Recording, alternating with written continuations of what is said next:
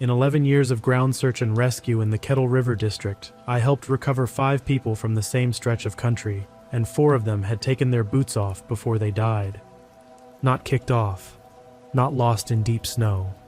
Taken off, set down side by side, laces tucked into the shafts the way a careful man leaves his boots by the door of a house he intends to come back to. 2 of those people were found more than a mile from their boots. One of them was found 11 miles from his boots, in February, in country where a shoeless man should not have covered 1,100 feet. I explained it away every single time. There is a name for it in the cold weather literature, and the instructors mention it in every winter operations course. People in the late stages die confused, and confused people undress. Paradoxical, they call it.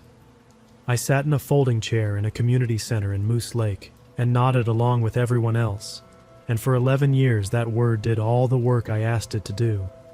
Then my brother's truck was found at the Sturgeon Flowage landing with a plow berm standing unbroken against its bumper, and the word stopped working, and it has never worked since. My name is Wade Larson. I am 54 years old now. I fix heavy equipment for a living, mostly loaders and skidders for the logging outfits north of Sandstone. And for 11 years I gave my weekends and a fair number of my weekdays to the county's volunteer search and rescue unit. I was never anything special on paper. I held a ground team leader certification and a wilderness first aid card, and I could read sign in snow better than most, because my father raised Danny and me tracking deer on foot, the slow way, and that skill turns out to transfer. What I want understood before I tell the rest of this is how ordinary the work was. People hear search and rescue, and they picture helicopters and cliff faces. What I mostly did was walk grid lines through swamp at 30 feet of spacing, calling a stranger's name until my voice went, and then drive home and eat supper standing over the sink. We found drunk snowmobilers. We found deer hunters who had walked in a circle for 6 hours, and were mostly embarrassed. 9 times out of 10, the lost person walked out on their own before we finished staging, and we packed the trucks and went home, and that was a good day. And I am telling you all of this because I need you to know that I know what normal looks like. I stood inside normal for 11 years. I know its exact dimensions. 5 cases sat outside it. The first was in my 2nd year. A grouse hunter, 58 years old, last seen at the Net River Forest Road on the 14th of October. We found him 19 days later, 7 miles north of his last known point, which was wrong twice over. Lost people do not travel 7 miles in that country, and lost people do not travel north into the roadless block, when every road, every light, and every sound of civilization lay south. He was found uphill, on a granite spine above a cedar swamp, and the deputy who worked the scene told me at the bar afterward, quietly, that the man's stomach had held moss and bark and something they never identified. There had been meat in his pack. The meat had not been touched by him. Something else had opened the pack, though, and had eaten the meat and left the chocolate. The second was 3 years after that. A woman in her 30s, a wildlife survey tech, out on snowshoes doing a winter count. Her trail went in confident and came back never. We found her snowshoes standing upright in a drift, planted, crossed at the tails.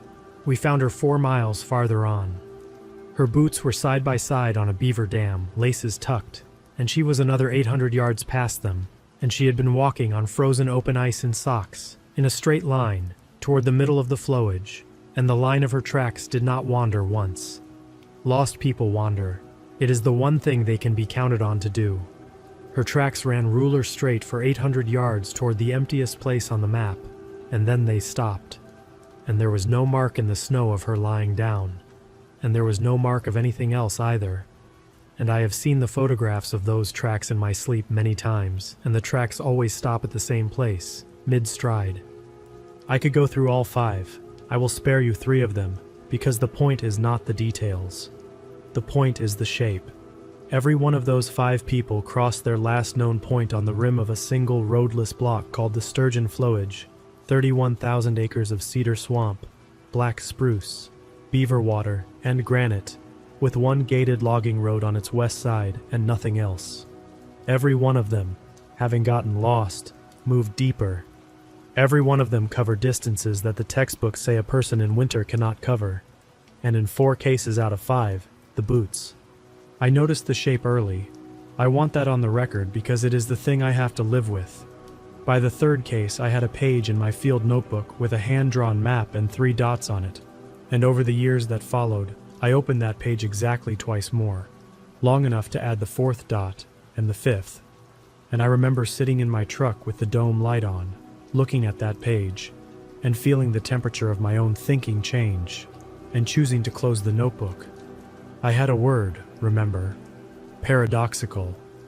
I had a whole folding chair education telling me that lost person behavior was strange by nature. I put the notebook in the door pocket, and I drove home, and I did the same thing, in one form or another, for the rest of my years on the unit. The call came on the 9th of January, at 6:40 in the evening.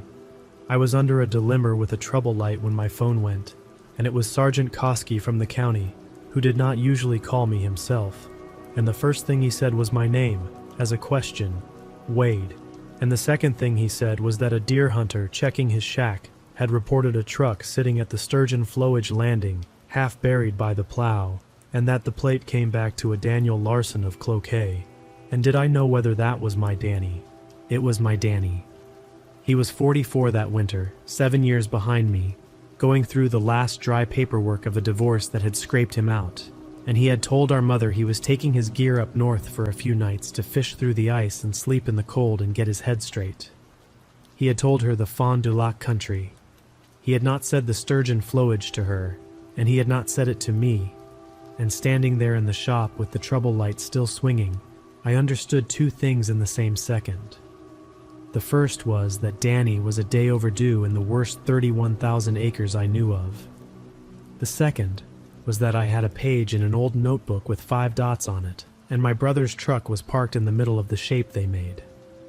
I drove north that night with my gear already in the truck, because my gear was always in the truck, and I want to be honest about what I was feeling, because this account is worth nothing if I am not honest in it. I was afraid for my brother. Underneath that, in a place I did not visit often, I was afraid of something else. And I had been afraid of it for 11 years, and I had never once said its name, because I did not know its name yet. I know it now. The command post went up in the plowed lot of a closed bait shop on County Road 29, 4 miles south of the landing. By 7 the next morning there was a radio trailer, a map board, 2 sheriff's units, a state conservation officer, and 14 volunteers standing in the cold breathing steam, and Sergeant Koski was running it, and Koski ran a clean operation. I will not pretend otherwise at any point in this account. Every decision that man made was the decision the book told him to make. That is its own kind of horror, but it comes later.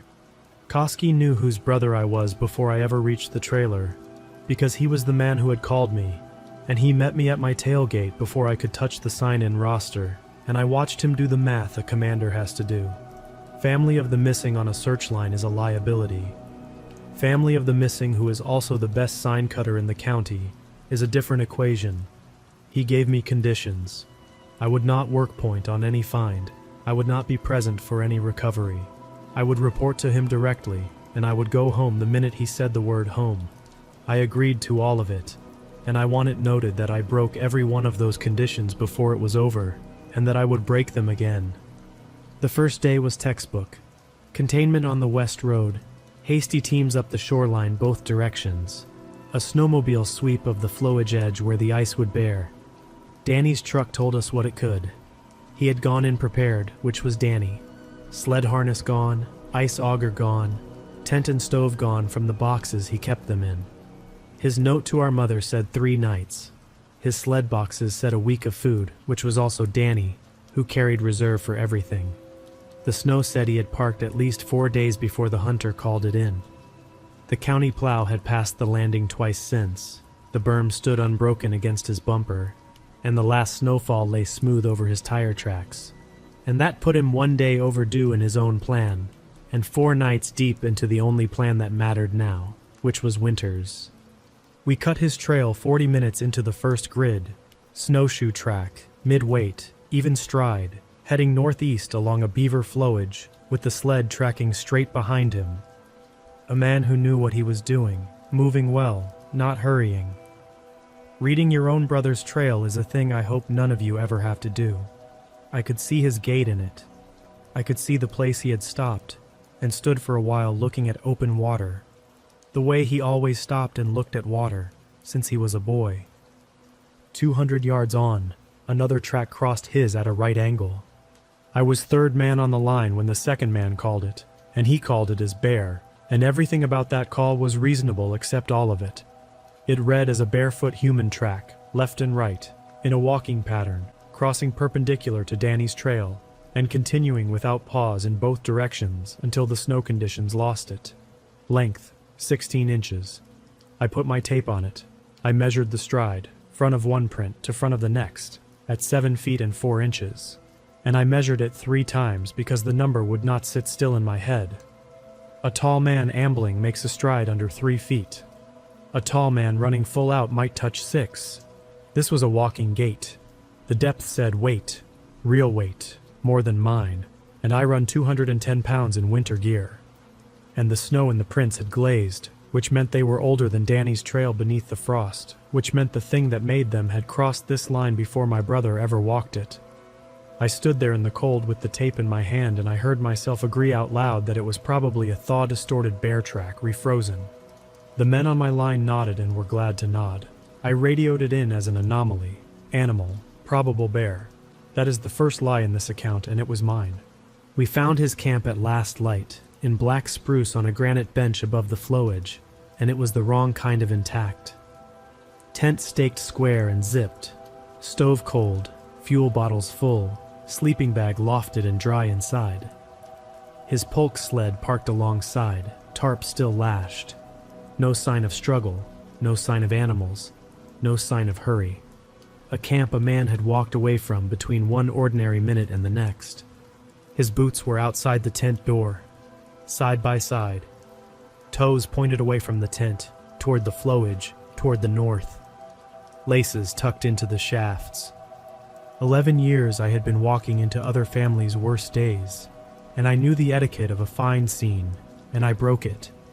I got to the boots before anyone could tell me not to, and I knelt there in the beam of 6 headlamps, and the man behind me said something gentle about how at least it meant Danny had a spare pair. Some people carry camp booties, and I heard my own voice from a distance, agreeing that Danny always carried camp booties, which was true, and which had nothing to do with anything, because I had seen this exact arrangement 4 times before at the death sites of 4 strangers, and the men around me had not. And I looked at my brother's boots with the laces tucked in the way he never once tucked them in his entire life, and I said nothing about the notebook in my truck. Koski marked the camp, sealed it, and pulled us back to the trucks for the night. And on the drive out nobody talked, and I gripped the wheel and understood that I was now running 2 searches. One of them had a radio trailer and a map board. The other one had been running for 11 years in the dark at the back of my head, and it had just found its 6th dot. That night the low was 11 below zero. I did not sleep. I sat in the motel in Sandstone with both heaters going and my old notebooks open on the bed, and at some point after 3 in the morning, I stopped telling myself the story where my brother was in a snow cave somewhere doing everything right. He might have been. The gear said he could last, but his boots were in an evidence bag in the back of a county truck, laces tucked, and whatever had crossed his trail on a 7-foot stride had crossed it before he ever arrived. Patient, the way you cross a country you own. The weather took the second day away from us. A low came through with freezing drizzle riding ahead of it, the kind that puts a shell of ice on every branch and makes every mile of a search line a place where searchers get hurt, and Koski stood the operation down until it passed. Standing a search down with a man 6 days out in winter is a brutal call to have to make, and he made it, and he was right to make it, and I hated him for it with my whole chest. I used the day.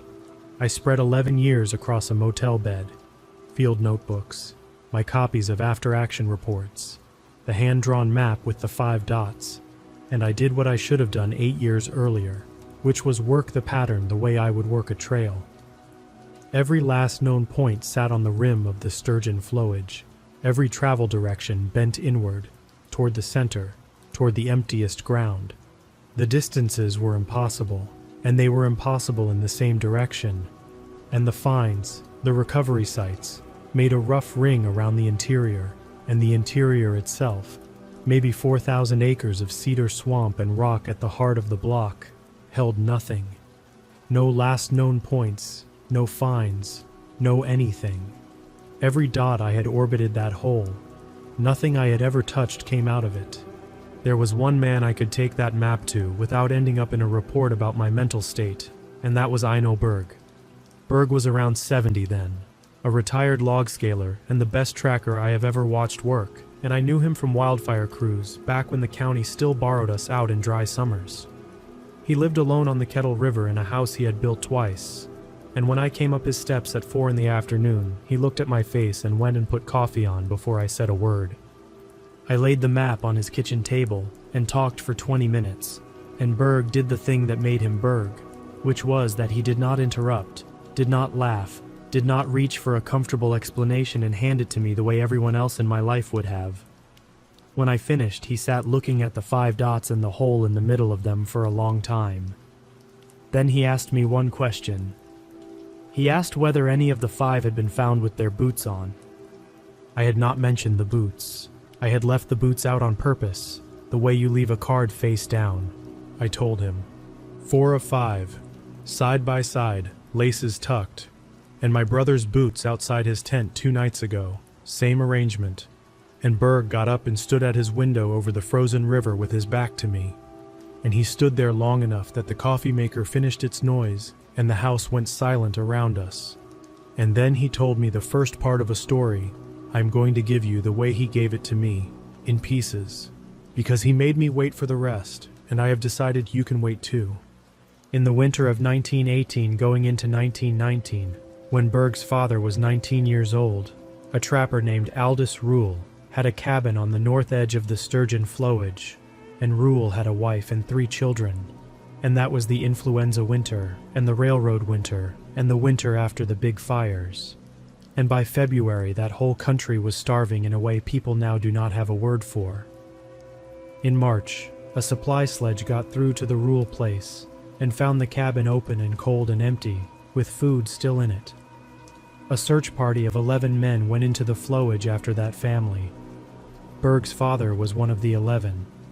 Berg told me that his father would only ever say 3 things about that search, that they went in 11 and came out 6, that no report was ever filed, on the agreement of every man who came out, and that what they had done in there had worked because for the next 30-some years, the flowage was quiet. I asked the obvious questions. What did they find? What did they do? What happened to the other 5 men? Berg came back to the table and looked at me, and I will give you his exact words, because I have carried them since. He said, "You're not ready to want the rest of it yet. You're still hoping. The rest of it is for after." I did not understand that then. I understand it now. The rest of the story came with an obligation attached, and he was not going to hand that obligation to a man who still believed his brother might walk out on his own.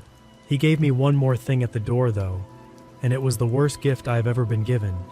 He asked how much food Danny had taken in. I said a week of rations plus whatever he caught through the ice, and Berg nodded slowly and said that I should pray the food ran out fast, and Danny got weak fast and lay down somewhere fast. I asked him why in God's name I would pray for that. He said, "Because it keeps the ones who last." I drove back to Sandstone in the dark with those 5 words in the truck with me, and the drizzle turned to snow somewhere north of town, and I sat in the motel lot for a long time before I could make myself go inside. There was one more thread I pulled that night. A retired deputy named Halverson, who had worked the second case, the survey tech, years back, and who I reached by phone at 9 at night. I told him who was missing and where, and there was a silence on the line with weight in it. And then Halverson, who I had known 20 years as level a man as the county ever pinned a badge on, told me things that had never been in any report I had access to. That the survey tech's tracks on the ice had not been the only tracks photographed that day. that a second set had paralleled hers, 40 feet out, barefoot, and that the file copies of those photographs had gone missing between the scene and the courthouse, and that he had been told by a man above him, in exactly these words, that there was no future in that particular roll of film, and that the woman's snowshoes, the ones we found planted upright and crossed, had been planted after her tracks passed the spot. He had measured. The snowshoes went into snow that had fallen on top of her trail. Something had arranged her equipment behind her on her back trail, the way you set a table. I thanked him, and he told me to bring lots of people and stay in the middle of them, and I lay on top of the covers in my boots until the window went gray, and at 6 the weather broke, and my phone went, and it was Koski, and the dogs had arrived. 2 dog teams came up from the cities, a German Shepherd called Ruger, and a Malinois called Brit, trailing dogs, the kind that are started on one person's scent article, and will follow that one person across a county, both with long resumes, both handled by serious people who had pulled live finds out of worse country than ours. Watching a good air-scent dog work is one of the few things in this world that ever made me feel optimistic on a search, because a dog does not care about probability tables or last known points. A dog goes where the person is. Both dogs took Danny's scent off the sealed camp gear and struck out northeast, strong and certain, heads up, working the wind. For 2 miles it was the best 2 miles of the operation.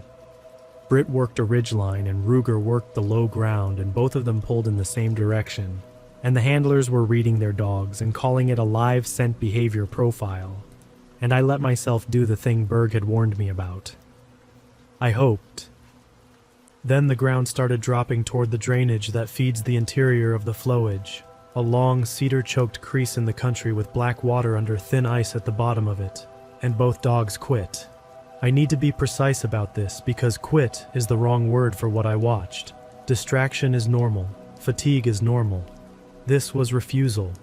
Britt hit some line in the air that no human could perceive, and she stopped, all 4 feet planted hard, and she backed up with her weight low and her hackles standing in a full ridge from collar to tail, and she looked at her handler and made a sound I have never heard a working dog make before or since. A high broken sound with a question in it. Ruger did not even offer that much. Ruger hit the same line 60 yards to the east, spun, and left. Broke his handler's voice commands for the first time in his working life, the man told us after, and ran, not toward anything, just away, flat out, back down our own trail, and he did not stop until he reached the trucks 2 miles behind us, where the drivers found him pressed against the tailgate of his own vehicle, shaking. Britt's handler got her leashed and calmed, and to her credit she tried twice more, approaching the drainage at 2 different points a quarter-mile apart, and both times the dog refused at what I would swear was the same invisible contour, the same line in the country, curved, consistent, the way a fence is consistent. On the second refusal, Britt urinated where she stood, a 9-year-old titled search dog, and her handler stood up from her and looked down into that drainage for a long moment, cedar and shadow and black water going back into the interior farther than sight, and then she walked to Koski and said words I could not hear, and loaded her dog and drove south, and she did not come back. Ruger's handler followed inside the hour. His paperwork said the dog had come up lame. Koski logged it as canine performance degraded by conditions and retasked us as ground teams, because that is what the book said, and the book had no page for what everyone standing there had watched with their own eyes. We pushed into the drainage on foot that afternoon, 8 of us, and I want to describe what that country was doing, because the fear on that search did not arrive with a roar, it arrived by subtraction. It was the 2nd week of January in prime deer wintering ground, cedar cover, browse everywhere, and there was nothing. No tracks in snow 4 days settled. No deer, no hare, no squirrel, no grouse, not a chickadee working the cedars. And if you have spent time in the winter woods, you know chickadees are the one thing that is always there, always. And the silence where they should have been was louder to me than any sound I heard on that entire operation. 2 miles of country, with everything gone out of it. Animals do not vacate winter cover for weather or wolves. They vacate a place completely for one reason, and every man on that line knew the reason had to be standing somewhere ahead of us, and every man on that line kept walking anyway, 30 feet apart, calling my brother's name into all that stillness. We found Danny's cache at the head of a beaver pond in the last hour of light. He had done it right, the way our father taught us both. Food sacked and hung 12 feet up on a spruce pole between two trees. Sled parked beneath. Spare fuel lashed under the tarp. The sled was untouched. The fuel was untouched. His rifle, a bolt gun in .30-06 that had been our father's, lay in its case on the sled untouched. And that rifle being there did something to my knees, because Danny without that rifle in that country was not a decision Danny would make while he was still Danny. The food was another matter. The hang pole was down. Every package that held meat or fish was opened and emptied, and I mean opened, not torn. Bear damages, violence, shredding, scattered wrappers, claw-punched cans. These packages were opened with care, along their seams, licked clean and set down, and the empty wrappers were together in one place, and the chocolate, the raisins, the peanut butter, the oatmeal, everything a starving man needs and everything a bear craves, all of it sat unopened in the snow. Only the meat, only the fish. 8 days of protein gone, and the wrappers left in a pile, with an evenness to them that I have no comfortable word for. The man beside me said Wolverine, and I heard other men take the word and pass it around gratefully. Wolverine, Wolverine. And I stood looking at that neat pile of licked wrappers and did the thing I had been doing all operation, which was keep the true count silently in my own head. Whatever it was had left Danny his stove, his fuel, his shelter, his rifle, his sugar, his fat, his grain. It had taken exactly one thing from him, and the thing it took was the thing that would run out first anyway. It had not raided my brother's cache. It had adjusted his supplies. It had gone through his food with its long, careful hands, and taken just enough to change the day his hunger would begin, and it had left him healthy and equipped and moving. And standing in that dead, silent drainage with the light going purple, I finally let the 11-year-old thought all the way in. Something in this country manages the people who come into it, herds them, provisions them, and it was somewhere in the falling dark right now, and it knew exactly where my brother was, because it was the one deciding. We came out by headlamp, a half-mile from the trucks, from somewhere behind us and above us on the granite, out of the interior, there came a sound. The official log calls it a probable moose vocalization, and I know what a moose sounds like in every month of the year, and I will tell you what it was. It was long, and it carried, and it rose at the end the way a question rises, and it was shaped in the front of a mouth, the way words are shaped. And it was no language, and it was no animal, and it came again when we were nearly to the trucks. Closer, though nothing had made a sound, moving nearer to us through frozen brush. Nothing. And 8 grown men stood in the lot afterward with the engines running, and nobody said the word moose to each other, not once, because we were done insulting each other by then. The state had promised a spotter plane for the 4th day, and the 4th day came in at 400 feet of ceiling with wind, and the plane stayed in Hibbing, and I was glad. I could not have told you why I was glad at the time. I can tell you now. Some part of me had already accepted the terms. This was a ground matter. It had always been a ground matter. It was going to be settled on the ground, between things that walk. Koski committed us into the interior that morning, 3 teams, tight spacing, hard radio discipline, and within the first hour we were finding Danny alive. I mean that we were finding the proof of it, and I want you to feel the cruelty of the sequence the way I felt it. First a print in a sheltered scoop under a deadfall, recent, crisp at the edges, the waffle sole of the camp booties he always carried, a stride I knew, and shod feet, which mattered more to me than anything else in that snow. Then, a quarter-mile on, a melted oval in the lee of a granite face where a man had bedded down with a small fire, and the fire had been fed through the night, and the coals were not 2 days old. He was moving. Cold, hungry now, but competent and moving. 8 days after he walked into that country, and I knelt at his fireside with my bare hand over the dead coals. And for 1 minute of that morning I was only a brother. And the operation, and the notebook, and Berg's 5 words all went away, and I thought, hold on, Danny. We are close and you are alive, and hold on. Then, at eye level on a spruce limb beside his bedside, tied in a neat bow, a strip of orange fabric off his jacket, marking his position for searchers, doing it right. Except that I stood looking at that bow for too long, because Danny ties a trail marker the way our father did, 2 hitches and done. And this was a bow, looped and even and pretty, tied by something with patience and length in its fingers, tied at the height where a searcher's eye would land, and under it in the snow the booty prints went on north, deeper in and beside them, flanking them, 40 feet out in the cedar shadow where the snow went thin over duff. There were other marks that I did not point out to my team, and I did not radio in, and God forgive me for the hope I was still carrying, because half of me had started to believe we might simply be allowed to catch up to him. At 1:20 in the afternoon, on the 3rd long push of the day, I saw it.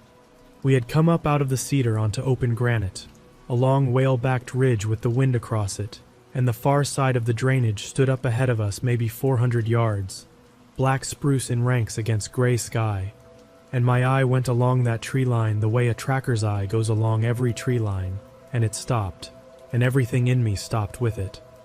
At the edge of the spruce, in plain stance, stood a figure, upright, still.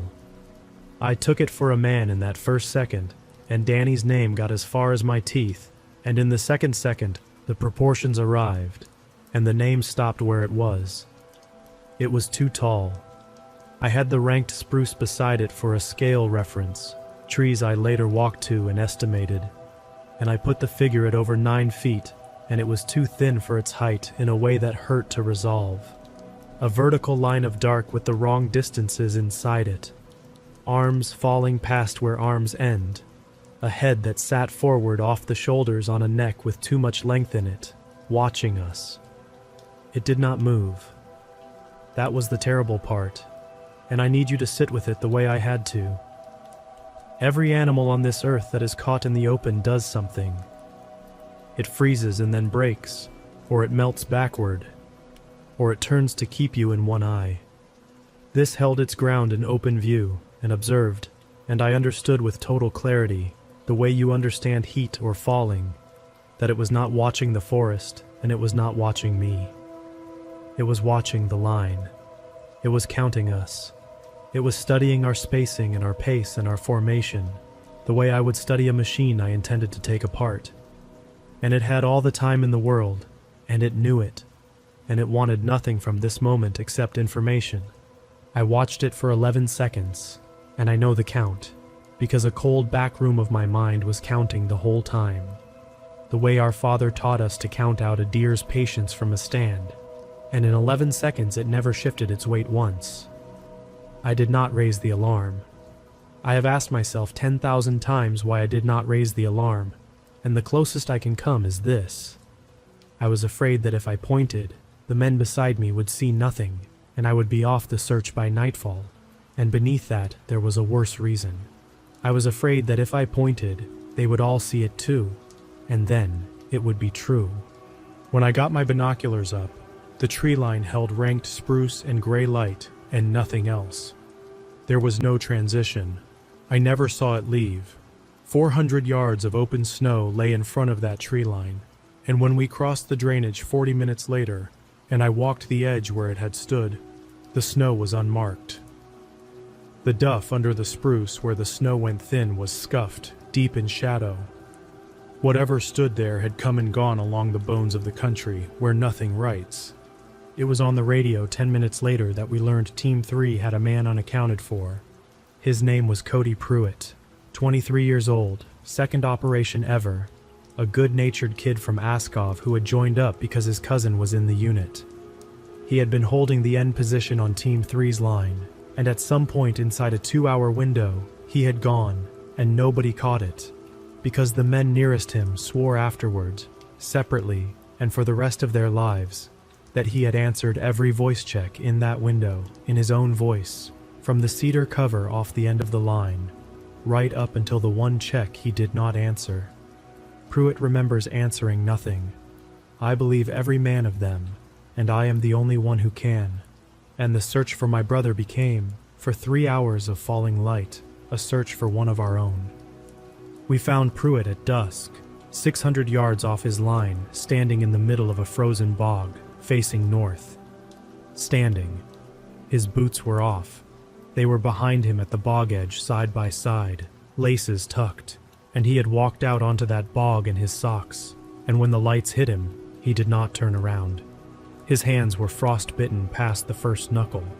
He was otherwise untouched, and he could walk, and he wept the whole way out, quietly, the way a man weeps at a funeral, and the report says he became disoriented and hypothermic and wandered, and Pruitt told the report people whatever they needed to hear. He told me something else. He told me at 2 a.m. in the motel parking lot, both of us awake because nobody in that motel was sleeping that night, and he needed to say it to someone who would not send him to a doctor for it. He said a voice had started up in the trees off the end of his line, low, careful, a voice he did not know but that knew him, and it said his name, Cody, not calling it, saying it, conversationally, from 30 feet into cover, and he had stepped toward it, which he knew was wrong even while his legs did it. And for a period he could not measure, the voice had talked to him from behind screens of spruce, always 30 feet on, always 30 feet on, and it had told him things about himself that were true, and then it had changed, and it had become my brother's voice. He had never met my brother. He described Danny's voice to me, the pace of it, the low start Danny gets when he is being sincere, and he had it right. And in my brother's voice it had said, I'm here, I'm right here, you found me. And then it had said, quietly, take your boots off, Cody, and Pruitt, standing in a frozen bog in January, had knelt down and taken his boots off, and set them side by side, and tucked in the laces, and he did not know why. He said it was the way you would do a thing a teacher told you to do. He said no part of him had wanted to. He said his hands did it while he watched. The voice had stopped after that. It got what it was checking for. It left him standing there in his socks facing north, and went back to its real work. And I understood walking Pruitt back to his room, the last piece of the boots. It was not a signature, and it was not a ritual. It was a test of hold. It asked, and the asked thing was done, and once you would take your boots off for it in the dead of winter, you were no longer a person out there. You were stock. You would follow when called, uphill, off the roads, in a ruler straight line across dark ice, mid-stride into whatever the tracks stop at. It had proved it could make stock of Cody Pruitt. The only reason there is still a Cody Pruitt is that we found him before it came back to collect. And it had made that test on Pruitt in Danny's living voice, which meant it had spent time close to my brother, listening to him, learning him, keeping him, somewhere in the interior, 8 days and counting, the way you keep the ones who last. The 5th day of the operation was the 9th day my brother had been out, and it came in clear and windless and 20 below, a blue sky day, the kind of day command posts pray for, and everything that happened on it happened in full sun, in front of witnesses. And it broke the search, and it broke it exactly the way it was meant to. I believe that now with everything in me. What happened on the ice that day was not an escalation, and it was not a loss of patience. It was a move, made by something that had learned our system across 5 days of watching, and had identified the one act that would clear 31,000 acres of every searcher in it by nightfall. It knew what we would do, because knowing what searchers do is the oldest thing it knows. Deputy Ray Alvarez had been on the operation since the first morning, the county's liaison on the ground, and 5 days of what he had seen and heard had moved him, quietly, from skeptic to something else. He had started walking lines with us instead of standing at the trailer. I liked him. He asked trackers questions. That morning his team and mine were paired for a sweep along the north arm of the flowage itself, out on the lake ice where it would bear, 8 of us in a staggered line. and the ice out there was 14 inches of black and gray, under 4 inches of squeaking dry snow, and visibility was forever. You could see every shoreline. You could see a raven cross the sky 2 miles off. There has never in my life been a place where I felt more certain that nothing could approach a man unseen. At 10:50 in the morning, in that flat blazing light, it came out of the tree line on the north shore and crossed 75 yards of open ice and took him. I was fourth in line, 60 feet from Alvarez, facing half away. What I had first was the sound of it running, which I will carry always, because it was wrong in tempo, the strides too far apart, each impact too heavy, dry snow shrieking under weight at intervals no legs should produce. By the time I came around, it was halfway to us, in sunlight, on the open. And sunlight did it no favors, and it did not care. 9 feet or more of gray-black length, narrow through the body in a way that made the size worse, moving low and reaching with each stride, arms coming into it now, the head forward off that long neck and absolutely steady, level, locked on Alvarez the way the head of a running wolf stays level. And its face, what I took of its face in that half second, was burned. That is the only word I have. Lips gone black and shrunken back off long gray teeth, skin scorched tight to the skull, and eyes set deep in that ruin with light standing in them the way light stands in ice. 6 of the 8 of us never got a sound out. Alvarez got half a turn and 1 arm up. It did not slow to take him. It took him through at speed, the way moving water takes a thing off a rock, 1 long arm gathering him against its body. And it turned on the ice without losing pace. And it went back the way it had come with my 190-pound friend held against its chest in 1 arm, and the other arm swinging free. The state conservation officer, Tollefson, who had done 4 tours in Iraq before he ever wore a state uniform, and who had carried his patrol rifle on the line since the morning the dogs quit, put 4 rounds after it from a .308, aimed, from a kneel. He hit it at least twice. We found blood, and the blood was nearly black, and it sat on the snow without soaking, and it steamed for longer than blood should. The hits registered as hitches in its stride, one and then another, the way a truck registers potholes, and it did not slow, and it did not drop him, and it went into the tree line at a place where the bank stood off the ice at close to 5 vertical feet, and it went up that bank without breaking stride, carrying a grown man, and the shore closed behind it, and the flowage went silent, and 8 of us stood on the open ice in the sun at 20 below, and nobody moved for a long time, because there was no procedure for the world we were now standing in. 10 seconds, from tree line to tree line, start to finish. The men who could bear to reconstruct it agreed on 10 seconds, and it had crossed better than 150 yards round trip in that time, and taken the 1 man on the line who wore a badge. I have had years to think about the selection, and I do not believe it was chance. Alvarez was the county on that ice. Take a volunteer, and the operation grieves and grows. Take a deputy in front of 8 witnesses, and the volunteer operation ends inside the hour, because no commander alive keeps sending civilians into country that does that. And what replaces civilians is agencies, staging, equipment, and weather windows. And all of that is time, and time in that country has only ever belonged to one thing. By 6 that evening it had what it wanted, though it took me until midnight to see the shape of it. The volunteers were stood down and sent south, all of us, for reasons nobody could argue with, and the block was closed, and what was ordered up in our place was an armed operation. Conservation officers, a state tactical element, a federal trapper, staged for first light.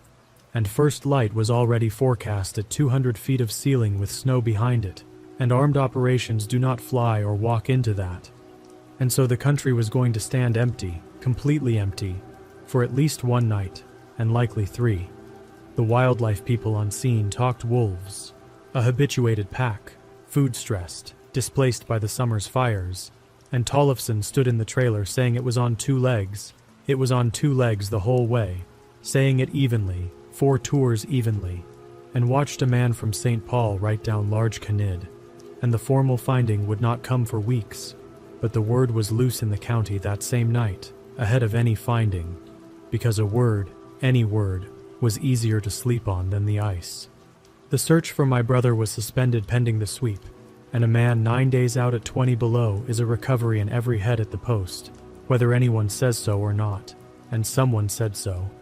Presumed. And the presumed man was my brother. Koski signed the stand down. I stood in front of him while he did it, and I asked him, one man to another, off every record there is, what he believed, and he looked at me with a face I still see, because it was not a liar's face. It was the face of a man who had watched the same 10 seconds I had, and had decided the only job left in front of him was to stop the losses, and he said the report had a box for animal predation, and no box for the other thing, and that his job was to stop feeding people to whichever thing it was, and that my brother was 9 days out at 20 below, and he said, "Wade, go home." He put me on formal notice, family of the missing, barred from the area, escort to the county line offered. He was not wrong by a single line of the book. The book was what was wrong, and there is no procedure for that either. They told my mother that evening. I sat in her kitchen in Cloquet and held her hand while a chaplain and a stranger in a state jacket said presumed and recovery in spring. And my mother, who buried my father without letting anyone see her knees bend, took it standing and thanked them and closed the door behind them and then looked at me. And my mother has known when I am holding something back since before I could talk. And she said, "Wade, tell me the true thing," and I could not. I sat in my dead father's chair and told my mother I believed the search had done all it could, which was a sentence assembled entirely out of true words, and was the second lie of this account, and was worse than the first. Because here is what I knew that no room full of state jackets would ever put in a box. Presumed deceased was wrong. Danny was alive. Everything it had done, the emptied cache, the provisioned distance, the marker bows, the patience, all of it was the behavior of a thing maintaining him. And now, tonight, for the first time in 9 days, the woods were about to be empty of searchers. Every truck south of the county road, every radio dark. And it had arranged that emptiness on purpose. And my brother was alone inside it with the thing that had cleared the room. I drove to Ino Berg's house at 11:40 at night. His lights were on. I have wondered since whether his lights were ever going to be off that night, whether he had been sitting up waiting since the news came through town, and I believe he was, because when he opened the door, he was already dressed for the cold, and he looked at me for a moment, and what was in his face was not surprise, and it was not fear. It was recognition. It was a man seeing the second half of his father's story walk up his steps after 70 years, wearing my face. He said, "Now you're ready. Come in and hear the rest of it, then we'll load." The rest of the 1919 story took Berg 20 minutes to tell, and he told it at his kitchen table with his hands flat on the wood, in his father's words where he had them. And I am going to give you the spine of it, because we were both aware, all through the telling, that it was not a story, it was instructions. The 11 men who went in after the Rule family in March of 1919 were loggers and trappers, and 2 of them were brothers from Fond du Lac, Joseph and Albert Cloud, and it was Joseph the older, who understood first what the sign meant, and who told the others what they were dealing with, and who told them the rules. It has a name. The people who were in that country 10,000 years before us met it and named it, and Joseph Cloud told the 10 men with him that he would not speak it aloud in winter within its hearing, and Berg's father kept that rule in his own house for the rest of his life, and Berg kept it in his, and I keep it in mine, so you will not get it from me either. And I will tell you that the rules Joseph Cloud taught in that country in that winter held true in my sight, every particular, and I make no claim past that country, and no claim on anyone else's knowledge, because it is not mine to spend. It is the hunger that walks. It was a person once, in a starving time, and it did the thing that cannot be taken back, and what is left is tall and burnt-mouthed and patient and cold all the way through. And it does not eat because it must. It eats because eating is all that it is, and it can never be filled, and so it thinks about food the way nothing sane thinks about food. It stores, it tends, it provisions, it farms. They found the Rule family. Berg's father gave no particulars beyond 4 words, and Berg gave me those 4, and I will not give them to you. They found where it kept things, and they understood what the keeping meant, and then it began taking the search party itself. 1 man the first night, 2 the second, and here is the piece that has stayed at the back of my neck from that night to this one. Berg's father said it took the men who had begun to listen for it. It talked to them from cover in the nights, in the voices of the taken, and the men it addressed grew quiet and strange within a day, and those were the men who went. Joseph Cloud kept the rest alive by one discipline. He made them answer every voice out of the dark, every voice, wife or child or taken friend, with the same word, no, said aloud, immediately, before the voice could finish. Refusal, spoken. He told them the asking was the whole game. It cannot simply take what it wants most, not while the wanting thing refuses. It has to be given. The boots have to come off by your own hands. And understand the 2 hands of it, because we staked everything on the difference. It can take anyone by force. It took by force on the ice in front of me, and force for it is only feeding.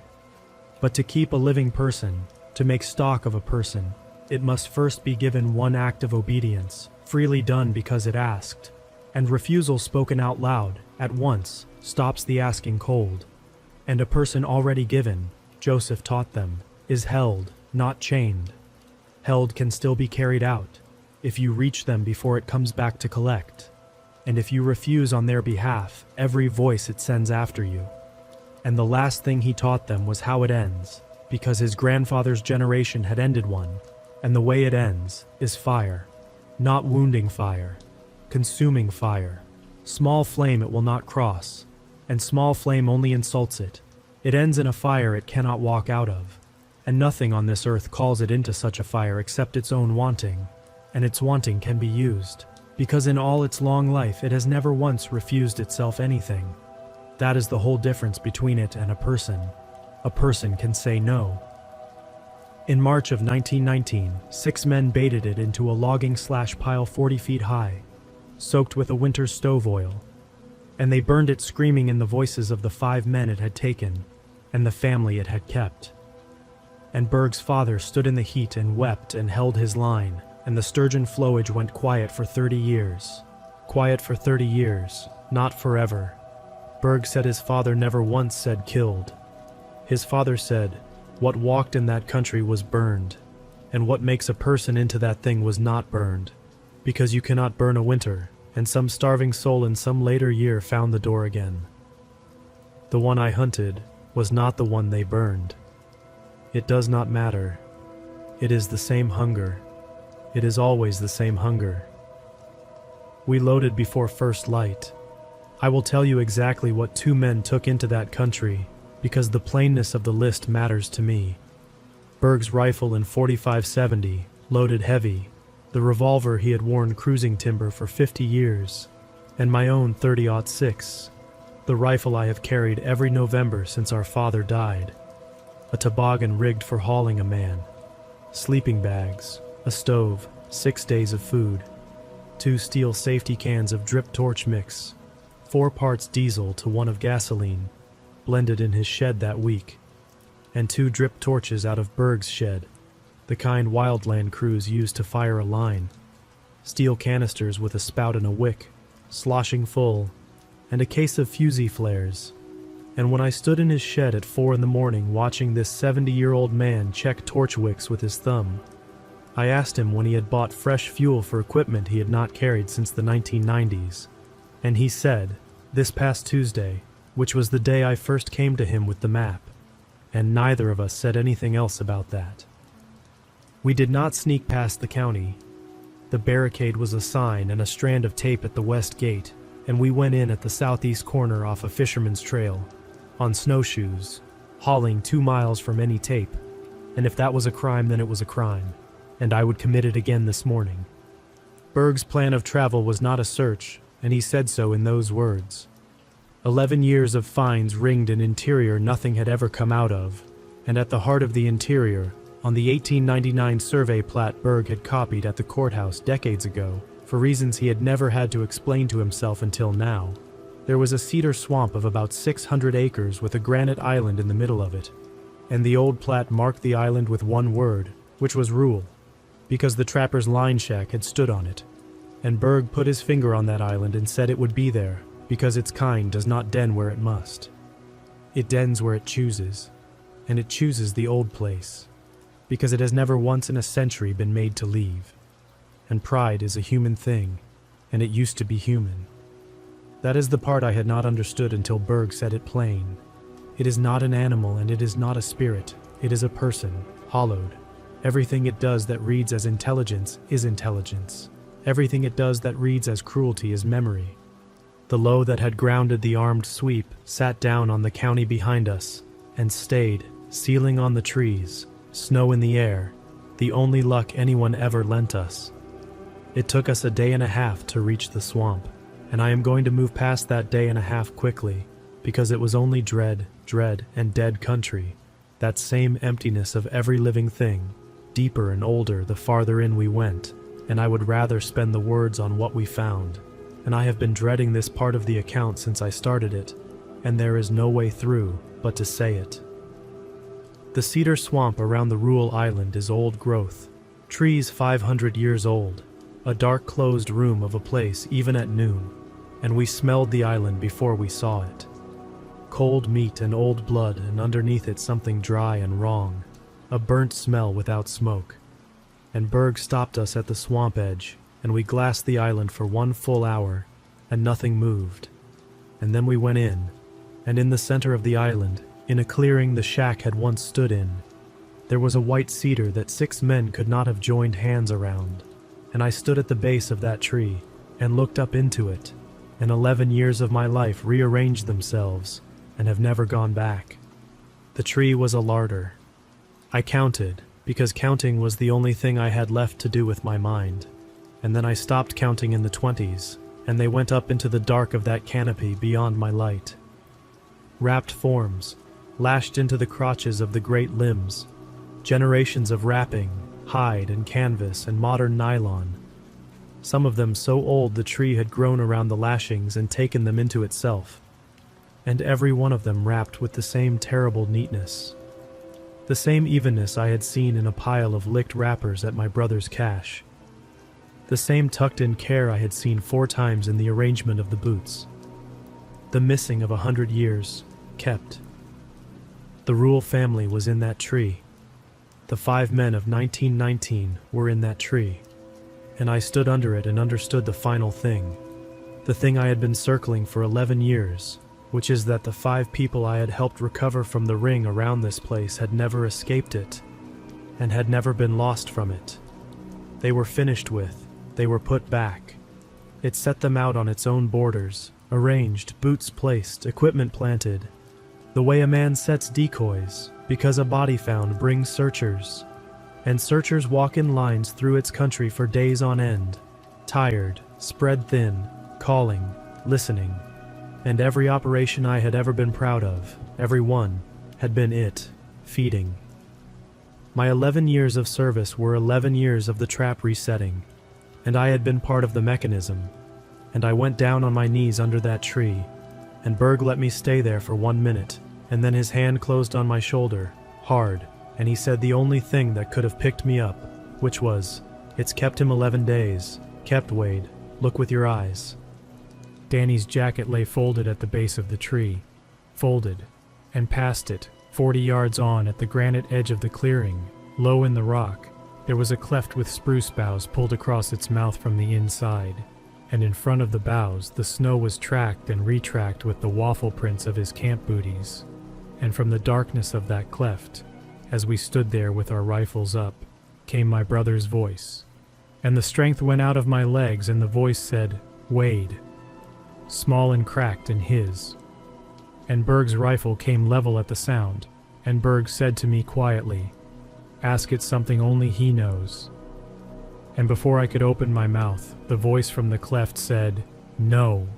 Flat, instant, spat. "Don't ask me questions, Wade. That's what it does. Come where you can see me." And Berg's rifle came down an inch off level, because he had just heard the one word its kind has never said in all its long, hungry life.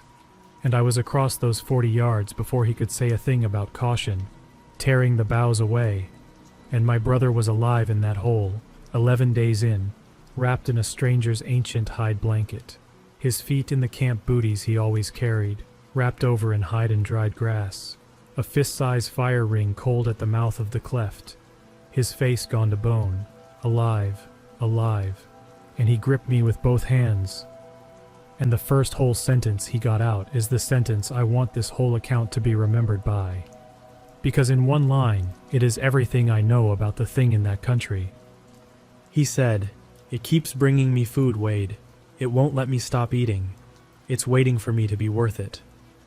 We had 4 hours of daylight when we lifted Danny onto the toboggan, and the trucks were a day and a half behind us, and Berg and I had the conversation two men have at such a moment, with our eyes only, over the head of the man we were lashing into a sleeping bag, and the conversation was this. It had not been at the island when we came. It had let us reach the island. It had been letting us do things all along, and a thing that grants permissions can revoke them. And the moment it understood we meant to take Danny out of its country, every permission was over. We were not walking out of a wilderness. We were walking out of a pantry, carrying the stores. Danny could keep nothing down but sips, and he drifted, and in his drifting he talked, and the talking taught me things I would trade away if I could. 11 days. It had brought him fish, whole and frozen. Through a hole in the beaver pond it kept open itself, and hair, and twice it had brought him other things, and Danny knew what the other things were, and both times he starved around them, and those two refusals, I believe now, are why there was still a Danny in that hole to carry out. It had never once touched him. It came in the dark and it sat, he said, beyond the boughs, long hours, making a sound he finally understood was the working of its jaw. And some nights it talked to him in voices, our mother, our father dead 9 years. And one night in a woman's voice he did not know, and from what he repeated of that unknown voice, the pace of it, the survey terms in it, I believe I do know whose voice it was, and I believe she has been in its mouth since the winter she was taken, and that is the sentence in this account that cost me the most to write. The first call came at dusk, from the north, a half-mile back on our trail. Ray Alvarez's voice, strong, whole, procedural, calling my name and calling contact left, the way he called it on the ice sweep. "Wade, contact left, Wade, hold your line." The old discipline of 1919 came to us across a century through Ino Berg, and Berg answered it the way Joseph Cloud had taught his father, instantly, aloud, flat, no, and to me, low, keep hauling, answer every one of them, and we hauled, and I answered. All that night I answered. It worked us in shifts of silence and voice. Alvarez offering rescue, offering warm trucks a half-mile east where no trucks were. The woman surveyor, gentle, tired, telling us it was allowed to rest now, that resting was the right thing. Near midnight, our mother and I will not write what our mother's voice said, and I answered it no, and my own voice failed on the word, and Berg's hand found my shoulder in the dark and steadied me while I said it again. No. Understand what the nights of that extraction were. 22 below. A toboggan track through swamp country by headlamp, 2 men hauling and a third man raving softly under the lashings, and around us at a fixed radius, a thing older than the county, circling without one sound of movement, no branch, no crust, nothing, only the voices arriving from new directions, and each voice a person it had eaten, and Danny under the lashings answering them sometimes, answering our father, until I walked beside the toboggan with my mitt on his chest, so he could feel a living hand, while the dead talked from the trees. It rushed us once that first night, and I believe the rush was a probe and nothing more, because what it wanted was to see the fire. We had stopped to change haulers in a stand of jack pine, and the stove was out for melting water, and the voices had been quiet for 1 hour, which Berg said afterward was the tell he should have caught. Quiet is it deciding, and it came from the south at that same wrong tempo I knew from the ice, straight at the light, and I put the 30-06 on the sound, and Berg swept the drip torch through the dark, in one long arc, and laid a rope of burning fuel across the snow between us and it. and it stopped. I saw it above the flame line for 2 full seconds, lit from below, 9 feet of it. The burnt ruin of the face with the fire standing doubled in its eyes. And I fired twice into the center of its body at under 40 feet, and I heard both rounds strike, a sound of hitting frozen wood, and it did not fall, and it did not even rock. But it stepped back from the burning line, one long step, and it looked at the fire, and I watched something move across that face that I can only call respect. Old respect. The kind you keep for the thing that beat you once. And then it was gone sideways, into the dark. It did not stop talking for the rest of the night, but from then on, there was a difference in it, and the difference was fury. The voices lost their patience one by one.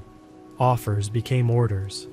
Orders became a sound I am not going to try to put on a page, all of its people at once, and underneath them something of its own. It was wounded, insulted, robbed. In 100 years, Berg said at gray dawn, both of us swaying on our feet. Nothing had ever taken so much as a bone out of its keeping. We had its stock on our toboggan, and it would spend everything to correct that, and there was no outrunning it to the trucks. A day and a half of hauling against a thing that could cover our full day's distance in an hour. Running had only one way of ending, so we would stop running. Berg had known before we ever set out. That is the truth of him, and I want it told. Back in his shed, at 4 a.m, weighing torch fuel, he had known that the taking out would come to a standing fight, and he had already chosen the ground, off an old fire plan map from his years scaling salvage timber. 2 miles east of our line there was a blowdown, an old beetle kill stand of jack pine flattened by a windstorm years back and never salvaged, a half-mile long and 300 yards wide, thousands of tons of standing dead and jack-strawed dry timber, barkless silver checked, resin-cured, the kind of fuel that fire crews speak of quietly, the kind that will burn in January, in snow, if a man who knows fire opens the door for it. Berg stood in the blue dawn, with the map open on the toboggan, over my sleeping brother, and laid it out in fewer words than I'm using now, and then he said the thing I have carried out of that country, and will carry into whatever ground I end in. He said, "It has spent 100 years calling people deeper in, so we call it. You and Danny are the only bait it wants in the world right now, and it cannot make itself refuse. We stop being the meal that got away, Wade. We start walking somewhere on purpose." We reached the blowdown at 2 p.m, and Berg walked it for an hour before he would commit, because a fire plan is a machine, and every part has to be right. The stand ran east and west in a shallow trough of the country, granite ridges standing along both flanks, and the wind, what there was of it, drew down the trough from the west, steady, 3 or 4 miles an hour, and Berg read the fuel, and read the wind, and read the exits, and then he laid it out in the snow with a stick. The trough was the throat. Danny would be staged at the east end, downwind, past a granite pinch where the ridges came within 60 feet of each other, out of the fuel, wrapped and hidden in the rocks with Berg's old revolver across his chest. Not because he could fight with it, but because a Larson does not lie unarmed in the dark, our father's phrase, and saying it over him was the only medicine I had left to give. The flanking ridges were the walls. Berg would take the south wall with one drip torch and the fusees, moving east along the rim, firing the edge of the stand below him as he went. I would take the north wall with the other torch and do the same, and the 2 burning flanks would draw together at the pinch and make the trough a closing room of fire with one way through it, east, over Danny, where we would stand, and the middle of the trough, the long open lane of jack-strawed silver timber running down its center, was for me. Before any fire was lit, I would walk into the west mouth of that blowdown alone, unlit torch on my back, rifle in my hands, and I would go down the center lane making noise, calling, being Wade Larson, brother of its keeping, thief of its stores, the one bait in the world it could not make itself refuse. I would bring it in behind me, and when I was deep enough, Berg would fire the flanks, and I would fire the lane behind me as I ran, and we would see which of us the country had been saving all these years. I am not going to pretend to you that I walked into that timber with courage. I walked into it with my brother behind me, and nothing left in front of me to lose that I was not already losing. And that is a different fuel than courage, and it burns just as well. The blowdown in late light was a wrecked silver country. Trunks crossed and heaved head high in every direction, snow bridged and hollowed beneath, every step a negotiation, and the light coming level and red through the checked wood. And I went down the center of it calling. I called it Stockholm. I called that we had taken Danny and it would never taste him. I said things into that timber that I had not known were in me. 11 years of them, 5 names of them. And my voice went along the trough and came back off the granite changed, and for 400 yards nothing answered. And then everything did. It did not stalk me. It was done with craft. What came down the trough behind me was 100 years of ownership outraged, and it came through the jackstraw without going around anything. The frozen timber breaking ahead of it in a rolling series of gunshot cracks. A sound of a building coming apart at a run. And I got one look back at it coming through the red light. High-shouldered, low-headed, huge through the falling wreckage of its own passage, and its mouth was open, and every voice it owned was coming out of that mouth at once. And I ran. I ran east down the lane, pulling the torch off my back, and I heard, off to my right and behind, the whump of the south flank taking, Berg firing his wall, Orange standing up sudden through the silver timber, and I got my own wick lit at a dead run, which was every hour of every fire season of my life arriving at one moment, and I laid fire behind me in a dragged line, snow to my knees, and the torch roaring, and the fuel oil rope of flame going down into that resin-cured wood, and January made no difference at all. The stand went. It went the way old Beetlekill goes, with a sound of moving water first, and then a sound of a train. Whole trunks catching along their length in seconds, fire jumping the lane, walls of it standing up the flanking slopes to meet Berg's line and mine, and the draw of the trough became a wind, and the wind became the fire's own draft pulling west to east, and I ran inside a closing furnace with the cold of the deep snow at my legs, and the heat bending over the top of me, and behind me, in the middle of all that light, it screamed. I want to try to tell you about that sound, because I owe it to the ones the sound was made of. It screamed in its voices, all of them. I heard Alvarez in it. I heard the surveyor. I heard old voices, a woman, children, voices from winters with no one left to remember them.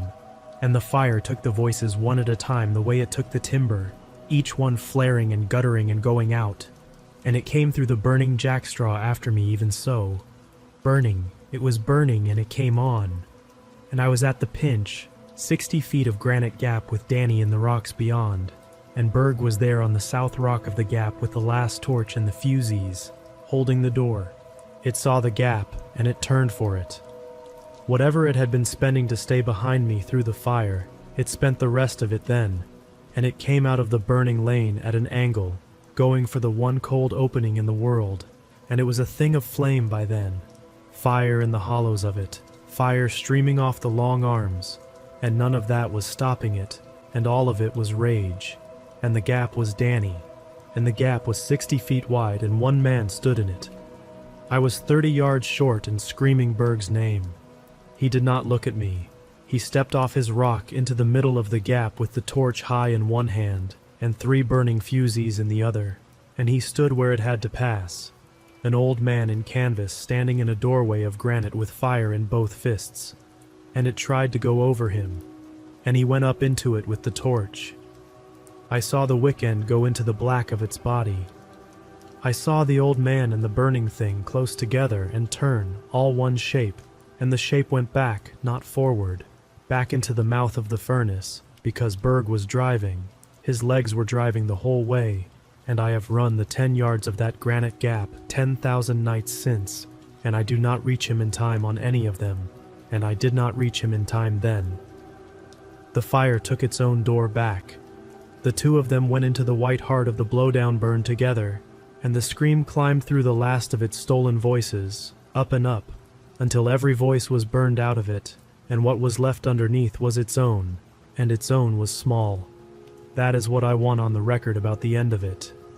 Under 100 years of other people's voices, its own voice was small and cold, and it went out before the sound of the fire covered everything, and the last thing in it was not rage. It was hunger. It went out still hungry. It could never have gone out any other way. The burn ran until the small hours, and lay down inside its granite trough exactly the way Berg had planned for it to. Snowbound country on all sides, nowhere to go. Danny and I passed that night in the rocks at the East Pinch, in the heat wash, wrapped together, and no voice spoke to us out of the dark. And I want to tell you what the silence of that country was after 100 years. It was ordinary. Sometime before dawn, a chickadee called from the unburned timber east of us, twice, the first living sound other than us in 4 days, and I put my face into my frostbitten brother's shoulder, and I came apart, quietly, so as not to wake him. At first light I walked the burn. I found Eino Berg 40 yards inside the east face of it, and I will say only that he was still where he had driven it to, and that I carried him out of that timber myself, all of him, and no other hands touched him until his peoples did. And 20 feet beyond him I found the other thing, burned to the length of a tall starved man, black through, hands too long, jaw too deep, teeth of a thing no book has.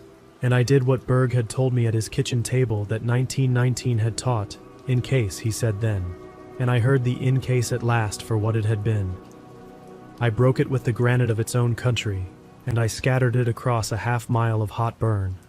Nothing whole, nothing buried, nothing together, ash to ash and none of it in one place. And when it was done, the sun was full up, and I stood in the middle of a mile of black smoking ground in the middle of a white country. And away north the county's smoke spotters had finally seen us, and I could hear, faint down the morning, the sound of engines coming. The official account of that January runs 4 pages, and I have read all 4 many times. It states that a wildfire of suspicious origin burned approximately 60 acres of the Sturgeon Flowage interior.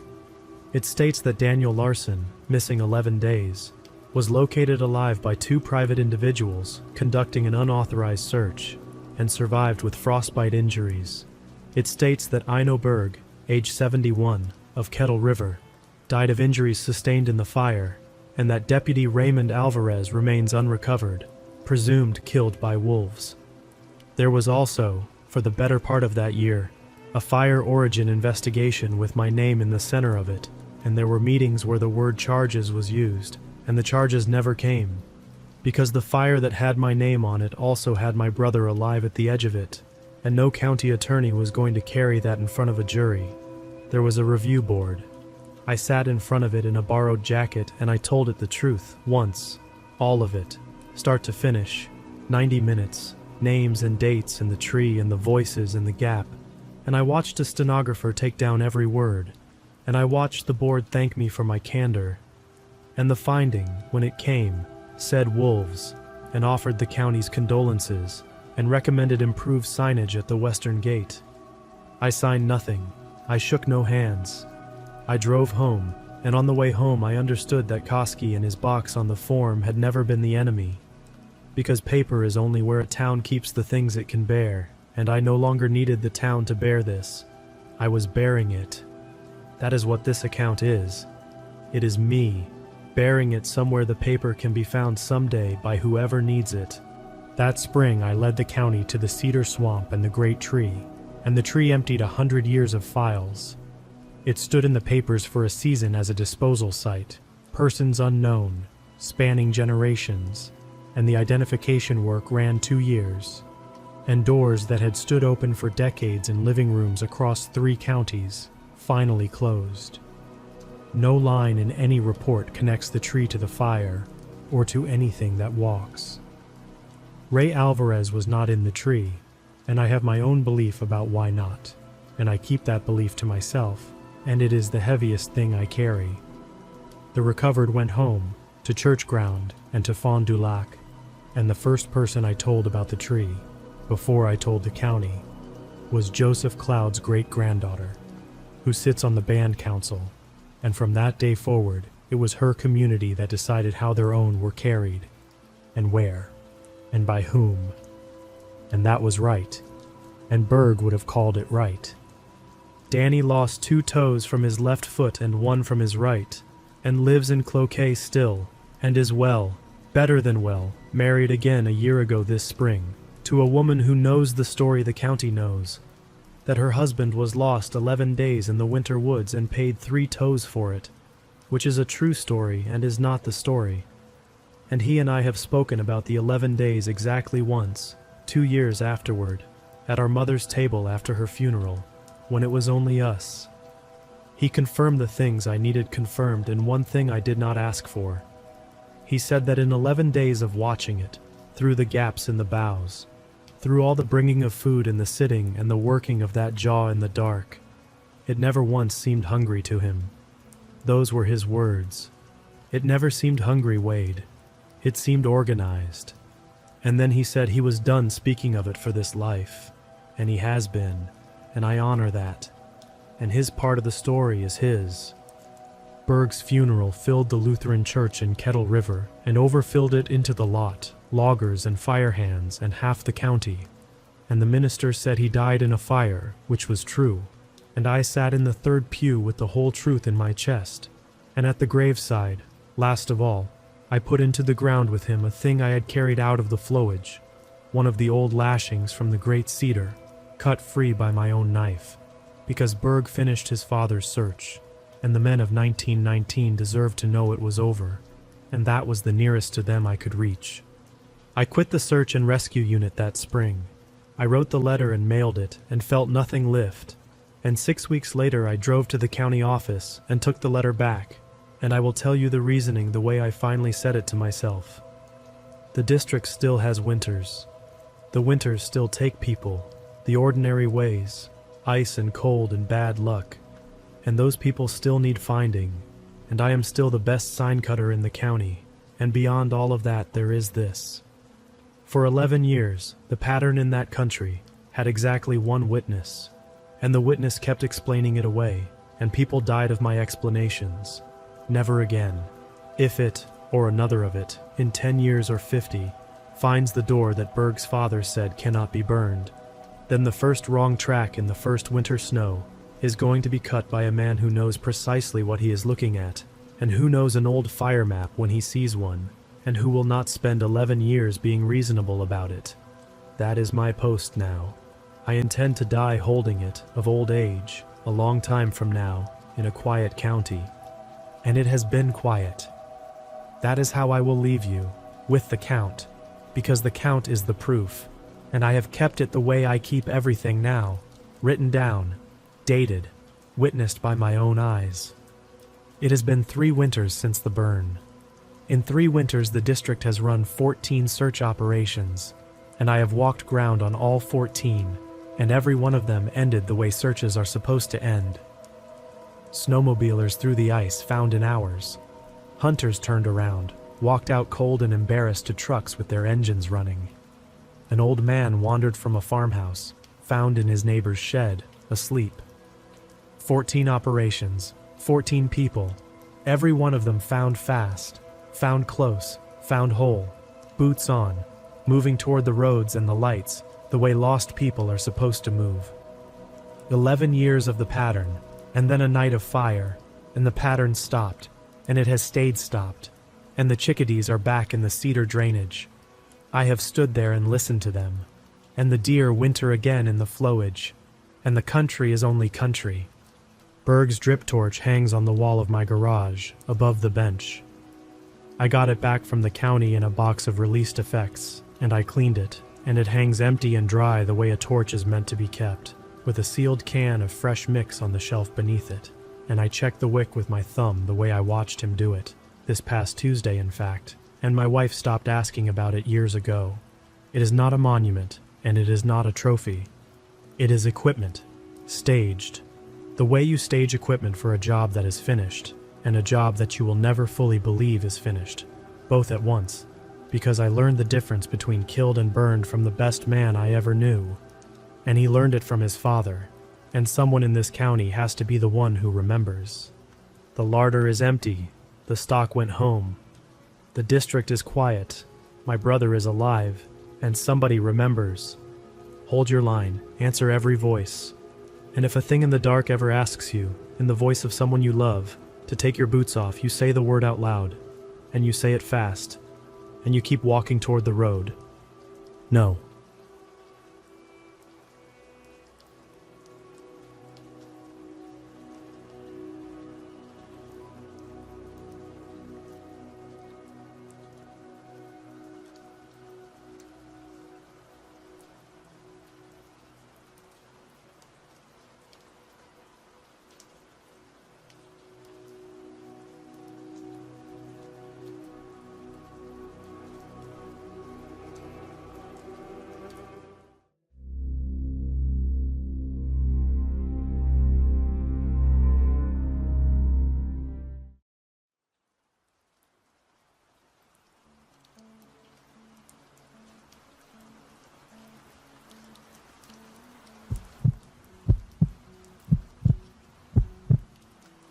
This is one of the most recent encounters I've had.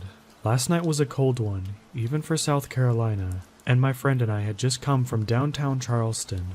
Oddly enough, we were on the hunt for any unnatural things, hoping that we'd attract yet another set of terrifying or suspenseful circumstances. Suffice it to say, our wish had been granted. So, without further ado, let's begin. My friend and I had a long day, filled to the brim with fun and adventure, investigations, and whimsical things. After we had spent most of the day in the downtown portion of Charleston, enjoying the frigid breeze and watching the rough waters roll against the docks, we decided it was best to head back before nightfall. Some time had passed, and we eventually arrived back in our city of Somerville, but our appetite for the supernatural and otherworldly hadn't been sated just yet, so we decided to drive around and look at a newer town that had just been added close to us, the town of Summers Corner. It was a nice town, sure enough, but the energy there had just felt weird. Atmospherically speaking, it was heavy and almost suffocating. That wouldn't deter us, as we're quite a resilient bunch, always moving forward, keeping a smile on our face, even if the circumstances are pure unadulterated agony. About half an hour into the drive, we discovered a street called Navajo Boulevard, which had immediately piqued our interests, as the name itself is similar to the Native American tribes of the Navajo people, the exact people who hold within their traditions one of the most scariest entities to haunt our world, the Skinwalker. So, we start to drive down the road. It's dark, and the energy there is thicker than the rest of the road. We had our windows down, so we could truly feel the atmosphere and its energy, its vibrancy, and we were not disappointed. Immediately, we felt watched, not by multiple things, but one entity. This thing did not want us there, at all, and we felt it come closer to us. Its presence was intimidating, quite malicious as well, and it put us on edge, our eyes peeled and ourselves readied for whatever might happen next. The night grew quiet, all the noise ceased, and the silence fell around the surrounding area. Where there had been no prior wind before, a heavy gust slammed itself into the side of my car and nearly shoved it off its left side. That's when we knew this was no mere entity. Just then, we saw a face in the front of our flickering headlights, grotesque, reddened with malice and spiteful things. Its eyes, as pale and silver as the moon, gazed into our souls, sending nothing but fear throughout our entire bodies. We were motionless now, ourselves shrinking into our seats as this abomination grew closer and manifested more into view. It unhinged its jaw and let out a horrific scream, much like from the first one I heard, of a dog's bark, a goat's bleat, and additionally, a fox's scream and an eagle's soaring screech. Enough was enough. I put the car into reverse and we drove the hell out of there. Unfortunately, the feeling was only intensified as we got back onto the road and sped away. The intensity and dread grew ever more as it gained speed. Another gust of wind slammed into the car. Suddenly, my friend yelled for me to look out the window, right behind my seatbelt on the outside of the car. That's when I saw this awful thing in its entirety. Reddish, pale skin, eyes that seemed to have no end, with goat and reptilian-like slits in the pupils. Two stubby little horns adorned its head, sprouting out from atop the brow ridge and rising just above its forehead. It opened its mouth and revealed rows of sharp, gnarled teeth. A hand with long, stained claws scratched at the glass, making us scream to high heaven. My foot pressed the gas pedal as hard as it could. As we were about to drive out of the neighborhood, the thing smiled at us and faded away. the breeze scattering the leaves on the road against where it had been perched on my car's side. It was gone, but we heard a very audible whisper tell us that it'd be back real soon. Then it was quiet again, the heavy energy subsiding and gaining some neutrality as the night dragged on. All of this goes to show us, my friend and I, that just because we've experienced our fair share of unnatural things, and even more together, that there's always something out there waiting to show us more of the true world we live in, the world that we share with these entities, beings that cross from their veil into ours.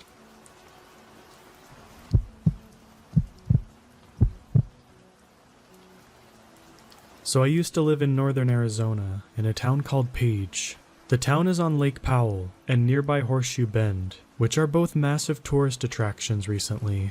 It also happens to border the Navajo Reservation, and has a population that is majority native. I'm currently 18. I moved away less than a month ago, so I lived my whole life in the town, essentially.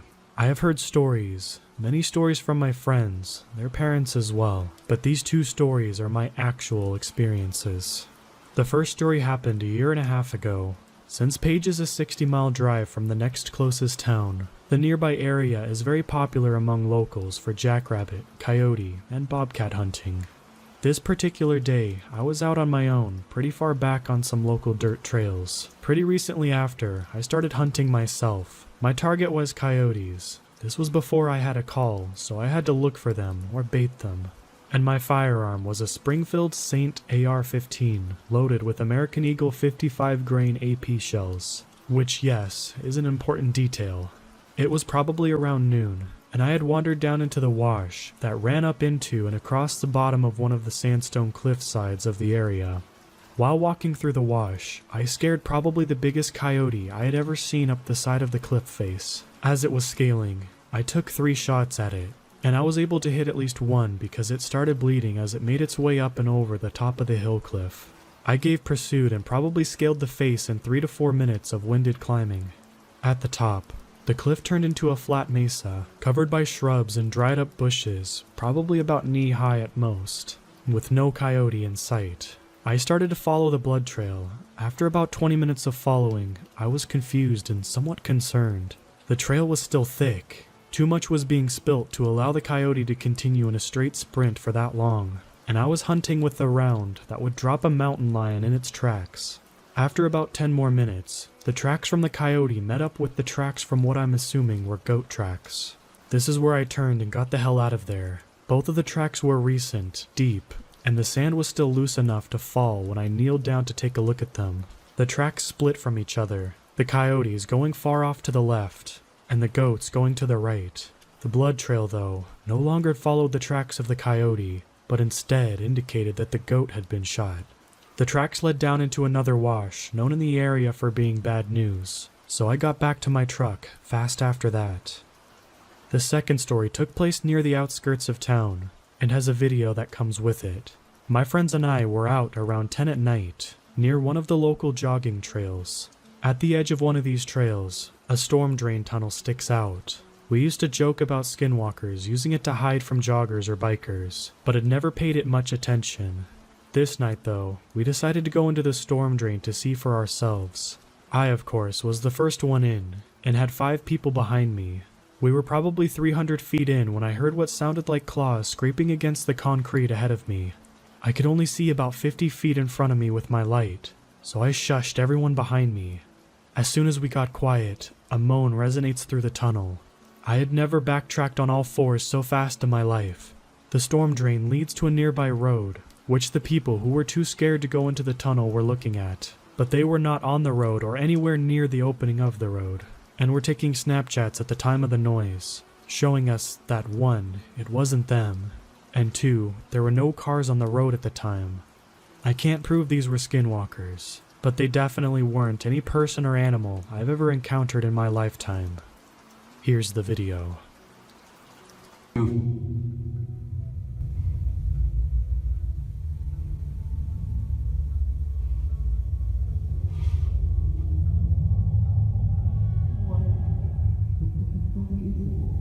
I'm out. Go, go, go, go, go.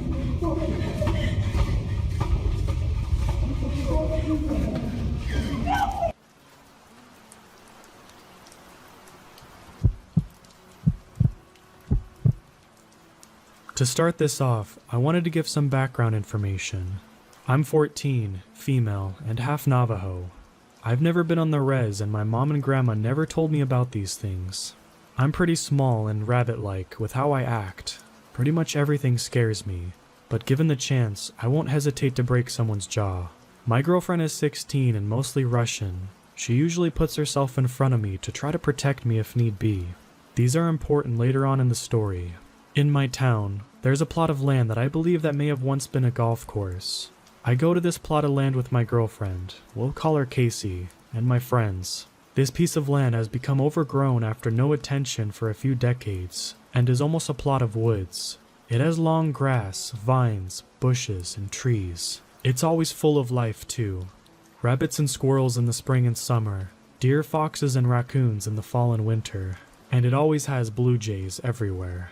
It was a really beautiful sight all year long. We call this plot of land Wonderland. Flanking Wonderland is a set of abandoned train tracks that goes all the way through the town. We call this the Deer Trail because we see loads of deer all along it every fall. In Wonderland, there's a small shed alongside one of the deer trails that we call the Devil's Toy Box, which overlooks the majority of Wonderland because of where it sits. Up on the hill is a circle of trees that we call the Ark, because we're big fans of marble hornets and needed a name for it. So hopefully this sets the scene for you. Again, all important later on. This happened sometime 2 years ago. It was about a week before Halloween and I was walking home from school. Casey didn't join me like she usually did because she was sick that day, so it was just me. The way I walk home usually takes me down an alleyway near Wonderland, so I figured I'd stop in Devil's Toy Box to rest. I popped down inside and sat my stuff down as well.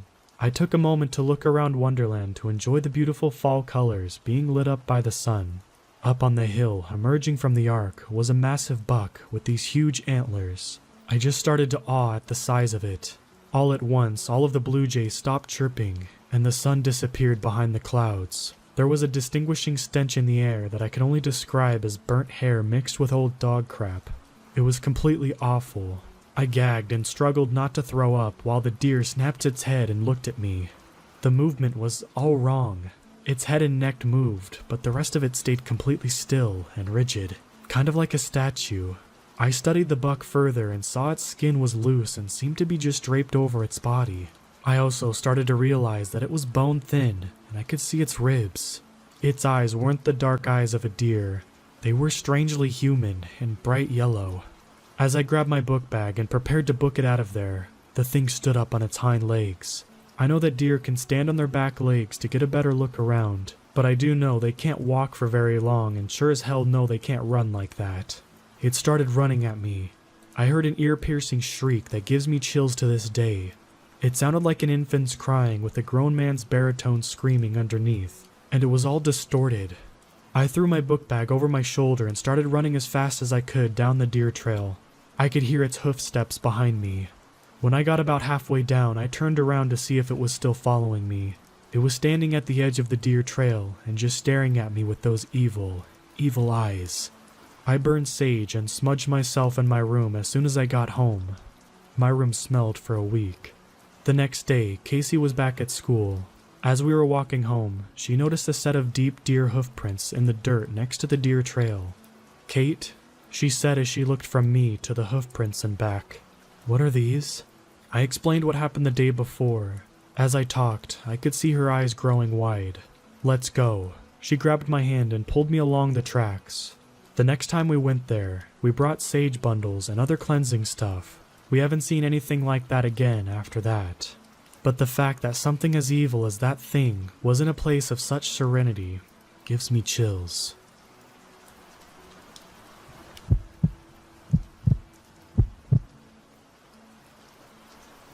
This has left me feeling extremely shook, and I'd love some opinions, especially from someone with experience. Last year, I had a very strange experience in the National Forest out in California. I was by myself on a road trip with my dog, and I was driving pretty far into the Mendocino National Forest. I like to camp in national parks and forests because it's isolated, so my dog can roam, and they're free of charge. A trade-off for the sketchy rough drives into the parks sometimes, and a lack of service assistance. Anyway, I was driving up this dirt road. kind of curling up the mountain, maybe around 5 p.m. It was very nice out, sunny and warm with a light breeze. Nothing serious happened, but I felt extremely uncomfortable driving into the area, and that feeling didn't let up. Driving up the mountain, I felt like I shouldn't stay there, and I even texted my boyfriend about it for as long as I could before my phone completely lost service. I was looking around for a sign of another person having been around the area lately, but didn't see anything. I pulled over and got out of my car with my dog and looked over the edge, and noticed a dead squirrel and some broken glass, mixed in with the dirt and gravel road. Yuka, my dog, starts growling slightly. She's vocal, but I've almost only ever seen her growl at other dogs. I did see her growl at a possum once, so it could be something she smelt, maybe. This place continued to make me feel quite on edge, but I pride myself on being an independent traveler and backpacker, so I decided to continue at least a bit further with my grumbling pup to see if I could find a good place to camp. I continue to notice more dead animals. Keep in mind, no one is going more than 5 or 10 miles an hour up this thing, and that's if there's anyone up there.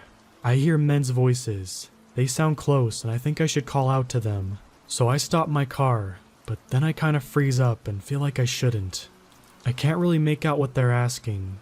I don't see any sign of people anywhere, and I get back into my car and continue to slowly drive forward and cautiously look for where the voices could be heard from.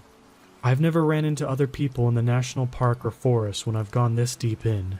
The unsettling feeling grows about the voices, which have sort of come and gone a few times, and I give up and begin to turn my car around. I honestly don't remember how Yuka was acting on the way down. I was scared and focused on getting out of there. I just distinctly remember being surprised at her grumbling when we were standing outside of my car.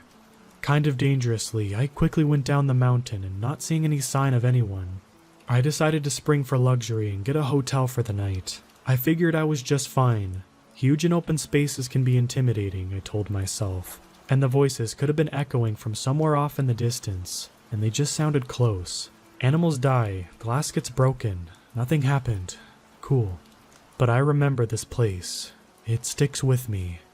Whenever I'm watching scary movies, if I'm walking my dog in the woods at night, nothing compares to that feeling I had driving up in the mountain, and it's honestly kind of interesting to me, as well as frightening. I recently happened across some information as well as some Native American lore that made me extremely uneasy. Fast forward a year, I mentioned this place to a few people, and the haunting vibes it gave me, but nothing much more. I googled the national park once and didn't see anything, but didn't look much either. I like scary movies and things of that nature, hence my fascination in this little event. So my boyfriend and I were coming up on finishing our road trip just yesterday. We were in Wyoming for a wedding.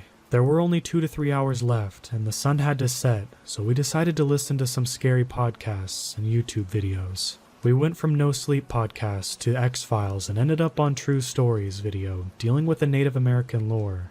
I'm half paying attention, petting my dog, playing Pokemon on an emulator, and I hear the narrator mention skinwalkers and Wendigos. Very briefly says what they are, and casually mentions they can mimic voices. I mean it when I had the most horrible chills I'd ever had in my life crawl down my spine, and I stare at my boyfriend and ask him if he remembers the national forest. He says he does and reminds me that he texted me. I was probably close to a skinwalker. He did. I remember him saying that, but I didn't know much about their lore and thought he was just being funny, like, yeah, Bigfoot is probably stalking you, or some other dad joke. And he was like, no. I mean, I was mostly joking, but I said it specifically because you said you were hearing voices that you couldn't find a trace of. I feel strange and I start Googling skinwalkers, etc. They are allegedly able to mimic human voices, and they would live in that sort of area. It all matched up. Obviously, there's a ton of questionable information out there, but I tried to find more reputable websites and authentic experiences. I then specifically looked up missing persons in the area, and the first headline that catches my eye is, "Another family goes missing in Mendocino." And I went through different websites and news articles of people going missing, but they are all a little hidden underneath the national park websites and pictures of trees. I remember looking up the forest about a year ago and didn't see anything and realized these stories didn't seem to be talked about much, which also piqued my intuition.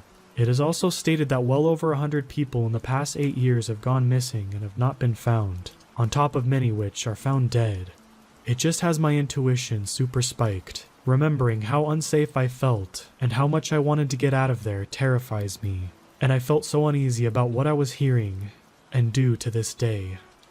My dog and I are very close. She was a stray that started following me one day, and I ended up bringing her home from Costa Rica. So her little growls along the way makes me feel like there was something wrong. Even though it was just a storytelling video, those stories originate from somewhere.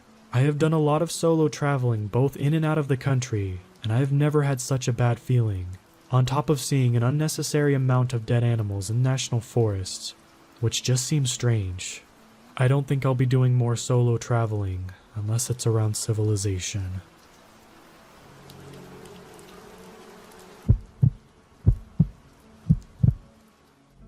I used to love going for night drives, but I never want to do it again.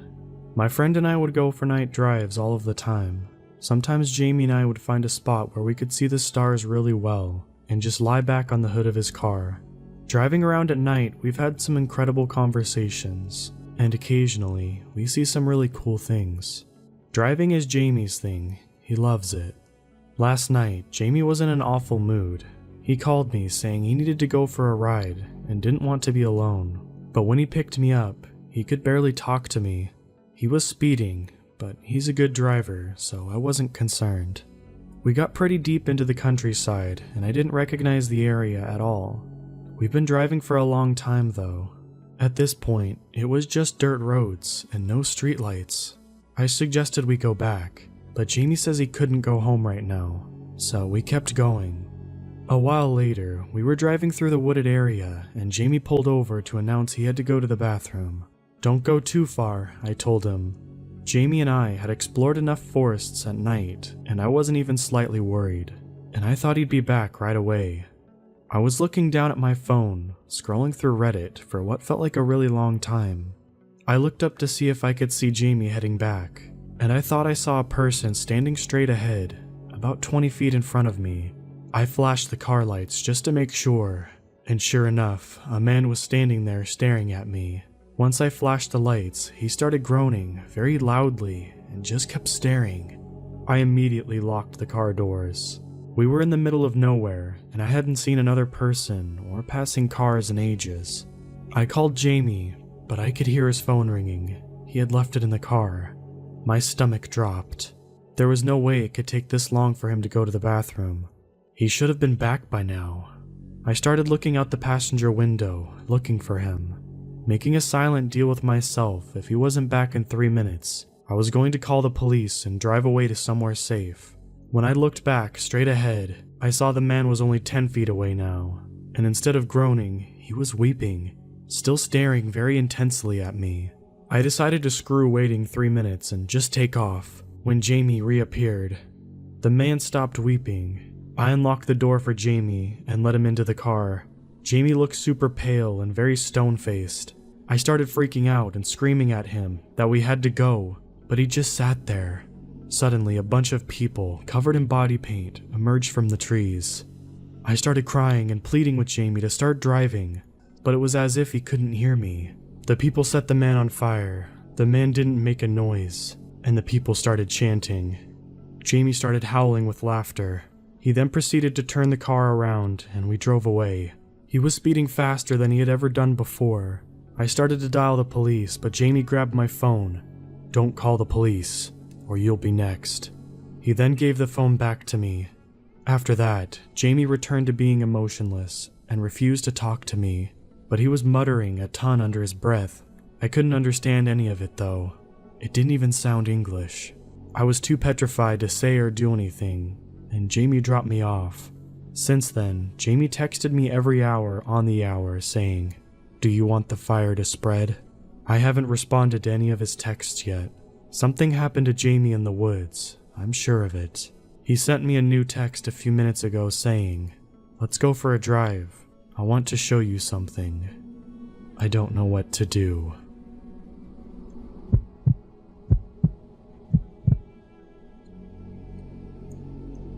To start off, I'm not a believer in anything paranormal, magical, or voodoo, none of that. The extent of my creepy ghost-like or urban legend experiences, until now, had been through my friends, and most of them chalked it up to the usual. It was a cougar fox scream, not a woman's. The wind did that. It was just a messed up homeless guy stalking me, and then left it at that. But I cannot logically explain to myself what I just witnessed in any terms other than saying it was unnatural at best, or terrifyingly unworldly at worst. So this all happened just a few hours ago, when I decided to do something different after work, and take a hike by this little park my shop is by. I'm a mechanic. It's something my wife loves to do, and I decided to take some trails she likes to go on. Now, the thing about this park is it's basically just an oval, some roads to look at the scenery, and a place to fish and dock boats in the lake nearby. But after that, it's mostly trails. The trails go out into the woods about 10 miles, and after that, it's about 1,000 acres of no man's land woods, and blind cliffs owned by the state. People get lost, go missing, all of the time because idiots think they can rough it. And my wife had her own stories of going off the trail for a second and getting instantly turned around. In my college days, I used to do the same thing, but not anymore since I've had my fair share of getting scared after getting lost in places like that. It's by the grace of God I could always find my way back, but it's never a wise thing to do, even if you are confident in your navigation skills. I think you're getting the picture of the place that I was in. When I get there, I'm parked and I decided to take one of the relatively shorter routes, a 2-mile trail. Since it had been a while since I hiked the trails and I didn't have any gear on me, plus it would be dark soon, I grabbed a map from my office right by the start of all the trails, on the off chance I got lost or something, and thank God I did. I was pretty confident that getting lost wouldn't be that big of a deal, since one of the longer trails, also a round trail, about 10 miles made for camping on, went all the way around the parking lot, and my trail and my car being in the center of the whole thing. When in doubt, I could walk in any one direction and find it and get back home. So, starting off the hike, I wasn't worried, just ready to get some walking in, and then brag to my wife how I finally went out to see her favorite place. I'd say I was even excited. The weather was amazing, the wind was just the right speed, and I would have something to talk about. I'd say I got about a quarter mile in before things got a little weird.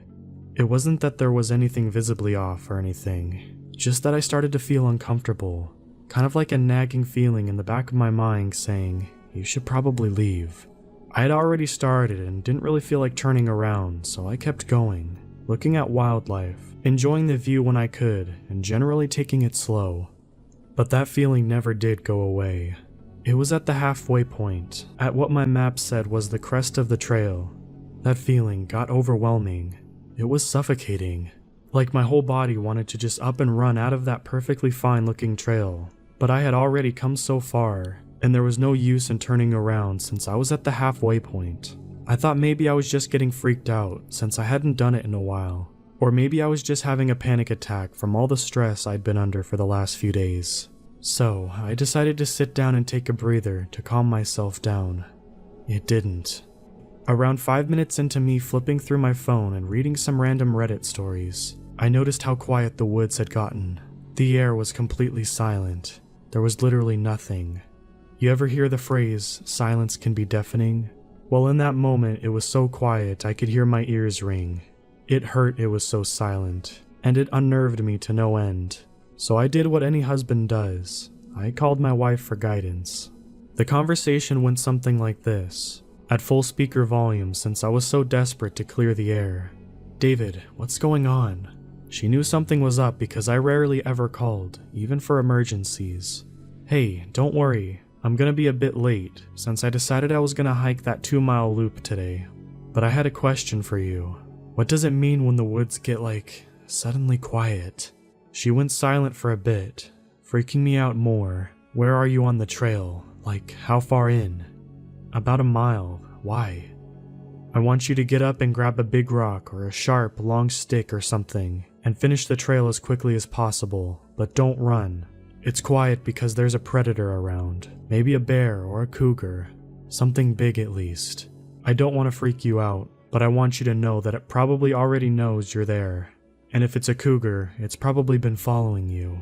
Make it know you're there, and don't run.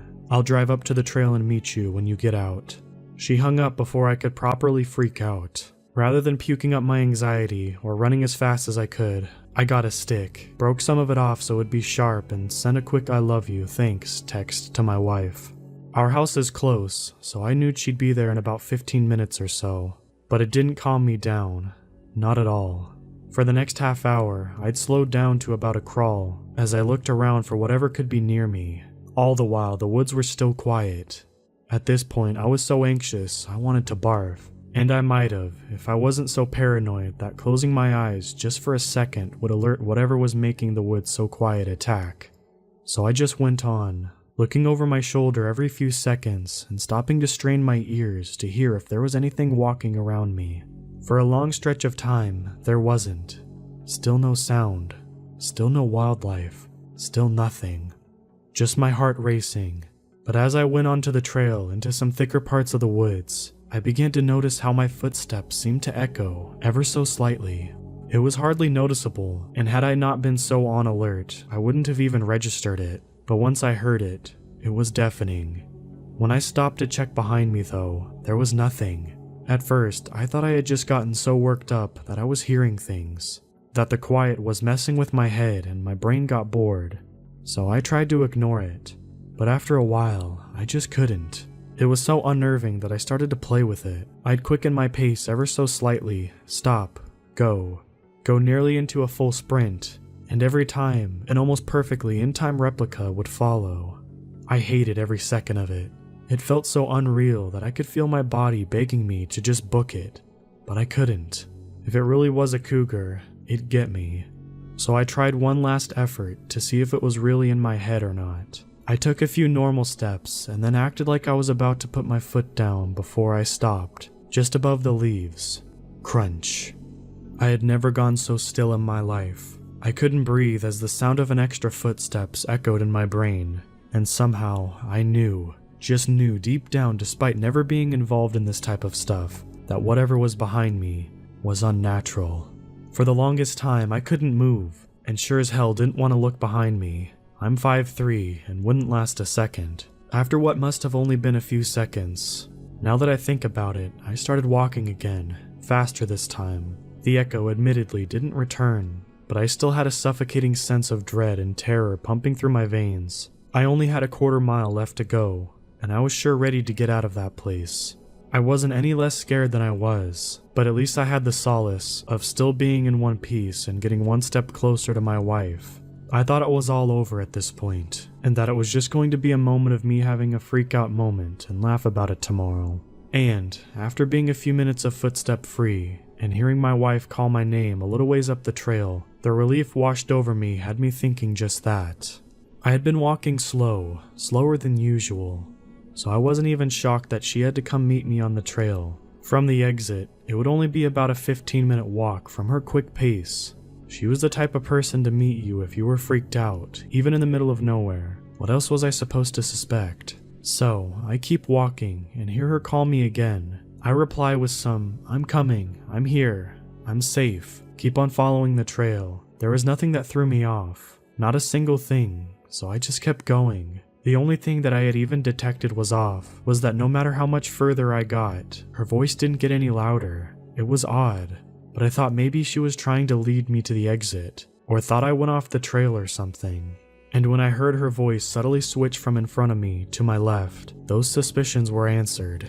At least they were for a split second. I was bleary from all that fear, I knew that. And when I remembered who was calling for me, I knew for a fact that that woman had learned her lesson on getting lost in the woods. The last time had nearly been over a year ago, and she was lost for a whole night. She didn't go hiking for a few months after that and was so shaken up and had to go to therapy for weeks because of it. She loved me, but she wouldn't go into the woods for me, not again. But what else could it be? So, for a second, I just listened as her voice subtly got closer, still calling my name. The more I listened, the odder I noticed it was. It was the same. Every single time she said it, it sounded exactly the same. Same intonation, same speed, everything. No other words but my name. None. And it kept getting closer. "Hun, is that you? Answer me, yes or no." I don't know why I asked that. I honestly don't, but I'm sure as hell glad I did. For about a second, it had stopped. Back to the silence, and I thought my heart was going to implode from the anticipation. It nearly did when I heard the most curdling scream I had ever heard from a woman. It just kept going and going. There was only a stop, like for a gasp of air, but the sound never weakened or broke like anyone in pain would. It was just an ongoing sound that would pause for a second and then just keep going. And in my panic, I booked it as fast as I possibly could, because all of the things I knew and I didn't, that thing wasn't my wife. Running at the speed, I was in a hurry. I didn't even notice I went off the trail, since they weren't well cleared this time of year, and I didn't know I was lost until I knew I shouldn't have been out in the woods. But I couldn't stop. I didn't want to turn around and run back because that thing was still screeching, and it still wasn't getting any closer to me. I could hardly see from the tears in my eyes as I just kept running, bolting until my legs were nearly about to collapse and until my lungs felt like they were being pierced. I hadn't even gone a full 5 minutes before I had to stop, with that screeching still behind me. There was nothing I could do. I was in the middle of a gigantic forest. I had dropped my stick, and something that wasn't a cougar, a bear, or a fox was following me. That 10-mile loop was at least a mile or two away from where I ran, and if that was my only bet, it would be dark by the time I found it. It didn't even matter since I was so out of breath. All I could do was hide, since the trails themselves were getting pretty messy when they weren't all forest. I raced to find myself some rocks and ended up squeezing myself between them. Thinking back now, this was the stupidest thing I could have chosen to do, but in that moment, it was the best I had. I sat between those rocks, holding my breath, sweating up an anxious, smelly storm, as my bug eyes looked around to see what I could see from my hiding spot. The screaming never did stop, but the footsteps returned. It was a very quiet, very subtle crunch, so predatory in nature. But I think the worst part of it all, the part that may never leave my mind, is that this thing's footsteps moved right behind me to the back end of the rock and totally covered me. That screaming never got any louder, even when it was right behind me. The scream stayed the exact same volume, until out of nowhere, it just stopped on a dime. I heard the footsteps explore around for a long, long time, but eventually they too went far away and I couldn't hear them. I didn't dare leave my hiding spot for what I determined was about an hour, trembling and the light-headed as it got darker. When I finally pried myself out of the rock cheeks that saved me, for that moment, I walked as quickly as I could towards the 10-mile loop, hoping to find it and some campers before dark. I made it to the trail just after dark, exploring for 2 hours, and found a ranger cabin just a little ways from where I started on. She had just been getting the missing persons call from my wife when I knocked on her door, pale as a ghost, scared. Before she took me back, which was thankfully a short drive on her four-wheeler, I asked if I could use her toilet and threw up more violently than I had ever have in my whole life. She didn't ask me what happened, just took me back, and on the whole way from the cabin to the parking lot, holding on to her a lot more tightly than someone with dignity should. I had a distinct feeling of being watched. My wife nearly sobbed when she saw me. 5 hours later to the parking lot that I was meant to be. The cops and the ranger checked over me and determined that though shaken up, I was fine. My wife and I left and she pulled over into a nearby gas station to calm herself down. As she looked me over, utterly silent. I thought you had gotten attacked by a cougar or something, David. All I could say was, it wasn't a cougar. The silence that she gave me then, the look on her face as she just stared at me, will never leave my mind. Before she said freakier stuff that I could manage to describe what I had just been through. I know. I just got home about an hour ago, and I haven't spoken to my wife about it any further. We've just been quiet. I still have sticks in my hair, but I'm terrified to be alone. What did I just witness?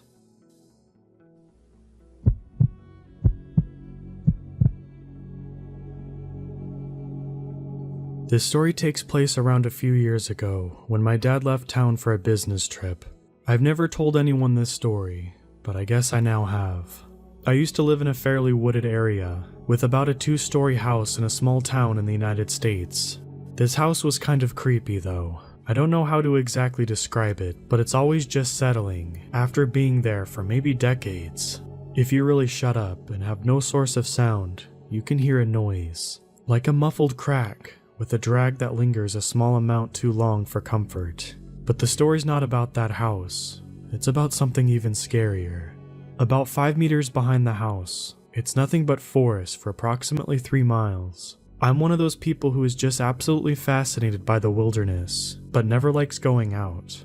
Knowing that my dad was out for a business trip, and he thought I was adult enough to stay out of trouble whilst he was gone, I tried changing my ways and decided to go into those woods. Little did I know, that would be the biggest mistake of my life. It was approaching the late evening when I embarked on my journey. I had a little caution in my step since I was deathly scared of mountain lions, snakes, coyotes, and the like. But as I went along some trails, I felt better and got more of a pep in my step. I even got confident enough to hike a bit away from the trail. Thing is, I kind of ended up getting lost. I started to panic. I tried to find my way back to the trails. Being a coward and the sensitive teen child I was, shaking in my sneakers was my first instinct. Mind you, I was only 15 at the time. I started to walk around, growing increasingly anxious. The walking turned to running, the running turned to sprinting, and eventually the sprinting turned to sitting and crying. I was huddled up against a rock, knees to my chest, sobbing silently. This was it. These are going to be my last moments out here. I don't have the guts to get an animal, and I wouldn't know how to light a fire. If it wasn't starvation, I'd definitely be taken by a vicious predator with malicious intent. It wouldn't be by natural causes, or in the military, or saving someone. No, I'd be gone because of my stupid decision to go off of the path. I started to think about what it would be like. Would I be reincarnated? Would I be in an empty void for nothing for all eternity? Would I be with God in heaven until the end of time? And even if I went to heaven, would it be for the better? I was raised in a Christian household, and raised to know heaven as a paradise. But there was something scratching at the back of my head. Maybe heaven wasn't a great place as it was chalked up to be. Stuck in my own thoughts, I slowly slipped into a deep sleep, scared and waiting for the inevitable. Maybe I would go in my sleep. Hopefully it would be painless, except I woke up. It was late at night, but the worst part was the ear-splitting screech that seemed to be a few feet away from me. The screech was just something incomparably terrifying. It sounded like a shriek, one you would hear from a woman that saw something scary in a horror movie. But something was off. It sounded like a wounded animal at the exact same time. I don't know if whatever it was got the animal, or if that was the noise it just made. I didn't want to stick around to find out. Fight or flight was activated. I jolted up and ran as fast as I could in whichever direction was opposite of the noise. Due to my panic state, I ended up running so fast I didn't look where I was going and tripped over a log. I face planted into the dirt. I didn't know what happened other than I could taste the dirt and leaves in my mouth. I spat out what I could, and when I looked up, I was in shock. I was always a skeptic, but I always loved hearing about folklore and mythical beasts. I looked at the creature. Its eyes were sunken into its head, its body withered to the point of emaciation, to where you could see the bones under its skin. Its body color was ash gray, lips tattered, its body emitting the scent that which I could only describe as the fresh scent of decay. I just stared, and based on this thing's appearance, it was the face of a Wendigo. My body froze as I looked into its eyes. It had no eyes. That's what made me panic, staring into a horrifying creature that was just itching to tear me to shreds. I thought of my family. I never really liked them, but I wanted to see them. As I was thinking, I noticed that the Wendigo was already leaping towards me, and that's when I saw my short life flash before my eyes. My elementary years, my family, middle school years. My family was still all I could think of. I wasn't even supposed to be out there, and by some miracle, I was able to move. I scrambled onto my feet, but I felt a sharp sting on my back. I didn't care. Adrenaline pumped through me. I ran faster than I thought humanly possible, and by some miracle, I guess it lost interest or something. Because after a while of running, I came across a trail with a few people trying to investigate the screech I heard a while back. Before I started running, they saw me, and they watched as I collapsed. A wound in my shoulder and my shirt ripped. They asked if I was okay, as one of them patched my shoulder up with the bandages in their first aid kit. I explained what happened. Their original plan was to call an ambulance, but I told them not to. It would be stupid. My family would scold me. No one would believe me, and I had a phobia of hospitals. And thinking about the creature, the Wendigo, made me think about death, and knowing that there would be a lot of that in a hospital, I wouldn't be able to bear going. I'm not sure if they believe me, but they helped me to my house. I didn't feel safe there, though. I asked if they could escort me to my neighbor's, which was maybe a few hundred meters away. It took me a bit to realize that the sting I felt, it may have been a claw from a Wendigo. I didn't care. I made it out alive. I made it to my neighbor's safe, and I haven't had an incident yet. I'm still waiting. I feel like it will come back. It felt weird how it just left me alone. Knowing that, I didn't get too much sleep that night. It scares me to even think about the incident. And even now and then, I can hear the same screech, yet it's usually so quiet to the point I can barely hear it. And it almost sounds like the cracks in my old house.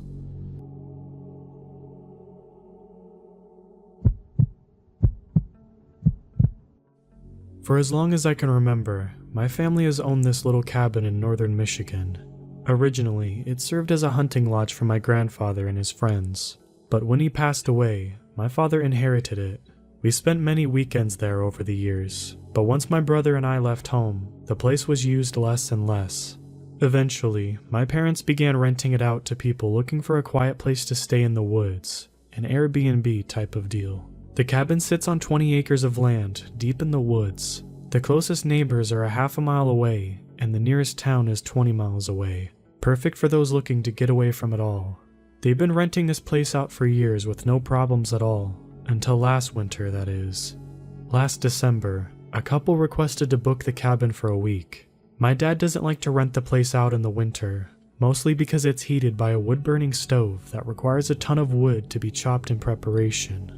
And also, he has to pay someone to come and plow all of the snow, so it can be pricey. The couple, a wealthy doctor and his wife, said that they'd pay triple if they had to. All of the other places they had tried were booked through the holidays, and it was the week of their anniversary. My dad reluctantly agreed and made the necessary calls to get the place opened up.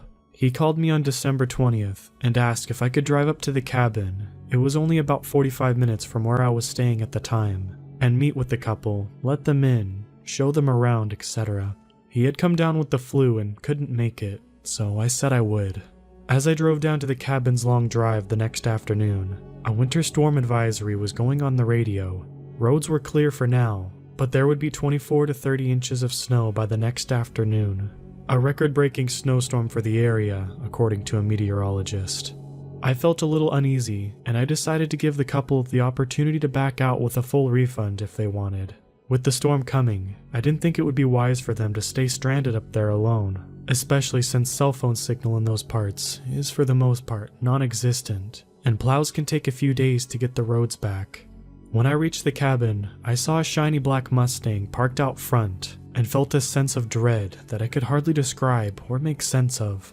I had the sudden urge to tell these people that the deal was off, and that they needed to go somewhere, anywhere else. Instead, I parked my car, got out, and walked over to greet them. I could tell that they weren't from this area as soon as I saw them.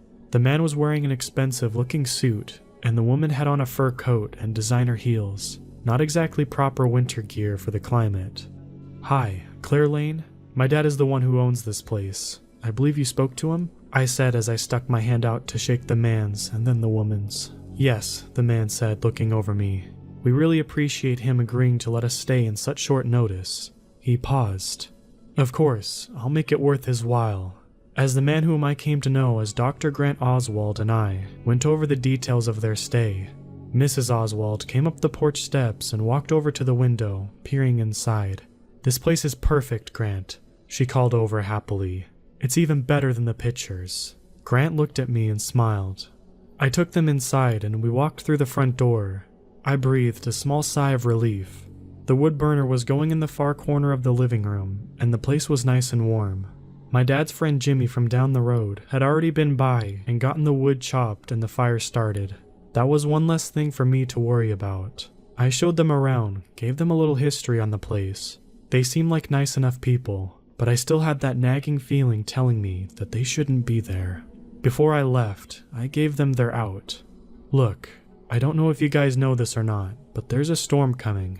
It's expected to drop a couple feet of snow, and you're a long way from any kind of help if something were to happen. If the weather is bad enough, it might be a while for anyone to come and plow you out.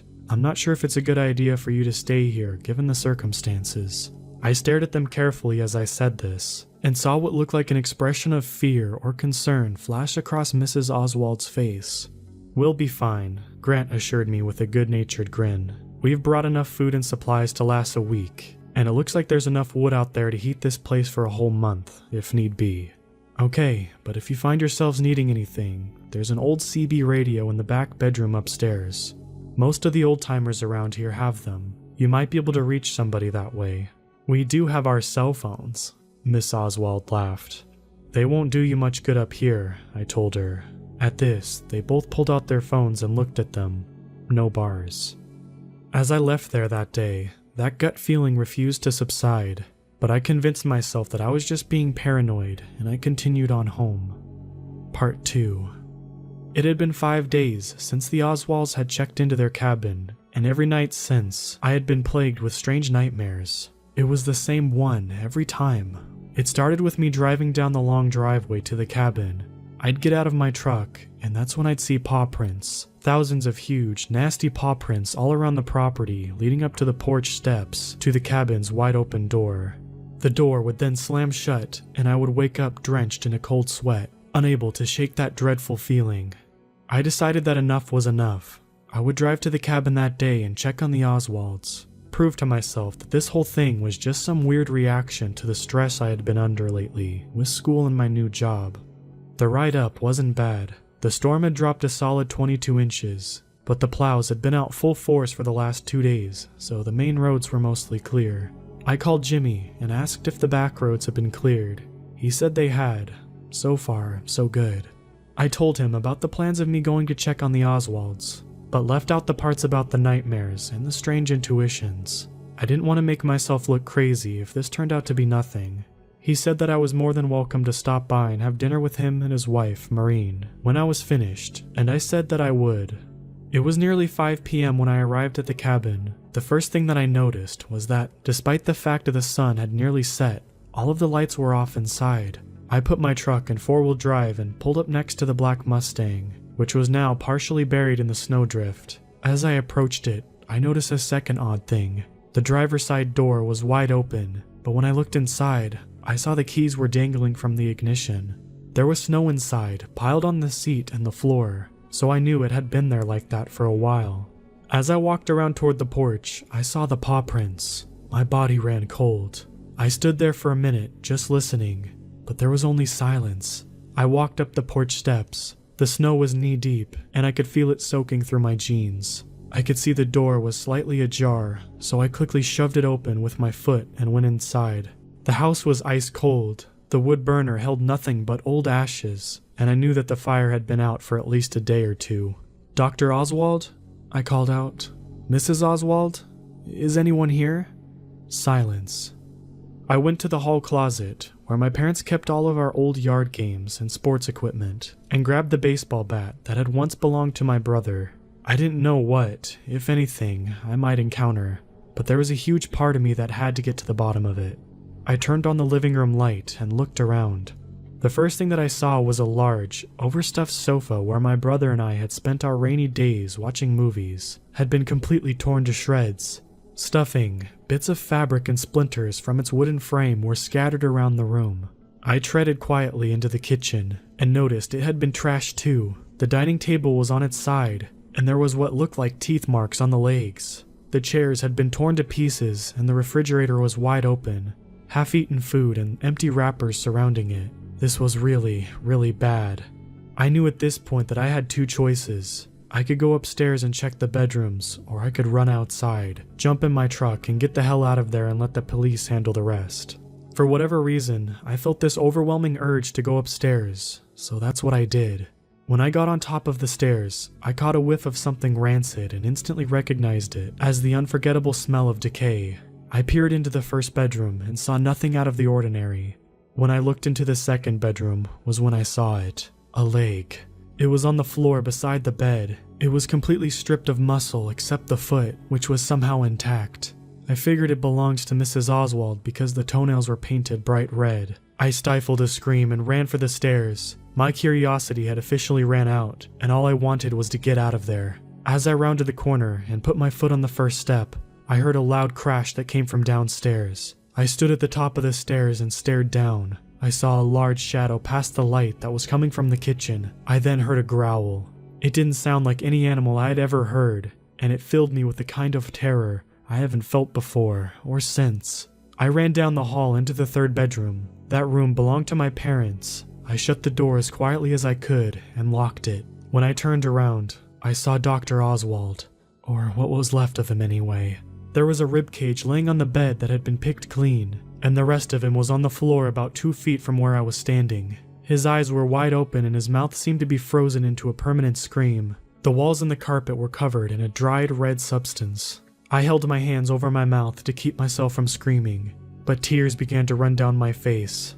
I heard footsteps coming up the stairs. Slow, heavy footsteps. My heart felt like it was going to explode.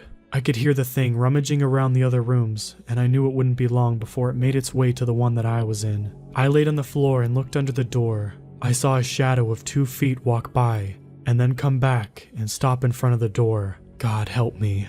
Whatever was on the other side of the door started sniffling, like a dog does when it's caught an interesting scent. I gripped the baseball bat in both hands, but now doubted it would do me any good. I had a moment of clarity and remembered the CB radio.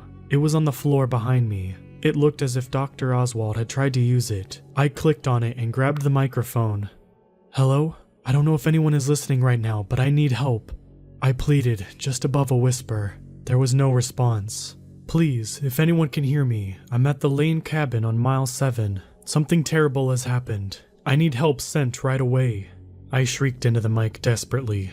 There was no doubt that the thing outside had heard me.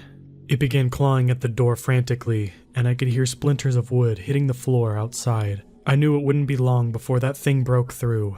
I finally heard a voice come through on the CB, but there was too much static for me to understand what they were saying. I wasn't sure if they had even heard my message, and I was running out of time. The door was only seconds away from losing its battle, so I ran over to the window, opened it quietly. I climbed out onto the roof and looked over the edge. It was maybe a 15-foot drop, but I thought I might be okay if I managed to land in one of the snowdrifts. Just then, I heard the bedroom door inside break open.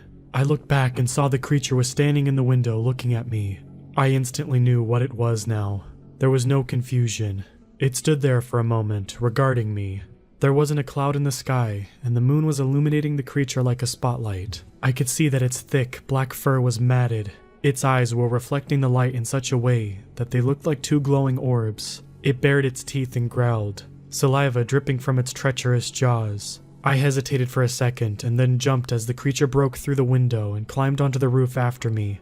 I hit the ground hard and struggled to my feet. I heard the creature jump down after me a moment later. I was feeling its hot breath on the back of my neck. It grabbed the back of my coat and yanked me towards it. My feet left the ground and I knew it was all over for me. Then I heard a shot. The creature let out a yelp and fell to the ground, bringing me down with it. It clumsily raced to its feet and ran into the woods. The person who had fired the first shot fired 2 more after it, but they both missed. The creature disappeared into the darkness, leaving a trail of a thick black substance in its wake. A second later, there was a long, ear-splitting howl that echoed through the forest, and then silence. "Claire," a voice said. "Are you all right?" It was Jimmy. "It's real," I said quietly, feeling almost a state of shock. "It's really real." "Sure it is," he said. "Now let's get the hell out of here before it decides to come back. I wounded it, but they heal fast. This is the last night of the full moon. Once morning hits, it will return to whatever the hell it came from, at least for a while." I thought it was a dumb campfire story that old-timers told us to scare the kids. "All stories start from a bit of truth," he said gently. He offered me his hand and helped me up off the ground. "Come on, you can ride with me back to my place and stay with Maureen and I for the night. We'll be safe there." "But the people who were staying there, I began to sob. "I'll call it down to the station in the morning. I don't want anyone else coming here right now, not until morning." I stared out the window as we drove. Neither of us said a word. The nursery rhyme from my childhood played in my head again and again, threatening to drive me mad. "Every 7 years in the full moon's light, there comes a dog who walks upright. Unlucky souls who cross its trail never live to tell the tale." Part 3. The police listed the cause of death for the Oswalds as an animal attack, and I guess they weren't entirely wrong. Jimmy and I didn't bother correcting them. Sheriff McCoy knew the truth as well as we did. The deep woods hold secrets only the locals understand.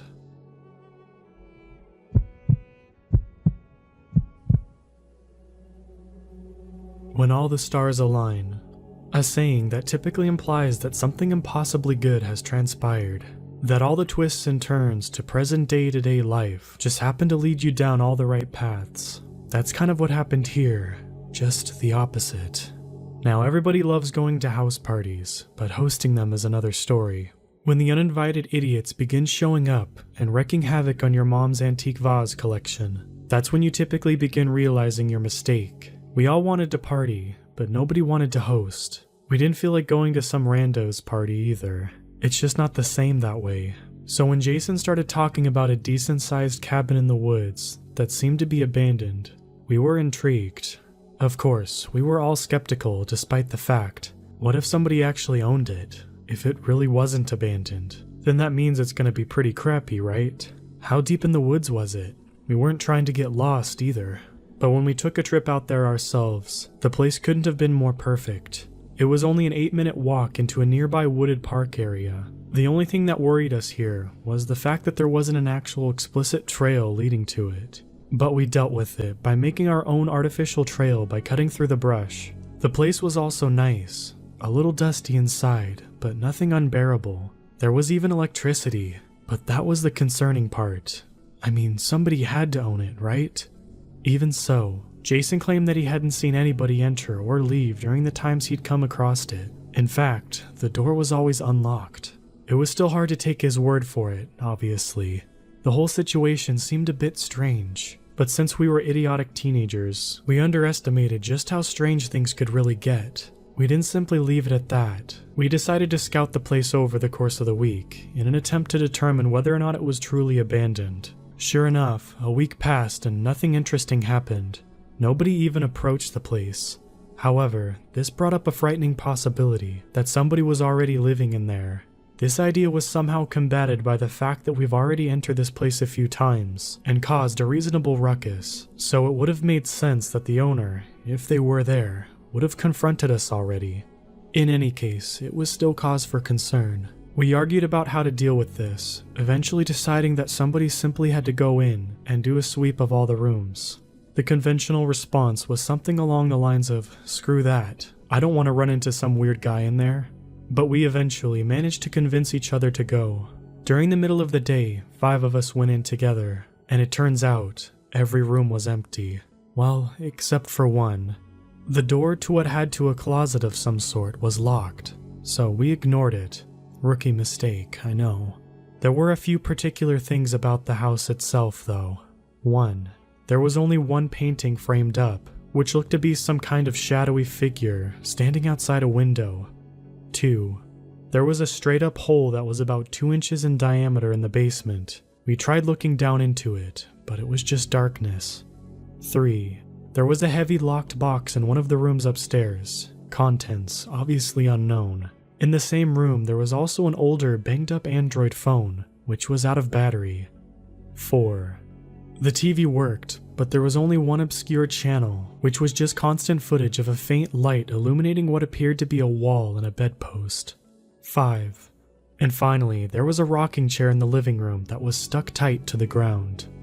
Reasonable people would have considered these circumstances and noped out of there on the spot, but as I've already established, we were dumb kids trying to get our party on. Nothing was stopping us. We scouted the house for a few more days before finally making our move. We each called up numerous mutual friends, informing them about the plan. They were excited, of course. We were all excited. We planned on having about 20 people in total. If we had slivers of common sense, after all. We didn't want to invite hundreds and risk causing a forest fire or something. The day that the party was supposed to take place, we got there early and began setting everything up, which was basically just music, chips, and beer. A good party is bare bones, after all. No need for a disco ball and a buffet, just alcohol and good company. We also tried hooking up an Xbox to the TV, but we couldn't get it to work. The channel stayed the same, no matter what we did. although in retrospect, I did notice that the lights seemed to be getting brighter. We told everyone to come around 8 p.m., and we finished setting everything up around 7. Since we had an hour to waste with just the 5 of us, we cracked open some beers and got the night started.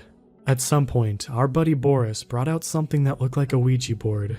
"Come on, man, we gotta try it," he said, sounding excited. The only other person on board with the idea was Max, so we let them go at it while the rest of us continued getting intoxicated. About 10 minutes later, Jason went to the washroom, leaving Chris and I alone. We looked over at the particular rocking chair. "What's the point of this sticking to the ground?" Chris said. He walked over and peered down. "Is it glue or something? Can't tell." He inspected it for a few more minutes before getting into the chair himself and rocking back and forth. "Man, I haven't been in one of these things in a while." And then his face dropped. We both came to the same realization simultaneously. He got off the chair, and it immediately stopped moving. He tried moving it again while standing. It wouldn't budge. His face contorted in confusion. "What?" "Oh, come on." Max's outburst interrupted our thoughts. We looked over watching as he held the Ouija board. "What kind of board is this?" he said. "It's not even in English." I took a look at it myself, and he was right. On first glance, the characters appeared to be letters of the alphabet, but all of them were slightly off. For example, the A had 2 lines through it. I swear, it was fine when I brought it. Boris looked at the board, his face also supporting confusion. "Well, where'd you buy it?" Max asked. "At some moving away sale, $3. "Guys," I said as I checked the time on my phone, "it's 8:40. Where the hell is everybody?" They all looked up, checking their phones as well. "All right," Max said. "I'm gonna call Erin to see where she's at." He dialed the number and walked into the kitchen while the 3 of us stood still, a vague dread looming over us. I looked at the stationary chair and shivered. As far as I was concerned, alcohol didn't cause hallucinations. Jason came back into the room, now holding up a book. "Check this out," he said, opening it up. It looked comparable to a children's pop-up book, with crudely drawn animals and trees materializing themselves on top of the pages. "What about it?" Chris asked. "Look," Jason said, pointing at the space between 2 trees. I squinted to make out what appeared to be a large, gray hand coming out of the dark woods, grabbing onto the branch. "Dude, what the hell?" Chris said, staring at the bizarre detail. "Alright, this doesn't make any sense." Max stormed back into the room. Erin said that she arrived 20 minutes ago, and then she let out a weird laugh and hung up. Before we could even react to that, Boris spoke up. Guys," he said in a shaky voice. "I can't move my hand." His hand was firmly planted on the board. "Quit messing around," Max said, somewhat angrily. "I'm serious, man," Boris responded, his voice increasingly frantic. "I can't deal with this right now," Chris said, pacing back in the room. I was feeling something similar. There were too many things happening simultaneously, too many storylines to follow. It was frustrating, and as if things couldn't get any worse, I glanced over at the television, which had been on the entire time. The light had illuminated further, revealing the source of it to be a candle, but it revealed something else as well. A hand dangling over a bed, but it was interrupted again by Boris. He was still screaming about the board. We looked over, watching as his finger moved over across the letters. "What?" Max shouted, slapping the board out of his hands, or at least that's what he tried to do. Just like the chair on the floor, Boris's hand was actually stuck. Max staggered back, shocked at the sight. "This can't be happening," he muttered. His phone suddenly rang, and he quickly answered it. "Hello?" A faint chattering could be heard on the other line. As he listened, his face grew paler and paler. He put the phone down, and a few seconds later, it was Erin. She said that everyone's in the attic, that we should join them up there. "Does this place even have an attic?" Chris shouted. Boris breathed a sigh of relief as he finally managed to unstick his hand from the board. That was weird. It spelt out a message, right? "What was it?" I asked him. "Yeah, I wasn't paying attention. Too busy freaking out," he responded. "This is pretty weird," Jason muttered, his eyes still glued on the pop-up book. Maybe these were just side effects of some bad alcohol, I thought to myself, despite the fact that I felt effectively sober. In hindsight, that was simply a delusion spurred on by the chain of unexplainable events. "Where did Max go?" Boris spoke up. We looked around and sure enough, he was absent. For a while, nobody spoke. We were nearing our tipping point with all the madness going on, after all. "All right," Chris said.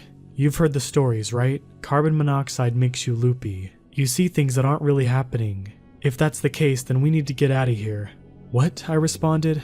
"How does that explain?" But before I finished my sentence, he hightailed it past me, right into the front door. I went after, screaming at him to get back. He ran all the way to the edge of the trees before stopping.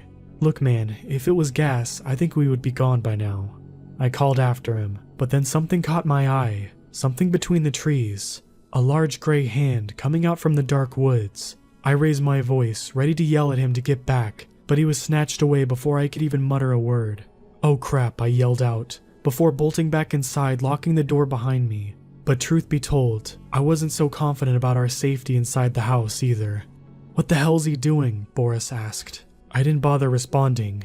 Instead, I sat down, attempting to make sense of any of this, but I couldn't. Everything was messed up. "Wait," Jason said. "You hear that?" Everybody went quiet, trying to discern what he was referring to. Eventually, it became obvious. There was some kind of mumbling coming from down in the basement. "That must be Max," Jason said. That seemed like an obvious explanation, but with everything that was going on, I had to be skeptical. Eventually, 3 of us decided to head down, just to confirm. Sure enough, Max was there, mumbling while kneeling down. He was also transfixed, staring into the hole in the floor. I approached him and strained my ears, trying to figure out what he was saying. Yeah, okay, I'll get him. I will. They're right behind me. I'll do it now." Oh crap, I thought to myself. Out of all of us that could have gotten possessed, it had to be the guy who practiced kickboxing. Max turned around and I winced upon seeing his eyes rolled all the way back, now displaying nothing but white. I tried running back upstairs, but he charged me, sweeping my legs. "What the hell are you doing?" Boris yelled at him, but his words didn't register. Max rushed at him as well, before delivering a devastating kick to the ribs. "Oh crap," Jason stammered out as he squared himself up. That turned out to be a bad move, as he was dropped in a single punch. I look over at the hole, which now had an eyeball stalk coming out of it. The sight of that put my fight-or-flight response into overdrive. While he was distracted, I kicked Max's legs, causing him to stumble. I lifted myself up before beelining up the stairs. I could hear Jason and Boris following close behind. Once the 3 of us got up, we blocked the door with a couch. As Max began trying to tear it down moments later, we decided that enough was enough. "Let's get out of this place," I said. Nobody argued with the proposition, so we packed up what we could and ran for the door. But things wouldn't be that simple. As I was about to begin sprinting, I noticed the painting from earlier, the one with the shadowy figure stalking a window. "Oh, please don't," I thought. My eyes began moving towards the only window in the living room. Sure enough, the shadow man was right there, staring at me. A dark body with 2 bright white eyes. "What are you doing, man? Let's go," Jason said, holding his nose, which was gushing. I gestured toward the window in response. Moments later, Max's arm burst through the door. "Well, I'll take my chances anyway," Boris said, pushing past me, heading right out the door. About a second and a half later, he let out a curdling scream that abruptly cut short. A deep chuckling followed. I bounded over to the door and locked it again, only to turn back to see Max's head bursting through the door, like Jack Torrance from The Shining. He said something along the lines of, "There will be nothing when the old ones descend upon this cursed earth." However, since it was Max, I found it hard to take seriously. In any case, Jason and I realized that we were pretty much screwed if we didn't act fast. We both tried weighing our options. While Max was slowly breaking through, it still looked like he had a while to go before he was out completely. Max had left his phone, and it was being bombarded from texts from Aaron, most of them saying something along the lines of, "If you don't come to us, then we'll come to you." For that reason, we were hesitant about escaping upstairs, but that hesitation changed once Jason pointed out something horrifying. "Dude, the door's open." The door that he was referring to was the one that had been locked the first few times we tried opening it. I also noticed what was now the TV. It was us, Jason and I, both looking scared, seemingly being filmed behind a door that had been cracked open just slightly. We looked back towards the door in question, seeing a hand wrapped in barbed wire now, slithering its way out. In the meantime, Max's full upper body was through. We didn't want to go upstairs, but that choice evidently wasn't up to us. We sprinted towards and up the stairs, locking and pushing a bed up against the door. Our logic operated off of the idea that if the couch couldn't hold Max back, then a bed would, right? Luckily for us, there wasn't some additional demon waiting for us. However, we did happen to be in the room that contained the phone and the locked box, and that's where we've been ever since. I think we got a bit lucky though. It sounded like Max and whatever had been hiding in the locked room came out at the same time and became preoccupied with each other. I called the cops just before getting out my phone and typing this out. It's been quiet for a while now, but there's no way in hell that I'm going downstairs. Doesn't look like Jason wants to either. Looks like we'll just stay here, for now. Update. The shadow figure is now outside our window, and we could hear stomping and laughing coming from the floor above us, even though I'm pretty sure that there is no floor above us. This is going to be a long night.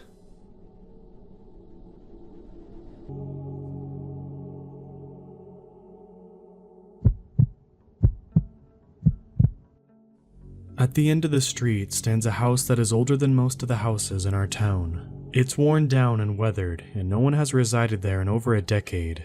To the locals, it's known as the widow's house, because the old lady that lived there years ago lived there alone. Her husband died at a young age. He was a fisherman, lost at sea. Growing up, we were told to stay away from that house because it was a death trap. Inside, the walls were falling down due to rot, and the ceiling was water-stained and full of mold. So it was understandable why our parents didn't want their children playing around inside. If you ask some of the elders in the town, you would get a different story. You would be told the story about the missing children and how their disappearance was somehow linked to that house. The elders would say that the widow lured the children into her home because she was lonely and wanted company, and when the children would try to leave, she would kill them. I asked my parents about this story, and they assured me that the wise tales that the elders made up were to scare the children to stay away from that house. Even if the stories about the missing children aren't true, I still get chills whenever I walk by that house. There's something unnatural about that house, something dark, and I think if the walls of that house could talk, they'd have some real nightmares to tell. When I was 12, my friends and I were up late playing Spotlight on a Saturday night. We were playing in the backyard, and it was just about midnight, and we were starting to get bored. Just as we were about to call it a night and go home, one of my friends came up with a brilliant idea that we break into the widow's house and explore inside. One of the guys in the group tried to convince us that this was a bad idea and our parents would find out and get mad if they caught us being there. Being young and stupid though, we chose to go against our better judgment. We walked up the street, and as we got closer, the moon was illuminating down perfectly on the house. From a distance, you could easily distinguish the worn-down place, and there was no denying that it was abandoned. As we got closer, I started to feel this uneasy feeling go down my spine. I was convinced that the rest of the group did too, but we were all too afraid to admit it because we didn't want to risk being made fun of. We were now standing in front of the house, waiting for one of us to work up enough courage to open the garden gate. The gate was once iron, but you wouldn't be able to tell now with all of the rust and corrosion. I put one hand forward to try to seem brave enough to impress my friends. I slowly pushed the gate open with my left hand, and as I did, the gate let out a creaking noise that made us all jump. We all looked at each other and burst out into laughter. I have to admit, that very moment I was petrified with fear, but I couldn't let it show. Maybe it was because it was the dead of night, but then again, the place scared the crap out of me in broad daylight too. We started to walk into the front garden, huddled close to one another. We were now at the front door, and all I could think about was the stories that the elders used to tell us. The door was stiff and hard to open. The hinges were old and needed to be oiled, but we managed to push it open far enough for all of us to squeeze in through and into the entrance. We were standing now inside the house foyer for the first time. Once inside, I thought to myself it wasn't as bad as I imagined, and that it was like any other house, minus the rotten walls and damp smell. One of my friends turned on the flashlight that we had been previously using for our game of Spotlight. With the push of a button, the room was now full of light.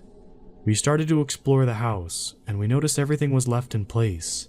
When the widow died, no one packed up her belongings because she didn't have any living relatives to do so. Thinking of this made me sad for the widow, because one thing the elders got right was that she must have been lonely. Even at 12 years old, the thought of living alone for years on end made me depressed. Deep in my stomach, I felt sympathy for the widow. She lived inside these walls and would never go outside, mostly because our town and their rumors forced her into a life of isolation. When we reached the upstairs, my friends made their way into one of the many bedrooms, and at this point, I was feeling more comfortable being in the house and got bold and headed into one of the other rooms. When I walked into the room, I knew instantly it must have been the master bedroom, her bedroom. It was big for an older home. The moonlight shined through the window, giving me enough light to see around the room. Near the entry of the room, there was a large walk-in closet, and there, still hanging on the racks, was some of the widow's clothes. Most of her items were still on hangers, while the rest now were on the floor, covered in dust, forgotten in time. I continued poking around the room, trying to find something that would give me a better indication about her life. I wanted to find something that gave me a better understanding of the life she lived, alone. Then I saw it, there on the edge of the window ledge, a candle, or what was left of it. The elders used to say that the widow would light up a candle in her upstairs bedroom window every night in hopes that it would guide her husband, who was lost at sea, home. My own grandmother told me that there wasn't a night that went by that there wasn't a candle burning in the window. This was a tradition that most fishermen wives would do when their husbands were out at sea fishing. As I stood there taking in this scene, I felt a cold shiver go down my spine, and for a moment I felt like all the air in the room was sucked away. I gasped for breath and found myself unable to catch it. Then the cold dissipated and I was able to breathe again. I convinced myself that anxiety and panic got the best of me, and it wasn't until I was older that I realized what it could have actually been. The sound of a squeaky floorboard and the stairs pierced through the silence of the house. It was one of the sounds you would hear when someone was walking up or down the stairs. Panic started to set in again, because I thought that my friends were sneaking off without me as part of some stupid prank. I rushed out of the bedroom and made my way to the stairs landing, only there wasn't anyone there. I listened for a moment, and everything was deafening silent again. I yelled out, "Real funny, guys," in which one of my friends replied, "What's funny?" from the bedroom at the end of the hall. The hairs on the back of my neck started to stand. I realized that none of my friends had gone downstairs, but then reassured myself that the house is old, and probably just did that. I made my way down to the bedroom that they were all hanging out in. I could hear them laughing. When I got to the room, I asked them what's so funny. But before anyone could answer, I saw one of my friends was wearing an old-fashioned bonnet. I told them to knock it off and put the bonnet back where they found it. I then told them that it wasn't funny, rather disrespectful to touch stuff that isn't theirs, especially when the person is gone. As my friend was putting the bonnet back, I heard it again, the sound of someone on the stairs, only this time we all heard it. A lump started to form in my mouth and I tried to speak up, but my voice cracked. Then one of my friends bawled out, "Who's there?" All of us waited for someone to reply. I think we were all hoping it was one of our parents coming to scold us for staying out too late, and for coming to the house when they all told us not to. We waited for what seemed like hours for a reply that never came. One of my friends said that it was getting late and that they should go home before the sun came up. We all nodded in agreement and started to walk towards the stairs, although it was a little faster than a walk. As we got to the stairs, we all froze in place. The door at the opposite end of the hallway started to slowly creak open. None of us wanted to hang around to see who or what opened the door, so we started to rush down over the stairs. We were all almost at the bottom when there was a crashing noise behind us. When I turned around, one of my friends had fallen through the rotten stairs, half his body still above, the other half in the hole. The group of us rushed to his aid and quickly hauled him out of the hole he had fallen through. We then quickly started running towards the front door. Before we left the house, I took one last look behind me, and I swear I saw her there, standing at the top of the stairs, looking at us. I didn't stop to take a second look. I just squeezed my way through the door and back to the front yard, pushing the door closed as I got out. We started to run away from the house as quickly as possible, but my friend that had fallen through the stairs was limping. Myself and one of my other friends ran back, and between the both of us, we managed to help him move quickly. We ran through the gate that was once iron and started to head down the street to the safety of my house. One of my friends stopped and turned around to face the house and slowly lifted his left hand and extended his index finger to point back toward the widow's house. As he did this, we all saw why. rather what he was pointing at. There, in the upstairs window, in the room that I was standing in 10 minutes prior to this, the candle's flame was flickering in the window. The next day was the first day in my life that I was grounded. My parents had found out that my friends and I had gone to the house that they told us to stay away from. They wouldn't have found out, only my friend who went through the stairs had to explain to his mother how he broke his ankle. Thinking back on that night, however, we were thankful that was the worst thing to happen in that house, when it could have gone entirely different. Flash forward 15 years later, that house still stands at the end of my street. Despite multiple storms and weathering, the house refuses to fall. I personally believe that evil keeps it together. The elders who once told us stories about the widow have all passed, leaving behind another generation to tell the stories in their place. I felt like my parents every time I tell my own kids to stay away from the house, only I don't tell them about the mold and the falling down walls.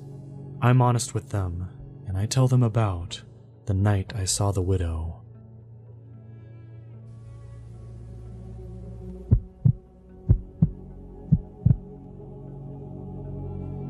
I guess I should start somewhere at the beginning.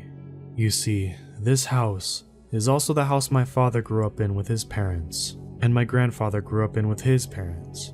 I'm not sure how many generations this house has belonged to my paternal family, but this house is old. It's a 3-story house, stood alone, and across the road from an even older church in a small village about 3 or 4 miles from the nearest big town. I did not grow up in this house. My father despised this place. Out of the very long list of things he detested, this house was up there in the top 5. That's why I'm so surprised he moved into it after he and my mom divorced. He always said that he would rather live on the streets than return there. When both his mother and father died, the house was naturally left to him. The only child of an only child. My dad wasn't just an only child, but a very lonely one. His father was, quite frankly, disinterested in him, and his mother was nothing short of vile to him. So, when they died, and all that was left was the house, I expected my dad to either demolish it or sell it. He said that it would cost too much to renovate the place to make it suitable to live in, and too much to turn into rubble. Now, my dad had a lot of demons trapped in his head. He would drink himself into oblivion, in a vain hope to forget his childhood, to no avail. He was really very sad to witness. He had a good, well-paying job at a manufacturing company as head of the engineering department, and my mom worked out of a doctor's practice, often working nights. They were 2 passing ships in the night, and unfortunately, it was me that had to take care of Dad when he was too drunk to take care of himself. My mom knew nothing of his drinking problem, and to this day, she still doesn't know the full extent of it all. They divorced when I was 13. I never stayed overnight with my dad. He wouldn't allow it. He would always tell my mom that he would take me out for the day, but he couldn't let me into the house. So naturally, our relationship thinned. By the time I was 23, our relationship consisted of drunken phone calls at ridiculous hours, and me talking him off the edge of whatever rim he was close to throwing himself off of. I'd had enough. I was pregnant with my oldest child, single, in a 2-bedroom house. The last thing I needed was to be a parent to my parent, on top of the tiny human totally dependent on me. So, I told him, everything he put me through, I didn't deserve it. I hated him for it. Hated him more than he hated that house, and to not contact me again unless he got sober. He had progressively gotten worse over the years, you see. He went from a binge drinker to a high-functioning alcoholic to a regular alcoholic, and drinking away his redundancy and life savings. That was the last time I spoke to him. He died a little over 6 months ago by his own hands. I cannot express how awful I feel now. I wish I had reached out to him when my son was born, and again when my daughter was born 3 years later, and the last year when I got married to the love of my life. I wish he could have shared in my happiness and been a grandfather. He was found after one of his many girlfriends couldn't get a response from him. He had only been dead 3 days, and was found, empty whiskey bottles strewn all over the house, stained with vomit, and God knows what else. He had a small funeral with only 3 guests, including the priest. He had his grave next to his parents in the graveyard at the church at the end of the street. The first I knew about it was when I got a phone call from a solicitor. I was the only beneficiary in his will, and I got the house. He had nothing else to leave me. What money he had left paid off his debts and funeral. I really, really didn't want to move here. It was my husband who convinced me. We were living in my small, 2-bedroom house that I had been living in since I fell pregnant the first time around. We had been saving as hard as possible to buy a house instead of renting, but it was proving to be difficult. We have 2 kids together who share a room and had no backyard at all. The house would be perfect for us. It took a while, but eventually I had to agree. The village wasn't too far from the town for school for the kids. We both drove, no mortgage or rent. It wasn't too far out for us to still get to work with minimal hassle. And I thought, maybe a way of making some kind of peace with my dad. We first came there to see the house. It was bare.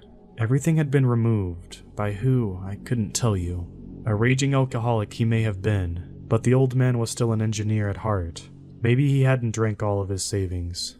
It looked like a show home when we first stepped foot inside. Although cold and dusty, and in need of a good cleanup, the floor was hardwood throughout the downstairs, with a large, open-plan living room, with beautiful patio doors that opened up onto a large, though unkept, garden, with high walls for privacy. The second floor has 3 ample-sized bedrooms and a modern bathroom, and on the third floor there was a master bedroom and an en-suite bathroom. It truly does look beautiful and the perfect family home, even before we cleaned it up.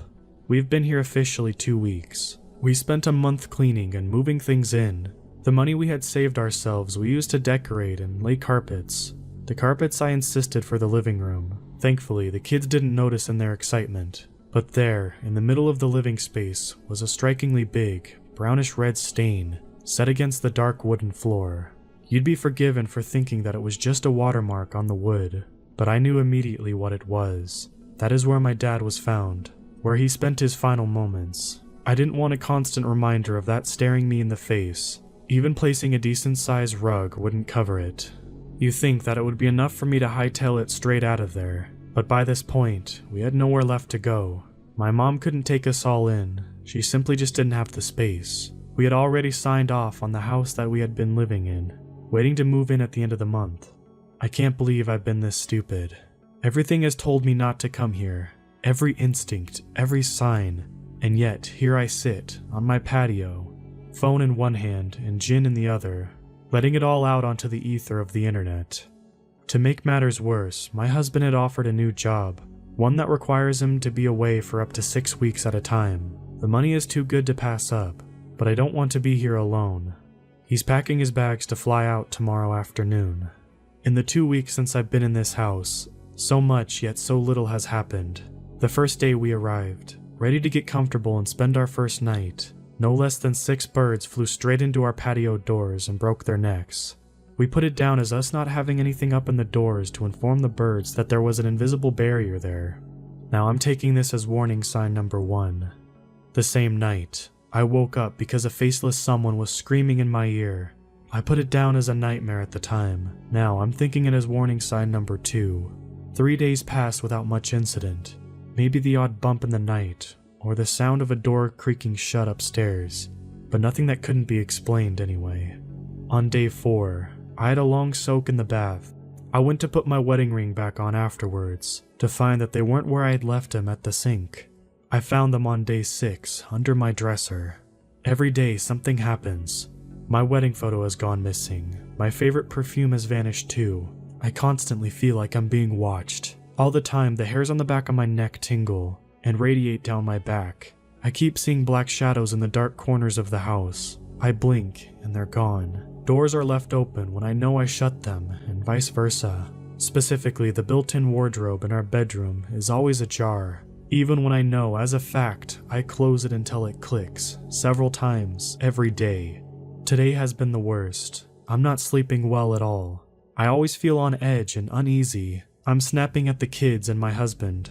The final straw came after putting the 2 little ones to bed. I came out of my daughter's bedroom when something caught my eye. I don't know what it was. I can't explain it. It looked like a person, but not. All I remember is 2 electric blue eyes, and then falling. It almost felt like I was floating on top of invisible water. If it wasn't for the tightening in my stomach, it would have been a pleasant feeling. There was a white flash in my eyes, and a searing pain shot through my entire head. I felt the blood rush into my face and heard a ringing in my ears, just before the very breath was forced from my lungs as the back of my ribcage landed with force against the cast iron banister at the bottom of the staircase, with a nice goose egg forming at the back of my skull and bruised back. I rubbed the bright spots from my eyes and looked back up to the top of the staircase, and there was nothing there. Nothing at all. And I still had the sense that I was being stared at.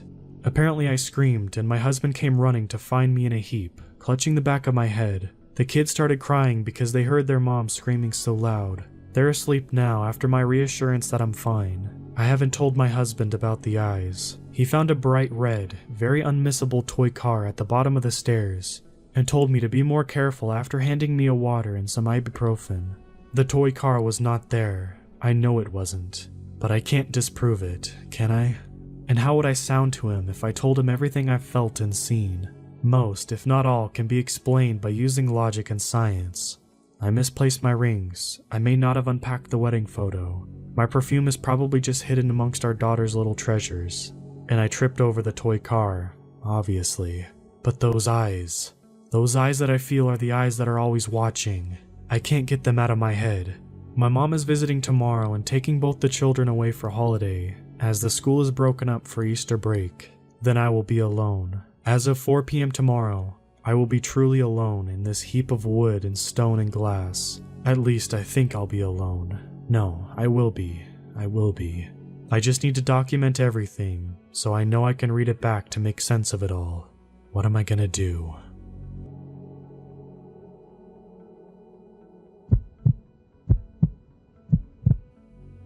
This story recollects what happened during the Navajo Nation fair season of 2015. My roommate and her boyfriend decided to head back to the reservation to take part in the festivities, rodeo, parade, and carnival. My roommate was the offspring of divorced parents and spent her teenage years half on the reservation in Window Rock, Arizona, with her mother, and half with her father in Phoenix. She was raised as a devout Catholic, even attending Catholic school. Nothing paranormal had ever occurred in her life up until this point. Her boyfriend was an urban Navajo who was a Christian, having been born and raised off the reservation in Phoenix, Arizona. I am declarifying their religious ideologies and affiliations because neither of them believed in Navajo traditionalism or ghost stories. Late one evening, after both of them got off work, they decided to head out to make the most of their 3-day weekend. My roommate made prior accommodations with a good friend from high school. When my roommate was a young adult, her mother decided to move away from the res. If her mother still lived in Window Rock, she would have simply stayed there. The accommodations were as follows. Her good friend opted to stay close to relatives and offered her a 2-bedroom, 2-bath manufactured home at her disposal. The trailer was located off the road between St. Michael's and the first 4-way intersection when you are heading towards Window Rock from Summit. Many have called it the back road to St. Michael's. The old, original township of St. Michael's, that is. As you can imagine, they arrived to their Navajo Fair B&B pretty late. The trailer was off to the right of the main highway and was situated at the foot of a large rolling hill. There was no streetlights. First order of business, my roommate calls her friend to let her know they arrived safely. They walk up to the trailer and unlock the door and give themselves a tour of their accommodations. They turned on all the lights in every room they toured. My roommate had driven the entirety of the journey home, so she was a bit more fatigued than her partner. She asked him to get the luggage from the car. It was a hatchback. The car was parked about 40 feet away. She explained to me that it had rained some weeks before, and the dirt road leading up to the house was wrecked. To avoid bottoming out, she parked on level ground. She walks into the guest room and her boyfriend is already laid out on the bed. She pleads with him to go get the luggage and, most importantly, her makeup bag, so she can remove her makeup before bed. She compromises with him that she'll go out with him if he does the heavy lifting. She doesn't want to put her heels back on, so she decides to watch him from the porch. Yes, heels. She worked at a bank and always had to dress professionally, in a pantsuit and heels. So she is standing on the top stair of the small 3-stair porch, with the front door slightly ajar, her hand on the doorknob. Her boyfriend walks off into the pitch black. The light from his phone serves as the only beacon of light, signaling his location. As she watches his light grow dimmer and smaller in the distance, she hears what seems to be a pack of dogs howling and barking. She said it sounded like a rumble, a pack of feral dogs or coyotes fighting. The pack of dogs come barreling down the large hill behind the trailer. She hears a loud thud against the back wall of the trailer. The thud was so loud that she heard the rattling of picture frames that were hanging. At this point, fear begins to creep in her mind. She calls out to her boyfriend and hears no response. She shouts for him once again. That's when she realizes the dogs have all gone silent, all at once in a fluid succession of motions. She said that something from inside her trailer slams the front door, so fast that it creates a gust of wind. She said that if she had been holding onto the doorknob, it would have knocked her off the landing off the front steps. The porch light flickers and then goes dead. She is standing there, barefoot, in the darkness. She tries to open the door and retreat back into the trailer. She was able to turn the doorknob until it clicked. The door wasn't locked. Something heavy was pressed up against the flimsy, manufactured hollow cord door from inside. At this point, she said she didn't realize she was crying, at the brink of an anxiety attack. Adrenaline took over her and she began throwing herself and all of her weight against the door. She saw it inch open, and the light from inside flooded the doorway for a split second before it slammed shut in retaliation. Fight or flight. She decides to run barefoot into the darkness to find her boyfriend. His account. He leaves his girlfriend at the top of the front door steps as he walks off into the dark, with only his phone serving as a flashlight. He's being very careful where he steps because the earth is turned up and twisted and gnarled. Deep ruts and grooves from a vehicle driving in the mud before it hardens into crust. He is afraid he might twist his ankle. He too hears the frenzied howls and barks of the dogs. He turns around to look at where the sounds are coming from. In the distance, he sees the faint light of the porch go off. He rationalizes to himself that the barking dogs frightened his girlfriend, and in fear, she ran inside and unintentionally turned off the porch light. He continues walking in the direction of the car. He hears the thud of a heavy footsteps behind him, mimicking his own stride, not exactly in tune with his, following a split second after his own thud, almost echoing intentionally. Figuring it might be his frightened girlfriend running out to him, he calls out to her, to no avail. He sees a dim flicker in the distance, the light from his phone bouncing off the reflectors of the taillights of the car. His body floods with relief. The relief quickly drains to despair. His phone erratically stops working and won't turn on. His heartbeat almost beats out of his chest. How could this be? He wasn't on his phone the entire drive back. It was fully charged.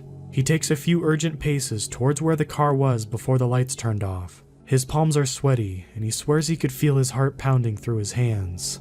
He desperately reaches into his pockets for his car keys. He begins frantically pressing all of the buttons, the lock, unlock, panic, and open hatchback buttons. Nothing. He even stretches out his hands in the dark as pressing the buttons, thinking that he is on the cusp of the electronic radius of the vehicle to respond. Still nothing. The footsteps behind him hastened, and almost sounded like he was going to be charged from the back. He is too terrified to look back. At this point, he realizes the dread that he feels in the pit of his stomach means it's something unnatural. His shoulders drop as he instinctively braces for some sort of impact. The sound of heavy footsteps would indicate that he would have been hit by now. Nothing. The footsteps loudly led directly up to him, to his heels, and nothing. He opens his eyes and hears something like a coin drop and hit the top of his car. He turns around to the patter of bare feet on the dirt road.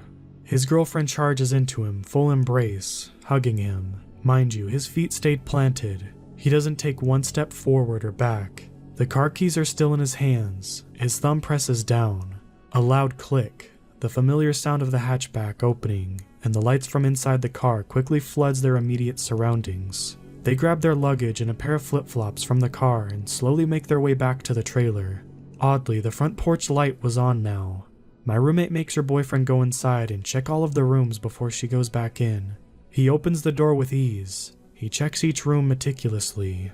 There is no one inside. All of the windows still locked from the inside. I have never retold this account to anyone, but thought I would finally share it before time and life erases the details from my memory. Once in the safety of their trailer, her boyfriend pulled out his cell phone and turned it on to the exact same battery percentage. They corroborate their experiences to recount what happened to each other. Both of them are dumbfounded at the fact that they were shouting at the top of their lungs for each other at one time or another, but neither of them said they heard the others yelling. Growing up on the res, you hear your fair share of skinwalker and ghost stories. But this was the first time I heard one where the perpetrator manipulated electronics to a great extent or even at all. It was also the first case where the perpetrator manipulated sound waves. Both of them swore that they were easily in earshot of each other, but weren't allowed to hear each other's cries. There were no structures or trees between them, obstructing the sound waves. He had heard the pack of dogs, but wasn't allowed to hear her screaming out for him. What also spurred me is that this massive amount of questioning from some Reddit users. If they exist, why haven't they been filmed or caught on camera? Skinwalkers are just as modern as you and me. Wicked as much as they may be, they are not stupid to deal with smartphones and technological advances as much as anyone. They walk the world as normal people during the day.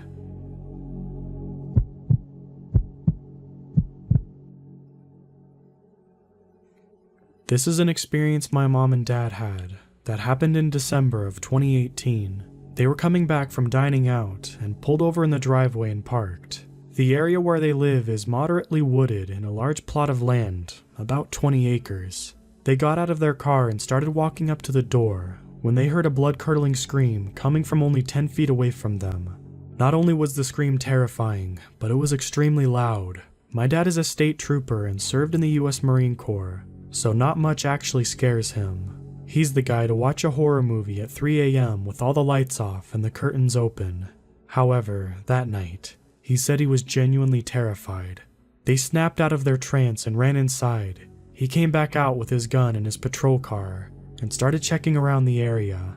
He shined his spotlight down into the pasture and around the property, but couldn't find anything.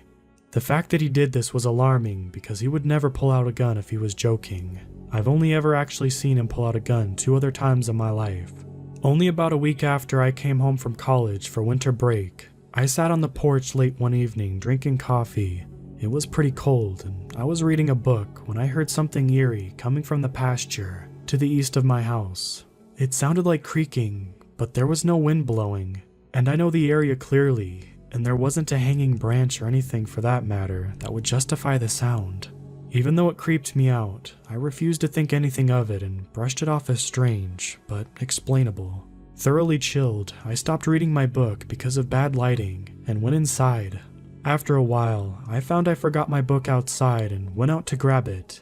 This time, I heard a low, poor howl. The only canine creatures that live in this place are coyotes, and when you hear them, it's a mixture of yips and short pitchy howls. Hearing it and having my fears proved that it was some otherworldly being, I grabbed my book and ran inside. About 20 minutes later, my brother comes home from a friend's house. He walks in and doesn't say anything other than hey. I tell him about what I experienced. To my surprise, he said he heard the exact same thing just a couple minutes earlier when he was walking inside. The sound had moved from its previous location southwest of my position and was now to the northwest corner of the property. He said the sound was long, deep, but poor or weak, kind of like the one I heard. My brother seemed more spooked with his encounter than I did with mine. He said that the duration was so long and then just sounded very fake, like a poor imitation. After that, there wasn't any more sightings the entire time I was home. It's since been ruled out as a deer, since we have a lot of them and they don't make strange noises like that. But after reading through Reddit, I feel like this may be a skinwalker issue or something of the sort. We do live near a spot where Native Americans hold their rituals, and there is a house in our neighborhood that was built on a Native American burial ground, so it wouldn't be a surprise to me that this may be the case. I have experienced other strange sounds and being whistled at in the dark, but no sightings so far.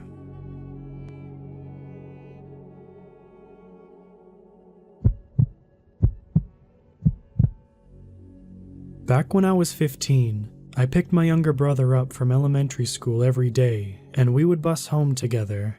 We had to transfer 2 times, and this happened at the second transfer. One day, I saw an old Caucasian man get onto the bus after us. He looked around 60 years old with white hair, and he was really big. Since there was no seats available, I stood up to offer my seat for him, and he gave me a smile and thanked me, and I thought nothing of it. After a few minutes, I noticed he was still staring at me with a smile, and at the time, I thought he just appreciated the fact that I gave up the seat for him. After another while, I started to get uncomfortable because I was noticing how intently he was looking at me. Once again, I tried to reason that maybe he had a mental illness, or was just slow because of his age. I took my brother by the hand, and we moved toward the back of the bus.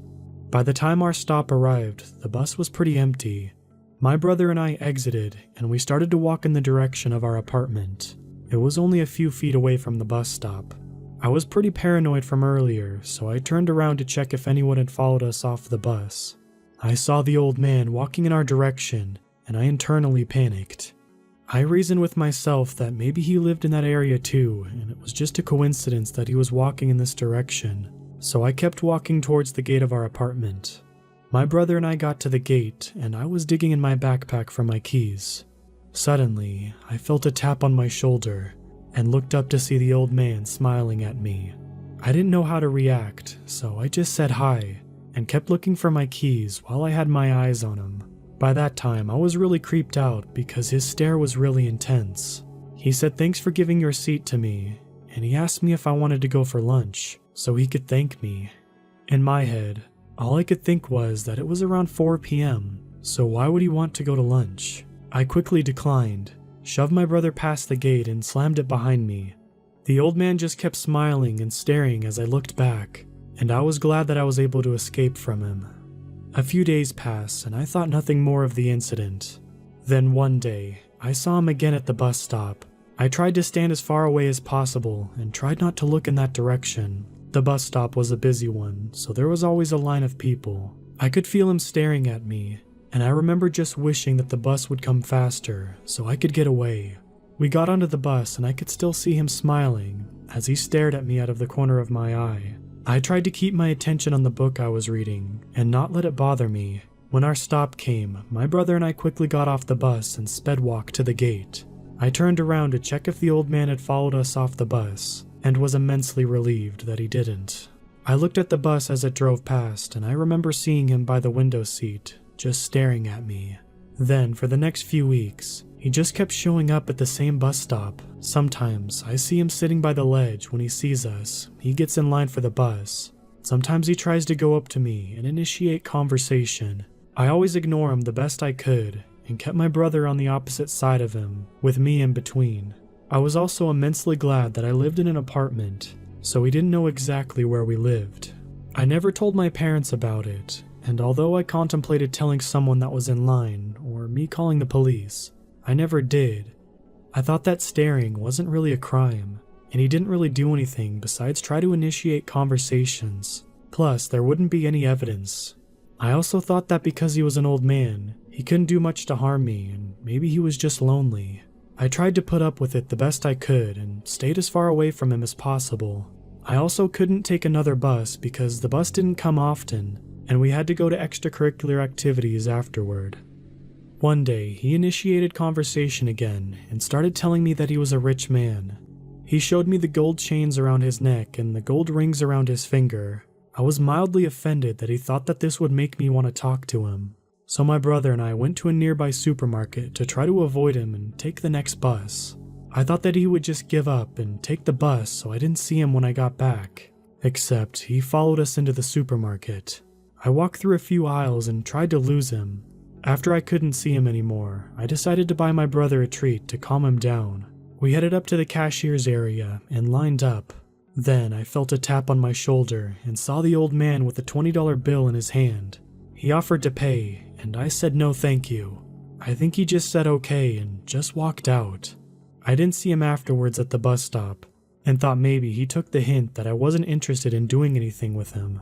Luckily, this happened a month or two before summer break, so I didn't have to take the bus route anymore. I also didn't have to go to extracurricular activities, so my brother and I took a different bus this time.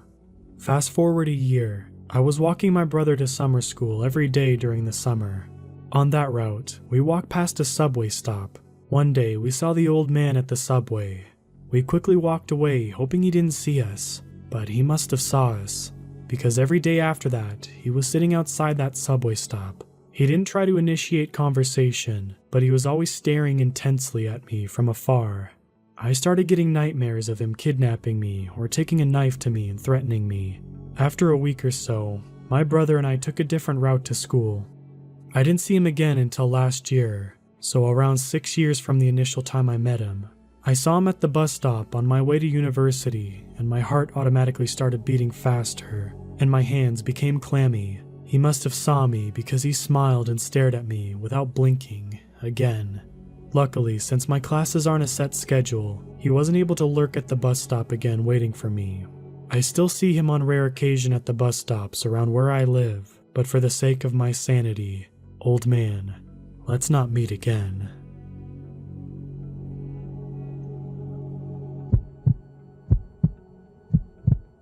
This happened a year ago. My husband and I were newly married, moving into our first place together. We knew a family who owned various properties around our estate and had a condo unit available in one of the more sketchy towns, but he was going to let us rent in it very cheaply.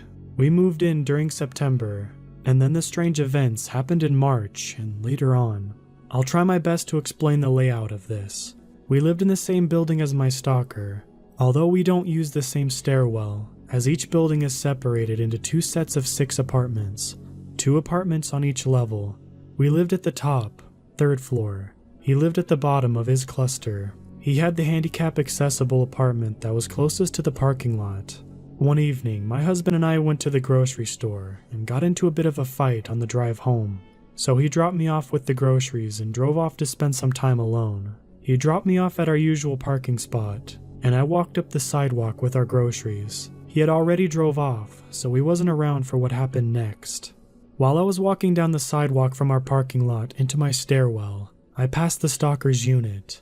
Once I was directly parallel to his front door, this man yanks open the door and runs out, so he's standing about 15 feet away from me.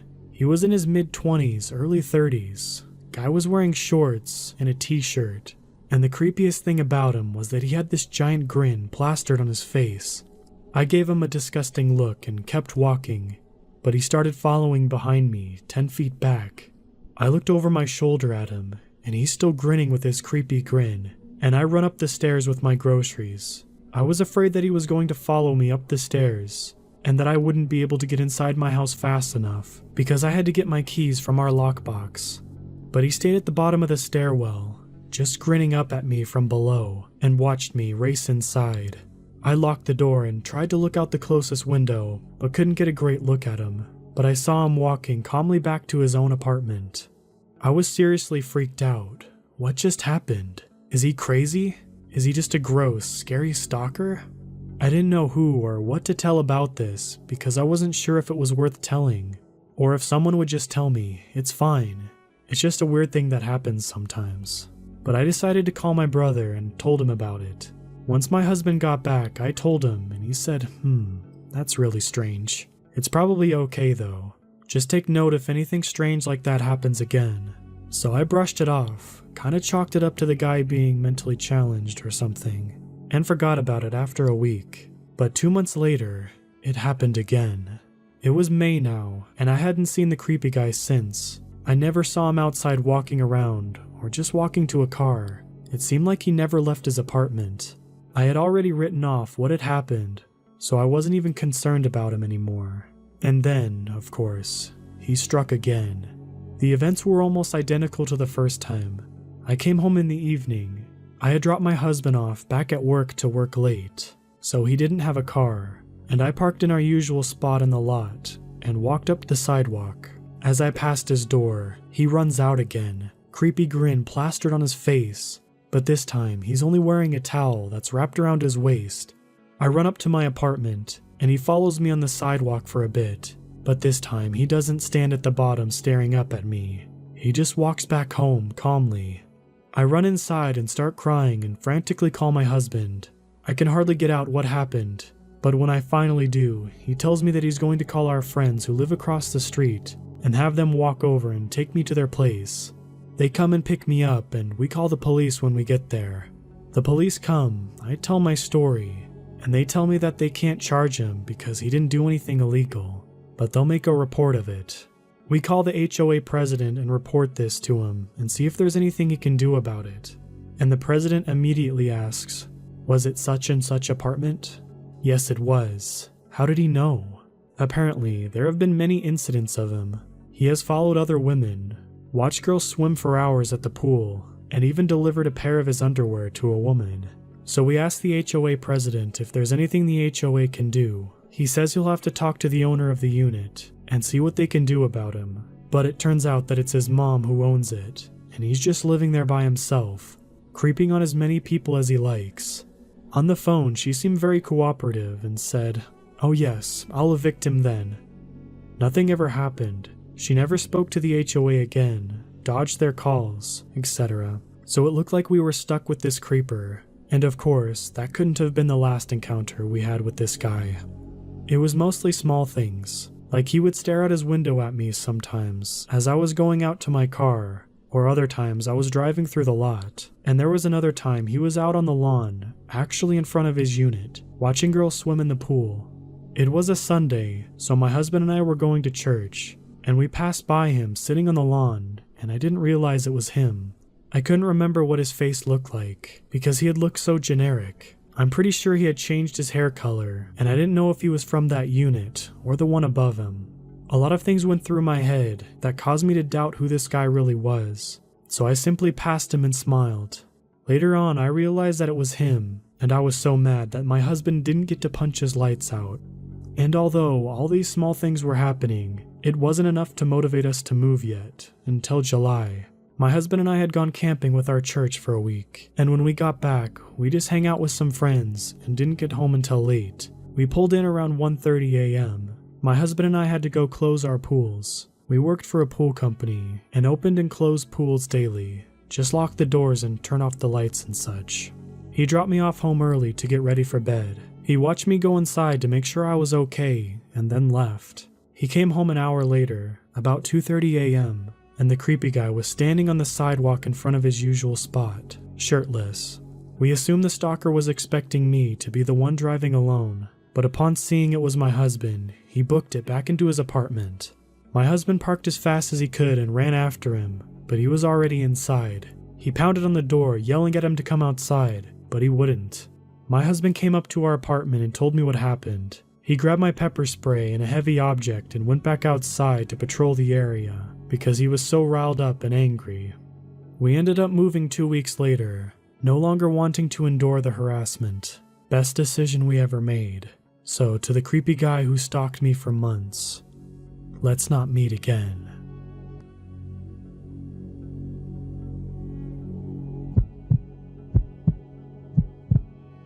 This happened to me about 2 years ago when I was 17. My family went out for the day to go shopping for food and I stayed home alone. I was in my room playing video games on my computer with my headphones on, and I always kept the door closed. After about an hour, I had to get up to go to the bathroom. Both the bathroom and my room were on the second floor, and our house at the time was a 2-story detached house in Northern Ireland. So when I get back to my room, I remember closing the door and continued to play games. About 30 minutes later, I go to check on my phone, but realize I left it in the bathroom. I get up to go get it, and notice my door is open, slightly ajar. Now my house isn't drafty, and I know the door is good and doesn't just open due to wind or whatever, so it catches me off guard. But I reason I probably just didn't close it all the way heading out to get my phone. I came back and continued to play, making sure I closed the door on my way back in. Some time after, I hear my family come back home. I hear them bringing in the first load of shopping into the kitchen and go out to their car to get more. When they come back in, they call my name and I head downstairs. When I came down, I saw the back patio door was lying wide open. They asked me if I was out back at any point while they were away, and I told them I hadn't. We looked outside and saw one of the deck chairs was pulled over the lower part of the fence, facing a small wooded area leading over to another street, obviously not where it should be. This shocked me. My mind raced with the idea of what was going on. This is my own personal theory. Somebody had managed to get in, most likely through the back door. They had went to see if the house was clear, went upstairs, opened my door and then saw me. Then they must have decided to wait downstairs for some reason. Maybe thinking I would leave, or they could ambush me, but had gotten scared and hid when my family returned, using the fact that they had left the kitchen to go bring in more shopping to slip out as fast as they could and use the chair to get over the fence. Even with this idea, I don't understand why they would risk coming in, given that it was in the middle of the day. Plus, if they seen that I had headphones on, why not just come up behind me and deal with me then? The worst thing about it is, I have no concrete proof of what happened that day. I have no idea why someone came in, how they got in, who they were. But one thing I feel certain is that somebody did come into my house that day. There's more to this story though. A week or so later, it's late at night, around 2 a.m., and I'm in my room playing games. While playing, I end up drifting off to sleep. I am woken by my mom coming in shaking me, asking me if I was outside. I told her no, I've been here all night, I was asleep. She explains to me that while she was laying in bed, she heard the back door slap, and as her room was just above the kitchen and the back door, she felt the shake of the slam. My stepdad was working night shift at the time, so it was only me, my mom, and sister in the house. I go downstairs to check to see if everything's okay. The door's wide open, our back garden is pitch black, so not knowing if anyone was out there, I closed and locked the door, and looked around the garden from the outside with a flashlight. I didn't see anyone outside and decided to stay downstairs for a few hours, keeping a lookout. The next day, we changed the locks. The strange thing about these instances is that nothing was stolen, none of our things were missing, and it seemed that nothing had been really moved or any drawers looked through. I have absolutely no explanation for this to this day. It baffles me. We had discussed getting the police involved, but we felt that because there was no serious evidence of a crime taking place, and that we would be moving out of that house in a matter of weeks, unrelated to this, we decided there wouldn't really be anything they could do to help, so we just had the locks changed, and made absolutely sure to keep things locked down and watched until we moved out.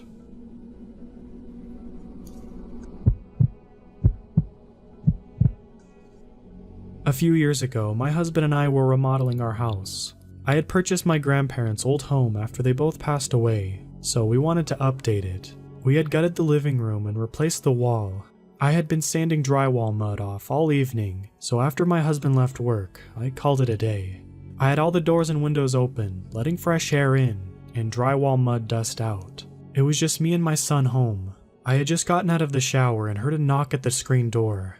It scared me. It was 11 at night, and our home was in the country. Our neighbors weren't screaming distance. There was a mobile home park about 1.5 miles down the road, and we never had anyone show up that late. There was a younger girl at the door. She couldn't have been more than 20. She was wearing shorts and a tank top. She asked to use our phone. She said something was trying to kill her. I wouldn't let her in. I asked if she wanted me to call the sheriff. She quickly said no. She just wanted to call someone to get her. I noticed she was holding a cell phone. She told me the battery was dead. I had my 2 German shepherds standing on both sides of me. I told her she could use my phone, but couldn't come in because my dogs were trained attack dogs. We can't let anyone in that doesn't know us or them. She looked freaked out. When I handed her our landline phone, she extended her arm out. That's when I saw it. She had track marks all up and down her arm. I think she was shooting up meth or something. She called her ride, and not 2 minutes later, I see a car come down the road. He was on a dead-end street. As soon as they left, I closed and locked down everything. I called my husband and the sheriff.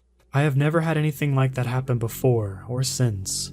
I think they saw the house. It was isolated and had the exterior decor of what an older person's home would have, and thought it would be an easy target to rob. Thank God I had my dogs, and I'm glad we didn't get to meet what was in the car picking her up.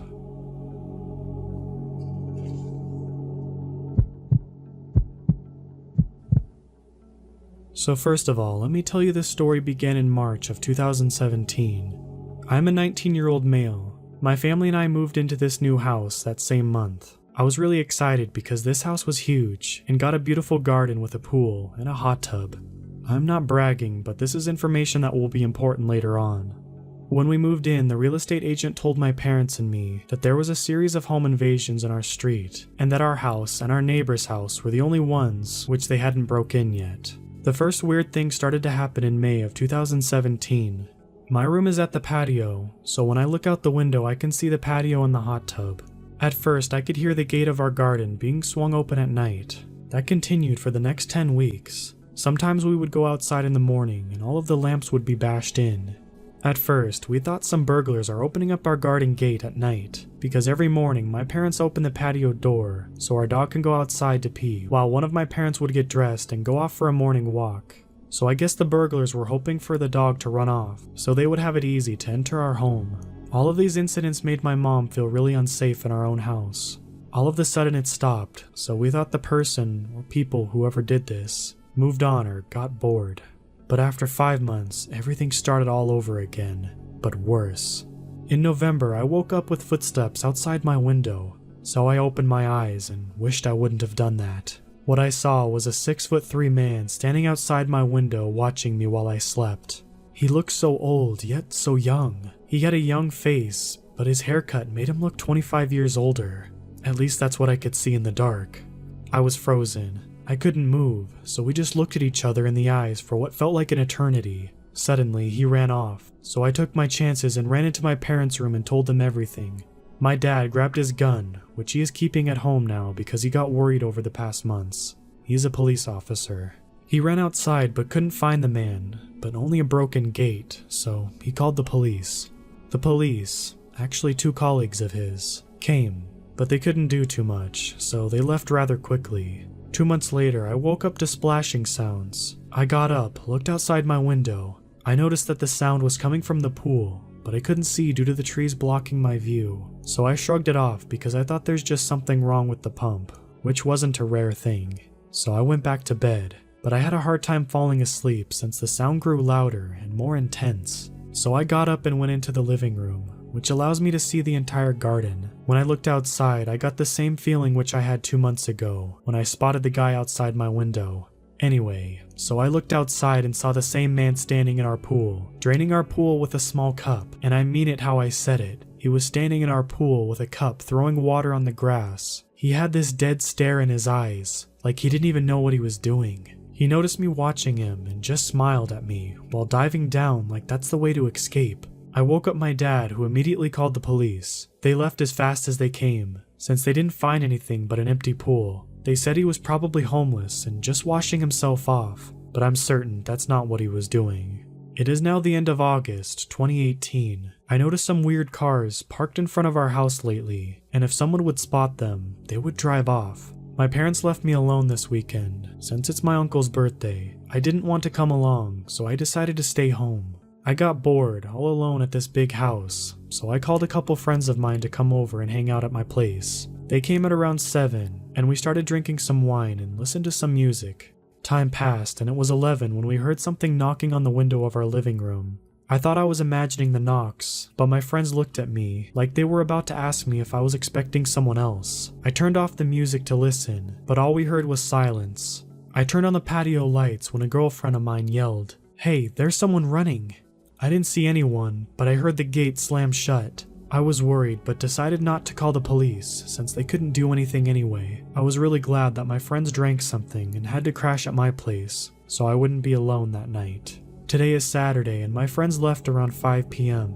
I was in my room when I heard something fall behind me, so I got up to see what it was. When I walked towards the bathroom, and I was freaking out when I could see a person right behind the door. The person didn't notice that I spotted him, so I walked back into the room to get my phone and call the police and my parents. I wanted to go down to the den because the lock on my door was broken. When I passed the bathroom, I saw the person was standing there, so I opened my camera and took a picture as proof for my family and friends. Here's that picture. When I took the photo, I didn't think about the flash, and my phone illuminated the entire bathroom, and the door slammed shut. I thought that was my chance to abandon the house completely, so I ran right out of my house and called the police. They arrived within 10 minutes. They went inside and came out with the same man who was terrorizing me and my family for over a year and a half now. The police say he was sitting in our bathtub, staring at the drain. He was constantly saying, "The cult elderly will eliminate you." Right now, I am sitting in my room, writing this story, and worrying about the cult he was talking about. Are the suspicious cars in front of my house a part of the cult, or is he just an insane man? The entire event doesn't make sense to me, and I don't know what is yet to come, but my family and I will move again in December.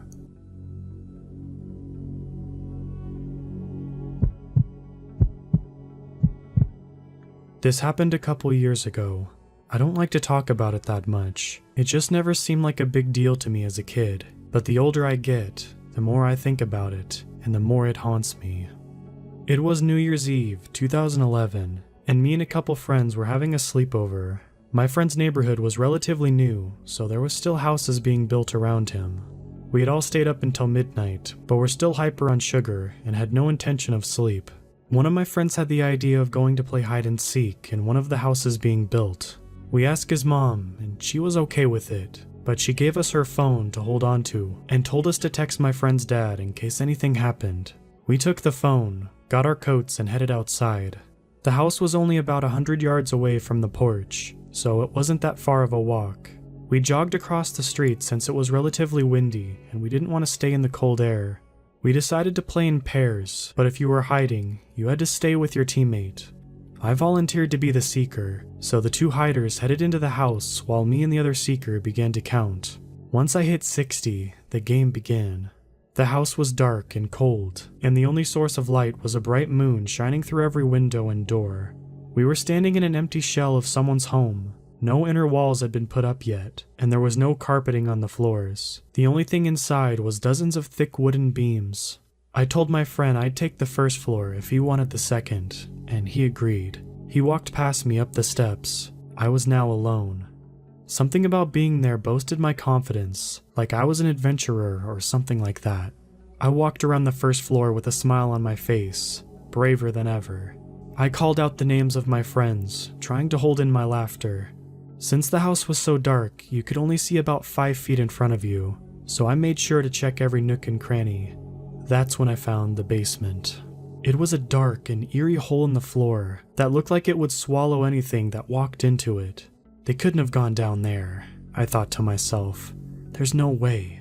But I had checked the entire first floor and heard nothing from my friend upstairs, so I sucked it up and began to go down the steps. I walked down slowly, taking careful steps because it was nearly impossible to see anything. My footsteps echoed through the dark room. I walked slowly, listening for any type of noise in the darkness. Then I heard something. The slow-moving feet.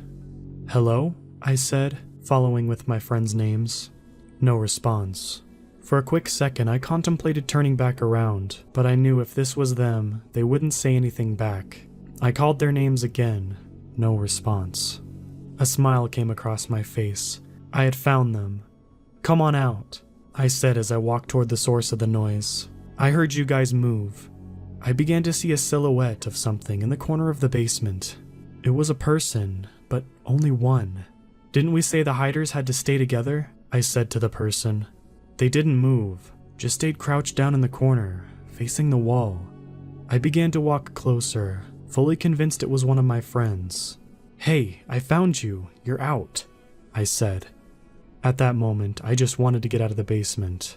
I continued to walk closer. I still wasn't close enough to make out any body features. Whatever it was breathing rather loudly, loud enough for me to hear it from a couple feet away. Being the naive kid I was, still thinking it was one of my friends trying to scare me, smiled. I didn't know what else to do, but I wouldn't take a step closer. That's when the breathing was overpowered by laughter and a loud footsteps from upstairs. "I found you," I heard through the ceiling. I quickly turned around and ran upstairs to see who was found, hoping whoever was in the basement would follow. I waited on the first floor as I heard them coming down the steps. "Got 'em both," my friend said as he came into my view. I stood there with a confused look on my face. How did he find both of them? I thought to myself. But to my surprise, here came both of the hiders, walking from upstairs. My heart dropped. I felt the blood rush out of my face and my legs go weak. I slowly turned around and stumbled towards the front door, without saying a word. "Where are you going?" they asked. I couldn't open my mouth to speak. There was only one thought in my head at this time. Who was in the basement with me? I made it to the front door, slowly turned the knob, slipped outside, and began running up the stairs to my friend's house. I wanted to get as far away from that place as possible. I began to feel tears welling up in my eyes. I made it to the front porch and collapsed, barely able to catch my breath because I was so hysterical. I lay there for what felt like ages when I heard my friends coming up behind me.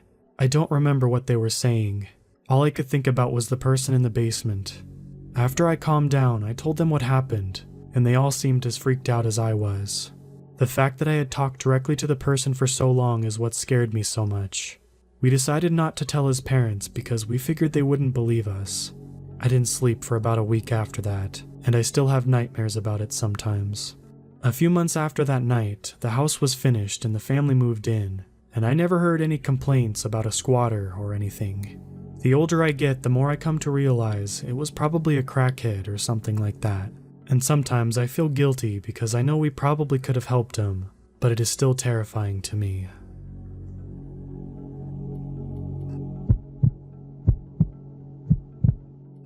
I wanted to share this pretty frightening story that happened to me back when I was 12 years old.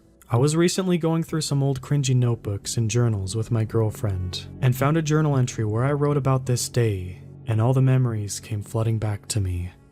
I used to live in what I thought was a really safe and secure private community. I wasn't allowed to just wander around too far from home without supervision, but because our neighborhood was a gated community, my parents let me walk around within the gates anytime I wanted, even if they weren't home. One day I was riding around the neighborhood after school when I saw a middle-aged woman crying on the floor of her porch, with the porch door wide open. I was pretty concerned and got off my bike to go see what was wrong. She said she was having problems with her husband and immediately asked me to come in to help her. My stranger danger sirens were going off, so I declined. She kept pushing me. Please, just for a moment. I just need someone to talk to.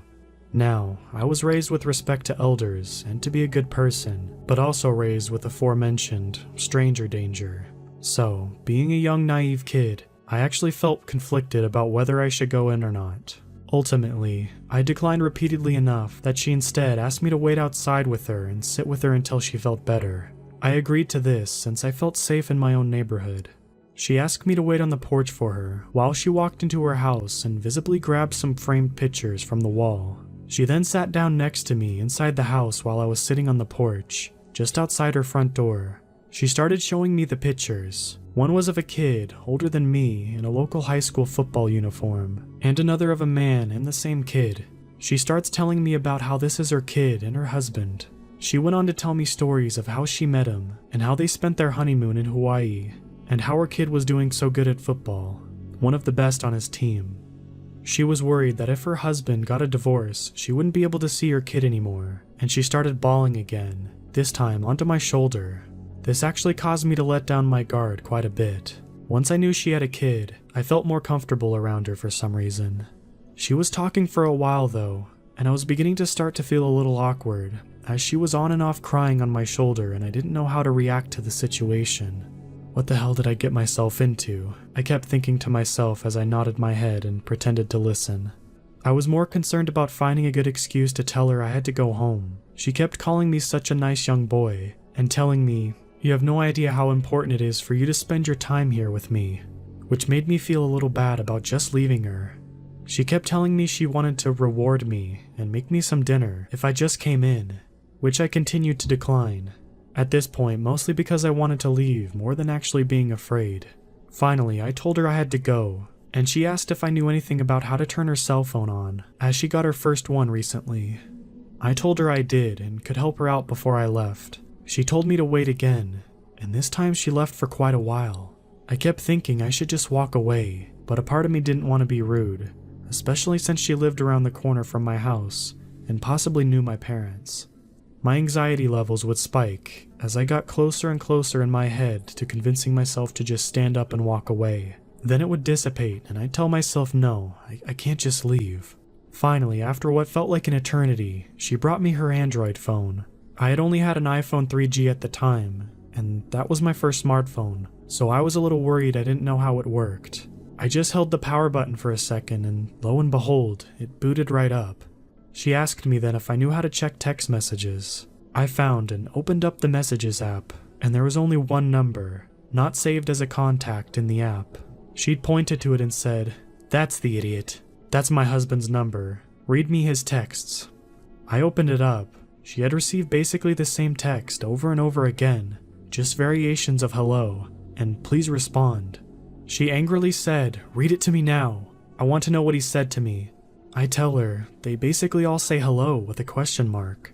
She just reaffirmed in a stern voice, "Read them to me." I start reading them. Hello. Hello. Please respond. She just has her eyes closed and she's nodding sometimes, commenting along the lines of, "That idiot. He does miss me. Well, screw him. He had his chance." She turned quickly from this crying, distraught woman who was worried about her husband would leave her, into an angry, spiteful person who felt like she was in the right. When I stopped reading a couple times and asked if she wanted me to stop, she would snap at me, "Keep reading," then I would continue. I started to feel like her husband was the crazy person with this many messages. I must have scrolled through dozens of messages, almost identical, spanning back days. My heart was racing. I felt like I was involved in something I shouldn't be involved in. I really wanted to go home, but every time I stopped, she would angrily tell me to keep going. That's when I came across the first message that wasn't hello. "Stop messaging me and leave me alone. I've reported you to the police and got a restraining order. If you come anywhere near my family, you will be arrested." My heart sank. That's when I realized all the messages I had been reading so far were being sent from her phone. I paused in shock and she again snapped at me, "Keep reading." I told her I couldn't because it was getting late and my parents had dinner for me. She again said, "Why don't you just come in for dinner? I'll make you something. You can let them know later you are helping your neighbor. They won't be mad, I promise."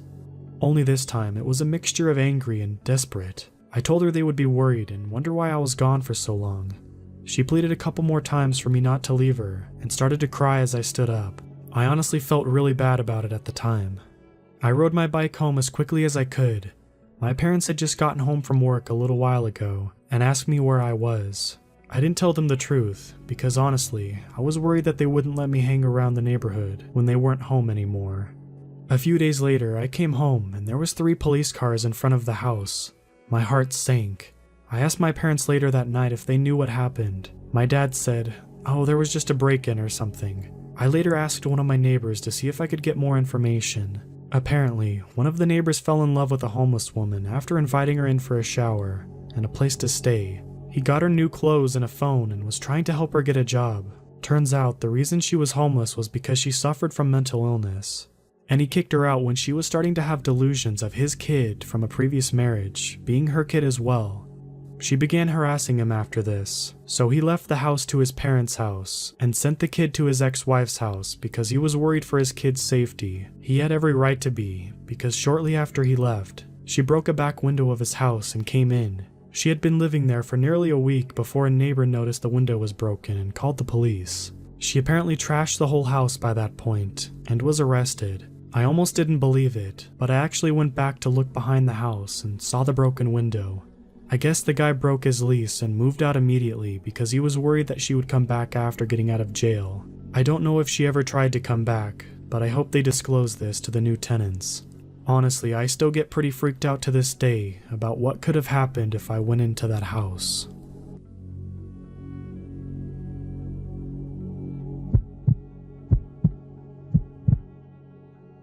This happened about 2 years ago. For context, I was living in college apartments for students, but unofficially, and my unit was on the first floor. It was a 3-bed, but I only had one roommate at the time who was away for the weekend, leaving me home alone. I am a small person, 5'3" and 120 pounds, and my dog is about 25 pounds and not fully equipped for self-defense. It was around 10 p.m. on a Saturday night, and I was taking a bath. I heard my dog growl as her hunches went up, and thought it was weird because she hardly does that. I thought, whatever, it's an apartment. Somebody's probably partying. So I got out, got dressed, and laid in bed with my book. I heard a knock at my door. "Hello? I saw your light on. I was just wondering if I could use your phone.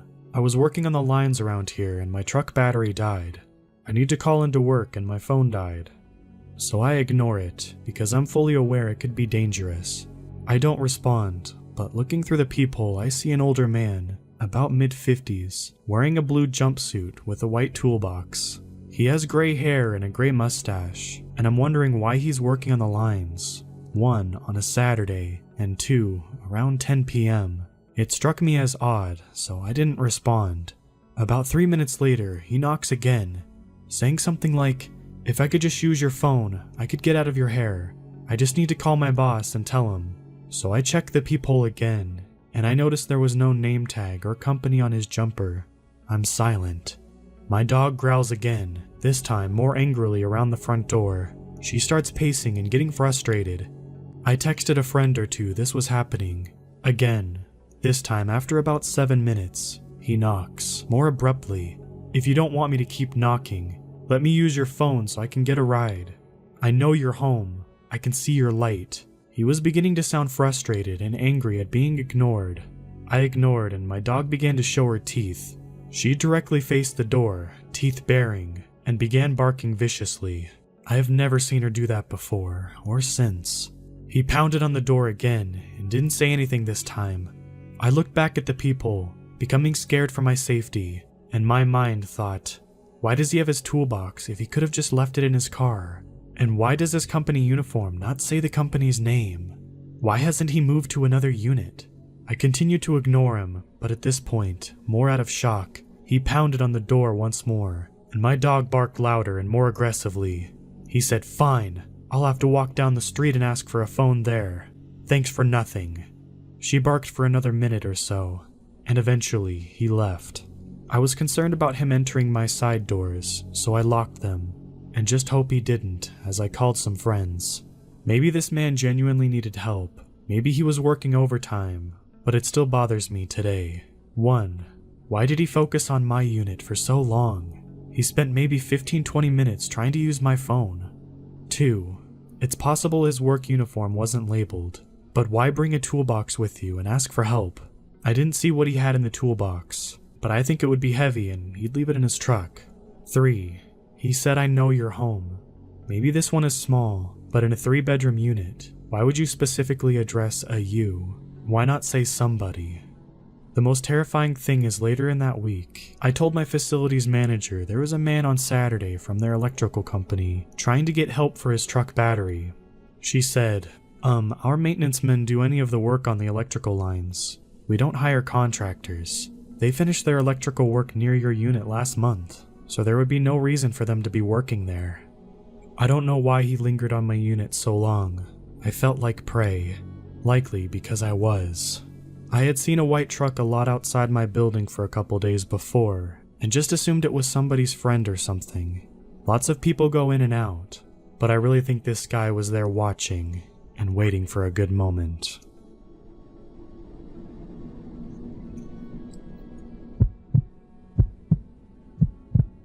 Okay, so this happened when I was around 9 years old.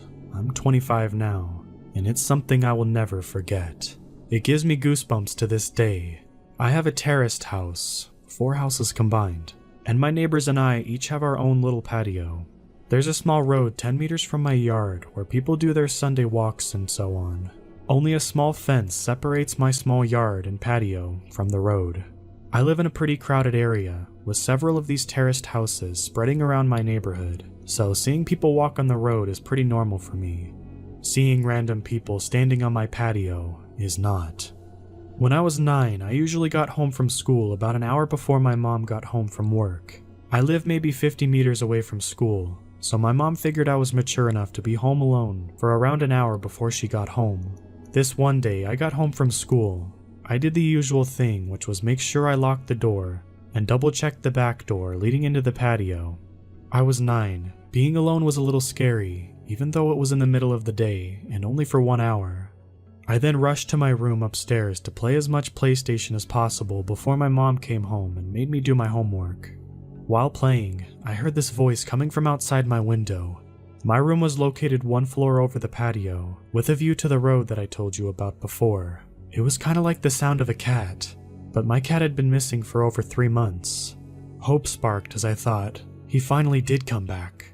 I ran downstairs to check if it was my cat, but the sight that met me gives me goosebumps writing this. There was a guy standing on my patio, a guy with black hair covering half of his eyes, making him look like the male version of the Ring Woman or something. I could hear him making high-pitched sounds, almost like a cat meowing. A brown liquid was running down from his mouth, and I could see him spitting out my dad's stomped cigarettes. He was actually eating from the ashtray. I was frozen observing this, eventually snapped out of it and screamed so loud that the man must have heard it. He didn't react. He kept on eating from the ashtray. I ran upstairs to my room, locked the door and called my mom, who then called the cops. I have never been more terrified in my life. laying in my bed under my sheets, shivering with fear as I hear this creepy high-pitched noise from the guy eating cigarettes from the ashtray on my patio. I kind of blacked out for a moment, because the next thing I remember is the police arriving on the road by my yard. I hear them talking to the guy, saying stuff like, "What are you doing? Get over here, or we'll have to come down and arrest you," and so on. He didn't respond, but the high-pitched sounds was more frequent and louder. I decided to look through the window, feeling safe now that the cops were there. I could see 2 police officers standing by my fence, one man and a woman. I did not see the creepy man, however, because he was standing directly 1 story under me, out of my field of view. The police jumped the fence, and I remember hearing the creepy guy scream louder than anything I've ever heard before. He charged the female officer with full force and knocked her out cold. The male officer immediately tased the guy, leaving him shaking on the ground, screaming still. The policeman struggled, keeping him on the ground while putting handcuffs on him, but he eventually made it. After a while, he managed to wake up the female police officer, who seemed badly hurt. He called for backup and an ambulance, and then he sees me staring in the window above him. The expression on my face must have been something else, because he just looked at me and said, "I sure hope you didn't see all of that." I started to cry. By this time, my neighbors started to arrive, wondering what was going on. One of my neighbors, an elderly woman, made me come down, and she took care of me until my mom came back home. The police took the creepy guy with them in the car and left. Before they left, they promised to come back and talk to us about what had happened. This is where the story takes an unexpected turn. The male police officer came back later that night and sat down with me and my mom to talk. He explained that the guy on my patio was actually diagnosed with severe autism. He had escaped a facility where mentally challenged people live, located around 5 kilometers from where I live. He explained that the guy had actually lived in my house about 5 years ago, but he had been forced to move when his mom, his only caretaker, died. The poor guy probably thought he would find his mom in my house. He missed the routines, he missed living there with his mom. The police had to move him from that house that time 5 years ago because he was extremely strong. This was the reason he reacted the way he did when the policeman came that day. Still frightened, I told the police officer that he needed to make sure this would never happen again. He promised it wouldn't. After a few sleepless nights, my life got back to normal. The years went by and the guy didn't come back, until 1 year ago. At this time, my mom and dad had moved out. I had bought the house from them, and I'm still living there today. I was enjoying my morning coffee on the patio when I see this random guy stop on the road by my fence. He just stands there, looking at me. I looked at him and gave him a nod, and then I hear the high-pitched noises. It's him. His hair had turned gray, but the high-pitched sounds made me realize. My heart started racing as I instantly remembered the reason why he was back. I realized he must have managed to escape again. Because I kept my cool a little bit longer than when I was 9, I started to realize how sorry I felt for the guy. 16 years later, he was back to look for his mom. I decided to carefully ask him if he wanted to come down to the patio. He instantly started to jump the fence. I started to think that he would knock me out like he did that police officer. He didn't. He looked at me and smiled. I'd offered him to sit down. He didn't respond. I offered him to come inside and he started laughing, and we went inside. His face lit up, pure joy. He was home. It reminded him of the life he had with his mom. It almost made me tear up. All of a sudden, he sat down on my couch, turned on the TV, and switched directly to the cartoons. I observed him for a while. He was just completely focused on the cartoons. I just wanted him to enjoy the moment, so I didn't say anything to him. I realized that I had to call the facility and let them know. The caretakers arrived 10 minutes later. After a lot of convincing, he got back up, crying, and went back to the facility. I called the facility 2 days later. We made a deal. His name is Tom, and I now consider Tom my friend. Every Sunday from the day he returned, Tom and his caretakers visit me to watch cartoons. They say it's the highlight of his week. It makes my heart warm.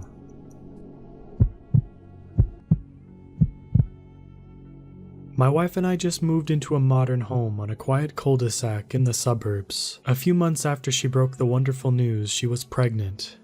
We'd done extensive research to find this house.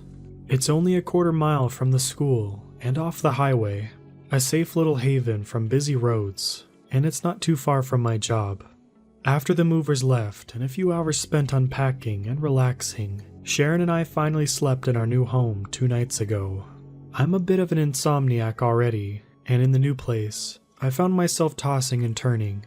I eventually read the 2:30 a.m. on my bright phone screen and sighed. I finally got up and wandered downstairs and poured a glass of water. Then I walked into the living room and opened the window for some fresh air, a habit I found myself engaging in since quitting smoking. Through the open window, I heard a muffled woman's voice speaking and realized it was coming from the next-door neighbor's house. I looked over to the neighboring house's side window, and through it saw a woman in her 50s standing profile in her living room, barely visible due to the glow of the moon's light. She stood there, extending a hand forward and raising it up and down, as if practicing the action of shaking a hand in a greeting. I had to strain my ears to focus, but I was able to hear what she was saying as she repeated this action. "Ah, you're the new residents. I'm Mrs. Ainsworth," the woman spoke before tilting her head back to look at the ceiling. "What a nice day. Funny to think it's nearly Octoshish. Nearly Octoshish." She twitched into an odd shiver, clearly having trouble at the end before trying again. "What a nice day. Funny to think Halloween is nearly here," she repeated before restarting the sequence with the handshake gesture, over and over. I felt guilty spying, and I didn't want to speculate about what speech impediment or possible neurosis my neighbor might have. Though, creeped out a bit, I headed back to bed to eventually fall asleep. I woke up yesterday morning to the smell of sizzling bacon and the nostalgic sounds of the Pet Shop Boys from downstairs. I coasted through my morning routine with time to spare.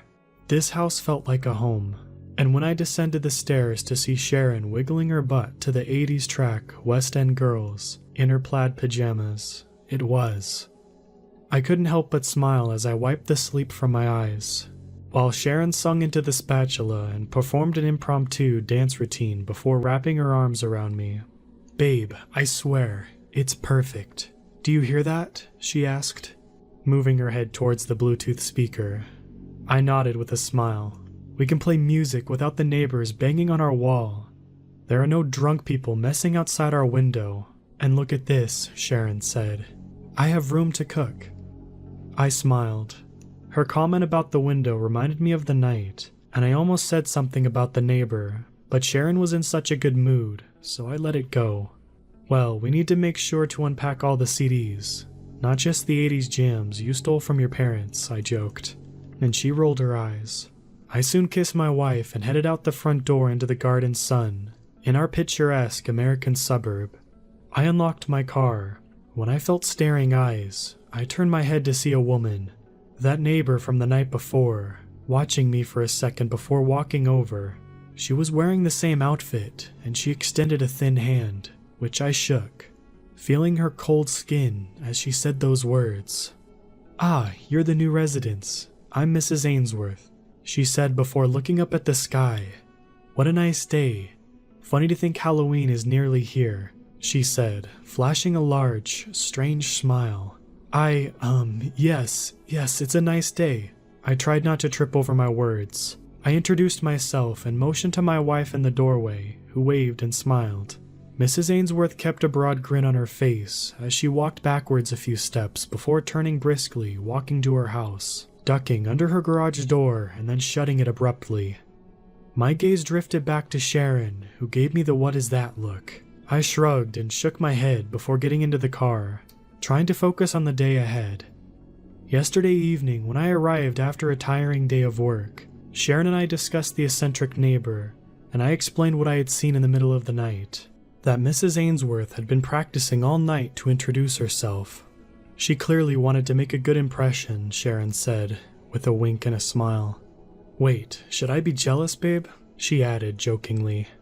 "Oh yes you should," I purred, and she smacked my shoulder before I continued normally. "I'm being serious. It was creepy." Sharon didn't seem bothered by it, suggesting maybe the neighbor had suffered from TBI, traumatic brain injury. She explained she'd seen a few in her years as a therapist.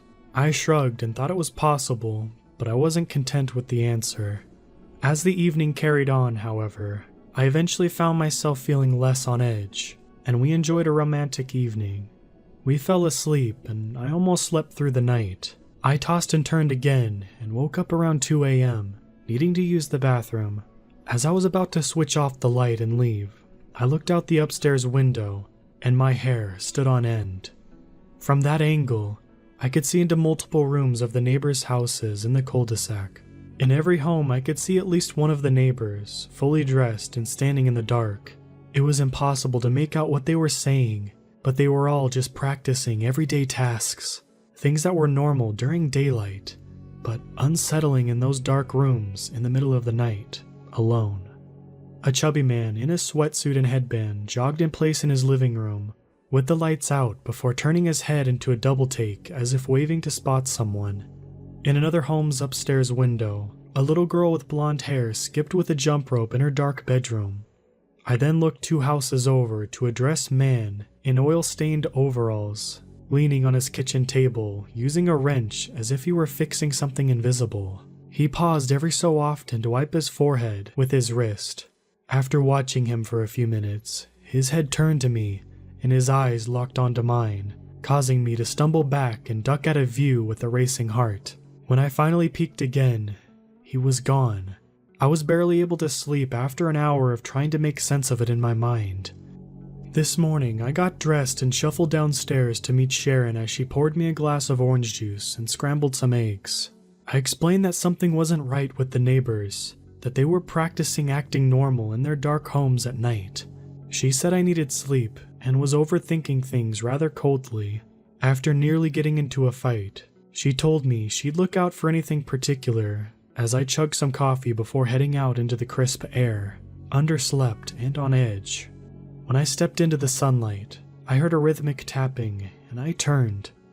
There, I saw a fair-haired blonde child skipping rope in a driveway across the street.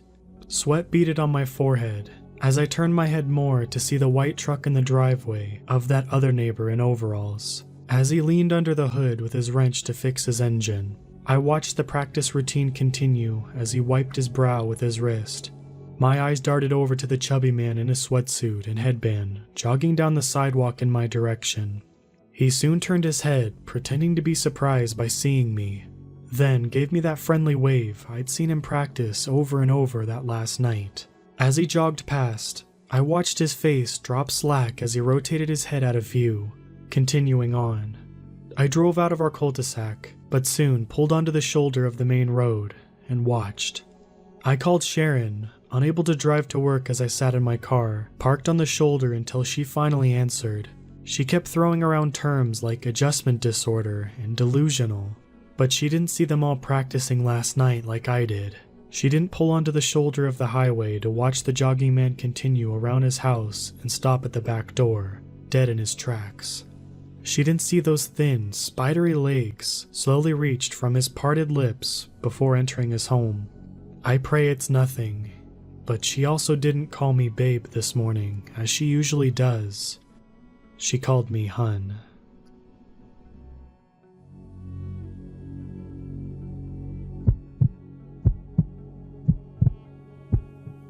To this day, I don't know what I witnessed those few days, nor do I want to know. I think it would be better that way. To set this scene with some background information, I'm a 20-year-old Latino woman. I'm a Lance Corporal in the Marine and have spent a year in Afghanistan back in 2015. During the time of this experience, my girlfriend and I took a camping trip, and for the sake of this story, I will call her Olivia. I've grown up in a very wooded area of Florida, many trees and animals of all sorts. Alligators, bears, panthers, coyotes, and sometimes wolves from people owning them and letting them into the wild when they got big. The area we had gone to was new terrain for us. She insisted we go somewhere new and explore around, since I would have to return to California to my duty station in a few days. She wanted to explore the new terrain with me. We walk along the beaten path, admiring nature in the wooded areas, flowers, and even small animals and birds that inhabited the area. Olivia went to college for zoology, so she enjoyed teaching me about the different animals and the ways to identify them by their tracks and other signs. As we were walking to the camp clearing in this particular forest, we came across a hardly visible pathway, winding deeper into the brush. Her nature calling was pulling her into it. She wanted to explore and find a place inside to set up camp. But call it military intuition, but I felt really uneasy with the idea. Reluctantly, with her pleading, I agreed. We then began to trek through the brush, thorny vines cutting up my legs through my jeans, and a spider web hitting me in the face every now and again, due to the overlaying branches. We walked for roughly 45 minutes until we came into a clearing, deciding this was the best spot we could set up camp. Olivia pitched our tents as I got the fire roaring, and at this point, the dusk is creeping in on us. We lay down to settle in for the night, and all is well. That is, until I'm awakened by things being thrown by the side of my tent. It takes me a little bit for my eyes to adjust to the darkness. The campfire was now a dim glow. My eyes finally adjust as I look around. I wasn't truly awake until the smell hit me like a semi-truck. The smell of rotting garbage. It was sickening. As I tried to gain my composure, that's when I saw the figure. It was tall, very large and stocky, and appeared very human-like, just too large to be a person. There was still tapping against the tent, some large, others small, but I didn't make a peep. My voice was lodged in my throat, and I'm not even sure at this point I was breathing. All the hair on my body was on end. I was terrified. Olivia shifted in her sleep, opening her eyes. "Hey, is everything okay?" I cut her off by placing my hand over her mouth, raising a finger to my lips in order to tell her to be quiet. That's when I heard it. The growling. It was low, more like a grumble and a groan than a growl, but it was a sound like no other. It was enough to make even my drill sergeants piss themselves. Our eyes directed to the zipper, and it began to move.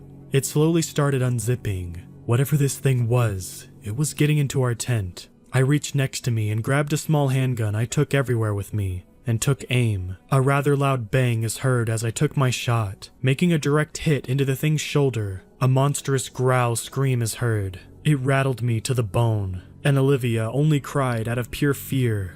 We watched as this figure disappeared, and we didn't fall asleep just in case it returned. I stayed with her all night, my handgun at my side. The next morning, we were packing all of our stuff and getting ready to head out when we saw it. A stocky figure standing in the tree line. It was around 8, maybe 9 feet tall. It was large, hairy, and seemed rather human-like, besides its dark, deep eyes and fur-covered body.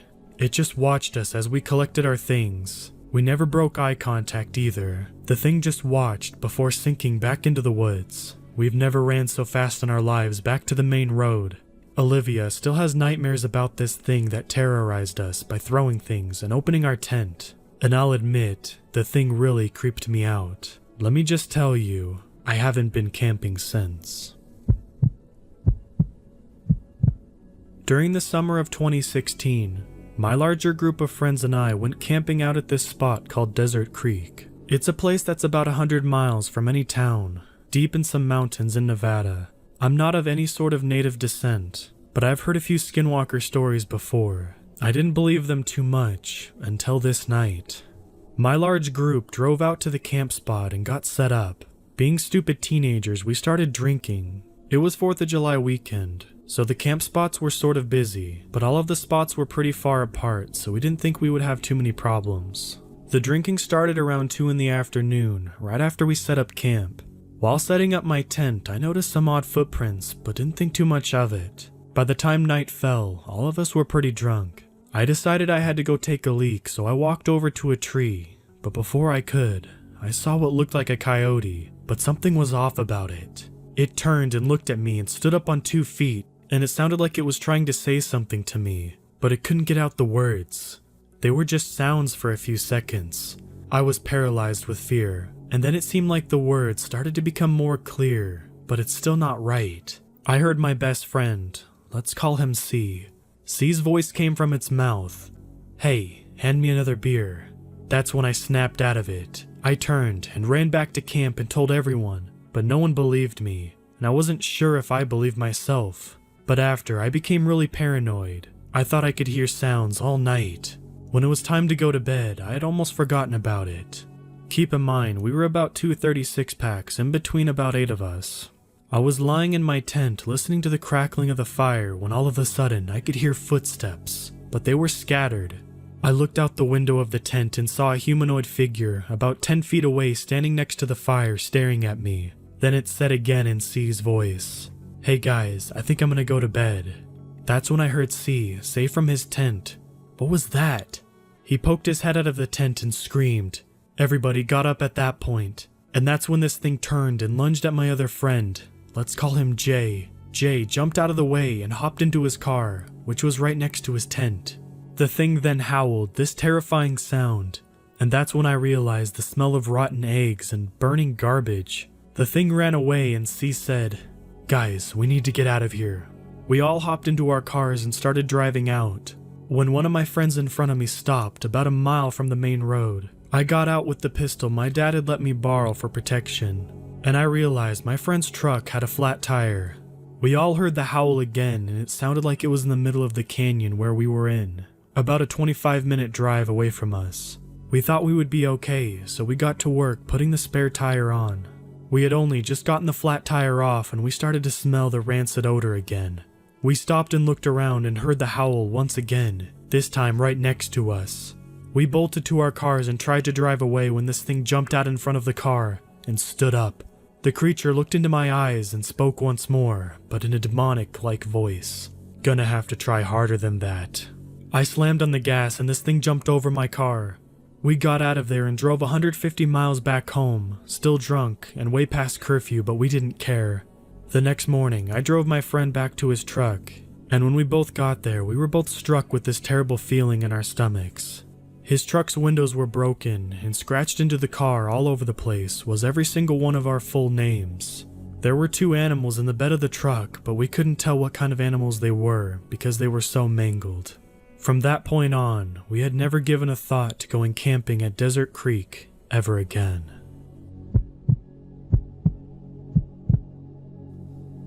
I will not say my name for this story, as I am afraid they will find me, but you can call me Rose. I was 14 when it happened, so about a year ago. I was at a powwow with my friends, a young girl, let's call her Lily, and her older sister, Saria. It was getting late, probably around 10 p.m., when we came up with the idea to tell scary stories. I've always been fascinated by skinwalker stories, though I have never seen one myself. Well, that was about to change.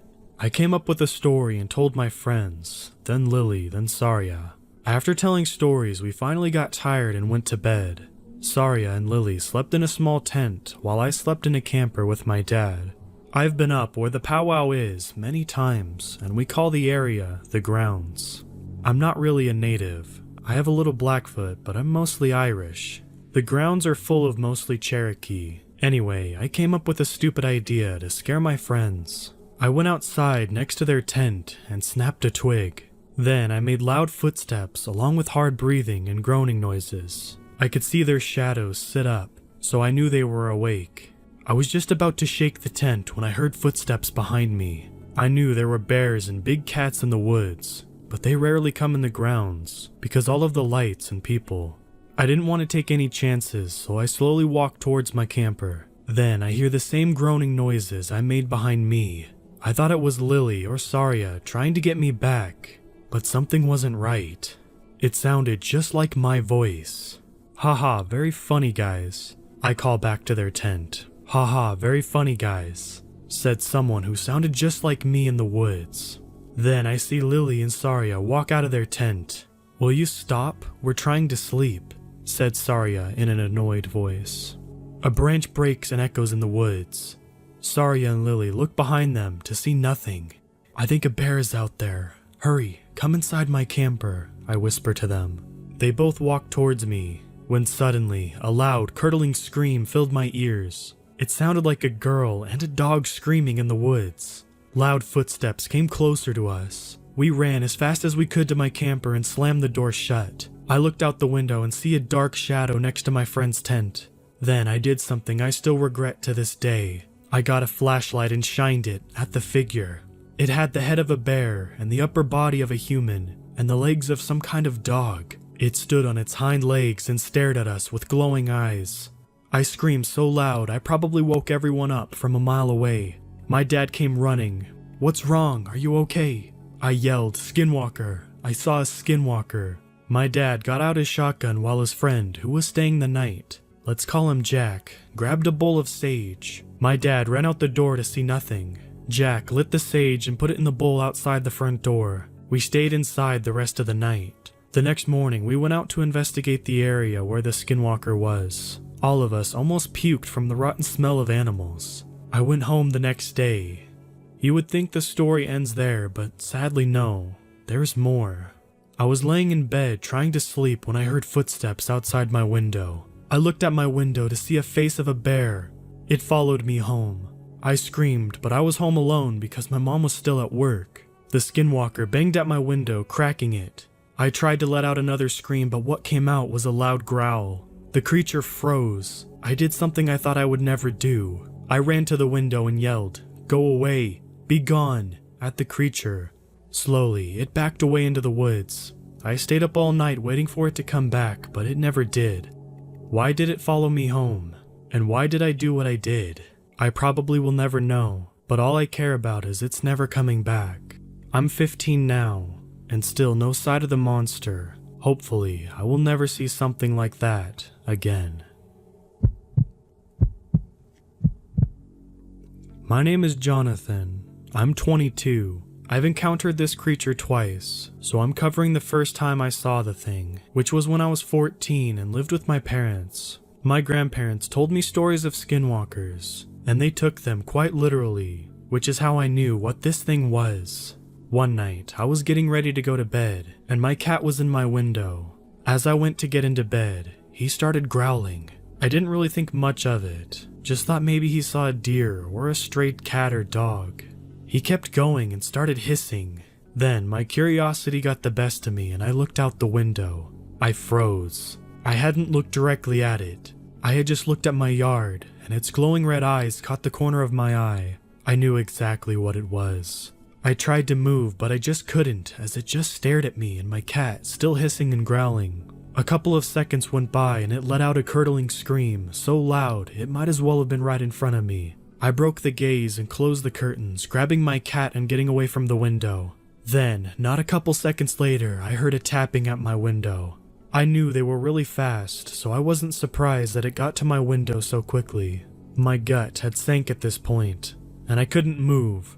My cat was silent but on edge, and all of its hair was standing up. Then it tried to speak. There's no explanation on how it did this, but that it's been around for a very long time. It said, "Jonathan, come here. I need your help." The most frightening part about that was it was in my dad's voice, but he had been gone for over a year now. The tapping continued for about 10 minutes and stopped completely. Longest 10 minutes of my life. After it stopped, I heard footsteps stomp off quickly into the woods where I lived. I didn't get any sleep that night, and the next morning everyone was up and didn't seem like they had heard anything, and acted like everything was normal. I haven't told anyone, and you're the only person I've told this. I couldn't tell if it was a skinwalker or a Wendigo, as I didn't see any of its features except that it had glowing red eyes, and that it mimicked my dad.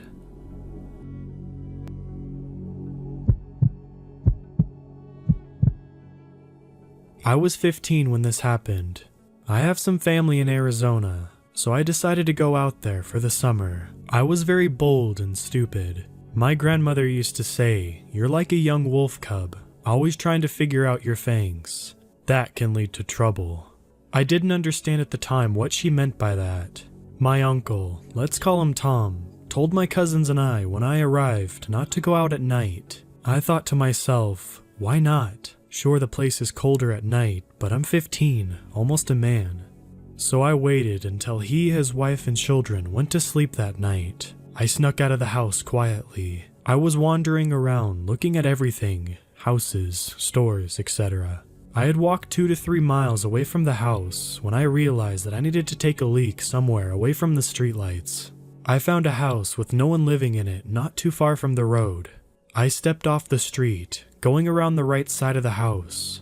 I was in the middle of doing my business and I thought I heard a cry from a little girl, but it sounded somewhat off, like if it was coming from a tunnel or something far off in the distance.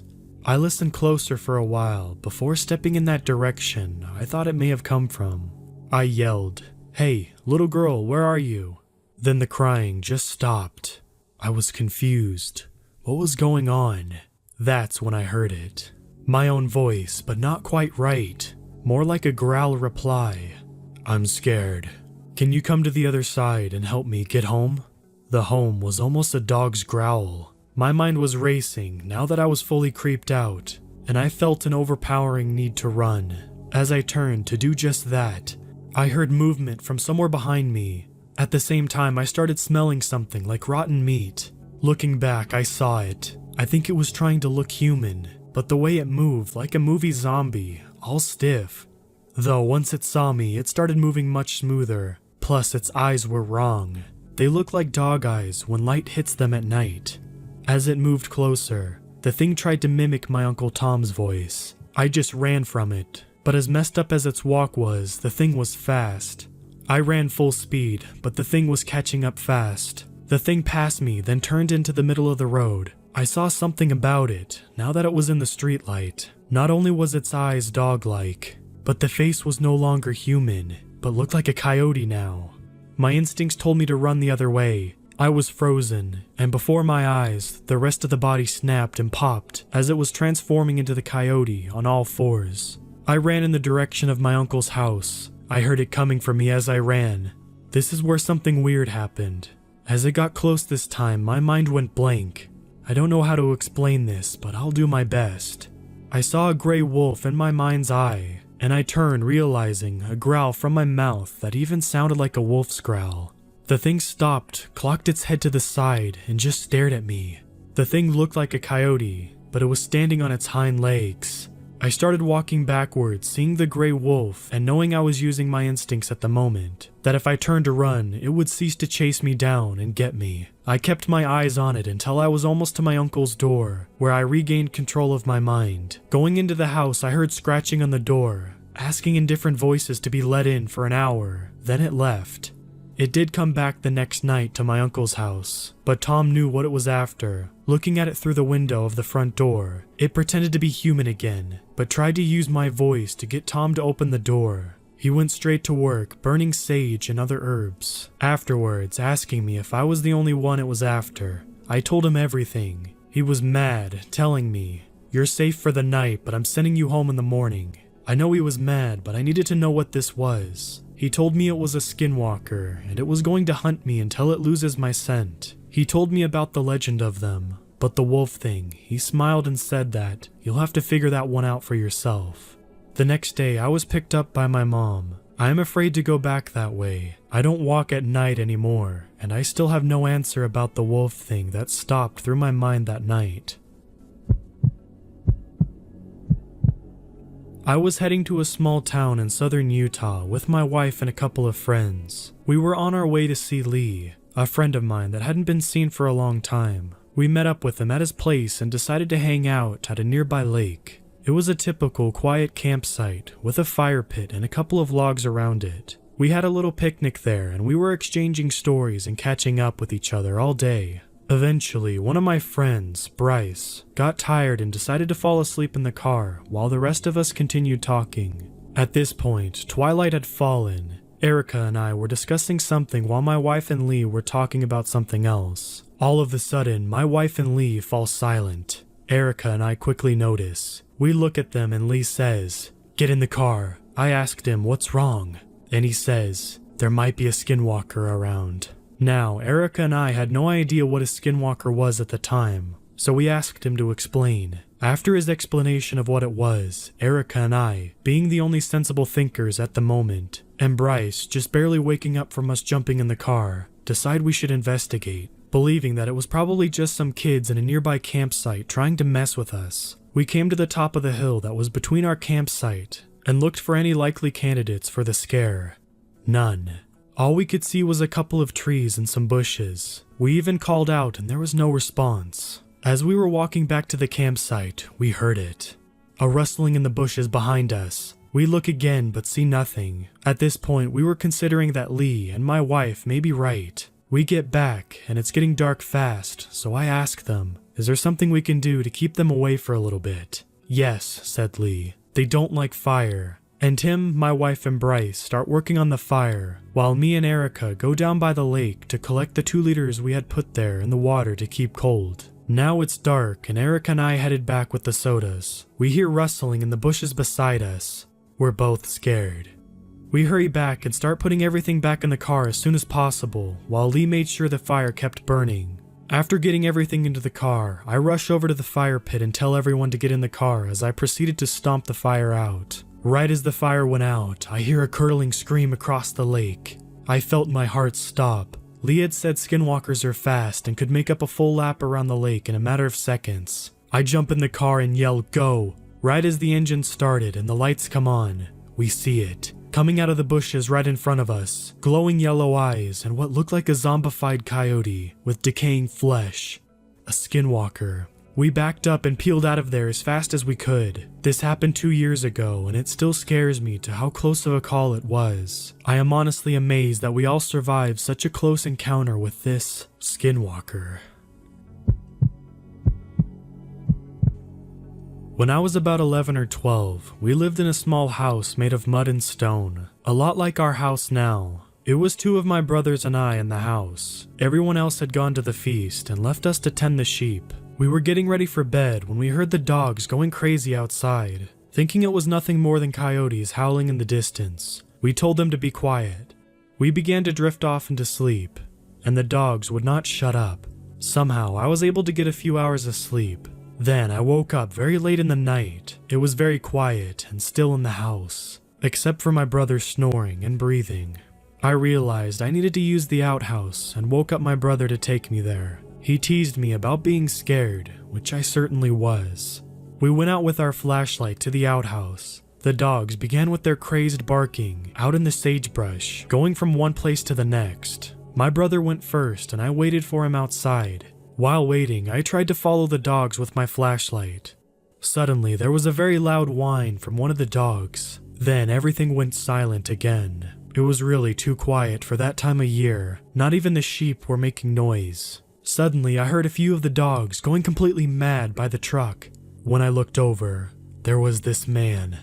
He was unbelievably tall, leaning one arm on the cab roof of the truck. He was looking at the dogs for a little. They all scattered in different directions. The thing looked up at me, and I saw its face. It had a pure white face, like a full moon, 2 burning yellow eyes, and a slight smile that was pure black. I could not move or make a sound. It began to walk towards me with long strides, until it finally towered over me.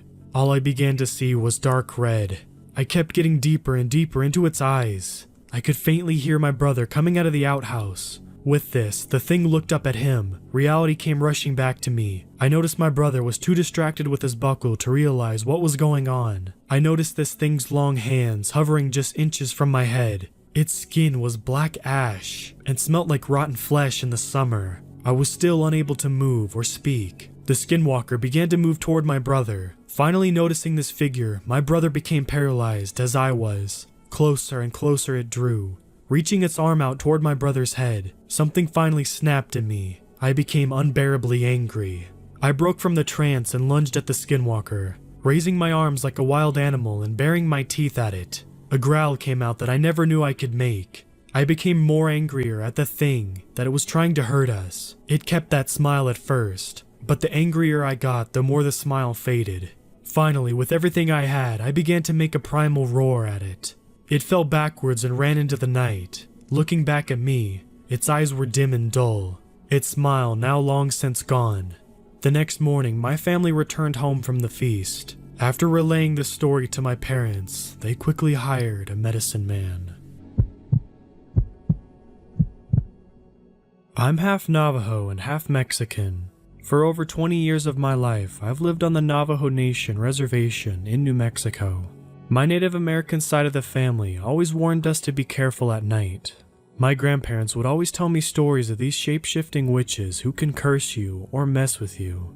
They called them skinwalkers, because they would take the skin of animals and wear them to change into that animal, or something in between a human and an animal. I never believed in it really. I'm only half Navajo and light-skinned, so I was never treated the same by most people here. So I drifted away from the culture and thought it wasn't for me. It was around summertime. This happened when I was in high school, so about 6 to 8 years ago. I would have been like 15 to 17 then. I used to hang out with a group of guys who like to do a lot of delinquent type stuff. You know, smoke cigs and stay up all night playing video games at someone's house. Then at 3 a.m., if we felt like it, we would go sneak out to Paradise. I know, it's an ironic name. It's basically a giant metal pipe that carries irrigation water to all the farms. But really, it was also a spot for kids to get drunk or high in the evenings. However, the place did have a scary history of kids and adults who drowned in the night. But I always thought those were urban legends. But at 3 a.m., that was our time. We as boys would test one another across the pipe, sort of an initiation, to see how far you could go. We usually could go all the way across. Now keep in mind, this pipe goes well over 3 stories high. It's also wide. I'd say as wide as an average car. We would walk this thing for kicks in a group of 9 at 3 a.m. So one night, me and a small group of friends were driving around bored at 2 a.m., wanting to spook each other. So I said let's go to Paradise and walk the pipe. As to most of these friends I was hanging out with had never done it. They agreed, pumped up on energy drinks, and we drove. It was pretty quiet. The sky was dark and the night was cold. The boys with me were Michael, Cody, Tommy, and Theral. Now, Theral was the driver because he had a car and his family was pretty well off too, so he never had to worry about cash. We got to the place and he didn't want to go. Said his parents were traditional, and he wanted to just chill in the car. Basically, he wanted to text some chick, I'm sure, without us bugging him. I told him it's fine, keep the car locked and running in case we see something scary. Me and the other boys went on without him. As we got onto the lead pipe, a few of the guys were scared, and had me take the lead. As we crawled, I'd say a fourth of the way on the pipe, talking and laughing, I noticed a faint white or light gray bat, bigger than my head, flying around us. It dived for us a few times. We dodged it, but then Tommy slipped because of the shoes he was wearing and almost fell off the pipe. I reached out, grabbing him on his right arm. Michael had grabbed my shirt collar, and Cody grabbed his. Altogether, we got back on the pipe, shaken that we almost lost Tommy to the dark depths below. The bat was gone. We were all freaking out, but the guys wanted to continue. We laughed about it as guys usually do. We passed the halfway point on the pipe with no problems, but as we got 3/4 of the way, Michael saw something. You see, at the end of the pipe there's a hill. Behind that hill, it's very brightly lit because of a church somewhere off in the distance. Anyway, on that hill was a black figure of pointy ears, a dog silhouette. Now, Michael was a tough guy. He yelled at that thing, "I'm not scared of you, Skinwalker," and tossed a few rocks he had in his pocket. One rock hit the pipe and the other fell into the brush below. That shadow silhouette dog stood up on its 2 legs like a person. We all freaked out, jaws dropped. Then Cody said, "Look, another one to the left." Tommy said there's another one on the right. So there's 3 silhouettes of pointy dog-eared people on the hill. I told them to back up so we could get back to the car. The things to the right and the left of the hill started to move down the hill towards us. Now there's just one standing on the hill. The one who stood up first. Now we're trying to go back, but we're still halfway. Under us, complete darkness. It's quiet for a few minutes. Then we heard a girl crying. Sounded like she was hurt and scared. We were overcome with a strange feeling of wanting to help. Michael wanted to go back towards the end and crawl down the pipe to help this girl. I almost followed too, but inside I said, "No, this is wrong. Something isn't right." So I yelled at him and everyone, saying, "Are you stupid? Look at the thing up there on the hill. Did you not see those things? It's a trap. Let's leave that fake crying. If that girl is hurt, we'll come back when the sun is up in 2 hours." Now, the moment I said this, the crying stopped. All the guys freaked out, saying they can't believe what came over them. They said they almost forgot what we saw before. Halfway on the pipe now, we hear a drum being played. We start running. Running on this pipe, almost to the car. Corey stops us. We can all hear it, and it sounds like a pack of snarling, growling, yelping coyotes. But it's pitch dark below. But we know they are under us. We run, full speed. Not looking back in the car, we yell and drive as fast as we can back onto the dirt road to a well-lit gas station, and explained what happened to Theral. We couldn't get the girls crying out of our heads, and we went back in daylight just to make sure. We did not find the girl. Instead, in the area, We heard the crying and we saw a coyote watching us a close distance away. It was not shy. It looked at us for 4 seconds and walked into the brush. I did not go back there after that. This was about a year ago. I lived in Michigan. My older brother was planning a big cruise to Mexico and then invited me to go along.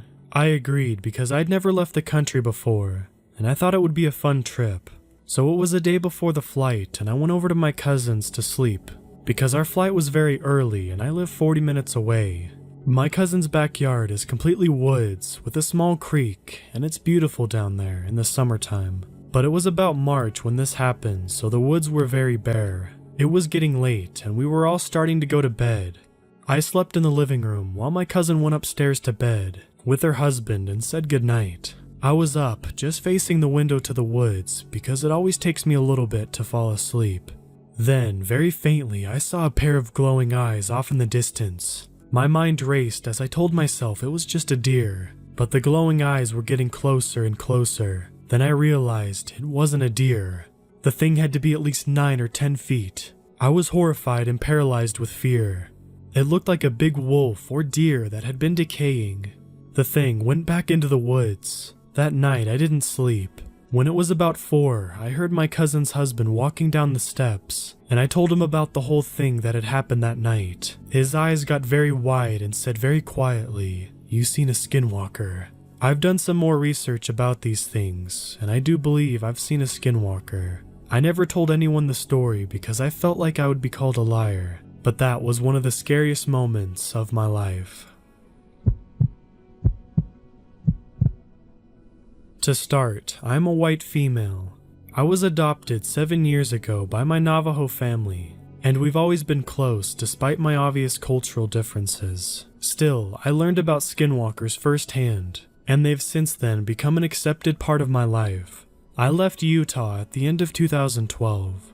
The first story happened to my adopted uncle. He was driving through the canyon area. They live in Blanding, Utah, a spot not quite notorious for skinwalkers, but full of them nonetheless. It was dark outside, but the moon illuminated the canyon and brush, enough for him to see out of his side vision that something was running across the desert night. He was in his 40s, and at the time, he was a police officer, so a full-grown man. He started singing and praying in Navajo and kept his eyes on the road in front of him, but he was driving at least 55 to 60 miles per hour. So the shape running through the desert was keeping pace with him, despite his high speed. He said that it looked very vaguely human-shaped, but paler than any human that he'd ever seen. Still, he didn't look directly at it, and despite his singing, he was getting more and more scared. One thing my Navajo family always taught me was that these creatures feed on our fear. This one certainly seemed to. My uncle was shaking and sweating when this running thing picked up speed, outpacing his truck, and then it was maybe 30 yards ahead of him. It made a sharp right and began to run towards the road. He knew it was going to directly intersect him, and he made up his mind to put the foot on the gas. So it got closer and he sped up, and just as the two crossed paths, it jumped onto the road. He saw it for the first time then. He described it as a skinny man in jeans, with a plaid shirt, typical reservation wear, with a long face and big yellow eyes that looked like cat eyes. Its arms were thrown up over its head, and its hands were kind of flying behind it. The worst part was its mouth was open and seemed disconnected from its jaw. The chin was just flapping around, about a foot below its nose. It leapt onto the road and just as quickly jumped out of the way of the truck, and he didn't see it again. He prayed the whole way home, and they had a ceremony shortly after that. Another encounter happened to my adopted brother, who was one of the most level-headed and unshakable men I have ever met. He was 30 when this happened. He was at their dad's house, partaking in one of these ceremonies, which happens in a hogan. The rule is that you never leave the hogan alone, because the magic and energy that you make in one of those ceremonies is kind of like a supernatural light beacon. You never know what kind of creatures you're attracting. Still, Eric, my brother, was a pretty rational guy and wasn't afraid of the dark. He's been in the hogan for hours, chanting and praying and all that good stuff. He needed a smoke break and to take a leak, so against the general rule, he edged out of the round house and out into the night. There was nothing around except 15 or 20 parked cars, all close to the ceremony area. It was a large gathering, so Eric did his business with no incident and lit up a cigarette. He was standing there, staring off into space, when he got that feeling of being watched. To shake it off, he walked away from the Hogan about 20 feet and scanned the desert. Everything was quiet, except drums coming from the back of the tent and singing within. Just as he was about to shrug off his weird feeling and chuck his cigarette butt, he saw it. Under one of the vehicles, a dark shape with 2 shining eyes. The eyes were animal-like. They didn't glow on their own, but had reflective light in them, and they glinted right at Eric. They were yellow. The creature didn't have the shape of any animal he'd recognized, though. He explained it to me that it was shaped like Gollum, really skinny with a round human head. Eric walked towards the vehicle and bent down to get a closer look. Dust scrabbled around and he could hear a skittering noise. One bony arm shoved gravel his way, and the next thing he knew, the creature was gone and the vehicle was empty. But then he smelled this disgusting, puke-worthy stench. And he got scared then, because that's one of the worst things in Navajo culture. Bad smells are treated very seriously when they're assumed to be supernatural. So he straightened back up, and then he realized the source of the smell. A shadow fell over him, covering him from behind. He is around 6'2", so this thing, he said it was at least 7.5 feet. He was shivering and didn't move as it approached him from behind, until it was standing inches away. He could feel it. He could smell it. See its shadow. And then the worst thing, he felt it breathe on his neck. Eric said that it sounded like a horse or a cow when it snorts, and its breath was warm. When he looked at his feet, he saw his shoes, and behind his right foot, a big hoof. So he closed his eyes and started to sing, and right in that moment, his dad and uncle got a terrible feeling from inside the Hogan. They bolted up and exited, calling his name. They found him shivering outside, too terrified to talk, and too terrified to stop singing in Navajo. It took Eric months before he shared this with us, and he did so expecting us to laugh or call him crazy, but I completely believe his story.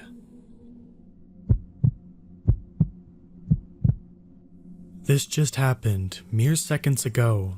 I'm a 22-year-old female, of sound mind, pretty but not immaculate, average size, living in Oklahoma. I have a job and have never had anything that could be considered a mental episode. I live in Tulsa, the second largest city in the state. To give a little backstory, I live in a house with 4 roommates, all men. I think of them as brothers, and we never really worry about anything like intruders, and always have our 3 back doors unlocked. Now, to give you a visual aid, I live in the front part of the house, the living area, and 2 of the doors are the back doors to my roommates' rooms. The back doors lead out to a porch that overlooks our backyard. The backyard is large, though it's a pretty urban area. It snowed a few days ago, and there's still some snow on the ground, and it's freezing. But there's no smoking in the house. I put on my jacket and throw on some slippers. I grumble to my roommates about having to go outside to smoke alone, but trudge out our back doors anyways. I usually bring my phone or another person's, but this time I didn't. I've been bringing people because I've been hearing strange noises. I'm not the only one either. My other roommates have heard them as well. Sounds that resonate in our backyard, but seem to have no place. They sort of sound like chimes. The fence surrounding our yard is wood until about halfway up, and then the chain links start. So it's about 12:30 a.m. and I'm on the porch smoking when something catches my eye. Now, I have 2 cats in my house, my boy cat and my roommate's female cat. There's a cat that wanders around and tries to sneak in from time to time, and I notice this thing that caught my eye is close to the ground and wiggling. I assume it's the cat and start looking around for something to shoo it away. Finding nothing, I resort to building a snowball, and I throw it. A small one, nothing too big. I don't want to hurt it. I just want it to go on. So I throw the snowball and it hits it. It was then that I realized how big this thing was. As soon as the ball hit it, my entire body filled with an outstanding fear, one that I cannot explain. I was frozen. I watched this thing slowly stand up from the crouch that it was in. It looked like a man, but gross. Its knees was bent in the wrong way, and it had gross, sagging skin. It was unbelievably tall. Its arms were like twice as long as a person's. Its face was distorted, crinkled with the same wrinkles that creases its body. It looked at me, and I couldn't move. I couldn't breathe. With an inhuman speed, it took off towards the back of my yard, and it was gone. My feet started moving again, and cigarette still in hand. I crashed through the doors into my house. I screamed at my roommates to lock the doors and tried to calm my trembling. I can't get the image of this thing out of my mind. I can't calm myself. They keep telling me that I'm tripping, and that can't be real. But it's Christmas, I'm not on any drugs, and I know what I saw. I'm terrified. What do I do? What did I see? Update. 1:43 a.m. I forced my roommate to go outside with me, and there are prints in the snow. While I can't confirm that they are the creatures, they appear too large to be that of Tyler's or my own. My cats won't go anywhere near any of the doors, and when we were outside, we heard what sounded like a cat, but it's weird. It had an almost garbled undertone. The leaves were moving as well. I'm terrified. Update. Last night was the toughest night I've had in a long time. None of my roommates believe me, except for the one that's also seen a skinwalker. All night long there was this very strange tapping and scratching coming from the attic. I couldn't get more than 45 minutes of sleep at a time. While trading stories around a campfire, my friend recalled an encounter he had while serving an LDS mission. My friend's mission region had a reservation within its boundaries. However, it was relatively far from where he was serving. On occasion, him and his mission companion were asked to travel further than usual, to meet with some investigators. This took them near the reservation. On their way home, their car ran out of gas, and it wasn't until late that night that they were able to continue the journey home. My friend, who was driving while his companion slept in the passenger seat, chose a different route that took him through the back roads in an attempt to get home sooner. He told us he was driving above the speed limit when he noticed movement in the woods lining the road. Because coyotes were common in the area, he took little notice at first. Then he looked out the window and slammed on the brakes. The sudden stop jolted his companion awake, who immediately wanted to know what was wrong. My friend was shaken, and he said he would tell him once they got home. He asked him to say a prayer. By the time they made it home, his companion was eager to know what happened. My friend told him, "I looked down the road next to the car and saw 6 men running on all fours, keeping up with the car. I was driving 40 miles an hour." I'm from southern Ohio. My particular neck of the woods was hilly and full of the Amish. I lived deep in the countryside with my father, who was stricken with frequent seizures and was unable to work or live alone. My story takes place early in the autumn of 2014. I was a 26-year-old college dropout at the time and working part-time at a gas station. Thanks to this, I had a lot of free time on my hands, most of which was spent hiking in the woods surrounding my home. On one of my many solo hikes, I saw something that changed me. As stated before, the seasons had just changed to autumn, and the trees were just starting to change into the many brilliant shades that time of year is known for. I had decided after one of my shifts at work to get one last extended hike in before the cold started to set in for the year. I had left the house around 2:30 p.m. and told my dad I'd be back around 7 p.m. for dinner. Warm sun but with a cooling breeze, remarkably low humidity, and not a cloud in the sky. Perfect weather for a hike. I had been walking alongside a creek using a large branch turned into a makeshift walking stick, my usual route, for around 45 minutes when I realized the woods were quiet. Too quiet. I stopped to listen, and aside from the running water to my right, there was not a sound in the forest. After shuddering from a chill I attributed to a breeze that had cut through the trees, I continued my trek, trying my best to match the silence of the woods with each step. Another 45 to 60 minutes passed, and my trail separated from the creek and began to loop back around towards my house. I had always dreaded this part of the hike due to the steep hills that laid before me, and stopped to take a breather. After resuming my hike, I had made it nearly 3/4 of the way through, when I felt a strong wind at my back, then a loud crack somewhere in front of me. About 40 yards ahead of me, and about 15 yards to the right of the trail, a young white-tailed buck stood alert, but unaware of my presence. After a few seconds of taking in the beauty of the creature, I noticed that the wind was still blowing, and thought it was strange that the buck hadn't noticed me. I had always heard that being upwind of a deer would ensure that you'd be noticed, and that the beast would flee. Shrugging it off, I continued walking, making sure to remain silent as to avoid spooking the buck. After walking about 15 yards, I noticed movement in the direction of the deer. Looking, I noticed he was no longer alert and began walking slowly through the brush. But I noticed something else as well. The deer was now around 30 yards away from me, but in between us, close to the ground, there was a pitch-black mass moving under the cover of foliage. It was much closer to the buck and approaching him. He had yet to notice it. I froze, waiting to see what the strange creature was, as coyotes are the only common predator around here, and this was way too large and much too dark to be one of those. After the distance between the two forest dwellers shrunk to what couldn't have been more than 10 yards, the hidden beast stopped, and with it, the wind. Time seemed to freeze in that moment. The deer suddenly looked in the direction at me and flinched, as if it was going to sprint away, but before it could take so much as a step, a large black cat lunged at it and instantly took the deer to the ground. While shocked at the appearance of this foreign predator, I remembered that there have been stories and eyewitness reports going around for the past couple of years of a large black mountain lion roaming the hills in my county.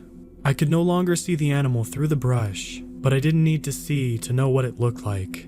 Quietly, I continued along my path, wanting to avoid disturbing the feasting feline. As I walked along, I realized I was getting a clearer view of the cougar.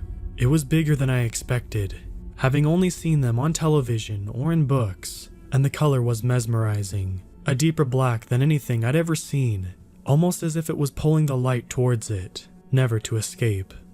I stopped to marvel at the cat, and as I did, it began eating. I felt bad for the deer, but it was the circle of life and all.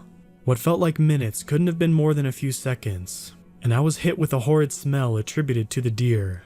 I noticed that the cougar wasn't black all over. Its face and hands were the typical color. Wait, hands? Why did it have hands where the paws should have been? I began to study the creature more. Features which just seconds before were that of a large cat were becoming more human-like before my eyes. What was once a black cougar or mountain lion is now a large, bulky man with long black hair and covered in black furs for clothing, eating the deer raw with only his hands. I couldn't help but let out a quiet gasp, but it wasn't quiet enough. The man stopped and didn't move for a few moments. I knew I had to get out of there, but didn't want him to be able to follow me home. He hadn't looked in my direction yet, and as he was beginning to stand, without thinking I launched the stick I had been using to aid my hike back down the path in the direction I came from. After hearing the crash, the man sunk back down and began creeping in that direction, becoming a cat yet again as he moved. Taking my eyes off of him as little as possible, as fast as I could without making a noise, I continued along the path. Once I felt like I was far enough away, I broke into a sprint and didn't stop until I was through my back door. I haven't seen the man or cat since, but I quickly convinced my dad to move to Cincinnati and haven't been back to those woods, so who knows if he's still around. I knew about the Wendigo, skinwalkers, etc. before my encounter, but though it didn't cross my mind until a few months ago when I was retelling the story to my younger cousin at Halloween to scare him.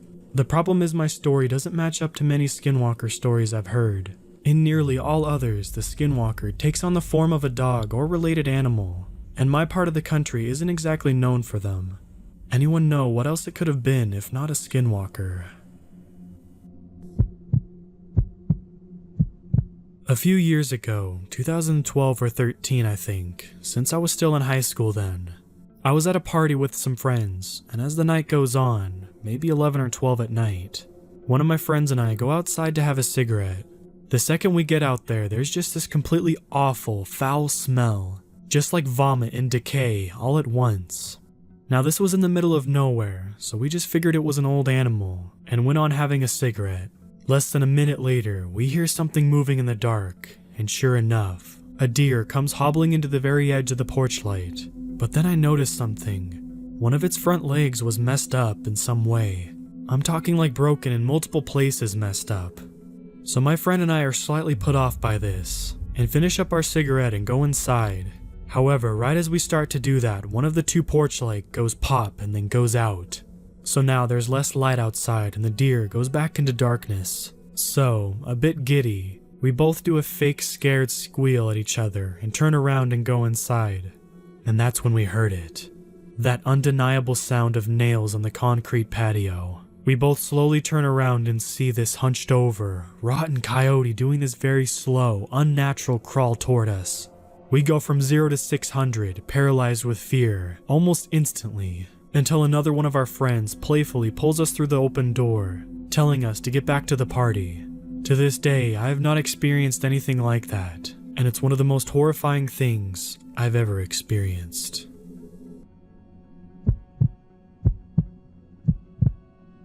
I live in northern Australia in an area where the bush is quite dense.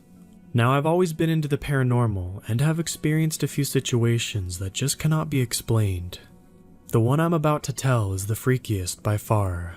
So here's a backstory that links into the story I am about to tell. I live with both my parents and 2 of my brothers. About a year back, we were staying with some friends in a little desert town with a population of 20. We heard about an older man who lived in one of the houses who was murdered about 4 years back. The locals suspected it to be a dodgy homeless man who was lingering around the children and just being completely and utterly creepy, so they kicked him out of town.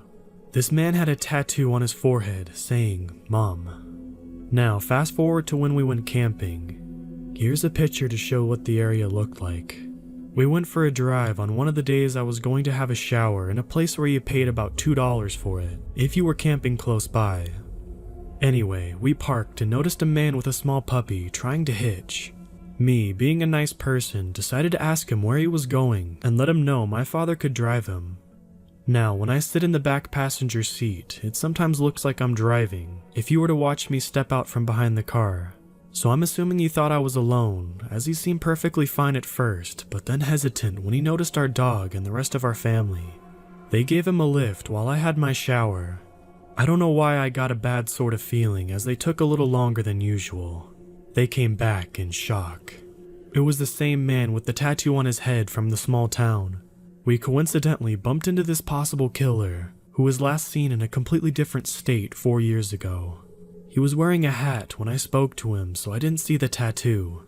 My parents told me how crazy bad the vibes were, and how quiet everyone was. They even stopped and dropped him off in a public spot as they did not feel safe at all. Now we were driving back to camp and were cracking jokes about how he would be waiting for us with coffee. My family has a terrible sense of humor. We got to camp quite late and it was dark. We had 2 big tents, the one we slept in, and the kitchen tent. I was somehow still shaken up a bit, so I decided to grab my knife next to my bed. You know, just in case. I was cleaning it off when I heard something walking behind the tent. I called out my little brother's name and he replied. He was at the campfire with everyone else, including the dog. I suddenly became very frightened, and without even thinking, I looked next to me, inside the food tent. The only way I can describe what I seen was this dirty old man thing crouching in the dark, breathing heavily and looking at me straight in the eyes. I froze for a second and screamed like I never had before, running to everyone else. I was getting ready to call the police, but my dad walked in with a huge stick. It was like the thing just vanished. It also just did not make sense.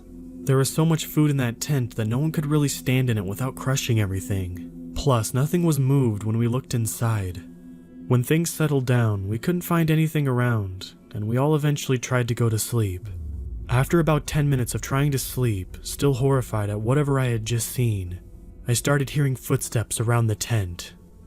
It went on for about 5 minutes. I listened carefully. This thing had 2 feet, sounded heavy and big. To try and possibly scare it off, I told my brother loudly to grab the knife and see what's outside. Everyone else heard it too. My dog started barking and followed my brother outside. She then chased whatever it was into the forest. My brother couldn't see it, but he said it was outrunning our dog and it sounded as if it was dragging something heavy. After about 15 minutes, we tried to go back to sleep. Just before I managed to get some sleep, a voice from outside very faintly said my dog's name. My dog didn't make a sound for the rest of the night. Now, I don't know if this had anything to do with that day, but I fell asleep that night with my face towards the tarp wall. I had the craziest, vivid nightmare.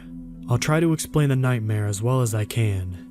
It was like I was face to face with an autopsy of a young blonde American girl. She was speaking into my ears, going into details about how she was murdered, how she was found, and how good her life was beforehand. I tried looking away, but every time I turned my head, I was just looking at a different part of her while she spoke. This dream went on until she said the name of the man, and then I woke up. I don't remember the name, and it was not familiar to me. Anyway, that was probably the scariest, strangest thing I've ever experienced, and I no longer enjoy camping.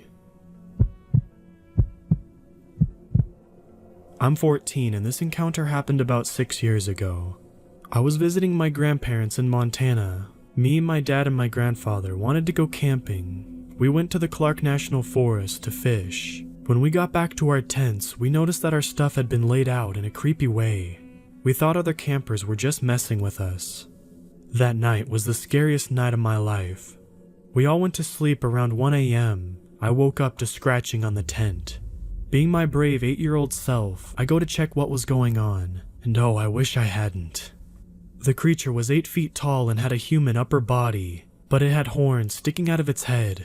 The creature had furry legs for its lower body. It screamed, and I ran into the tent and zipped it up as fast as I could. I could hear it around our tent. I tried to go back to sleep, but I couldn't. That morning, I told my dad what happened, and he believed me. We got out of there as fast as we could. I swear I saw a shadow on the edges of the tree line. I still have nightmares to this day about what I think was the Goat Man.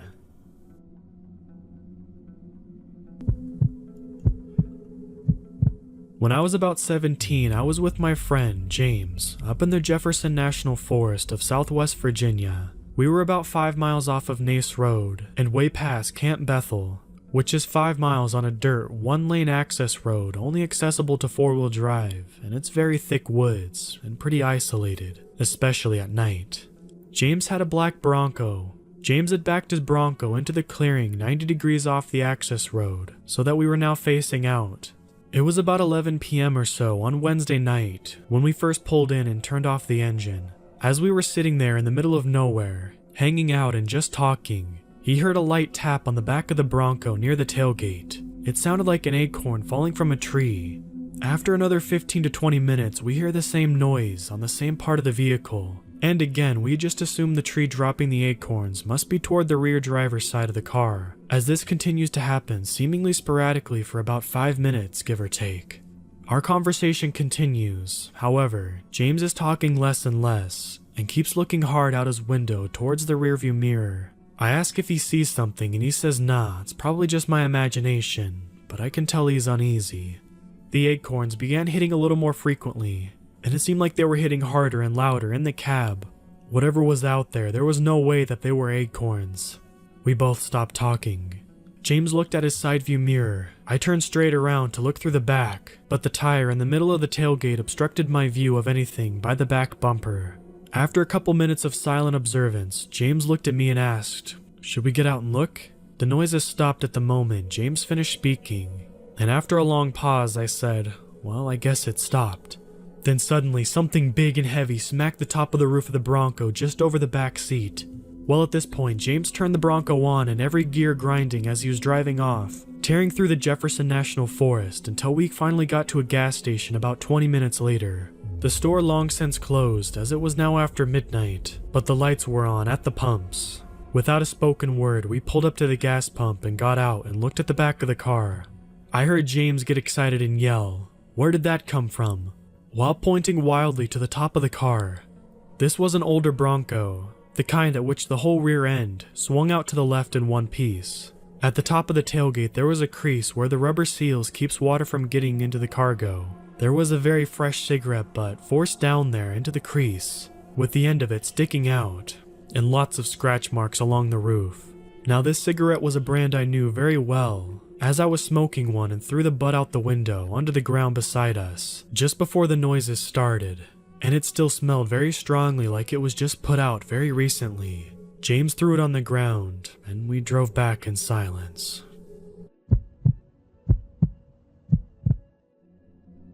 I will begin with a short background. I'm 19 years old and live in Florida. I was raised in a southern, some may call redneck home. I am a Roman Catholic and am enrolled in college, majoring in environmental science. My views on the paranormal are quite indecisive. However, I am religious. Basically, I believe that there are demons who bring evil to this world. So, through logical thought, there should be good entities to combat them. My roommate and I were very bored, so we decided to go get a Ouija board. This thing was the real deal. Wooden planchette, unnerving symbols on the board, the whole 9 yards. We brought it back to our apartment and researched how to use it correctly. My grandma always warned me against using it, which turns out pretty ironic later in the story. We decided to bring it to my girlfriend's apartment and play it with her and her friends, whom my friend Jacob, we will call for this story, was dating at the time. Man, was this thing crazy or what? Each one of us talked to someone we knew, and we followed proper Ouija board etiquette. However, Jacob decided to be a jerk before the end of the session, calling out any wimpy ghosts who wanted to talk. I told him to stop because I've seen horror stories on YouTube pertaining to these boards. We were about to end the session when the planchette moved 4 inches by itself. No one was touching it. And to be quite honest, I don't know if I truly believe this until this very moment. I immediately put my fingers back on the piece, and so did everyone else, besides my girlfriend who wanted nothing to do with it anymore. The dialogue went something like the following. Are you a spirit who would like to talk? Yes. How old were you when you died? 0.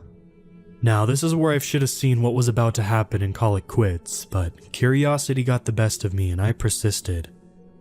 Were you an infant who was miscarried? No. Are you human? No.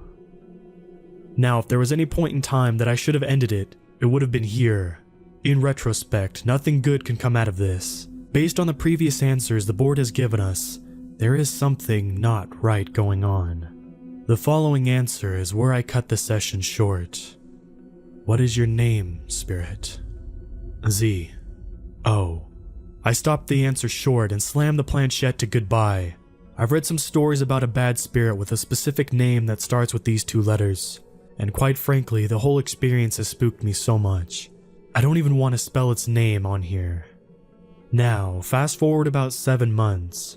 I bring the Ouija board back home for a break in school. My mom decided to get drunk and play the Ouija board with, of all people, my 86-year-old grandmother. She used it for about 5 minutes, not following any proper Ouija board etiquette, and gave up with no results. This is where I personally believe crap went downhill. She didn't put the planchette to goodbye. This is where I want people to let me know about similar experiences, because I've done some research and the answers are interesting. I have pretty bad insomnia and often stay up until 5, 6, or 7 a.m. playing video games. At exactly 3:33 a.m., I hear a loud crash in my little brother's room, which is located directly down the hall from mine. Our doors face each other, and the door in the living room is situated directly in the middle of each of our rooms. Startled, I went to go check it out. He has a shelf which is about 3 to 6 inches above my head. I'm 6 feet tall. Everything that was located on the shelf had been scattered around the room, some objects traveling a solid 5 to 7 feet from the shelf location. It seemed odd to me, but I noticed the fan was roaring at full blast. I chalked it up to the fan blowing off the metal sign, which was propped up against the wall behind a few figurines, and knocking everything over.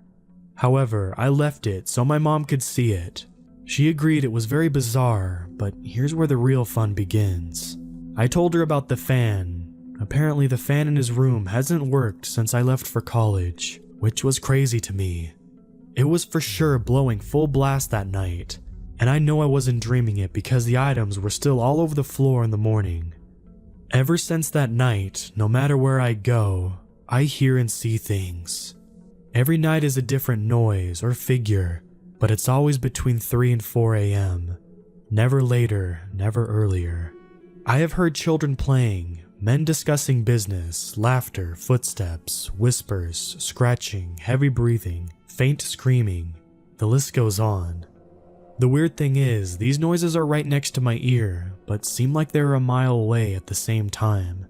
I know that sounds dumb, but it's like this. When you're on a boat and you hear someone talking from a mile away, They sound like they are right next to you because the sound waves travel over flat water's surface better. This is how these noises are. They are loud and audible enough to distinguish words, and even sometimes I can understand full sentences. No matter whose house I'm staying in, I hear these noises. As well as the noises, I see things. Sometimes it's a male, sometimes it's female, and oddly enough, sometimes animals. However, they are completely disinterested in me.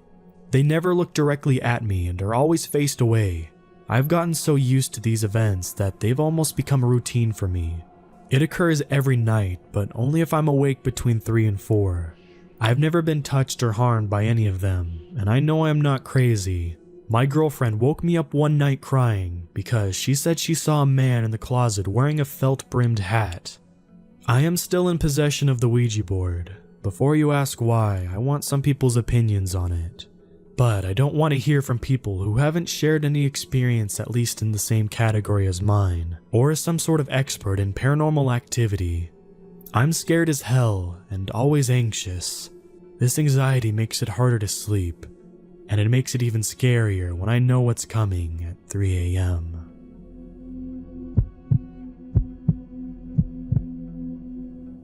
Never having lived by myself before, I was pretty scared about what to expect. I graduated college and had landed a pretty decent job with a generous starting salary, but the downside was that I had to move far away from where I was currently living with my parents. It's been about 3.5 weeks since I moved out, and I've been getting along pretty well by myself. Even in college, I had a roommate and was only 30 minutes away from my parents' house. Now, I'm living alone 2 states away from my family, so I think that I took the sudden change pretty well. I don't know if it's because of the recent stress about moving and everything, but I've been having the same reoccurring nightmare for the past couple of weeks.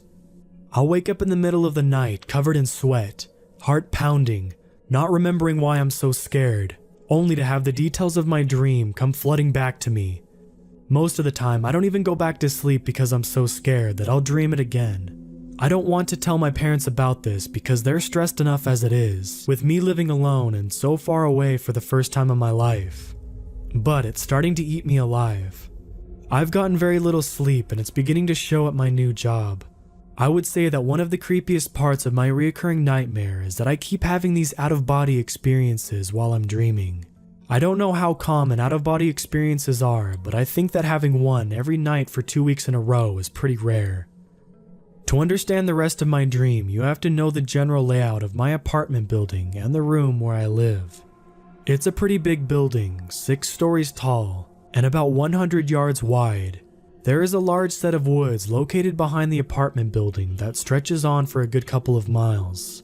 But I've never been back there in real life because the woods give me the creeps. I live on the 3rd floor and the window in my bedroom has a full view of the woods behind the building. My dream always starts out the same. I'm standing behind the apartment building, looking into the wall of trees that sits before me. It's in the middle of the night and the moon is shining overhead, casting a low, white light over everything. I'm standing out in the cold with nothing on but a t-shirt and my underwear. I know I'm dreaming, but there is an astounding amount of detail in what I can remember. I remember feeling the cold grass beneath my uncovered feet, and the rhythmic sound of crickets as they sing in the night. I also remember the woods.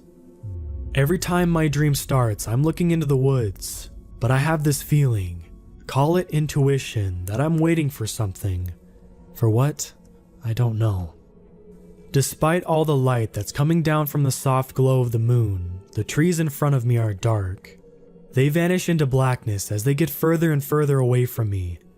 After a couple of minutes of standing there in the cold looking for nothing, I turn around and start walking toward the apartment building.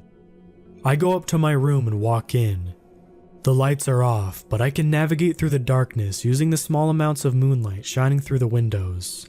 The door to my bedroom is always cracked open a little bit, so I quietly walk in and there I am. Another me, fast asleep in my bed.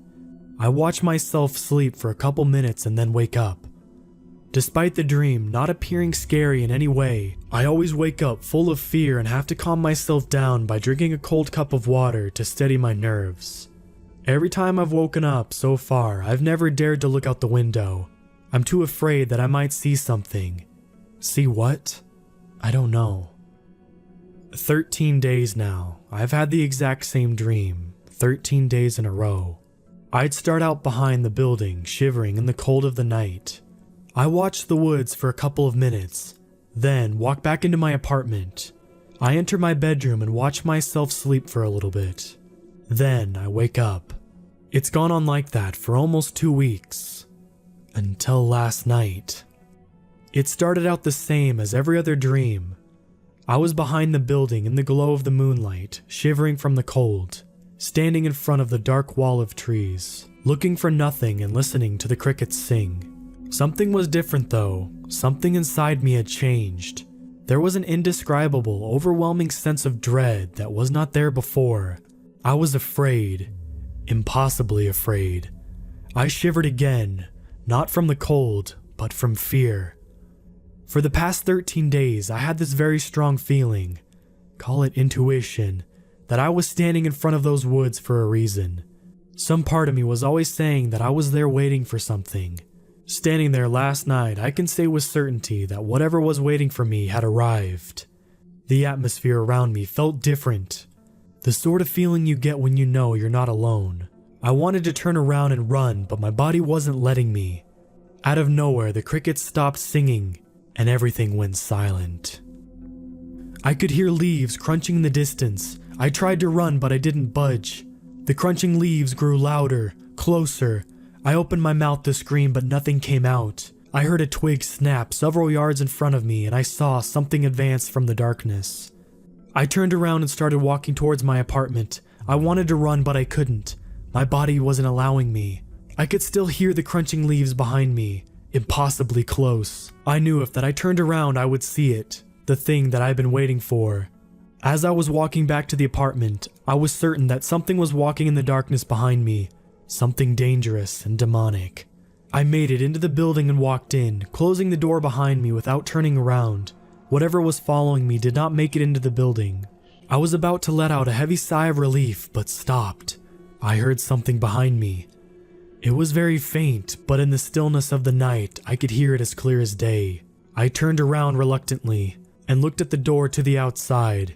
There was a long small window on the door, and through the door, I could see the silhouette of a dark figure standing from just outside the door. The sound that I heard was its claw-like fingers tapping on the glass. It was a mocking gesture.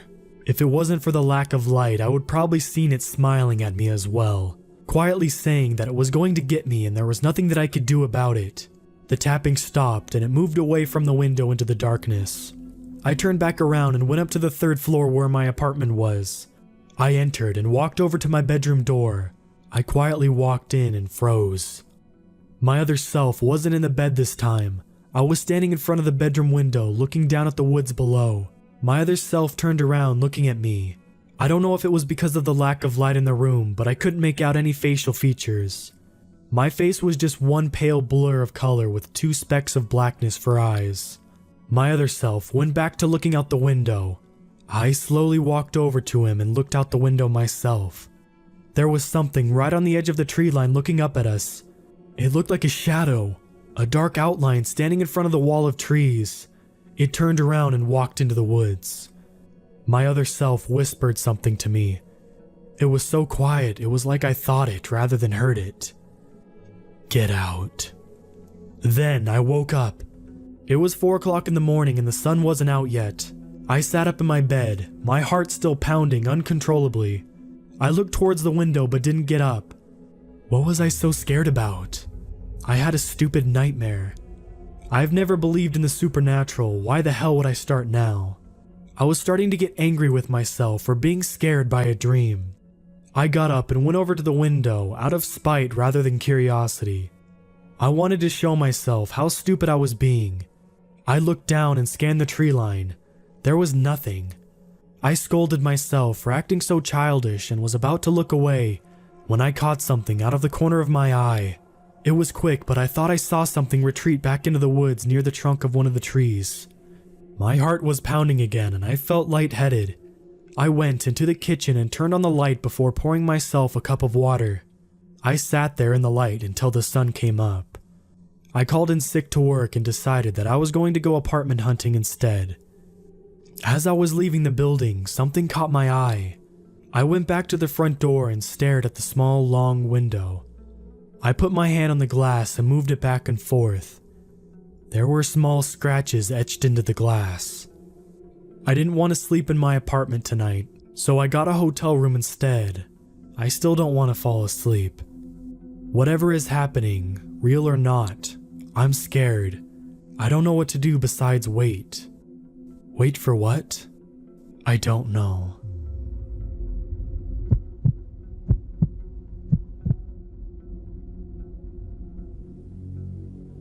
This is not a story about the past. This is happening right now, and I don't know what to make of it. All I know is, I'm scared. Today, a man I know very well tried to leave town, but his car died as he passed over the city limit. That is also why I write this up now. I'm afraid it's too late. That whatever is out there is preparing to strike, and no one will know why or where we went. This report probably won't be very helpful in solving the case, but someone out there might be saved by it. Maybe even come up with a way to stop it. Let me introduce myself. My name is Jenny, and I live in a very small town about 2 hours away from the next big city. We're surrounded by grassland, then woods from 3 sides with fields and some thin woods on the 4th. It sounds spooky, but I think of it as simply beautiful. I've never really been scared here. The only time I was nervous was when I crossed paths with a wild boar, the most dangerous wildlife around here, on my way home. Tuesday, 2 weeks ago, I walked my dog as the sun was starting to set. I love that sunset glow. Anyway, we were on the town's west side, on a path through what was used as grazing fields in the summer, on the top of a hill, with a wall to our left and the woods to our right, right at the bottom of the slope. My dog was on the path, maybe 35 feet in front of me, when she suddenly stopped as if she'd run up against an invisible wall. She just stood there growling and barking into the woods, with her ears back and her tail between her legs. It's absolutely unusual for her. She tends to be as silent as possible, rarely ever barking. I was afraid she'd seen a boar. It was a bit early for them, but they do come out during the twilight hours, and they can attack and kill dogs, especially when they're smaller than they are themselves. I ran to calm her and to shut her up so she wouldn't provoke it into actually charging, but when I'd reached her, it's hard to describe it. The temperature didn't change at all, but my skin suddenly felt very cold, and I broke out into goosebumps all over my body. I could literally feel my hairs raising. I could feel something watching me. It was this primal gut instinct telling me that something I can't see is lurking. I wasn't terrified yet, just had that reaction, that feeling. I looked at the spot my dog was barking at. I didn't see anything at first, but then I noticed a grayish shadow between the trees. For a few minutes I believed it might be a bird, but then I realized the head was wrong. It was too tall, taller than me. I'm 5'7" and very thin. It was like a piece of fog hanging between the trees, but solid looking. I couldn't make out the legs or any features or even a discernible face, but I knew it was looking at me, and I don't think that I'd ever been so scared in my life. It moved, swinging its head from side to side, then it kind of hunched over and slinked backwards without turning, until I couldn't see it anymore. I could still think clearly enough to feet that running might trigger it into hunting mode, so I just grabbed my dog and backed away slowly, only running when I was around the corner and out of sight. At home, I locked all my doors and windows and proceeded to tell myself I'd been silly, overreacting. Probably I just stepped on a quartz or water line that had caused this weird feeling. And then, the things that really freaked me out happened. We have 2 hunters controlling the boar population, shooting those that have attacked humans and their pets inside the town. I get boar or deer meat from them occasionally, and both of them, separately, told me that their dogs have been acting up in the western woods, either freaking out and refusing to move on, or going rabid and trying to hunt something, ignoring any other animal in favor of it. Last weekend I heard another weird incident. Many of the hiking paths are too small for motorized vehicles, So they use horses to clear them from the fallen trees. The guy responsible for this area owns 2 gigantic draft horses. Those animals are trained to work around noise, meaning they don't freak out easily.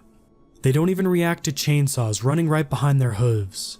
They don't flinch when small animals suddenly emerge from the bushes right in front of them. Falling stones, breaking branches, barking dogs, firecrackers. They are all met with an indifferent calm. But that day, going into the woods during the early morning hours, they panicked. The older one could be calmed, though they had to take him home. The younger escaped and turned up in some fields, frothing, covered in sweat, and unwilling to be caught for another hour. Note that this happened on the north side. Last Tuesday night, there was an incident at the west side. A herd of cows plus 3 horses fled something unknown, trampling down their fence and taking off. The dogs left outside went crazy, waking half the neighborhood. The conclusion in town was they reacted to the fleeting cattle, or the cattle reacted to the barking dogs. What exactly set them off in the first place? No one knows. Maybe a wolf? A bear? Maybe one dog just barking at a cat and the others just joined in. During the last days, one of the hunters admitted something was weird. He thought a bear might have wandered into the area unnoticed. Wednesday, they all went out and searched, and even asked a specialist to join in. But there was no signs of a bear. The dogs are still nervous. One managed to twist out of his collar and ran home. But as all the other animals, they are much calmer in broad daylight. The weirdness is general. I think I might be imagining it. But thinking back to what happened over those last 2 weeks, there have been obvious changes. I noticed more cats around town, as if they all stayed closer to the houses instead of sneaking off into the woods. Generally, it's believed that there are more foxes around, hoping for food and scaring the cats away. But that's just it. There are none. No garbage cans toppled over and raided, even less than usual. Some kids started to tell stories about a ghost in the woods. Of course, ghost stories are a general pastime for kids, but this one truly scares them. Enough to keep them away from the woods, inside the houses before the sun goes down. As said, the wildlife seems to be avoiding us. Boars, foxes, even birds. It might be nothing, but I noticed a weird smell in the woods. It's not very noticeable, but it's there. An underlying whiff of something warm and disgustingly sweet. Like rotting meat, yet more bitter. Saturday, an old woman living on the south side said that somebody had sneaked around on the fields during the twilight hours, and that this somebody had been tall, very thin, and slinking to his knees every now and then, as if to look for something, or walking on all fours occasionally. Still, nobody wants to admit that there might be something strange happening here. It's circling the town, whatever it is. I hope there's just one, and that it's just curious, since there haven't been any attacks yet, unless that's where all the wildlife went. I Googled trying to find out what it is, but the results vary, and that really isn't helpful. Has any of you ever come across something like that? I'm really scared. I keep thinking that this is what might have happened to unexplained ghost towns. If you read a report about a new ghost town, that's probably us. I'm telling you this so that you can take precautions in case we really vanish. If we do, remember this story. And if you ever notice signs like this, don't hesitate. Leave before it's too late. I can't imagine what waits for you if you don't.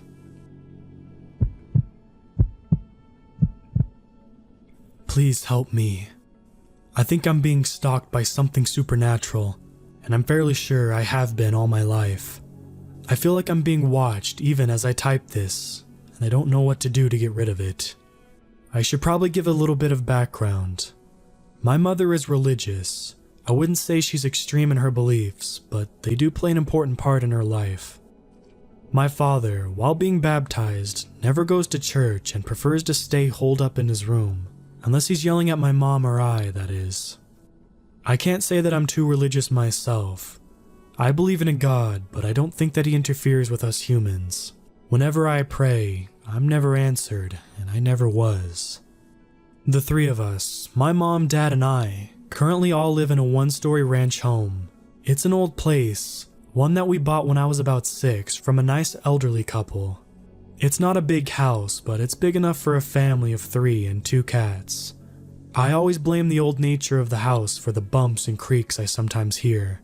I should also probably mention I grapple with anxiety and depression.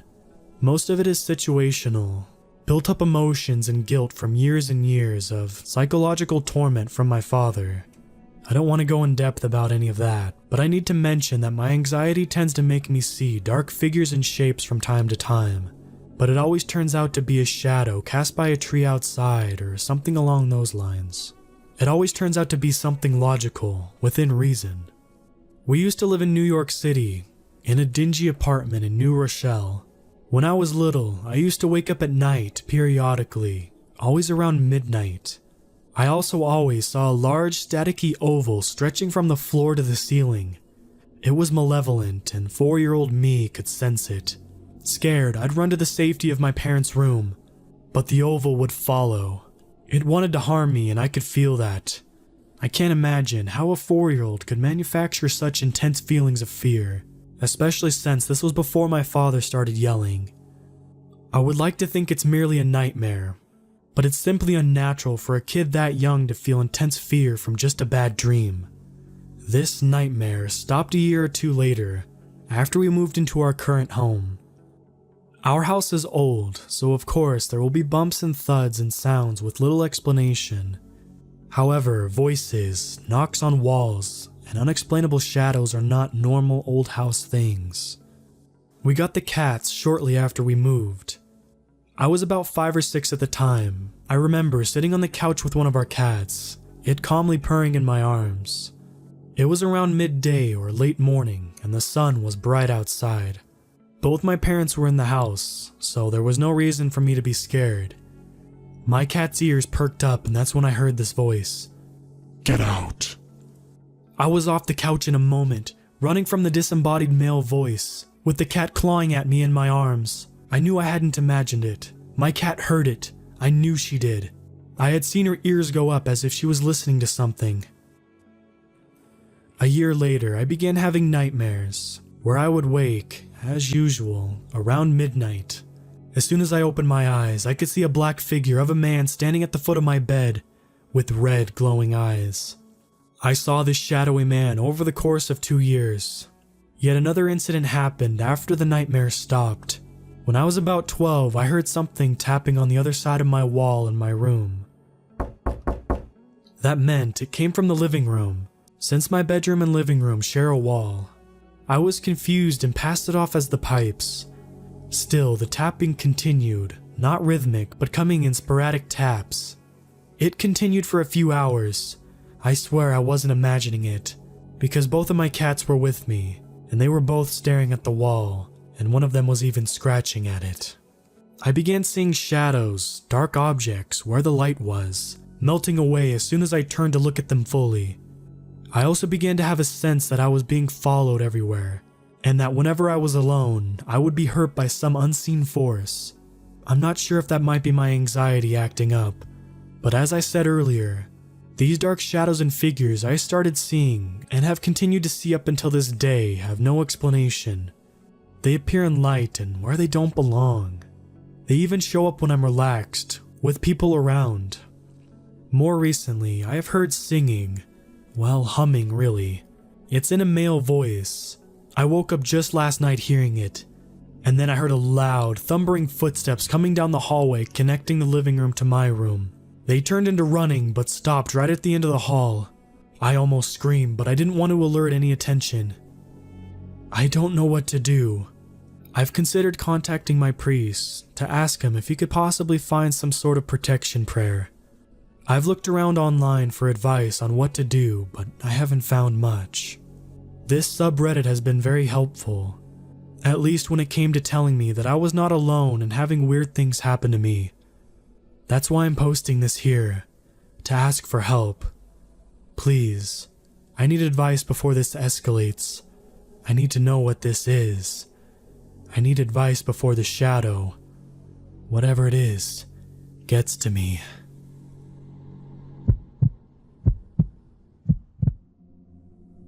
It was the summer of 2005, but this experience is buried into my memory as if it happened last month. I was in college, staying for the summer at an off-campus house rented by 4 of my fraternity brothers. As such, it was a boisterous house, lots of people coming and going, frequent parties, often loud music, all those sorts of things young college-age guys do. This house was built in the 1930s, nothing remarkable, located in a very small Virginia town with a lot of history. This was Sunday night, and it was different than usual. All of my roommates were out of town. I was alone for the evening. It wasn't the first time I'd ever been alone, but it certainly was rare for only one person to be in the house. Oftentimes, friends would crash on couches and there would be more than 4 people who lived there bounding about. I didn't have anything to drink, watched some TV, and turned into bed at midnight. I usually sleep well. I have never suffered any sort of sleep paralysis or even frightening nightmares. But on this night, I couldn't fall asleep. I felt like I was being watched. I got up, confirmed all of the doors were locked and the lights were off, and laid back down.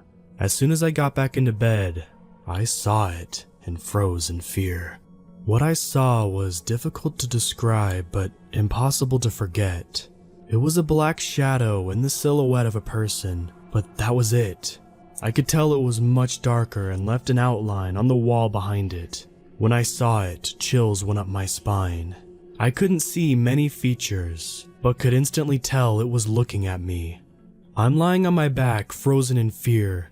I could physically move, but I was so scared I just lay there as still as possible. Was I just freaking myself out? I don't think I was.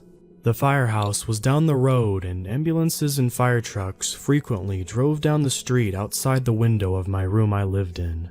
I heard the sirens and remained still, the red flashing lights as the truck drove by briefly illuminating the room. The outline of the shadow was 100% there. There was no doubt in my mind some sort of dark shadow was in the room at the foot of my bed, looking at me. Though I couldn't see any eyes, and I had no doubt it wasn't a living human being. Then it started moving, not really walking, just sliding slowly, but steadily.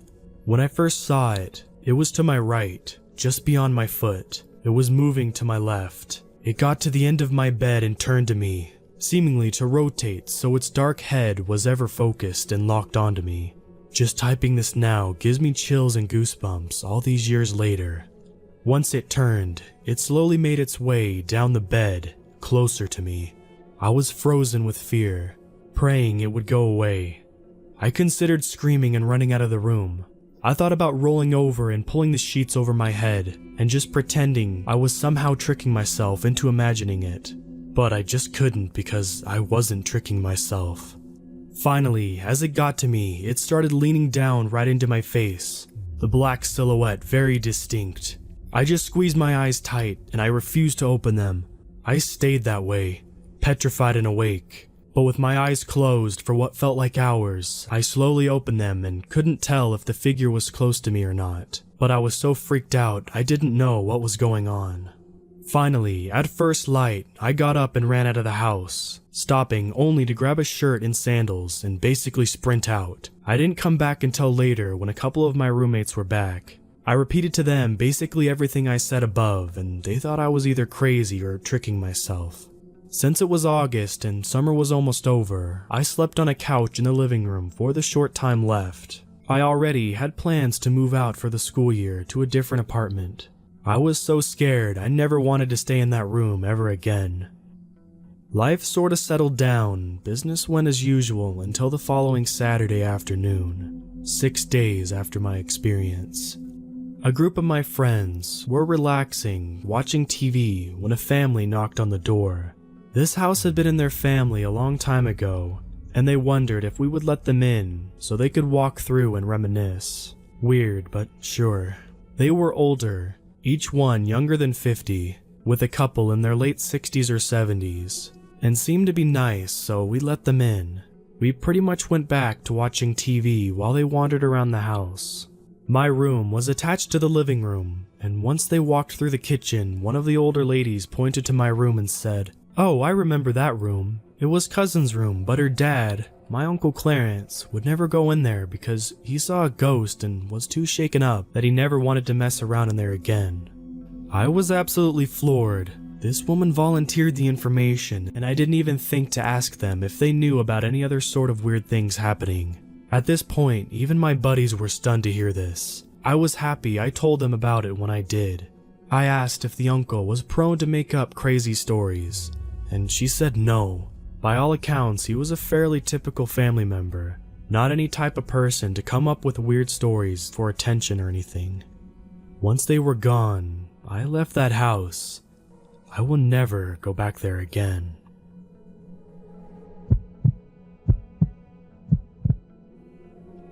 First of all, I'm an atheist. I don't believe in spooks, specters, ghosts, or demons. That being said, something weird happened to me one time when I was a bit younger. I went on a school-sponsored wilderness retreat for a weekend. All our groups were random, and I was in a group with a couple people I sort of knew. No real friends, and some weird kid that no one really talked to. The weird kid was skinny and had shitty clothes, and he was kind of known for being a dick. And for the most part of the trip, he basically made fun of people under his breath and was just generally being a shit.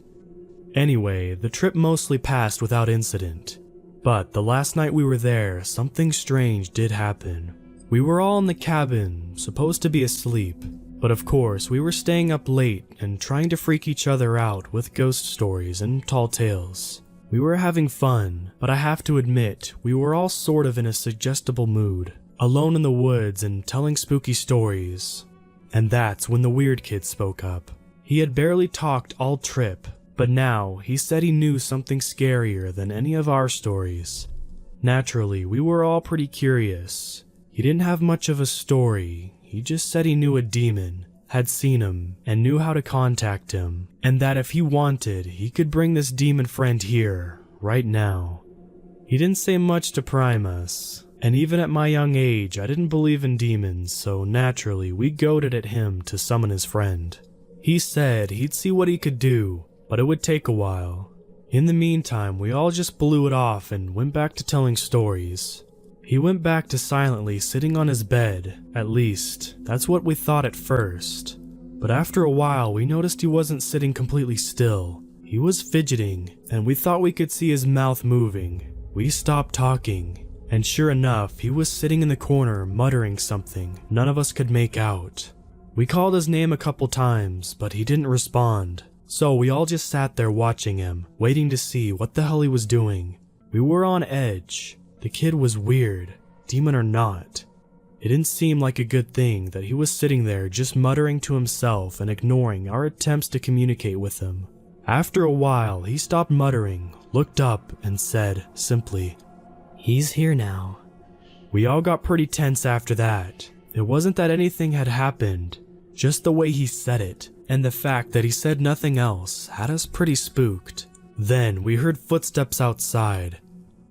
Now, the adult cabins were all in front of the campground, and they were the only ones who should have been out there. Plus, it was winter and dark as hell out. We assumed it was some other kids, maybe even some girls, so we peeked out the door to see if we could find who was out there. I didn't see a thing. Too dark. I couldn't even see the other cabin, which seemed strange. Even in the dead of night, snow has a way of brightening up the place, making it easier to see. Or at least, it usually did, but not tonight. We all felt kind of uneasy, and we went back inside, only to see the weird kid sitting on his bed, grinning. We asked him why he didn't come out with us to see who it was, and he said he already knew, never once dropping his grin. We heard a few more footsteps that night, but we didn't go out to investigate them. One by one, we dropped off to sleep, but the whole time the weird kid never stopped grinning. The next morning, when we went outside, there was no footprints that weren't obviously ours, which we thought was weird. We packed up, and the whole time, the weird kid just sat there watching us. When it was time to go, he grabbed his coat and walked out the door without saying a word. We all followed a bit later and climbed into the bus with the rest of our class without incident. I went back to my friends, who I hadn't seen for most of the weekend, and gossiped with them about last night and everything else the weird kid had gotten up to. Midway through the ride home, I noticed that several rows ahead, the weird kid was looking over his seat, right at me. When we finally got back to my hometown and school, my friends and I started to get off the bus. We had posted up near the back because that's where the cool kids sit. So we were the last kids off the bus. I was the very last. As soon as I got off, I saw the weird kid. He was still hanging around the bus, and he was looking at me again. I tried not to make eye contact and started to leave with my friends. As I passed, he turned to look at me, and with that big grin from the other night he plastered across his face, the weird kid said, "He's still here." I went home that night and was relieved to be there. I sat in my room watching TV sorta late that night. It was a weekend. I had my door open still. That's how my parents liked it when I was up late. I guess they were afraid I'd watch porn otherwise. Anyway, at one point during an episode of Mythbusters, at around 10 or 11, I heard footsteps in the hall outside my door. I thought it was my mom, judging by the direction the footsteps came from, but the footsteps sounded heavier, like my dad's. The footsteps sounded like they stopped right outside my door to the side of the entry, so I couldn't see if anyone was there. I said hello, but got no response. Mom? Dad? Nothing. I got up to cross my room to the door to see what the hell was going on, but as I got closer to the door and farther from my TV, I noticed something. I could hear a heavy, raspy breathing. I stopped dead in my tracks. Mom? Dad? I asked again, and this time the breathing stopped. I waited for what seemed like 10 minutes before I took another step towards the door. Still no breathing. Another step, and another. I took a deep breath at the threshold of my door and leaned my head out. Nothing. The hallway was deserted. I moved through the house and found my mother and father asleep. My dad snoring loudly. My mom was passed out in front of her TV. I woke them both up to ask if they had been outside my room.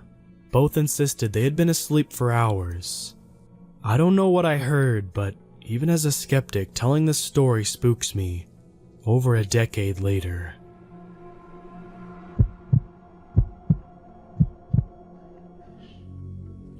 I'm starting this off by saying I don't really believe in the paranormal. I'm the everything has a rational explanation type of guy. But this story my brother told me of my older brother can't really be explained. It still haunts various members of my family, and I know anyone can merely claim a story to be true, but this one really is. This all took place around 22 years ago, when my brother was still a baby. He's 23 now. I'm 20 and wasn't born at the time. My brother seemed to be fascinated with a specific corner of our living room ceiling. He used to laugh, giggle, and just stare at the corner for long periods of time. My parents chalked it up with him being, well, a baby. However, this continued for months. My mother describes what my brother was doing, the giggling and laughing, as like he was listening to someone. If you ever talk to a baby or try to make it laugh, it looks at you intently, laughs, stops to observe some more, then giggles again. There is usually no question that the baby is fixed on you and listening. She says this is exactly what he looked like, transfixed with some non-existent conversation with that part of the ceiling. Fast forward 2 years. My brother is a toddler and this is still going on. My aunt on my dad's side was babysitting my brother. He had just sat there giggling to the corner of the ceiling, and she freaked the hell out. She called her mother, my grandmother, to come to the house. She was too scared to babysit him alone. She could feel something. But I think at the time, the general consensus was my brother was indeed just a baby. This eventually stopped. My brother was about 3 years old now. He could talk and was just a normal young child. He was with my mother, grandmother, and grandfather at their house. They had brought out an old photo album for him to look at. The whole time, they were coaxing him to point to everyone in the pictures and name the people. He pointed to a picture of grandmother and he said, "There's Granny." And then to my mother, "That's Mum." And then to my grandfather, "And that's Granddad." You get the drift. Everyone claps and says, "Yay, well done." Now, here's where it gets weird. They turn to a page to a photograph of our grandparents and our great-grandmother, who died shortly before my brother was born. I'll note that he hadn't seen these pictures before. He points to our grandmother and says, "That's Gran." And he points to Granddad and says, "That's Granddad." And then he points to our great-grandmother and says, "Oh, that's the lady on the ceiling." Everyone was shocked, really shocked. They remembered the fascination with the ceiling in our house that had went on the previous 2 years. As I write this, my mother just shared a new piece of information I hadn't heard before. I wanted to know what they said afterwards and what my brother said. And what he said made them feel worse. My mother got her breath back and asked, "The lady on the ceiling?" My brother replied, "Yeah, she had on a black coat." This is the first time he had seen the picture of this woman, and she wasn't wearing a coat. The photo was indoors. My mother tells me that my great-grandmother was known for wearing bright colors. She would usually wear something along the lines of a bright pink top with matching bright pink shoes, but she always wore a black coat. My mother still isn't sure about what to make of it. She swears she smelled our great-grandmother's perfume in our house. Quite spooked, she visited a clairvoyant who confirmed the perfume smelling and the less common spelling of my brother's name, without being told my brother's name at all or about the perfume. But we still don't really believe in that sort of stuff, and we really don't know if it was the ghost of my great-grandmother. But it is believed that ghosts come to children because they aren't scared of them at such a young age, and my grandmother really wanted to see my brother before she died. So I guess if it was her, we should look at this as a nice experience, although we can't help but be creeped out about the whole thing. Either way, the chills run down my spine every time I go through our living room and I look up at that corner of the ceiling.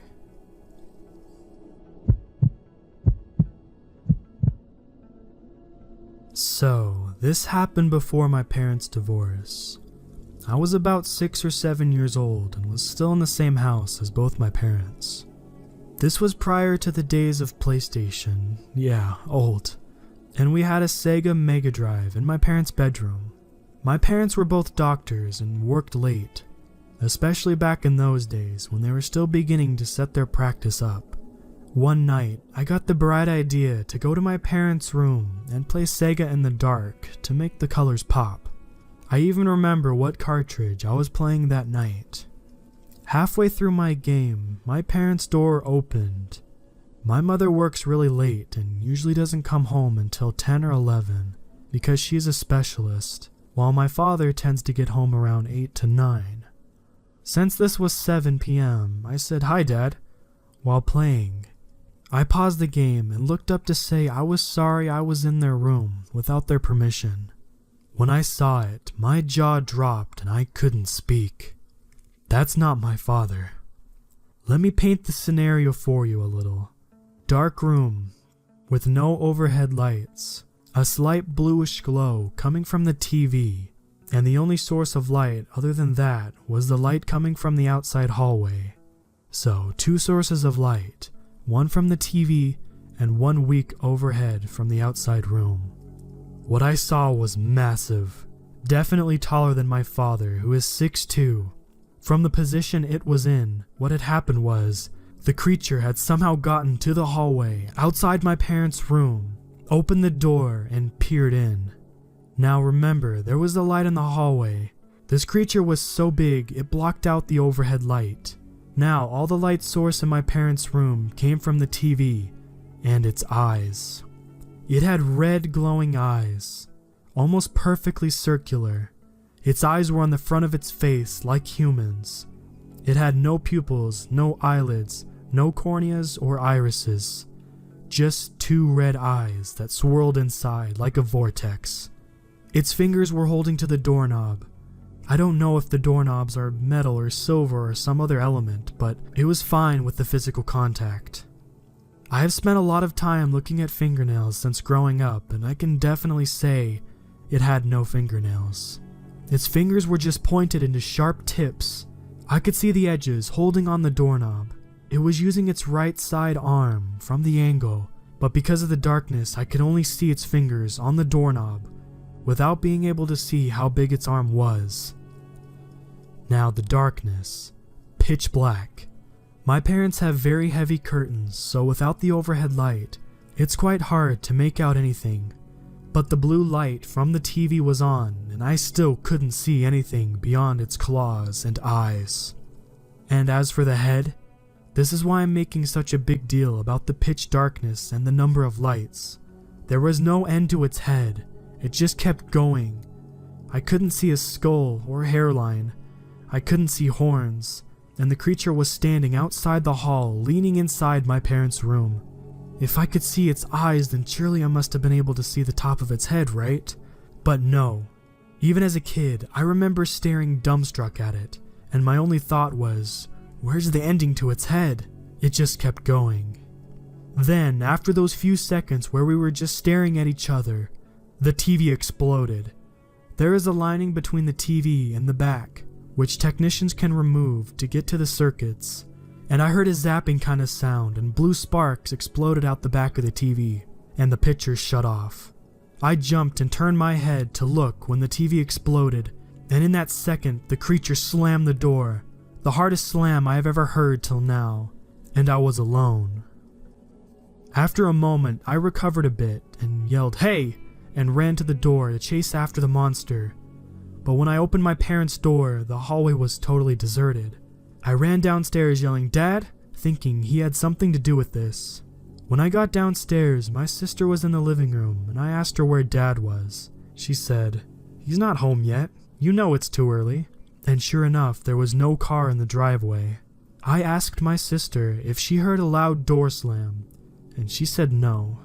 I went back upstairs to look, but it wasn't anywhere in the house. I was almost ready to believe. I imagined the whole thing, but when I tried to turn the TV on again, it wouldn't work. My parents assumed a bulb must have busted and got a bigger TV. I never dared to mention why the TV suddenly broke. So that's my story. Ever since, I've been just waiting to see another demon. But not even on the internet can I find something that correlates very much. I don't know if its skin was pure black or if it was just blocking out the light, or if it caused that level of pitch darkness. But all I could see were those eyes.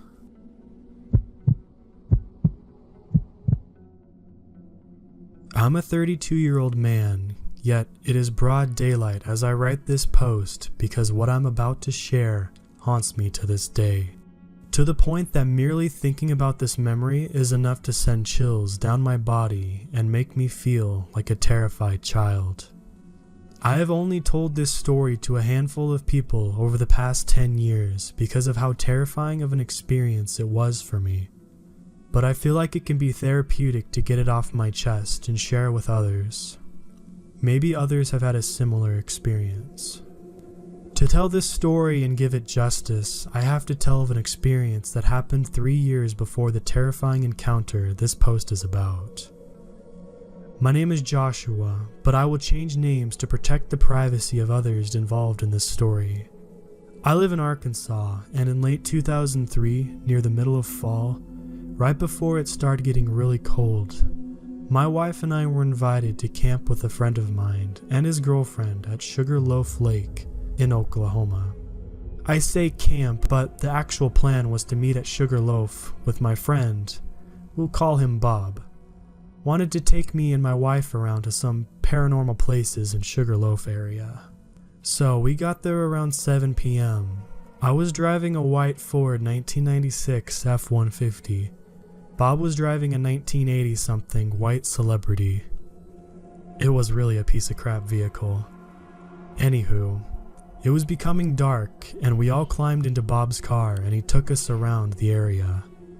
First to an old abandoned house, but other than some raccoons rustling around, it was a 2-hour waste of time. Then he took us to a graveyard that was supposed to be haunted, but again a bust. Then an old church that was run down and supposed to be haunted, once again, yawn. At this point, it was getting close to midnight and my wife and I were getting pretty bored, and I spoke up to Bob saying, "Man, this really hasn't been that freaky of a night." Then that's when Bob smiled, saying he was saving the best for last. He handed me a Polaroid picture of a hillside covered in trees in daylight. I asked him what it was. He asked me if I saw the house or any type of lighting pole or anything in the picture, to which I replied no. He took the picture back and said that's because there isn't, and there is no power lines either. During this time, he turned down an old dirt road and passed a small house. Then after that, it was 2 miles of dirt road with woods on one side and a barbed wire fence on the other, with about 2 acres of field connecting to a wooded hillside. Nothing to light the night except the moon above our heads and the clear starry sky. After what seemed like forever, he stopped the car and told us all to get out. We did what he asked. He walked us to the other side of the car where the wooded hillside was. He looked at his cell phone, which had no signal. This was 2003 and the area had no cell towers. But he looked at his phone and said it was 11:57 p.m. and told us all to watch the middle of the hillside. Even at night, I could tell it was the same field and hillside from the picture. 2 minutes go by and nothing has changed. Then at exactly midnight, a small light flickers on. A deep chill runs down my back as we all watch this small light, which to me looked like an old kerosene lantern, swaying back and forth. We sat and watched it in complete silence for what seemed like several minutes. When I finally spoke up and asked what the story was with this, Bob said he did not know, but the locals told him that every night at 12 a.m., this lantern will light up and sway back and forth through the woods until the sun comes up and it disappears. Nobody knew what the story was. At the time, I was a 19-year-old guy who didn't think anything could scare or hurt me. So since there was no houses around, I yelled out, "We see you! Wow, you're so scary with your little lantern." Bob shushed me, but it was too late. My wife screamed and pointed. I was laughing, but I stopped as I looked to the hillside to see the lantern swaying back and forth, but moving down the hillside to the field at a frightening pace. It began to speed across the field towards our car. We didn't stick around to see what it was because within seconds, we were in the car flying down the dirt road back to the lake. We looked back to see the lantern moving slowly back up the hillside to where it first appeared.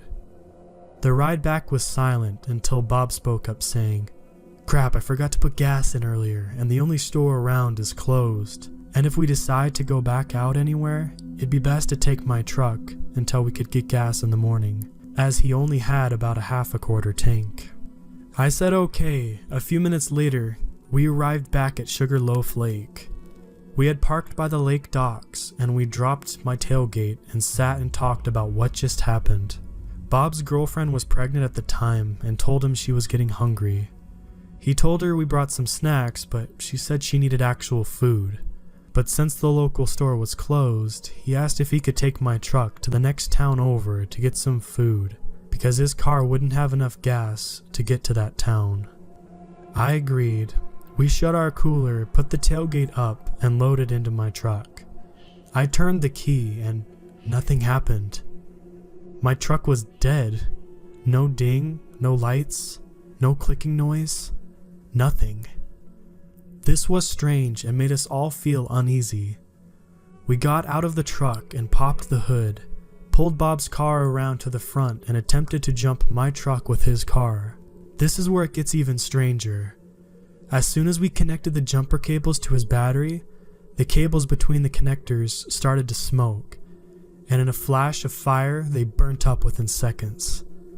The cables were nothing more than bits of melted rubber and ash, with only the clamps at the end still on our batteries. Bob runs and turns off his car, and we take the clamps off our batteries. We look at each other in the eerie moon and starlit night, and we all get a bad feeling at exactly the same time. As we suddenly realize we had been hearing a distant noise in the lake that was getting louder. It was a boat motor. Now, like I said, it was the time of year when it was starting to get cold, especially at night. We were bundled up, standing still, waiting. But somebody was on a boat after midnight, when it had to be ice cold with the wind hitting them. And from the sound of the motor, it was going pretty fast, but we saw nothing. That was until the boat was about 50 yards away, and a very bright spotlight comes on, temporarily blinding us all. Bob and I tell the woman to get in his car and lock the doors. I reach the bed of my truck and give Bob a tire tool, and I pick up another. I work at a tire shop and had all kinds of tools of trade in my truck. We were standing in the middle of our vehicles, with the hoods up, as the boat pulls forward to the dock. Two heavily bearded men in their late 30s step out of the boat and walk up.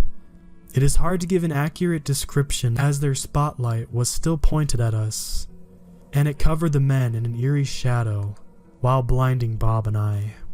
They look at us and at our vehicles, and one glanced in the direction of the car at the women, then back at us and let out a small chuckle. "You fellers got in some sort of car trouble?" one asks as he lights up a cigarette. Yeah, but nothing we can't handle," I stammer.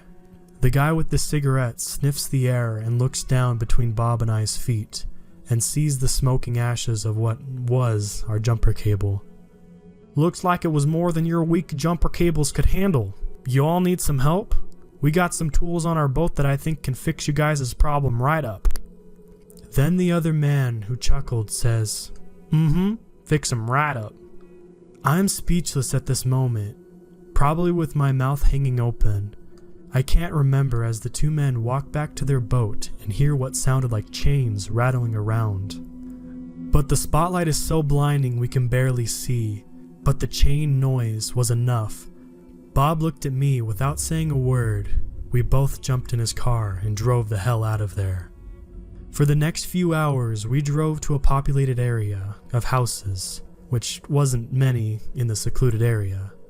We were pretty much stuck, since we had very little fuel, but we all sat quiet in the car, looking around in all directions in near panic, thinking that any time those men would find us.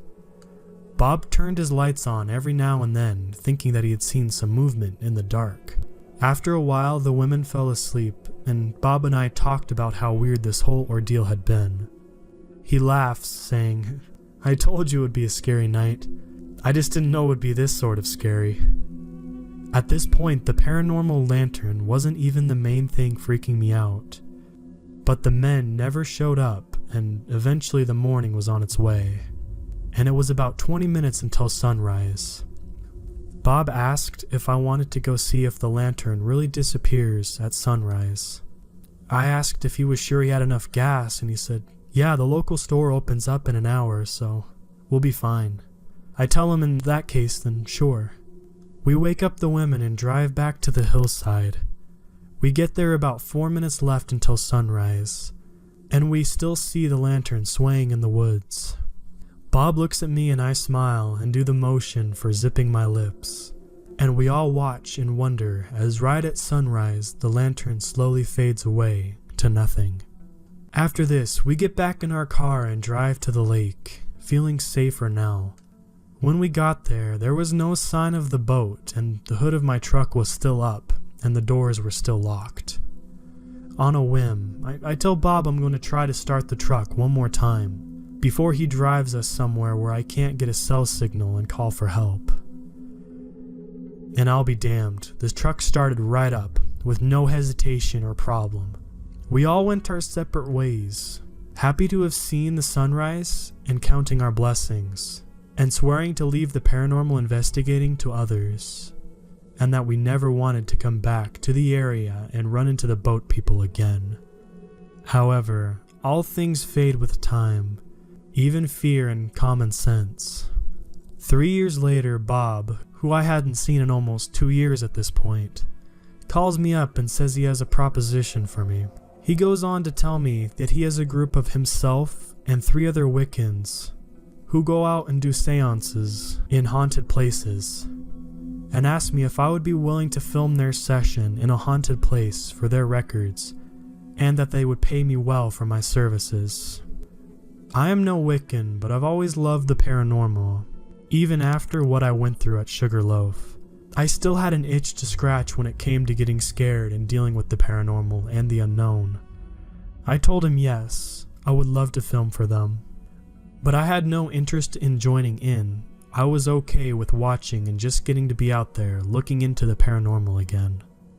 So, of course my next question was when and where we're going to be doing this first.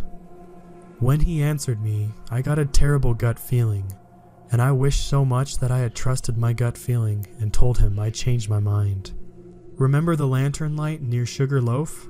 He asked me if there was any way I could ever forget. Yeah, I stammered. Why do you ask? Bob said.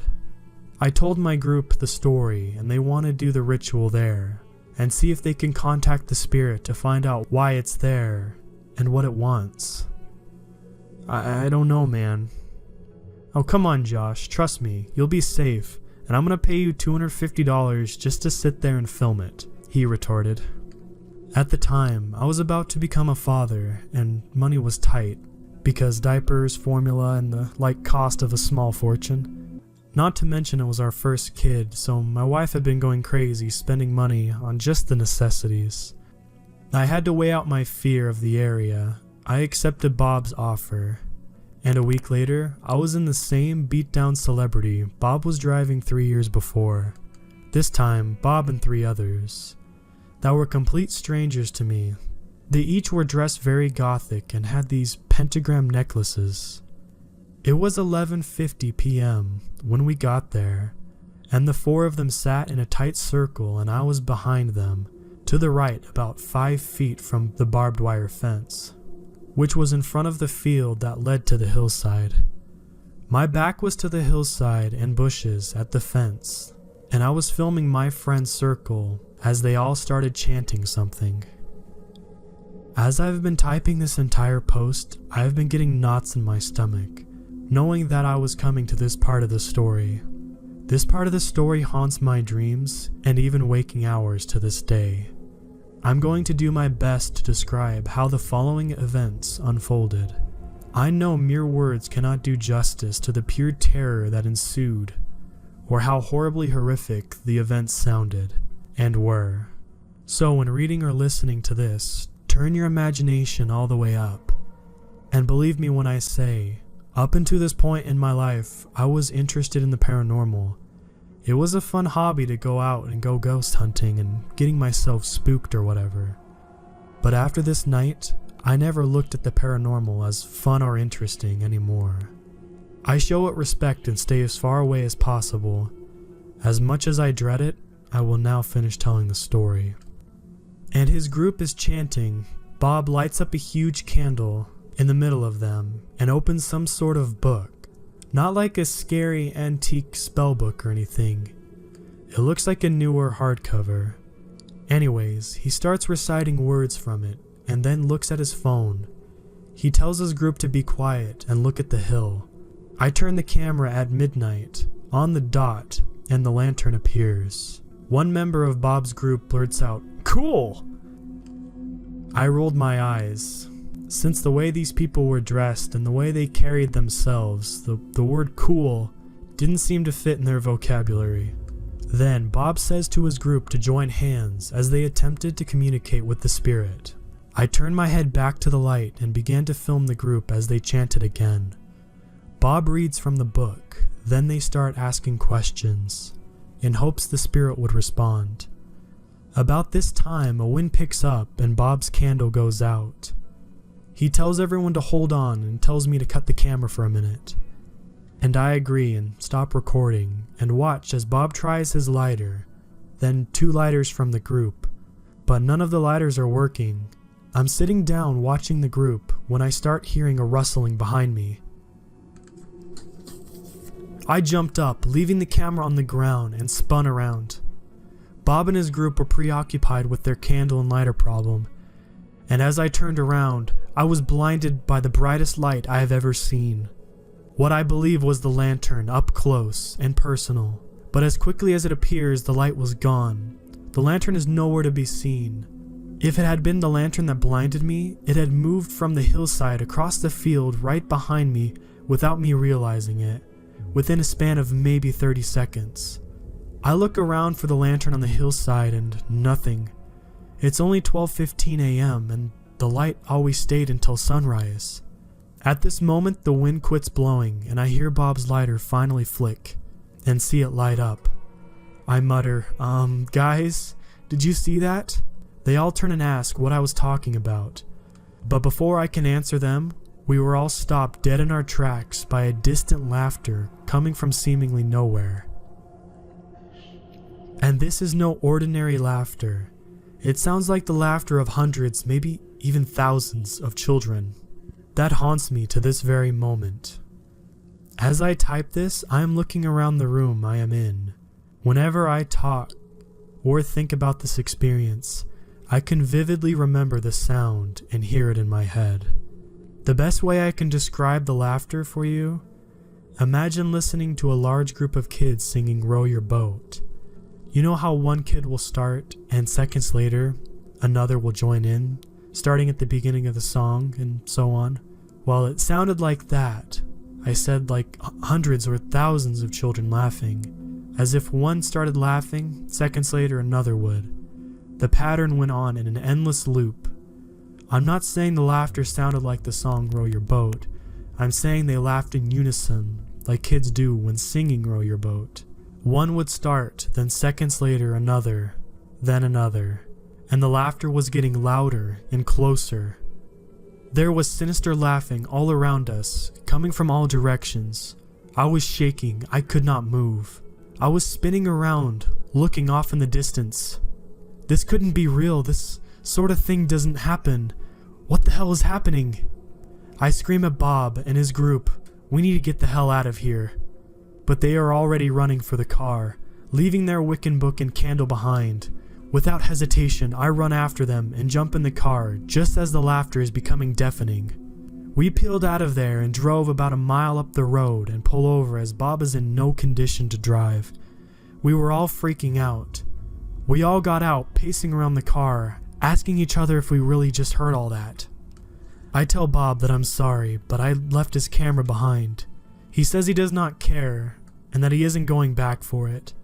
At this point, I got my hands on my knees panting, trying to catch my breath, as I have never been that terrified in my life. That is when all the chatter stops, and once again, we hear the laughter off in the distance, very quietly at first, but slowly getting closer and closer and louder, until once again it's becoming deafening. We jumped back in the car and sped away. We drove for about 6 miles, and for the first 3 miles we could still hear the laughter in the distance, with our windows down a little bit. We all began to calm down a little by mile 4, when the laughter could no longer be heard. But we have no intention of pulling over again. Bob's friend is in the passenger seat with his phone, waiting for the signal to pop up, and at about mile 6, Bob's friend he finally has a signal. And he hands the phone to Bob and he calls a friend of his, who is into the supernatural and well versed and educated in it. As we are driving, he is describing what happened to the lady. Bob later told me that his friend told him she believed it was children of the Hecate or something like that. I have no idea what Hecate is, but it sounded like more of a guess to me. Anyway, Bob is on the phone speeding out of the area. Me and the 2 other people in the back seat all get a chill at the same time. They later told me that the hair on the back of their neck stood up as a loud snapping noise comes from under the front end of the car, and Bob's celebrity stops dead in its tracks and will no longer move forward. He tries everything, but the car is not moving. We later discovered that the tie rod had snapped. Anyways, the friend Bob was talking to on the phone only lived 20 minutes away from where we were, and said that they were on their way. As we sat in the car, nobody spoke. After about 3 minutes, we saw a pair of headlights coming down the road toward us. We knew it was too soon to be Bob's friend, but Bob and I thought maybe we could get a ride from a local. We all unloaded out of the car and stood in front, waiting for the vehicle to hopefully stop. Now I cannot be certain, but my gut tells me I'm correct. The vehicle doesn't stop, but it does come into view. It is an old beat-up truck, and it slows down, and in the truck are 2 men in their late 30s with huge beards. They stare at us and sped up after passing by. I look at Bob, and before I could speak, he says what I was already thinking. The guys from the boat. Before I can say anything back, we see the headlights coming from the same direction the truck went. We stood up and stayed quiet, as the same guys in the truck passed by slowly, again staring at us. Bob called his friend back and told her to drive like hell and get here now.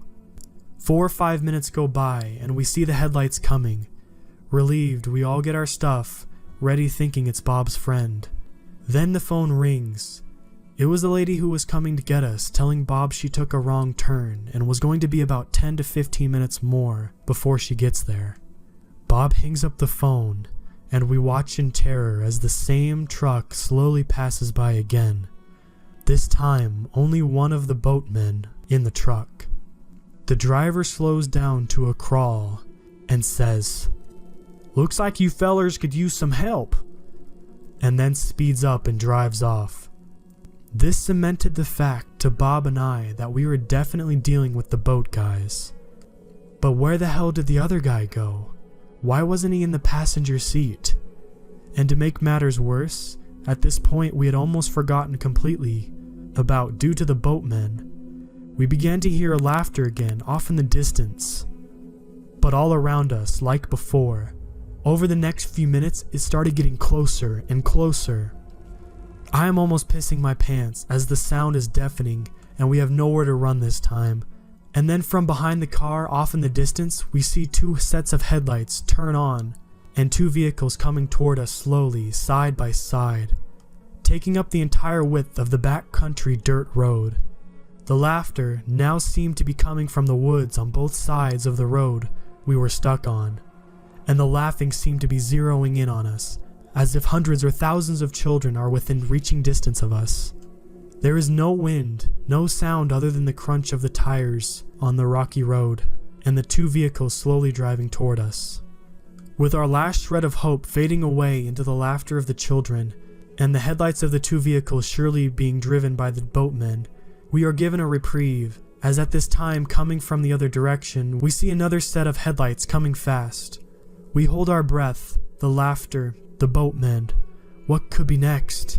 How will we get out of this? And then the vehicle that was speeding at us pulls up, and it's Bob's friend. She unlocks the doors on her car and rolls her window down and begins to tell us to get in. When this happens, the 2 sets of headlights coming from the other direction turn off, and Bob's friend says, "Oh my God, you weren't kidding about the laughing kids." She screams at us to get in, and we do.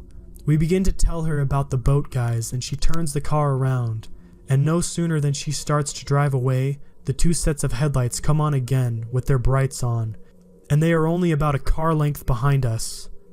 I yell at the driver, "Go, go, go!" channeling my inner Jeff Goldblum, telling her, "Faster, we must go faster." She floors it, and for about 2 miles, the 2 vehicles stay on our trail. Then they turn off onto a side road. The next 2 miles after that, we can all hear the laughter off in the distance with our windows down. Then 3 miles after that, the laughter was gone. To this day, I have no explanation on what happened, what the laughing children were, why the laughing followed us, if the boatmen were connected to this all somehow, or if they were merely a coincidence that happened to terrify us at the same time. And if that's the case, why did they not react to the laughing children sound? Is the lantern connected to the laughing children? Or did Bob and his group mistakenly call forth the laughing children with their ritual? Like I said, this happened years ago, but I still feel just as terrified now when I tell people about it. I have had constant chills and goosebumps while writing this. To all of you who think the paranormal is just a fun hobby to get your thrills with, I beg of you and warn you that we are not prepared for what is really out there. You can think nothing will scare you or harm you, but you are dealing with unknown things. You have no idea how powerful or mundane the paranormal could be. If you use paranormal as a thrill-seeking hobby, just use caution and always have your vehicle checked out beforehand. Oh, and watch out for seemingly sociopathic hillbillies and laughing children. I hope everyone who reads this or listens to it sleeps well, but I know after telling my story, the next few nights I will be getting no sleep at all.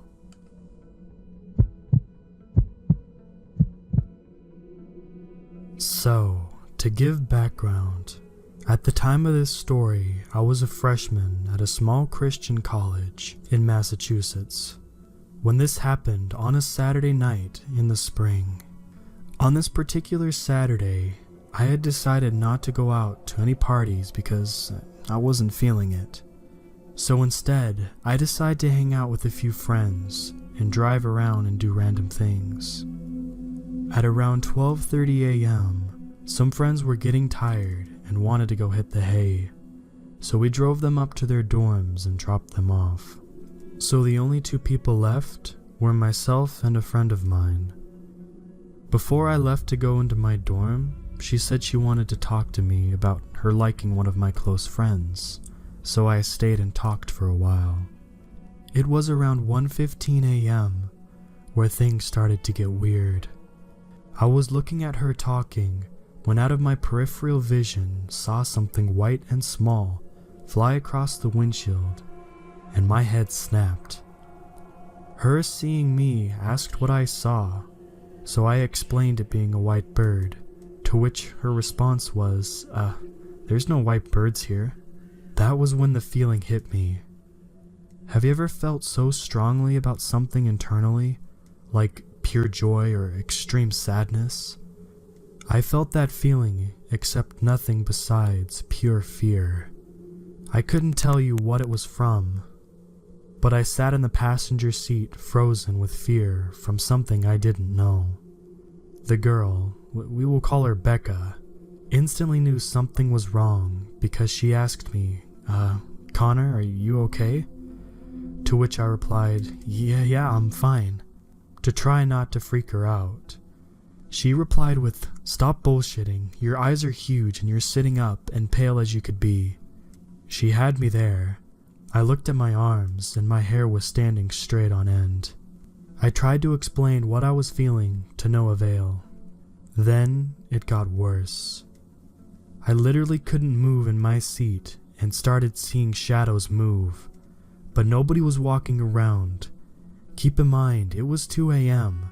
Becca saw my eyes dart from side to side and kept asking me what I saw, to which I reply, nothing. Then, around 2:30, the thing that spooked me out the most arrived. I was being a nervous wreck when my eyes caught something down a hill near the dumpsters. It had arms and legs, but it was way too tall to be a person. Plus there was no visible feet and it was a solid 2 feet off the ground and all black. As I stared at this thing, it moved from where I saw it to across the dumpsters and then left my sight. And the reason it left my sight, it wasn't because it was behind the building out of viewpoint. No, it just vanished. Just like that. Gone. By this time I was struggling to even take a consistent breath from the amount of terror I was feeling. Becca was trying to calm me down. Give her credit, but while I was looking at her talking to me, I kept noticing her eyes darting around to random places behind me. Every time I asked what she saw, she said nothing. Eventually, I was able to get my ass out of the car and sprint to my dorm room, but that was not until 5 a.m. I eventually fell asleep and woke up trying to convince myself it was all just because I was overtired and that I was seeing things and overreacting. Becca texted me that morning to ask if everything was okay. What she said confirmed all my fears. Now that it was daytime, she finally confessed what she saw when she was trying to calm me down. A few shadows were there, and a weird sort of evil feeling was in the air, and a weird floating thing off in the distance. Wait a minute, I said. Shadows and feelings I can deal with, but explain that floating thing you saw. She described the same exact floating thing that I saw near the dumpsters to every detail. And when she saw it after I did, it was about 20 feet from the car behind me. This had me terrified. I couldn't walk near those dumpsters for weeks, let alone walk up the hill at night. Luckily, I never saw or felt these things again. I will never know who or what really was there, but I do know I am confident that it was the devil himself trying to confront me and make me question my faith. Before then, I never really believed in ghosts or entities, but now I absolutely do. And Becca confirms it all. Whatever you were.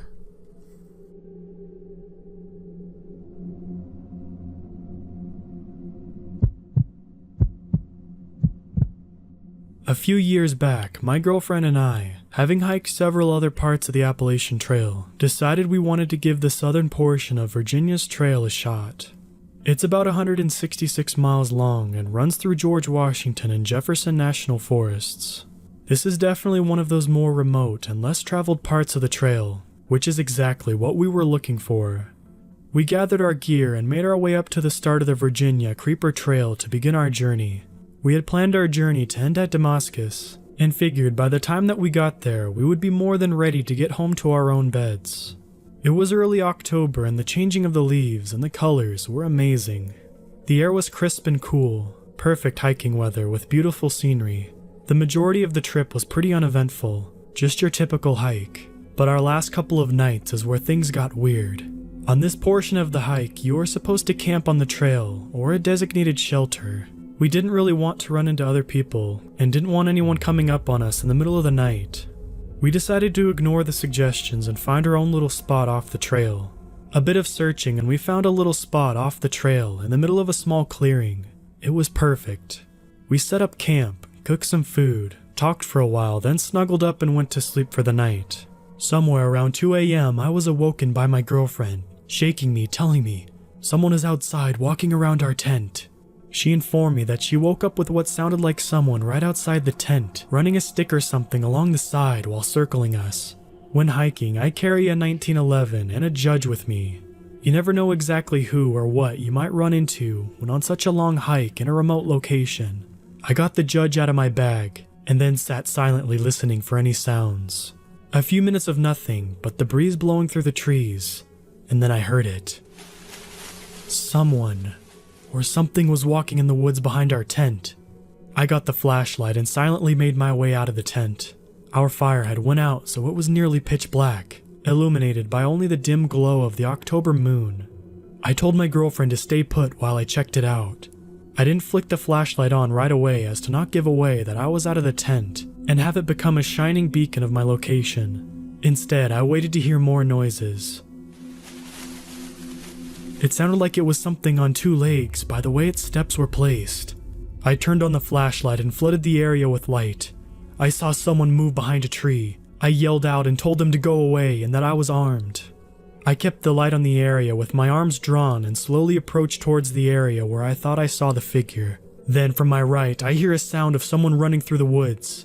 I spin and face my light that way, and then from the original spot, hear who or whatever was there take off into the woods.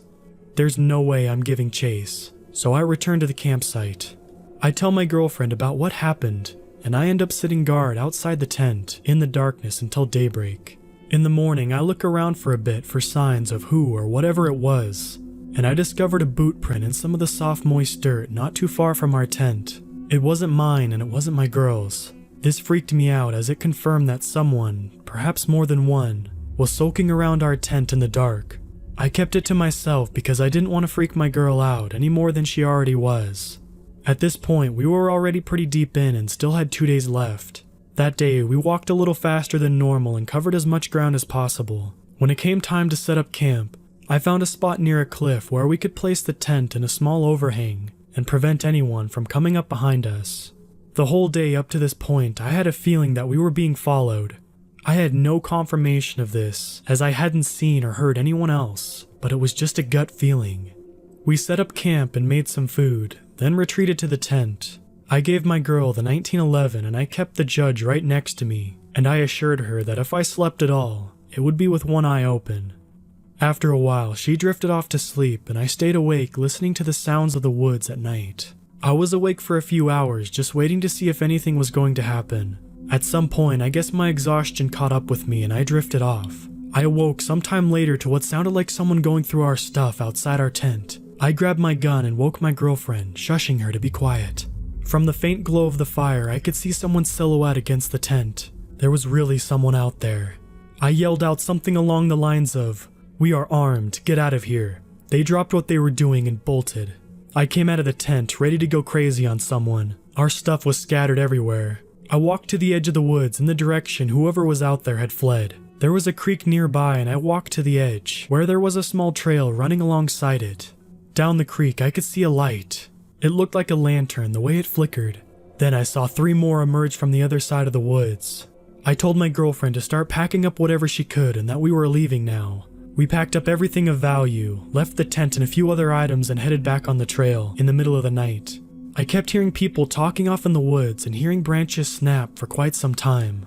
I kept looking behind us every few seconds to make sure nobody was coming up on us. It was completely nerve-wracking. If something happened, we were still a long ways from anywhere and quite literally on our own. Since we hadn't seen any other hiker the entire time we had been out there, I really felt that we were in serious danger. We had been walking for quite some time when I heard something in the woods behind us. As we rounded a corner, I turned around and saw someone step onto the trail and just stand there watching us. It was just as the sun was coming up and barely any light. I couldn't make out any features, just a silhouette. I stopped and looked at them for a second and asked them who they were and what they wanted. They just stood there silently, watching us, and then turned and walked back into the woods. We picked up the pace and kept going, looking back every so often. We didn't see them again, but my gut told me they were still following us for a while. We eventually reached the end of the trail and got to where we had parked my girlfriend's car, extremely exhausted. We made it out of the Virginia woods without becoming a meal for a clan of hillbillies, which is what I pictured happening in my head the whole time. I had no idea who they were or what they wanted. Maybe it was someone just messing with us. Maybe it really was a clan of hillbillies. I will never know because I will not be returning to find out. At the time, I was 10 years old and lived in a small coastal town in Newfoundland. Almost every house had acres of forestry behind it, which in itself was very beautiful. As I now am 21 and live in a bustling city in Alberta, I do find myself missing this setting in my old backyard every once in a while, but it's usually accompanied by the unsettling memory of what I'm about to recount. By the time I was in grade 4, I was already trusted to be home by myself as my mother went to visit my grandmother and aunt, who literally lived a few minutes down the road from us. I was happy to have such a privilege. I was an only child and my father worked in another province months at a time, so I was very lucky to have this opportunity. It usually meant late night movies and video gaming, and on the odd night, exploring the forest. This night, I was exploring said woods. I never went too far, usually up to a large rock formation I like to climb and look through the trees in all directions. The house was always in sight, so I never felt scared or frightened being out there. It felt like my own private place that I could enjoy. So as I was scaling the rocks to sit in my usual spot, I suddenly started hearing a sound further in. A sound that wasn't natural at all. Crying. Faint crying. It sounded like a child, maybe even an infant, crying relentlessly. I was more puzzled than scared since crying was the last thing I would expect to hear in the forest. I must have listened for a good few minutes, convinced my ears were playing tricks on me, but it was in fact crying. In my mind, I imagined that there was a young girl that somehow wandered off too far into the forest and needed help. I considered going back to the house and calling my mother to help out, but then I worried that the girl would wander further and I wouldn't be able to hear her anymore. I decided to try to locate the sound myself. I made my way hastily through the trees and branches, trying to figure out the exact direction the crying was in. It definitely wasn't easy as I thought, and it was a matter of trial and error to make sure that I was going in the right direction. One thing I never realized as I was doing all this was how consistent the crying was. No pauses, no words of any kind, just non-stop sobbing and wailing that had no end. What I did notice was that the closer I got to the sound, the more metallic it sounded to me. I had eventually reached a small clearing that had only a few small trees and bushes and nothing else. I had never gone this far before, and this was the first time I had ever seen it. When I made my way in, it didn't take long for me to find the source of the sound. A gray tape recorder was peeking out of one of the bushes, and the crying was coming out of the speakers. This really disturbed me, as I had went all this way expecting to find a real person, but it was only a tape recorder. As I was about to shut it off, I heard another sound coming from just outside the clearing on the opposite side. It sounded like steady footsteps advancing in my direction. It only took seeing a tall, shadowy figure coming my way to send me running. Fortunately, by some miracle, I recognized my way back by identifying rocks and trees I had identified as landmarks. Looking back, this probably saved my life. I never looked back and I didn't try to listen to see if the person was following me. I just kept telling myself to make it home and nothing else. I had to get home. Once I saw the large rock formation, it didn't take me long to know the rest of the way without needing to survey my surroundings. I was out of the forest in record time and immediately ran into my house, locking the door and shutting all the lights off as I went to my bedroom. I didn't want this person to know where I lived, or I really would be done for. After shutting the curtains of my window, I peeked through them as discreetly as I could, to see if whoever had been out there had actually managed to keep up with me. I didn't see anyone, but stayed at the window for a good hour, waiting for something to emerge out of the forest's shadows. But nothing ever did. After that, I went straight to bed. I never did tell my mother about what happened that night, and I also never was able to go back into that forest again. Despite a few creepy instances as a child, there's only been one time in my adult life that I truly felt primal fear. My apology if it's a little long, but trust I am being as concise as possible, and need to explain the surroundings a little at first. I live in a village in the middle of the English countryside. To paint an accurate picture of its size, it has a population of 4,000, but it feels more like 1,000 due to its spread out nature, and being surrounded on all sides by lots of fields. Farms and woods eventually connect to one pretty famous forest. It's kind of in the middle of nowhere, and because of this, it has notoriously bad phone and internet connections. Having lived here all my life, I know this place like the back of my hand. I know where all the public footpaths through the woods are, where they connect, which are shortcuts, where to cross deep streams, etc. I have gone on walks in this area throughout my childhood with my parents and alone as an adult. I felt safe here. This story takes place last summer in July after I moved home from university. As usual, this day both my parents got home at 5 p.m. We had dinner for a while longer than usual as my mom had quite a hectic day and was telling me about it. Because of this, I ended up heading out for my walk an hour later than routine, around 7 p.m. But as it was summer, the sun was still shining, so honestly, I didn't really notice that it would start getting dark until I was out. The woodland closest to my house is less than 5 minutes away, and you enter through a gate into a farmer's field. You can see across the open area quite far until the first set of small woods obscures your view. That's where I was heading, as I knew this track takes under 2 hours and leads back to the same path I was standing on now. This entire area is very popular for dog walkers, so it's not unusual to see other people while you're out and about. And as this village, everybody says hello to everybody. I start walking.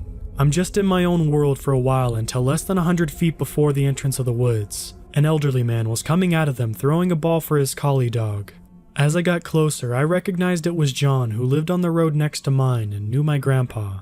We stopped and I said hello as I patted his dog Max. While talking, I see another man coming out of the woods. No dog. Bright green jacket, very tall, and a good 10 years on me, age-wise. John and I chatter another minute and say goodbye. He warns me not to stay out there too long as it will be getting dark soon. True, the sky was bright pink and orange. The sun was indeed beginning to set. I hadn't really noticed. I continued down the path towards the man. When we were nearly passing each other, I look up to make brief eye contact, smile and say hello, like everyone here does, even if you don't recognize the person. My eyes instantly met his. He was already looking at me. His dark eyes locked on mine. He wasn't smiling. I didn't know him at all, but I knew something was wrong. It was in his eyes. I swallowed my politeness and looked to the ground as we passed. I had lived in my uni's city the past couple years, so I knew a red flag when I saw one, and my country bumpkin manners evaporated. I quickened my pace a little before entering the woods and shyly looked back. The guy was still walking in the same direction, following John. I felt relieved, starting to walk into the woods. It takes about 30 minutes to follow the path through the woods to the end. The pathway exit opened into another field that led to another set of woods. The sky was now a dark purple, the dimming light having been obscured to me by the trees. I was near the entrance of the second set of woods when I felt it. Fear. Complete crippling and absolute fear worked its way like electricity through me. I never felt anything like it before or since, but I knew what it was. I whipped around. Standing at the exit of the first set of woods was the man. I could still make out his green jacket in the fading light. He's doubled back, and very quickly too. I had looked back several times while in those trees, and he hadn't been there. For a second I froze, as he did. He knew I'd seen him. To sprint the distance between us, it would take him about 5 minutes. He was obviously in good shape. I bolted into the woods. There was only one way I could go. I didn't care to look behind me. I sprinted for a couple of minutes before taking a sharp left turn off the path into the trees, hoping to throw him off a bit, but I couldn't see a thing. The light was already darkening and the trees made it 100 times worse, especially as I was now in the thick of them. Their branches catching my clothes like fingers, whipping and scratching my bare legs so badly. I ran and my lungs protested in pain, while my heart was beating like mad. I couldn't anymore. I got myself on the ground behind a big tree, my back against it, knees to my chest, hand over my mouth to stifle my breathing, desperately trying to pump air into my lungs for the next sprint. I listened for the first time. A few seconds pass silently. Then I hear him. Heavy footsteps snapping twigs behind me about 20 feet to my left. I dare not to look in case he sees me. I have my phone, but I know I have little chance of signal being where I was, and he'd either hear me talking or see the light from the display. I'm not ashamed to say at this point I started to cry, the tears falling silently down my cheeks. "What the hell?" I hear a deep voice exclaim. "Where are you? I know you're here. I saw you." I have to clasp both my hands across my mouth to stop myself from making any noise. I can hear him moving around. I panic and find that I have the courage to slowly peek from behind the tree. He was about 10 feet behind me, less than 20 feet to my left, with his back to me. I moved back and my eyes search the surrounding area. I pick up a pretty heavy rock. I carefully check him again. His back still turned, but he's searching through the trees. Hunched down lower to the ground now. I make a snap decision, and with everything I had left in me, I threw the rock behind me to the right. It clattered through the branches of the trees and made one hell of a noise. I watched him immediately bolt in its direction, laughing. He laughed. I paused a little, hearing his footsteps get quieter, until I thought I wouldn't be so visible to him if I moved and threw myself forward. I ran, trying to put as much distance between us as possible, but I was also aware that I was getting further and further away from home. I knew there had to be a stream somewhere close. If I found the stream, I can follow it as it borders the land and runs parallel to some of the footpaths. I ran until the trees finally cleared, and I can just make out another field through them on the other side. I thank God, and I push myself a little bit further till I'm out of the trees. The ground disappears from below my feet and I go head over shoulders down the stream embankment. I crash into the water below. As I sputter it out, I feel both relieved to have found the stream and terrified that he's heard me. My phone is now ruined. I slowly make my way downstream as quiet as possible, listening for him the whole time as the stream borders the woods, looking up periodically just in case. After a while, maybe a half hour, I notice the trees begin to thin out and realize this is the edge of the woods where I would have been exiting and where my pathway connected to the original one I had started on. If I ran, I could get home in less than 20 minutes. As quiet as I could, I dragged myself on my stomach back up the embankment, army style, wanting to stay as low as possible. I peek over the top. I could just barely make out the opening of the woods exit path about 50 feet away. I sat and scanned the forest line for a couple of minutes, my eyes trying to make out movement despite it now being pitch black. Nothing. I couldn't hear anything either. I pushed myself up and sprinted as fast as I could across the field onto the pathway. I knew the gate that I'd entered through was in the adjoining field. It really wasn't far. I was so happy. I hear a screech from across the field. I swore my legs nearly gave out then and there. He had been waiting for me. I turned my head and saw him sprinting out of the woods at full pelt. I yelled and pushed myself further, tears coating my face. All I could do was run. I crossed into the main field now and I could see the moonlight shining off the metal gate. My house was just 5 minutes away after that. I have never focused on anything as much as that gate. He was faster than me and getting closer, yelling at me the whole time. I ran, pushing myself up and over the gate, and ran up the road. I dared look as I made the turn from my road. He was still following me. I raced up my driveway and threw myself into the door, running into the living room crying, yelling hysterically. My dad ran outside while my mom grabbed a hold of me as I collapsed, shaking. As it turns out, my parents had already called the police. As I said, I was going out for an hour or so at 7, and it was now past 12, and I hadn't answered when they had called my now broken phone. We called the police again to explain. They came and I gave a full statement. Both my parents and the police were surprised. Nothing like this happens here.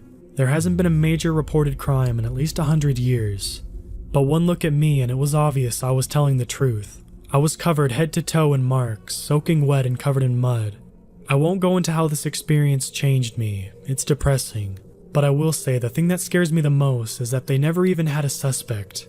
Despite him following me so closely, he was gone by the time my dad ran outside. That guy is still out there, and who knows what he's really capable of. On a weekend in the fall, a friend asked me if I wanted to go camping. I'm definitely not an outdoors person, nor do I enjoy being in the forest. I agreed though because I felt bad since this friend had asked me before and I declined. As soon as I agreed, I immediately regretted it. I honestly don't even know where we were, but my friend drove for hours away from the town we were living in at the time. The forest was so thick it was literally what you see in scary movies. My friend told me I was being a wimp, but I got a weird vibe from the whole situation. We had arrived in the evening, so by the time we put up our tent, it was dark. "What is that?" I asked when I pointed to the number written on the tent.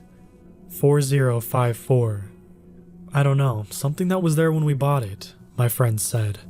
I didn't think much of it, but I was still creeped out by the fact that we were literally in the middle of nowhere. I woke up and I'm guessing it was around 3 in the morning and I heard what sounded like someone making strange noises, almost animalistic. My friend sat up and looked at me. I was about to ask if he heard it too when we heard branches snapping right behind the entrance of our tent. I could see someone's shadow right through it. They were crouched down, sitting right next to us. I guess I was thinking of calling the cops because I grabbed my phone, but there was no cell service. The person left and my friend and I were too scared to try to leave. Then we heard something else. The tent was being unzipped, but slowly. One zip at a time, like it was in slow motion. "Get out of here," my friend yelled, throwing something at the entrance. It actually worked and the person ran off. Again, the animalistic noises occurred at this point. "Let's make a run for the car." I glanced out of the tent to see the car way in the distance. Windows smashed and tires popped. We're stuck, literally trapped. My friend was freaking out. "We'll walk in the morning to try to get cell service. Then we'll call one of my other friends to come get us," I remember saying. The wait for morning seemed excruciating.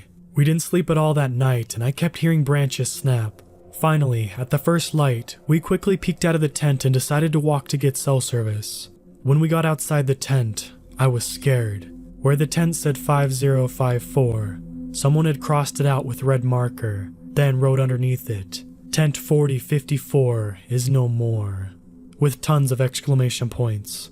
My friend and I kept walking closer to get out of the forest and finally got cell service. When we finally had our friend come pick us up, we were telling him the entire story. "See what they did to the car?" As I pointed to the damage and ruined vehicle, I saw someone dramatically sit up. They had reclined the passenger seat, and when I looked, they were sitting perfectly upright as the seat rose up. They turned and looked out the window straight at us. A huge, animated smile was on the man's face. All of us were freaked out and our friend drove away quickly. I still think of tent 454 is no more. I don't want to know what that was supposed to mean.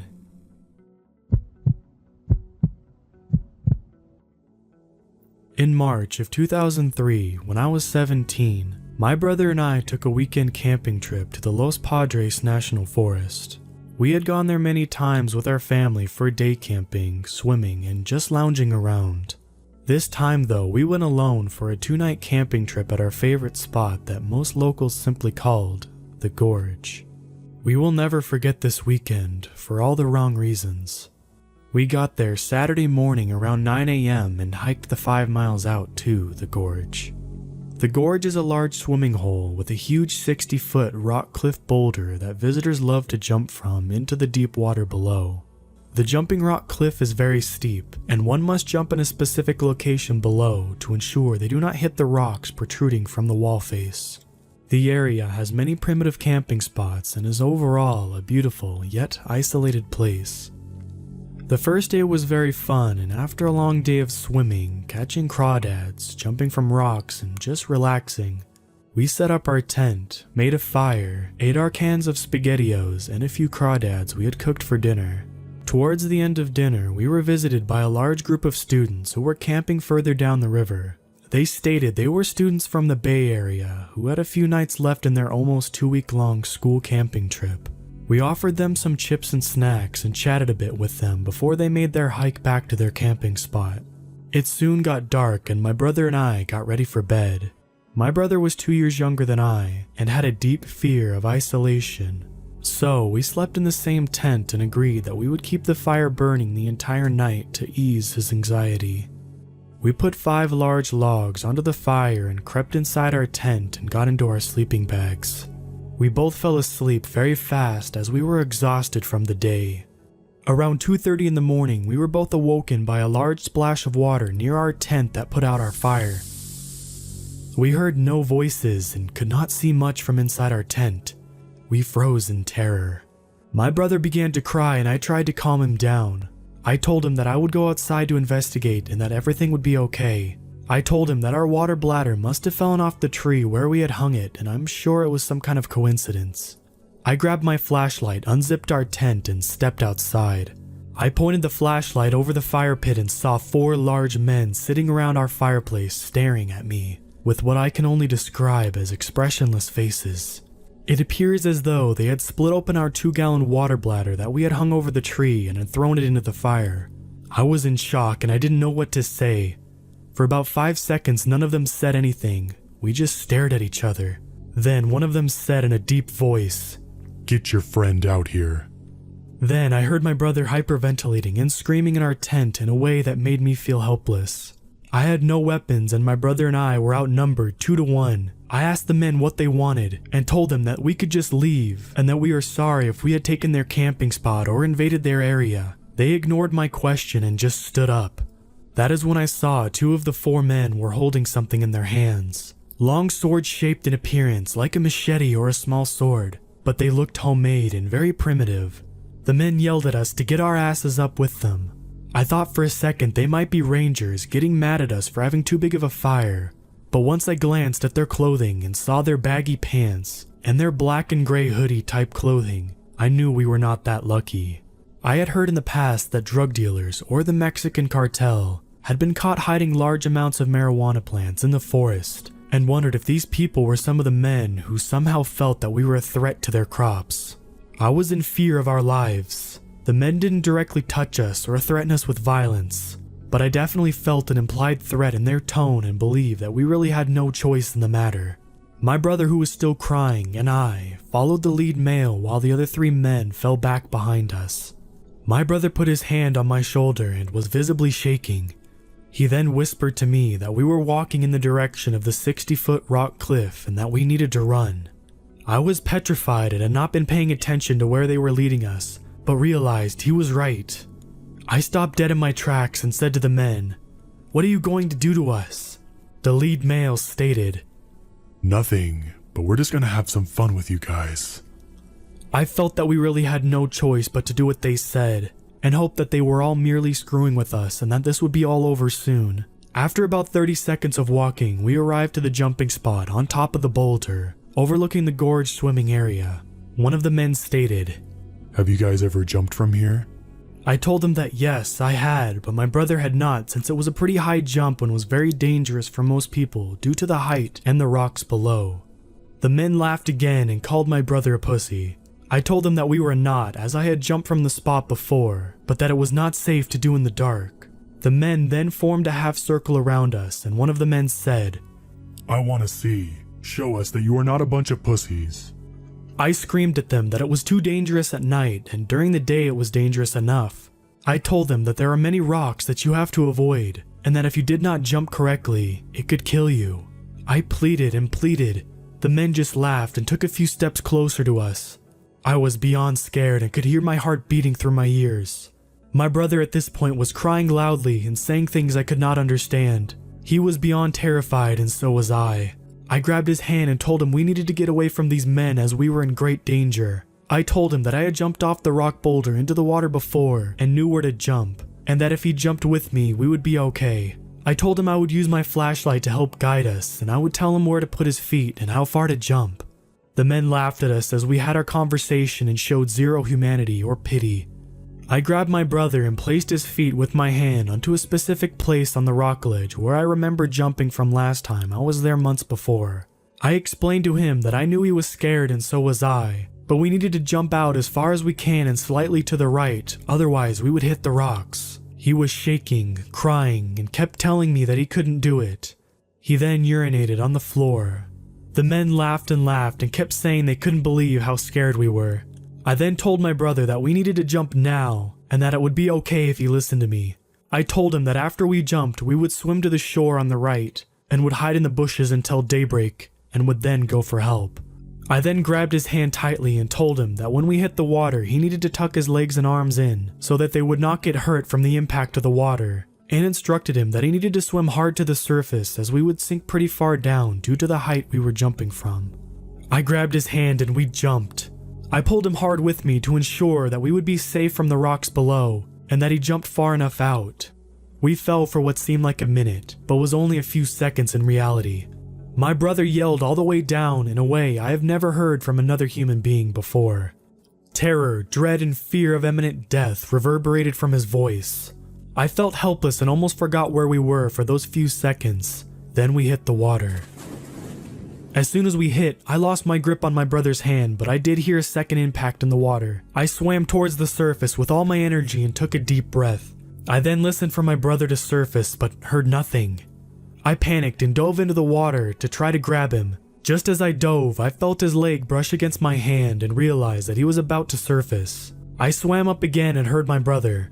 He was crying and kept telling his arm hit the rock and he couldn't feel it anymore. The men above were laughing again and I heard one of them say, "They fucking made it, those idiots." I then heard objects splashing in the water around us and realized they were throwing beer bottles or rocks or some other hard objects at us. I quickly grabbed my brother and helped him swim to the nearby shore. The whole time we swam, many objects landed dangerously close to us, and I felt that if any had hit us, it would have caused death or great bodily harm to us, especially if we were hit in the head. My flashlight had been lost in the fall and we were in complete darkness. We reached the water's edge and I pulled my brother to shore. Objects continued to rain down around us and we could hear the men yelling and laughing. I told my brother that we needed to run. He was crying and holding his injured arm that he could not feel or use it. It had a deep cut around the elbow, and even with just the starlight we could see that this was a serious injury. We stumbled down the tree line and began making our way through the darkness to one of the main trails from past memory. We fell again and again and were cut by branches and rocks all over our bodies as we wandered about down the overgrown trail. Everything in my body told me to keep going and to get as far away from these men as we could. We walked for many minutes until we could no longer hear the men, and we waited. I wrapped my brother's arm with my shirt and told him that it was over and that all we had to do was wait until morning for help. We sat in that spot all night and my brother cried and shook for hours. I just put my arm around him and patted his head, as I did when we were children whenever he had a panic attack and our parents were not around. At daybreak, we could finally see the severity of his injuries. He had a deep gash in his arm and his shoulder was obviously dislocated. I helped him hike up the nearby trail and we walked all the way back to the base camp ranger station. We explained what happened to the rangers and they sent 2 armed officers to go investigate the location. My brother was sent to a nearby hospital for treatment and I joined him on the ambulance ride over. The rangers and the police never found the men, but did retrieve most of our gear. The scary thing about this incident is that the same week, 2 teenage boys were found dead at the bottom of the gorge jumping area, and that their group had encountered the same people as we did at their camping location, with similar machete objects, who chased them off their camping spot. I am glad to be alive, and my brother and I have never gone camping alone again, or have never been back to that location. All that we have left from the incident are scars on my brother's arm, hospital bills, and a lot of trauma. An article of the death of the 2 teenage boys is below. I can only hope their deaths were accident, as the authorities ruled. I did not find out about their deaths until 7 years after, but was horrified about the similar circumstances and timing of the 2 events. As to the men that forced us to jump that day, let's not meet again.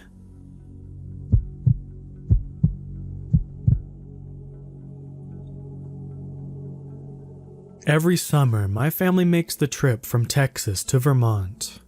2 summers ago, my parents bought a new home, and for some reason, our house smelled really, really terrible. So, my mom went to the local candle and scent shop and ended up bonding with the woman who owned it. She convinced her to give me a summer job. The first month went smooth, with really only a few bad customers. One day, I was checking inventory in the back when I heard the bell above the door ring. I walked to the front of the store, calling out to whoever just entered, but no one replied to me or appeared to be in the store. So I just forgot about it and moved on with my day, blowing it off as the wind.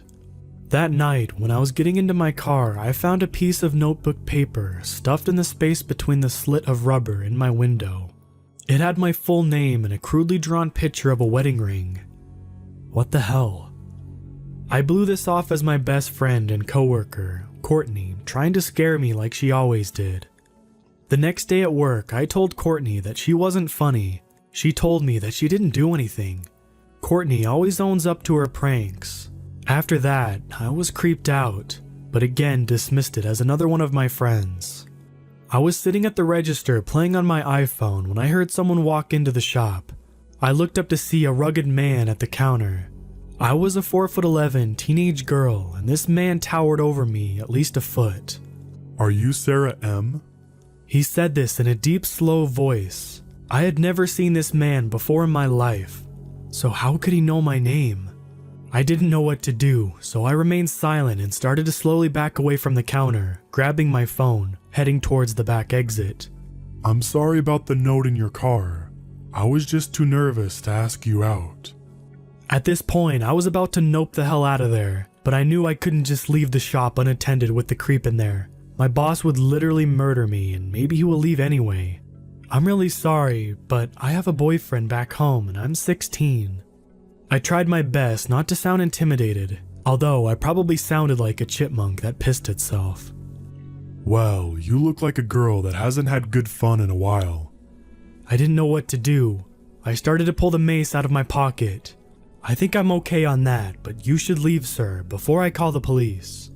At this, he looked like he would kill, and tried to pull me over the counter. He had me in a tight grip and he tried to pull a small kitchen knife out of his pocket, but before a second thought, I pepper sprayed him directly in the face. He loosened his grip and I grabbed my phone and bolted to my car.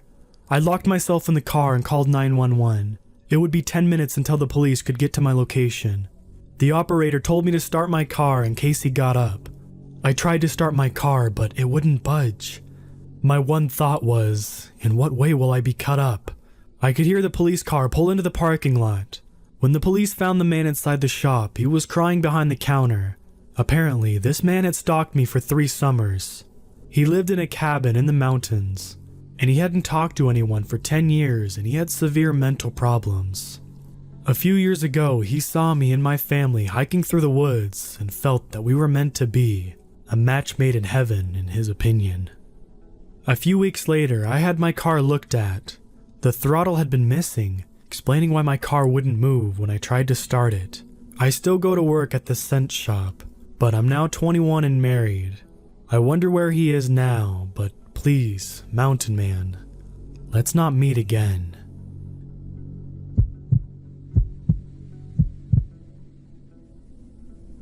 This story happened about 2 years ago while I was in university working on my degree in biology. I had signed up for a trip to gather some samples for an experiment some students in the ecology department were going to run.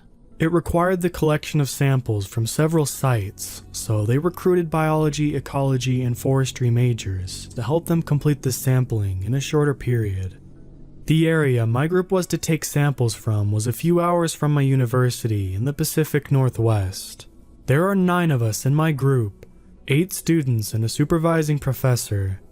We got to the campsite in the late evening and set up our tents. One of the other students had brought a big container of split-pea soup from home and was sharing it with the others on the trip. I don't really care for split-pea soup, so I declined the offer. Everyone had some except me, one other student, and the professor. Come the next morning, the 5 students who had eaten the soup were not in the best shape. They were in the grips of some gnarly food poisoning and were in no shape to hike for 8 or 9 hours to collect the samples we needed. The professor who was supervising us had originally some rules, such as traveling in groups of at least 2, and we had to return to camp by nightfall. Now, those rules were tossed out to make sure we kept our timetable to collect all the required samples. We were told to do your best to complete the work assigned as long as you can do it safely. That morning, I set out for a long day of hiking. After a mile or so, I ran into the stream I was supposed to follow. I needed to travel about 4 miles upstream, stopping every quarter mile to collect samples of water and soil. This meant I had to hustle to get back before dark. Halfway through the day, I realized that wasn't going to happen. About 2 miles into my hike, I stopped for lunch, sitting on a log overlooking the stream. The scene was really peaceful until I smelled the cigarettes. It wasn't the smell of the cigarette being smoked, more the musty smell of a heavy smoker's car where cigarette butts have been left to ferment for weeks on end. I looked around but couldn't see anyone. I just assumed the wind had blown the scent from some hunter or hiker over to me, but minutes later, the smell hadn't faded.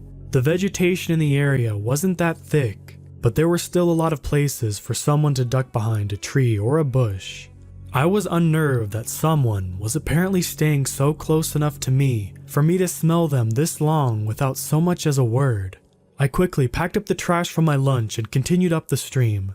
The musty cigarette smell went away for the next few hours. It wasn't until I arrived at my last sample location late into dusk that I smelt it again. The woods were getting really dim by this point.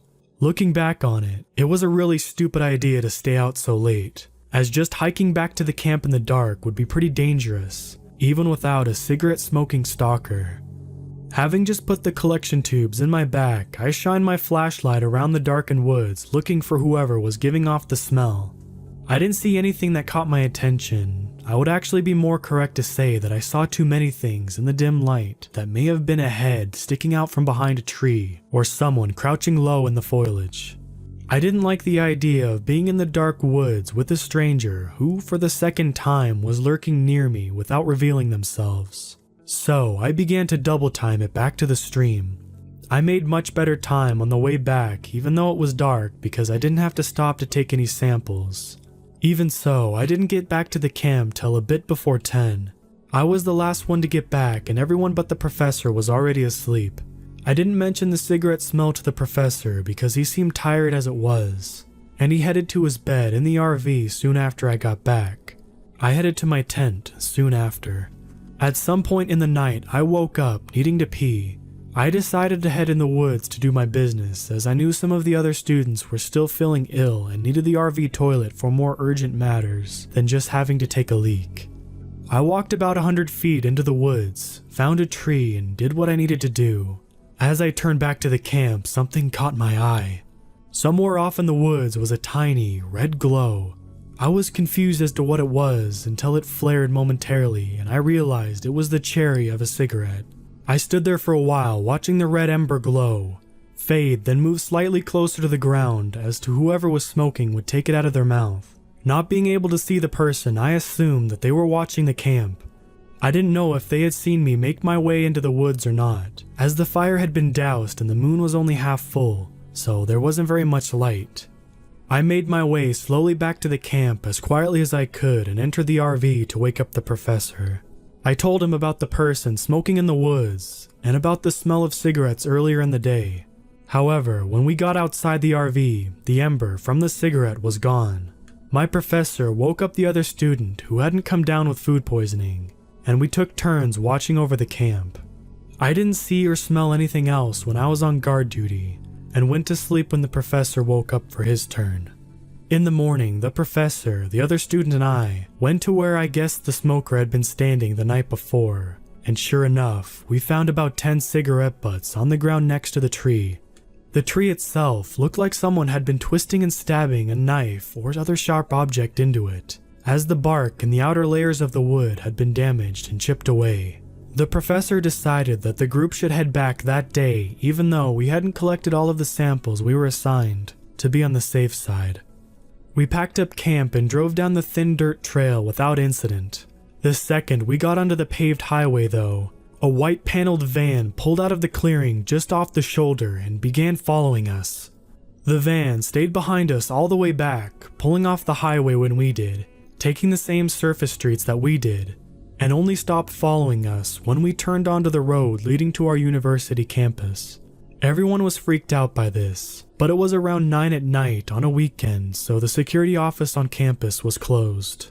We decided to unload the RV and call it a night, as the van hadn't followed us onto campus. I offered to help the professor catalog and store the collection tubes from our trip, so it was another couple hours before I left the biological science building and started heading toward the dorm building I lived in. I stepped out into the cool night air and began walking, my professor having left the building in the other direction to get into his car and drive home. It was a couple dozen feet outside the building, which was now locked, when I was hit with the musty smell of old cigarettes. I looked around, and about 25 yards away in the darkness, off the footpath, I saw a cherry of a cigarette smoldering away. I was pretty scared at this point, but hoped it was only a student or some faculty staying late having a smoke. I couldn't completely convince myself of this, as the musty cigarette smell was the same as what I smelled in the woods the previous night. I started down the footpath and soon passed whoever was smoking. 100 feet or so later, I looked over my shoulder and saw the cigarette cherry bobbing in the darkness. The smoker was following me. This creeped me out a bit more, but I still held it together. That is until I rounded a small stand of trees and saw a white paneled van parked alone in the parking lot. I took off at a sprint towards my dorm building. I looked over my shoulder a few steps into my run. I saw the cherry of the cigarette fall to the ground and the dark shape beginning to move after me. I didn't look back, but I could hear someone running in the grass off the footpath. I got to the entrance of my dorm building and frantically waved my key card in front of the key reader that controlled the door lock. As soon as I hear the soft beep, I open the door, jump in, and shut the door quickly. I stopped and peered through the glass door. I saw the dark shape stop short of the lit pathway. I just watched for a minute or two. Then I saw the spark of a lighter. The light is just barely bright enough to illuminate the shaggy beard and brim of a baseball cap before it disappears and was replaced with the red glow of a cigarette. I turned and headed up the stairs to my dorm room. By the time I get to my window overlooking the same yard I had just ran through, there is no trace of a dark figure or the light of a cigarette. After that, I didn't see the white paneled van again or smell that musky cigarette smell. I hope I never do.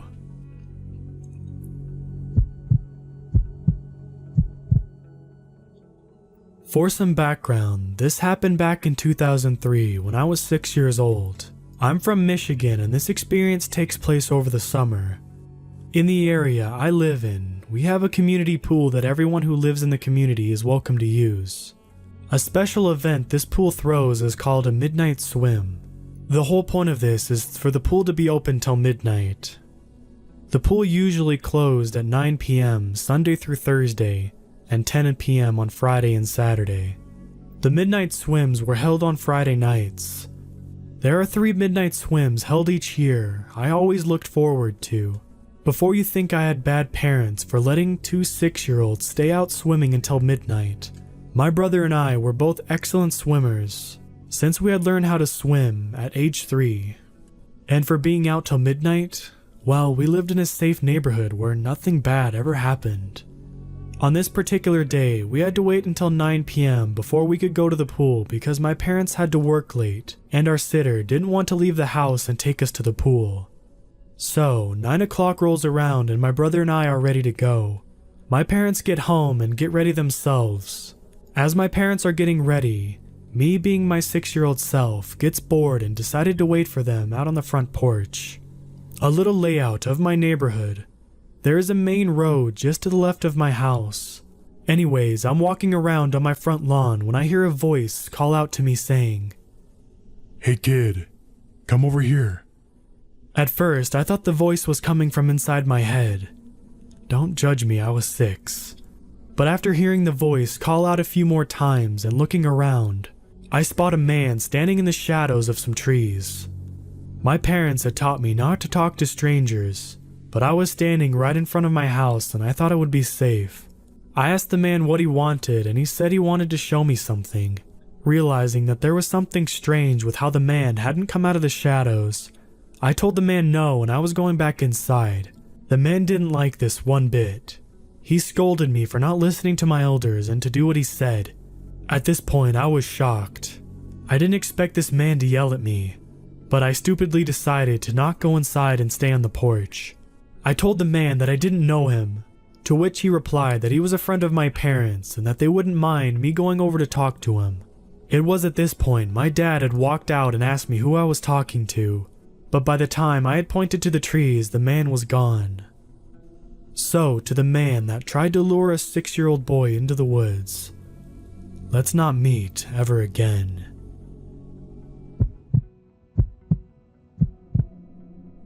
In October of 2008, the body of an 11-year-old boy was discovered under a shallow layer of vegetation over 50 miles from his home. A group of hunters found him laying on top of a hill in Logan Creek State Forest, located in Reynolds County, Missouri, near the foothills of the Ozark Mountains. The remains were turned over to local law enforcement, where they were DNA matched to Billy Evanston, who was reportedly missing in the summer of 2005. He was later positively identified by members of his family. An autopsy failed to provide sufficient answers to the many questions this case presented. Evanston's was the 5th body associated with what authorities dubbed the Logan Creek incidents. Each victim was found in the same forest and bore particular similarities. Evanston was no exception. First, despite having been in the woods for over 3 years without any kind of preservation methods undertaken, the body showed no signs of decay. There was no obvious cause of death. However, an autopsy revealed that there was no blood anywhere in his circulatory system, and tissue damage to blood vessel walls led the medical examiner to believe that it somehow combusted and burned away without damaging other parts of the body. Also, in each one of the victims, the optic nerve inexplicably appeared to have been severed. A disposable camera was discovered with Billy Evanston's corpse, along with a pocket-sized composition notebook belonging to 17-year-old Eric O'Neill, the first victim of the Logan Creek incidents. His body was discovered in 1997, but there was no other evidence found. It is unknown why or how the notebook reached the opposite side of the forest as O'Neill's, but graphological analysis revealed the handwriting inside belonged to him. The notebook, camera, and a series of drawings attributed to the 3rd victim, 7-year-old Jennifer Marlowe, discovered in 2001, form the entire foundation of this case, as documentation of the events leading up to the other victims' deaths have not yet been found. The film in Evanston's camera was developed and the pictures thoroughly reviewed by an investigation team. 8 photographs were taken. The remaining 16 left on the reel are blank. 3 highly accredited photo forensic analysts agreed that the images were in no way altered with. The investigative team worked tirelessly to match descriptions from O'Neill's book to each photo. These excerpts bear striking similarities to the photographs, even though they were written 8 years before the photographs were taken. These similarities helped investigators piece together a rough timeline all the Logan Creek victims likely followed. Photograph 1, dated July 8, 2005. This is a photo from Billy Evanston's 11th birthday party, where his mother gave him the camera as a gift. The young boy is seated at his kitchen table, surrounded by a group of children from his class. A cake reading "Happy Birthday, Billy" sits in front of him. His father is pictured lighting the candles. His mother is the photographer. Photograph number 2, dated July 11th, 2005. This image shows the Evanstons' backyard at dusk, captured by Billy's bedroom window on the 2nd floor. Billy is believed to have taken this picture. At first glance, there is nothing out of the ordinary, but upon further inspection, 3 slender gray figure-like digits can be seen curled over Billy's window. The owner of the limb is not pictured and remains unidentified. Corresponding journal entry dated November 30th, 1997. I have no idea where I am. It feels like someone is driving an ice pick into my left eye, and my memory is fuzzy. The only thing that I can remember is the end of the dream I had last night. I was in bed and heard something from outside in the middle of the night. I know that it was a dream because it was daylight, like brighter than the sun daylight. But in the middle of the night, I got out of bed and went to the window. When I stuck my head out to look around, everything went dark. Then at least 4 hands clamped down on my shoulders and yanked me forward and then drug me upward. I'm in the woods now. I've wandered around all day. I am completely lost. I haven't seen any other hikers, campers, or any other human beings, and it's getting dark. Sometimes I can hear footsteps behind me, but when I turn around, I can't see anything. There aren't even any animals or bugs. Photograph number 3, dated July 15th, 2005. Taken the day Billy was reported missing by his parents, this is the first photograph of Logan Creek State Forest. Billy's parents stated that they had no idea how he got there. They say they had put him into bed the night before and could not find him the next morning. His window was open, but there was no signs of forced entry or an intruder. Billy's disappearance at the time was ruled a kidnapping. The picture shows a perfectly circular clearing in an otherwise densely forested area. What little vegetation remains appears to be in the process of turning to dust. A thick blanket of gray ash covers the clearing completely, but cannot be found outside of the border of the circle. 3 trees stand untouched in the center. Original speculation pointed to a fire in this area of Logan Creek Forest, but it provided no explanation for the geometric pattern of damage or the intact trees left behind. The photographer is unknown, but believed to be Billy Evanston. Corresponding journal excerpt, dated December 4th, 1997. I thought it was ash at first, but our tool shed burned down when I was a kid. This isn't what ash feels like. I'm not sure how else to explain it. Ashes are flaky and almost have a papery texture to them. This stuff feels like sand. There was this weird, static energy or something in the circle. I don't know how else to describe it, but all the hair on my body stood straight up, and I heard this quiet humming coming from the back of my head as I approached the trees. If I stayed there too long, I felt nauseous. I'm taking some of the sand or whatever it is back to have someone look at it if I can ever get home. Photograph number 4, dated July 12th, 2005. This photograph shows a handprint on a tree trunk. It is the same color as the gray clearing, and 3 elongated digits connected to an oval-shaped palm contrasted starkly against the deep brown of the dark tree. Investigators pointed out the similarities between the handprint and the 3 fingers in photograph 2. The photographer is unknown but believed to be Billy Evanston. Corresponding journal entry, no date. I've lost track of how long I've been here. I'm beginning to think that I was not dreaming the night that I was taken. My shoulders were sore and I found purple and green bruises under my shirt. They weren't human hands. They had a thumb of sorts, but only 2 fingers. I took my shirt off and found them all over my torso. Photograph number 5, dated July 14th, 2005. This haunting image appears to have been taken at dusk. Pictured are the branches of several trees in the forest. The photo is blurry, but 6 pairs of glowing eyes peek out among the leaves. Further inspection revealed hunched humanoid figures woven between branches, staring down at the camera. The creatures have yet to be identified. The photographer is unknown, but is believed to be Billy Evanston. Corresponding journal entry, no date. They are watching me. I can't sleep anymore. I just sit on the ground, hugging my knees to my chest and keeping my eyes shut. I can still tell they're looking at me. Sometimes I hear footsteps behind me during the day. I can see a figure out of the corner of my eye for a second. I don't know if I'm getting better at finding them or if they just want me to see them. Photograph number 6, dated July 15th, 2005. This photograph shows 4 lights streaking through the sky above Logan Creek Forest. It closely resembles many other photographs claiming to have captured UFOs or extraterrestrial life. A finger in front of the camera lens covers the top left corner of the frame. The photographer is unknown but believed to be Billy Evanston. Corresponding journal entry, no date. A huge wiring sound, like a jet taking off. They want me to think they're leaving, trying to take my guard down. I've been running now, but the woods just get deeper. There is no way out, but up. Photograph number 7, dated July 15th, 2005. This photograph is of the gray substance, like what was found in the clearing from photograph 3. This one was taken from inside the clearing. The camera is angled down, showing a pair of legs from the knees down. Billy Evanston is believed to have taken the photo, as well as have appeared in it.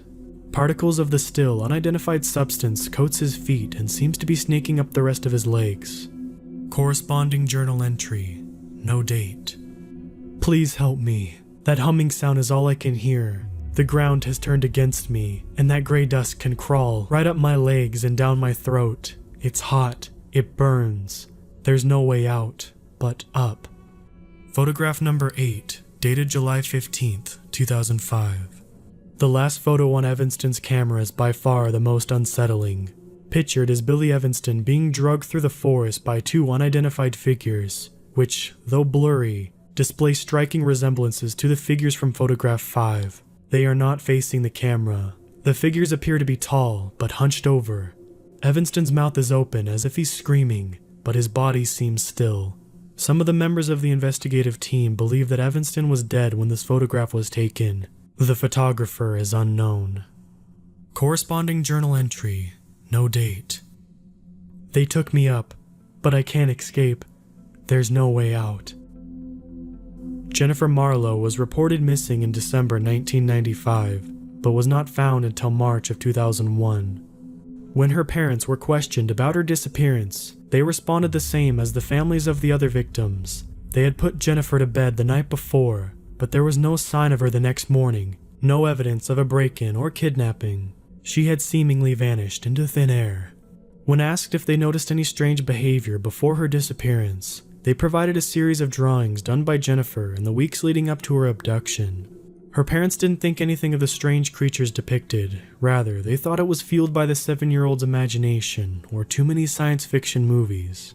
The drawings contain various everyday scenes such as family portraits, busy streets, and Marlowe's backyard, but blended in with the normal events are gray figures with elongated digits resembling those described by Eric O'Neill and photographed by Billy Evanston. Sometimes they are waving, sometimes they held their hand to their side, but one of their arms was always extended with one finger pointing upward.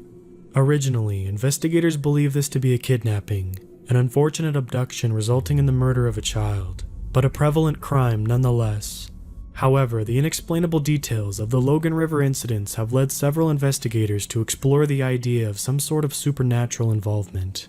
No bodies have been discovered since Billy Evanston's, but it is still unclear which of the thousands of current missing persons will return home and which will end up in the Logan Creek State Forest.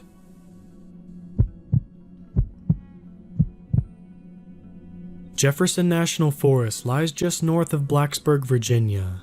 My absolute favorite part of the forest is Panda Pass Pond. The pond itself is scenic and beautiful, but the best part is the miles and miles of hiking trails accessible from the pond. I try to hike between 3 to 6 miles per week. I do this for 2 reasons. Firstly, because it's great exercise, and secondly, because it helps keep me sane. Today, however, the sanity part changed. Today, just like I do every week, I packed a few bottles of water and a collapsible water bowl for my dog Lana, and headed for the pond. When I parked, I noted 6 or 7 cars in the parking lot and thought about how I'd for sure need to keep Lana close to me so she wouldn't bother any of the other hikers or pond goers. I always turn on a hiking app on my phone as soon as I get out of the car. The app helps me gauge the distance I've hiked, and most importantly, it helps ensure that I don't get lost. For any of you that may have knowledge of the area, you know that it's borderline impossible to get lost in these trails, but I like to have the security. I got out of the car, shouldered my bag, grabbed the dog leash and turned on the app. I was greeted with the familiar start workout and I began walking towards the pond. Everything seemed perfect, the temperature was cool, the sky was overcast for the first half mile and I was completely alone. As Lana and I rounded a bend, we saw another hiker. This hiker was a man in his early to mid-20s and was moving. His eyes were wide and unblinking and he looked nervous. He was running, but I doubted I would have been able to keep up with him. Lana and I stepped aside to let him pass, and I offered a friendly good morning. This guy never stopped looking ahead. He never even acknowledged my existence. As he passed, I pulled out my phone to get a video of his odd behavior, and I noticed I had absolutely no service. My hiking app's GPS showed me standing on a blank map. My mile per minute tracker had skyrocketed to 2 hours per mile and was steadily climbing. I turned the app off to save battery, and I decided I would just stick to the trails I already knew. When I finally reached the pond, it was a ghost town. Usually there are older couples and moms pushing jogger strollers around the pond loop, but today there wasn't a soul in sight.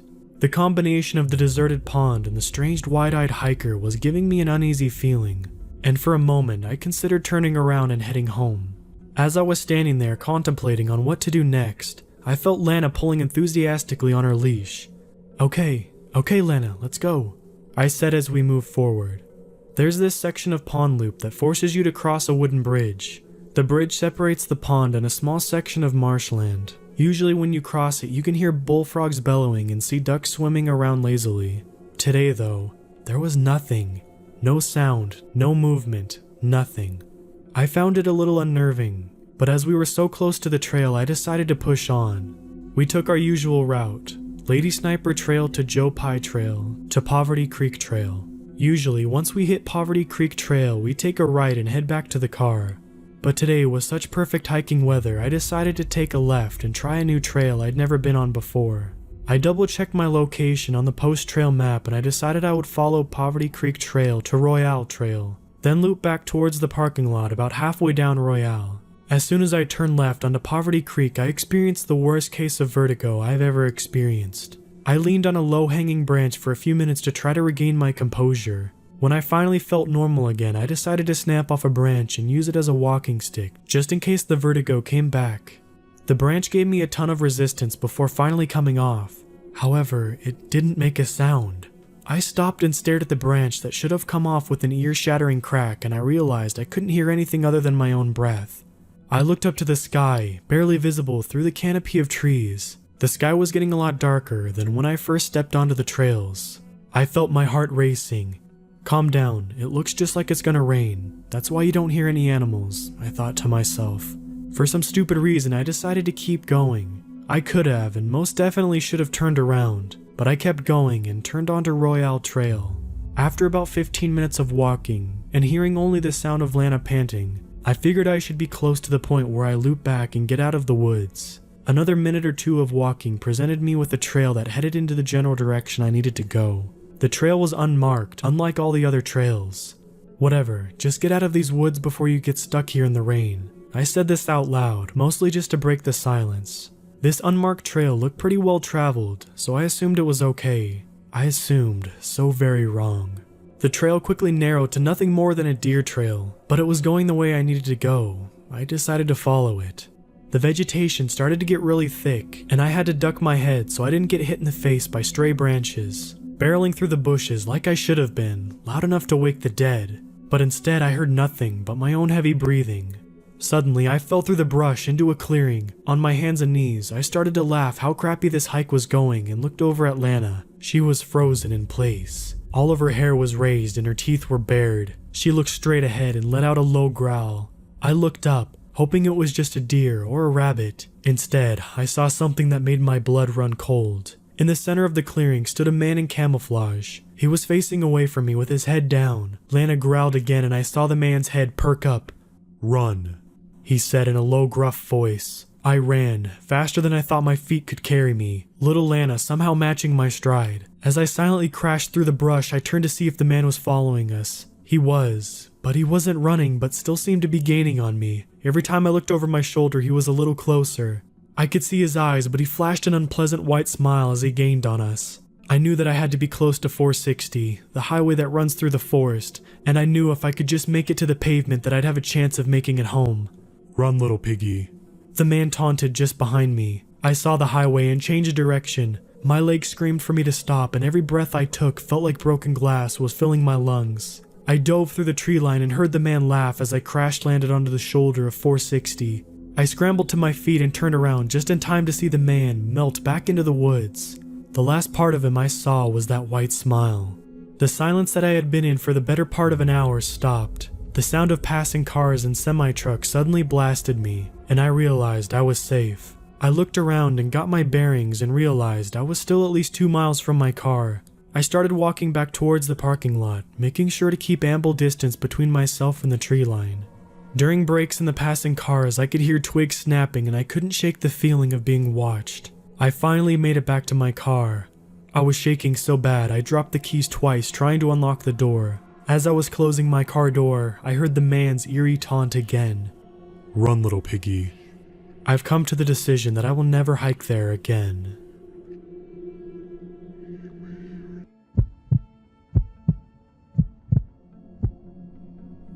I live in the mountains about 10 miles outside of a small town, near a winding backroad highway well known for its many accidents, a lot of which happen to be collisions with animals, deer, small rodents, and sometimes more often than not, mountain lions. I grew up in the country my whole life, so I've seen just about every animal my side of the state has to offer, whether alive or roadkill. Recently, I saw one that I could neither identify or rationalize. My husband and I had stopped by for dinner with his coworkers in town down the winding road from our home. Once it grew close to midnight, I knew we should be getting home. My husband insisted he wanted to stay a little bit longer to have a drink with his buddy. Reluctantly, I agreed he could stay, even though he knows I hate going home late at night by myself. We have about a half a mile of driveway leading to our home, which is blocked off by a padlocked gate. I get paranoid every time I have to get out of my car to unlock the gate pull inside, and then relock the gate behind me. Not that I'm afraid of something attacking me, but way up in the country a wild animal mauling me. The number of mountain lions and bears in our area was definitely above average. I headed back home alone, my husband promising he'd only be out for another hour. I took the dangerous road extra cautiously in the evening. The thick cover of trees surrounding the road made it pitch black. After finally arriving at my road, I hit the gravel fast, eager to get inside. What I saw next made me slam on my brakes so hard I fishtailed a bit and scattered gravel every which way. What I saw barely 2 feet in front of my car was incomprehensible. It looked almost like a human figure at first. Its ribs stuck out so far it took a barrel shape. It was hunched over, but if it stood up straight it had to be at least 8 feet tall. Tufts of matted hair all over its body. What skin shone through appeared to be mangled. Long limbs resembling human arms, but too thin and discolored.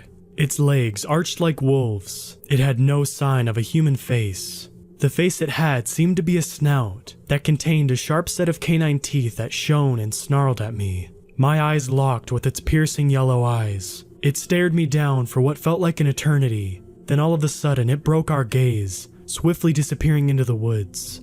I was so scared I sat in my car until my husband arrived home after an hour later. He had to knock on my window to get my attention. He questioned me about it once we were in the safety of our own home.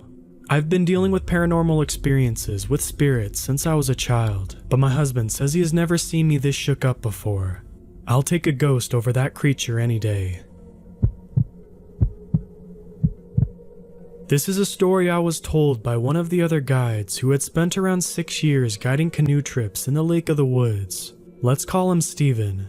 I want to remind you that I did not experience this, but Steven had told me about a few experiences he and the other guides he worked with had. What I do want you to know is that we do not joke around about Wendigos or skinwalkers at our workplace. We do not tell these stories to our campers anymore, and we don't even say their name but refer to them only as W or S. This is not something that we joke about, or just make up to scare campers. I'm not an expert in Wendigos or skinwalkers or Native American culture by any means, and I hope not to offend anyone, but the knowledge that I have on them has been passed down by guides and their experiences. One detail that I should explain before I tell Steven's story is that a definite way to tell that you are seeing a Wendigo or a skinwalker is if the animal or creature has 2 bright, glowing red or yellow eyes. One summer about 5 to 6 years ago, Steven had a couple encounters with the Wendigo. His first encounter was on an earlier trip in the summer, where their destination was into Shoal Lake. It was a 6-day trip, which had about 60 miles of paddling, and taking your packs and canoes over the land to another lake, into Shoal. On day 4, they were going out of Shoal, through a portage called Headman's Portage. Sounds made up from some scary story. No idea why they call it that, but it's quite fitting. There was a campsite that is pretty frequently used about half a mile from the portage. We just called the campsite Headman's. Steven and his trip left Shoal Lake aiming to get through Headman's Portage and stay at the campsite right after it. It's a little long, but a nice highway of portage without too many ups and downs. I believe the Canadian Park Service even clears out this portage, which may be the only one that is frequently maintained in the Lake of the Woods. The short paddle from the portage to the campsite is just surreal and beautiful. It's through a little stream, with 10 to 15 foot cliffs on both sides covered in moss and beautiful cedars. Steven and his trip got to Headman's campsite, and later on, just before they were going to bed, they discovered they left their sleeping bag at the end of the portage. It was around 9, so it was getting pretty dark by this point. Steven and a camper set off in a canoe with their headlamps quickly to retrieve the pack. The paddle took them about a half hour, and at this point you could really only see what your headlamp was shining on. They grabbed the bag and started to head back.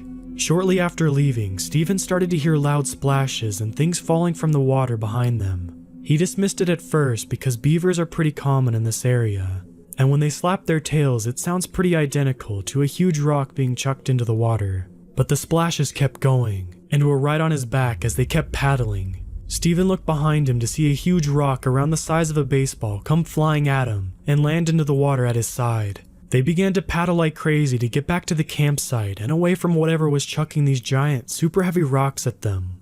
Steven looked back between the paddles, and on one of the cliffs about 15 feet up, he saw 2 distinct red glowing eyes on top of it. The rocks stopped and they made it back okay. The rest of their trip went along nicely without any other occurrences. But I never feel great about going through Headman's Portage, and triple check that I don't have any bags there when I do. This story takes place about 2 years ago.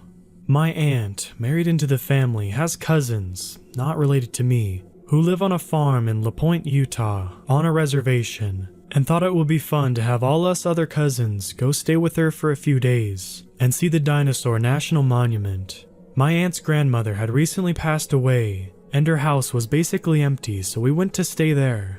It was a pretty old house, to say the least. It was made out of painted white cedar blocks and was pretty run down, but we were only staying there a few days, so we didn't care how luxurious it was. The front door led into a small kitchen, and off the kitchen to the right was a small room with a TV, 2 couches, and a chair. Off of that room was a larger living area with 2 more pull-out couches and a door leading to the side of the house. Off the living room was a hall that led into 2 small bedrooms and a bathroom. It was a pretty small house considering we had around 18 people staying there. Along with the old and empty house we were staying in, there were 2 other houses on the property belonging to my aunts, cousins, and their families. These were the only houses for about 2 miles. There were 12 kids in total, ranging from 3 to 16, me being the oldest, as well as the 2 other kids who lived in the other houses who wanted to come stay with us. We all slept on the pull-out couches and the floor. Other than the parents, there were 2 other people who were staying there. They were soon to be married, so they were staying there for a few days before the wedding. It was a whole big mess of people, but bear with me. They didn't want to sleep in the same house because they weren't married, and religion and all this crap.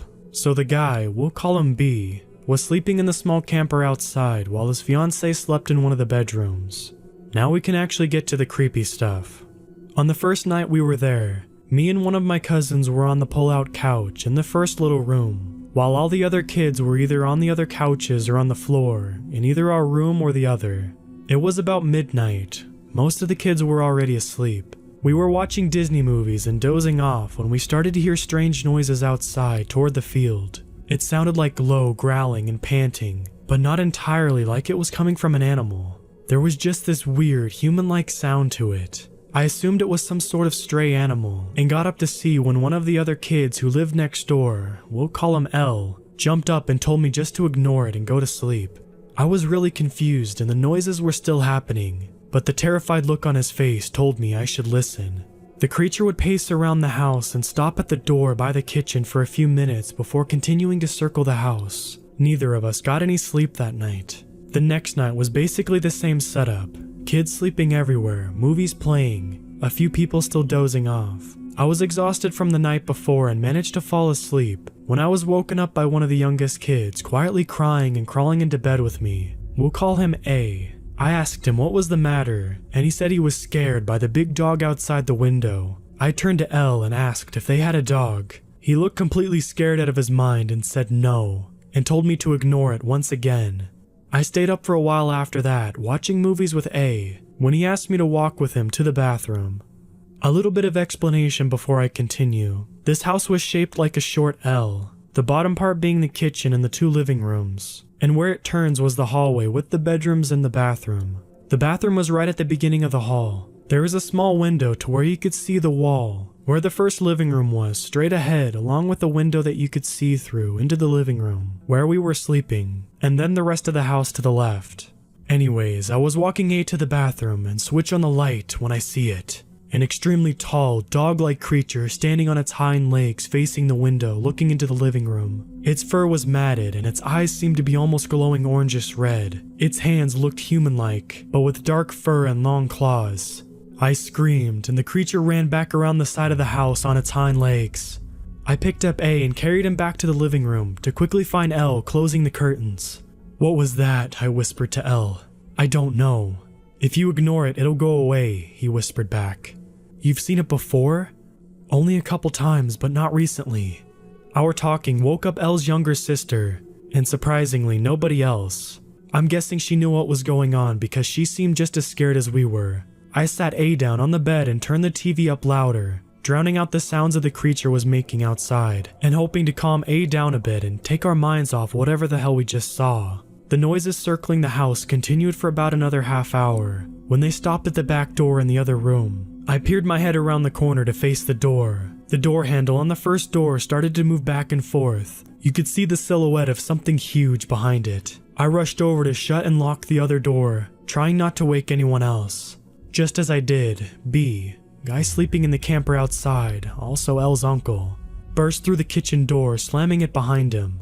Elle asked B what was going on, but he didn't want to say another word and rushed down the hall and into the bedroom with his fiancée. He came out holding a shotgun and pulled a chair into the corner of the living room, giving him a view of both the kitchen and the back door. He gave us a look of both terror and anger. He told us to go back to sleep. We didn't. He sat there all night until the noises stopped around sunrise, then went back outside into the camper without saying a word. I'm surprised no one else woke up, and no one else knows what happened that night. The next morning, there were huge paw prints around the house, and B was discussing something with Elle's dad, who lived in one of the other houses. They both looked concerned and scared. It was very unsettling. We left later that day for reasons I can't remember, but I'm glad we did. I didn't want to spend another night in that house, and I'm pretty sure that what we saw that night was a skinwalker. This story belongs to a friend of mine. He told me this once, and I simply have to tell it. My friend is of Native American heritage, a tribe who settled the North Pacific West Coast. He is quite the character. For one, he is a whopping 6'10", and he has the blackest eyes you could imagine. He always has this frowning face going on, which makes him seem even more intimidating. He is everything but a bad guy. In fact, he is the most gentle of giants. He was working at a gas station up north back in 1992, and he pretty much always worked the graveyard shift from 11 p.m. to 7 a.m. Business wasn't exactly booming at nights, so he was usually watching TV or reading magazines between customers, and there were a few. The area he lived and worked in was deeply associated with all things Native American. There was a potent sense of pride in the surrounding communities, but also a very distinct presence of superstition and old traditions. My friend was no exception. He was a firm believer of the ways of old. This made his encounter even more terrifying. One night, he was sitting as usual, watching TV when a customer entered the gas station. The customer paid for his gas, a pack of smokes, and some soda and returned to his car. Nothing unusual. But my friend looked out the window toward the customer's car, and he spotted what looked like a huge dog sitting by the edge of the woods. Now, the window was located on the side of the building, some distance from the door, overlooking the pumps and the roof covering it. On the sides of the roof are pretty strong lights, which shine into the gas station. This gives the gas station not only an eerie lighting with the blinds casting long, striped shadows, but also blinds the teller to an extent. As he peered through the window trying to focus on the dog, it was gone. He didn't think much of it. Even if it was a wolf, he was inside and wolves don't tend to rob gas stations at night. Wolves were common here, but this wolf was huge. He brushed it off and returned to his mindless watching of TV. A couple of hours go by and not a single customer has entered since the last one. He was just about to refill some condiments when he heard a large thud coming from the back. It wasn't inside, he could hear that, but it came from the back. And behind the building they kept the garbage. The gas station had been visited before by the scavenging homeless, but my friend didn't really care. It wasn't his garbage, and it was just garbage. Let them take it. But it kept getting louder. He decided to grab a flashlight and a gun from the office and circle around back to tell whoever ventured there to leave. His presence alone would have scared off anyone, but he wanted to feel safe just in case. He exited through the sliding doors, walking past the window he was just sitting by. As he turned the corner, he shines a light towards the dumpsters. As the cone of light hits the dumpsters, my friend instantly drops the flashlight and the gun. It's the huge dog he saw before, scouring through the garbage. It wasn't a dog, though. It clearly stood on its hind legs, reaching the same height as him. It couldn't be a bear, as it was too gaunt. The creature's eyes had been glowing in the light of the flashlight, making it even more terrifying. He ran inside the gas station and wasn't followed. He locked the door, stayed inside the whole night, and quit the next day. My friend is convinced that he saw a skinwalker, a shape-shifting shaman of sorts, which are a common occurrence in the Native American lore and culture. It's just a really creepy story.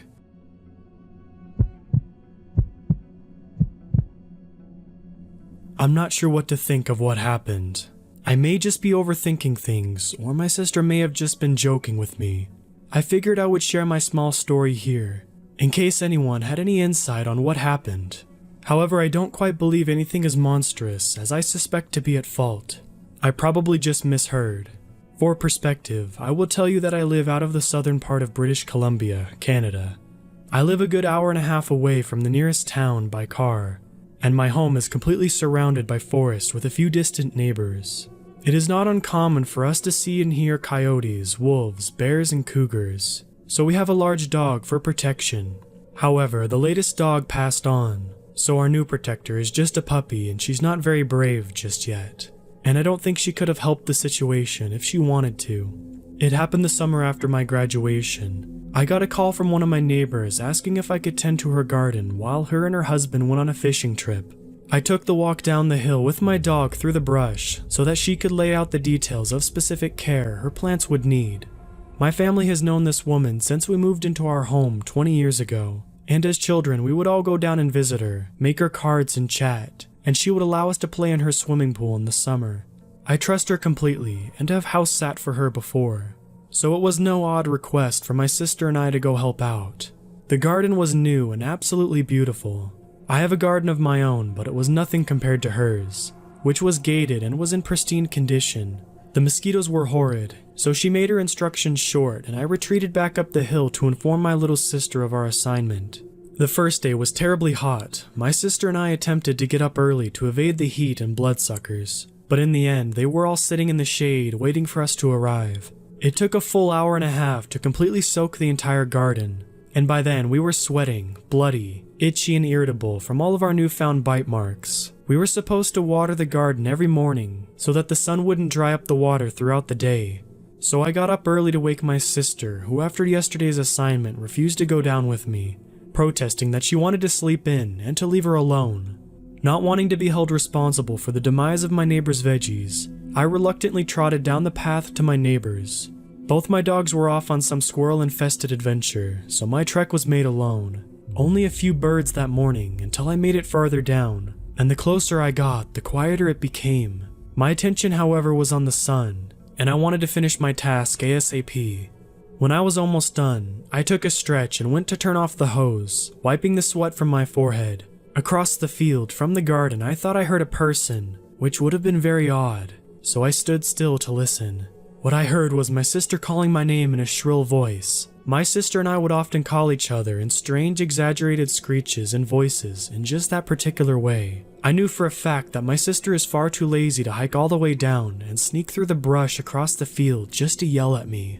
I listened again, but heard nothing. Finishing up, I assumed I had just misheard, believing it to have been a bird or something, though the odd happening struck in my mind.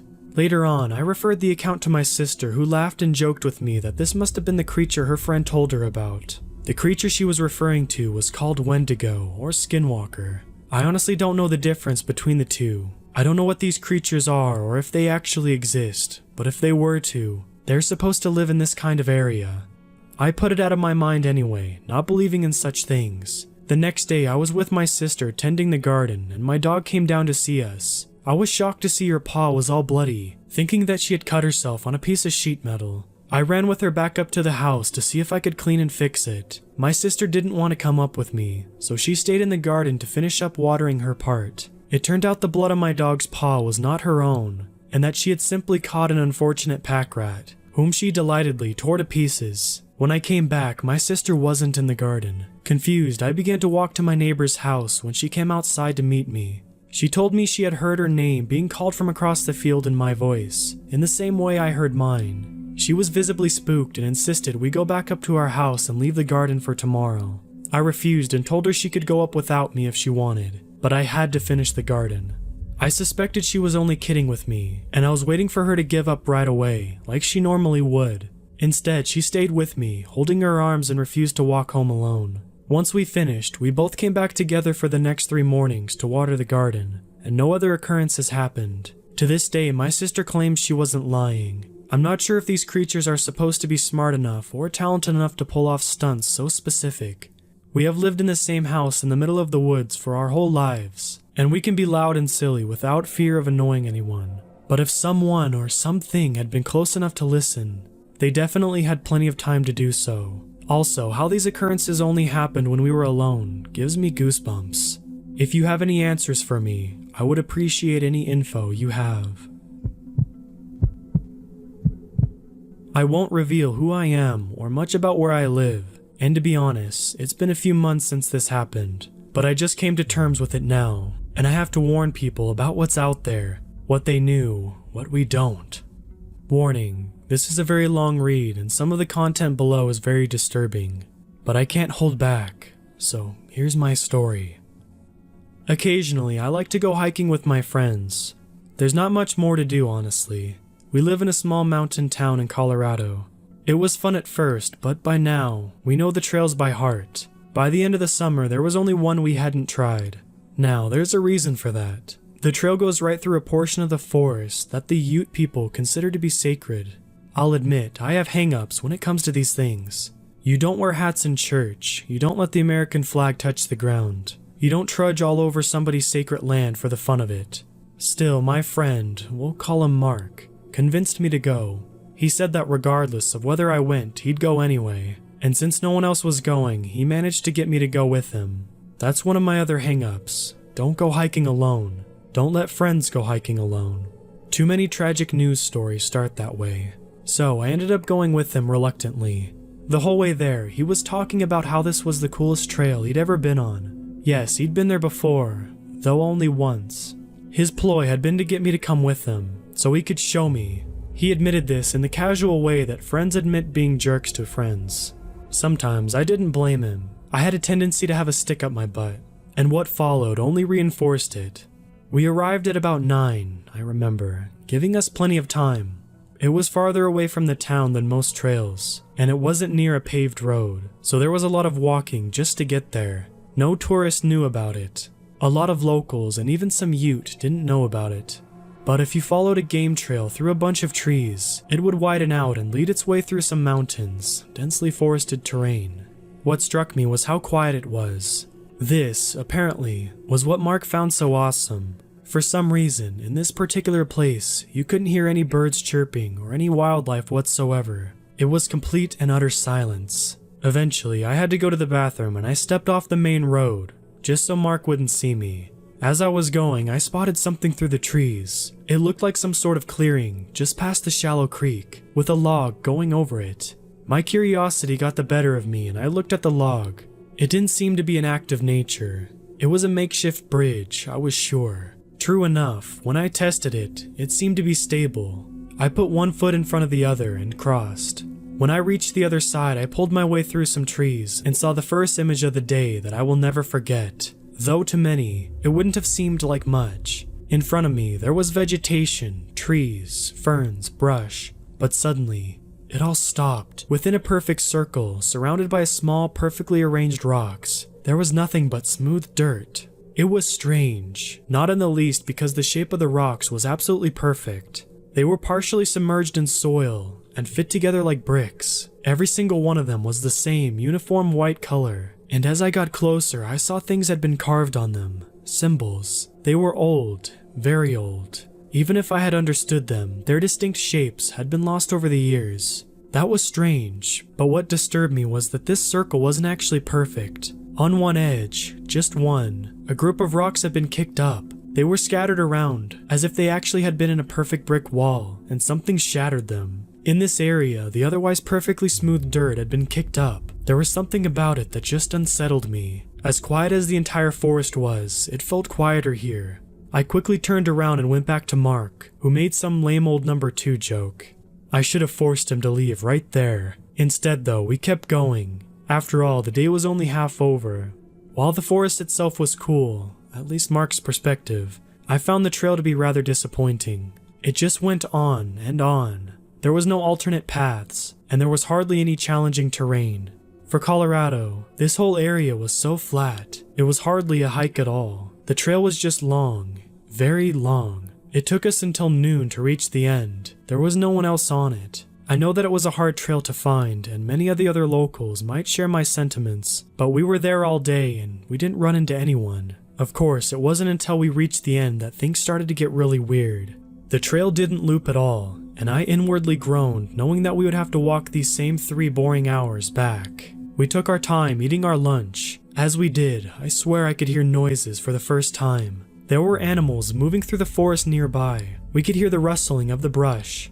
I looked and saw through the foliage the vague outline of a single buck's head moving past us. It was odd, but I dismissed it. We packed up what was left of our lunches and started the trek back. Every once in a while, I would hear the rustling again. I'd look into the trees and oftentimes I would see the buck's head. Eventually though, I noticed it was making far too much noise, and it was doing so far too frequently. Mark told me to slow down and stop, and being Mark, he cracked a joke about it.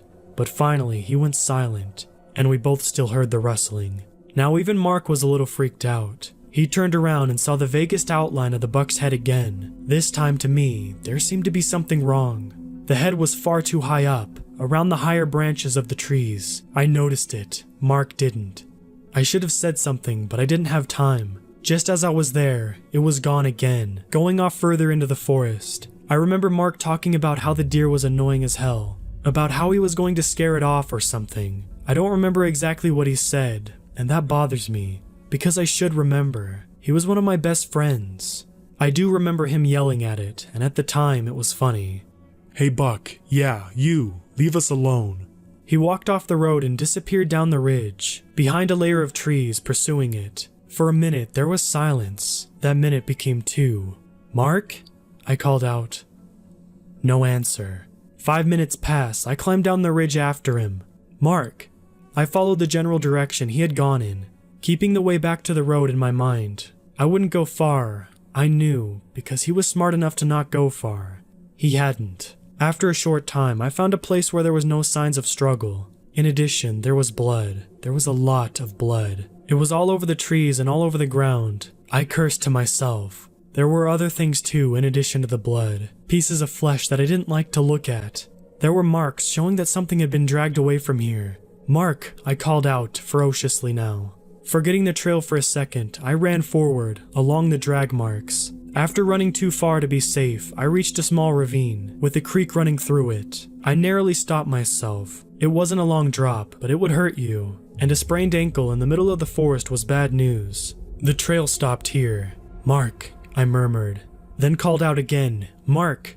I heard something, but it wasn't Mark. Across the ravine from me, I heard rustling and saw the trees stirring. Something stepped through the brush and revealed itself. It was the second image burned into my mind. Please give me a second. I've spent every single day for the past few months trying to tell myself it wasn't real. At first, I saw a head of a buck, but it came forward and I realized that it was at least 7 feet above the ground. I was staring at a 7-foot creature straight in the face that had a massive buck's head, but a humanoid body. The creature snorted. Its buck face remained neutral, scared-looking even, as if it wasn't sure of the malicious whims of the body beneath it. There was blood dripping from its horns, which were not like the horns of an average buck, but jagged, pointed, and unorganized, a mess of sharp points. Its human body was dark-skinned and naked. I remember both of its arms and legs. They started human, but near the bottom they distorted and became animalistic. At the end of its legs were powerful hooves. At the end of its arms were hands and very long claws, every bit as jagged as the horns on its head. In one of those claws was Mark's body being held by his shirt. I examined him only briefly, just long enough to notice that the shape of his head was not what it had once been. For a moment there was silence.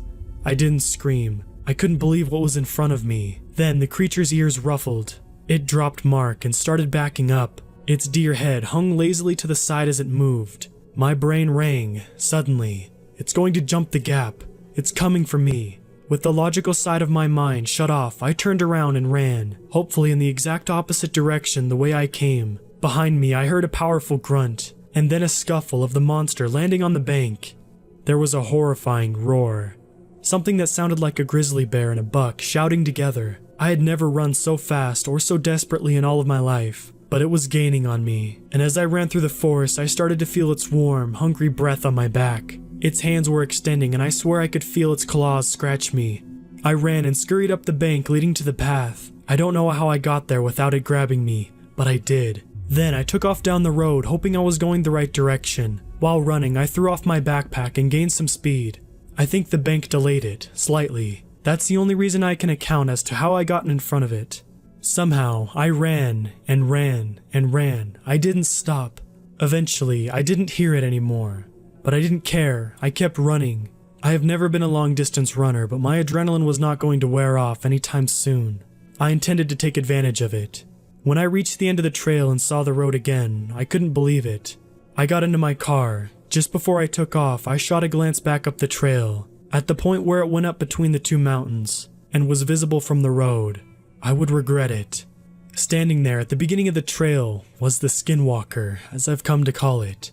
It had given up its chase, but stood there, watching me hungrily, waiting to see if I would come back. Its deer head hung lazily dead to one side. The blood on its body was beginning to dry. It had run the whole trail and didn't look tired at all.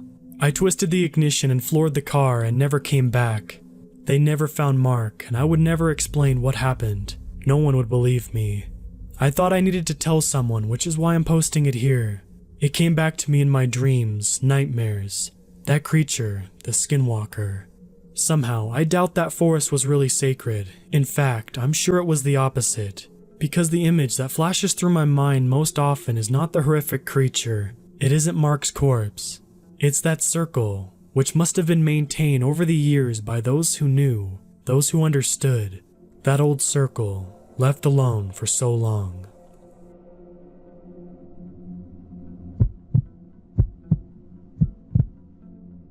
I'm not being followed by anything other than my memories of that moment. That moment that felt like an eternity to me was clearly only a few seconds, but they were the most haunting seconds of my life. For a bit of context, I'm a Canadian university student currently living in central Quebec. Not like Montreal or anything, but a very small town bordering a very small city in the middle of nowhere. The landscapes are sort of an emerald dream, with titanic mountains jutting out aggressively, all of which blanketed in a dense forest. I love my town. Everything's within walking distance. Friends, the bar, the lake. It's all great and nearby. So we often hit the town together. No need to drive anywhere or anything. Last night, we decided to have a little bonfire on this little ridge off the side of the lake, which doesn't really provide too much surface area for a bonfire. For this reason, the 10 of us were huddled around a dimly lit campfire instead. Guitars being played, fine alcohol is being drank, and good times are being had by all. As the night draws on, I've charged myself with keeping the bulk of the fire going. Nobody else is too apt at any sort of camping, or otherwise outdoorsy activities in my group. Up to this point, all was very normal, other than my close friends acting a little off. After our first few, he had ran out and left by himself to go get more. The ridge was out of sight of the road due to the dense forest paths that we used to get to and from it, so he goes and cuts through it alone. When he gets back, he's acting like he had 100 beers. Looked like he wasn't used to his legs. Strangely enough, he had a full case of beer with him, so I assumed he hadn't drank any more. He also wasn't gone for very long at all. Honestly, we drank together often, me and him. I know what he's like drunk, and this was especially unusual. So he's trying to talk to the people, but he just can't say real words. It's as if he was trying to perform all of the accents of normal English speech, but didn't actually understand the words or syntax. Kind of like one of those videos that are meant to show what English might sound like to non-English speakers. As I mentioned before, the fire wasn't providing much in terms of light. So when we'd head off to go grab some firewood, I'd usually jerry-rig my cell phone flashlight to my belt to keep the area in front of me well lit. We do this a few times, and some of the others begin to lose motivation to collect wood, so I take matters into my own hands for the last run of the evening. This brush was completely uncultivated, super thick, very dark. The only discernible paths that were about shoulder width were obstructed by an oddly fallen tree here and there. So I'm yanking at trees, trying to feel for anything dry. Even my phone light was falling behind waist-level foliage. I didn't really have too much lighting. Once I got a handful or so, I figured it'd be good enough for the last burn, so I get the idea to head back. But just as I get this thought, my phone falls straight onto the ground. So of course, it had to land face down, blocking the flash, preventing me from finding the right way. Regardless, I didn't look forward immediately. For some reason, I decided to let the darkness sink in. I had never been in such a dark environment that I was unable to see my hand in front of my face. Even the brightest moonbeams couldn't breach the canopy above. However, as I focus on my surroundings, I quickly realized I was referencing my frame using a subtle glow. It was yellowish but twisted into a green color the more I concentrated. I was immediately very startled by its lack of movement, yet curious. I hesitantly paced inward, carelessly leaving my phone on the ground. The glow split distinctly into two yellow-green bulbs that were locked onto each other. They're my eyes. My vision is really bad, especially with lighting, so from a distance my eyes will merge the source of light together. For instance, I can't see stars. This caused my curiosity to go nuts. What kind of fat raccoon is trying to stalk me through these bushes? Something was hitting me though. I was terrified. I bore a fear so intense that my stomach began to churn. My curiosity has always outweighed my fears, and this situation was no different. I began to know what it was. It began to know me. There was this very strange bond in that moment that chilled me to the core. I felt a connection to this living thing, but its eyes were pumping fear into my body. The worst mistake I'd ever make is to follow. Nervously, I yelled loud enough to attempt to startle whatever it may have been in this chilling stare down against me at only about a 7 or 8 foot distance. Its absolutely motionless reaction to my help began to chip away at my sanity. Was I staring at two elaborately placed lights in the middle of the woods? No, it couldn't be. They had eyes, and this battle cry didn't even make him flinch. Because of that, part of me rationalized that it could not possibly be any animal. It's probably some kind of prank, or a marker for some type of ecology job. So I pressed towards it again, walking as if I knew for sure that this was all to be logically explained. As I closed the gap, my vision began to home in on these lights. Plainly defined ovals, resplendent with the brightest darkness I'd ever felt. When they were legitimately just out of my range of clear vision, the lights, which were waist level before, rose up. They rose as eyes would on a bear standing onto its hind legs, instantly reducing me to a quivering mess. Odd thing is, bears don't have antlers. I haven't ever heard of a moose with piercing eyes that can stand on its hind legs either. As soon as it began straightening up, I was already getting out of there. I just ran. Luckily, I managed to kick my phone out of the dirt and quickly picked it up. The flashlight was still going, making it really easy to spot once I kicked it. Rolling through the woods, illuminating phone now in my hand, I made it back to my campfire completely out of breath. Now, normally I'd spray this story all over my friends, but I knew they'd just think I went crazy or hit my head collecting wood. Also, considering I didn't have a bundle of sticks anymore, my shortness of breath was probably a little unjustified. I sat down and noticed that my friend from before was still being very strange, but it seemed like with every passing minute he was adapting more to the conversation and was steadily attempting to contribute more and more. We're all good friends, which is why I find this unusual, considering the fact that he legitimately could not speak English 1 minute, and then within 15 he's practically back to normal. Still, something was off. He was the last to leave the campfire, even after the other guys had pissed it out, and he just stayed there staring at the ashes. After most of us had gotten home, he calls me. An entire minute of silence. The whole time I'm shouting at him to tell me where he is, and that if he's too drunk to get home, I'll go and find him. Disturbingly, he just hangs up. After a cigarette and another half a beer, he calls me back again. This time he's trying to talk like before, but he can't pronounce any words again. He never did touch that case of beer he brought, by the way. Just sat next to him during the whole fire. So I tell him to stop being an idiot and to tell me where he is. He hangs up again, leaving me to figure that he's just drunk, emotional, and that maybe I was just being a little too harsh on him. Honestly though, I was just so shaken up and I needed to confide to somebody about what I had just seen, but he was incapacitated and it frustrated me. After that, I went to bed and I figured he was just being strangely drunk. It was insanely weird to me, but I had a few drinks too and I wasn't really having any of his crap and I figured I'd try to get some sleep.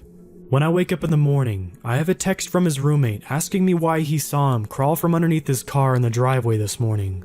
We haven't seen him since, and his roommate said he thought he'd never made it home because he didn't come in. So, what's wrong with my friend?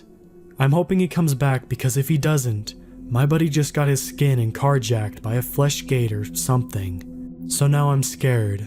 Sorry for the long post, I just needed to vent and tell the story properly as I remember it. Update. He came back home around 8:30 p.m. last night looking a little shaken up, but otherwise normal. He seems fine for now. This happened last night, so for the past 2 days, I've been reading a lot about skinwalkers.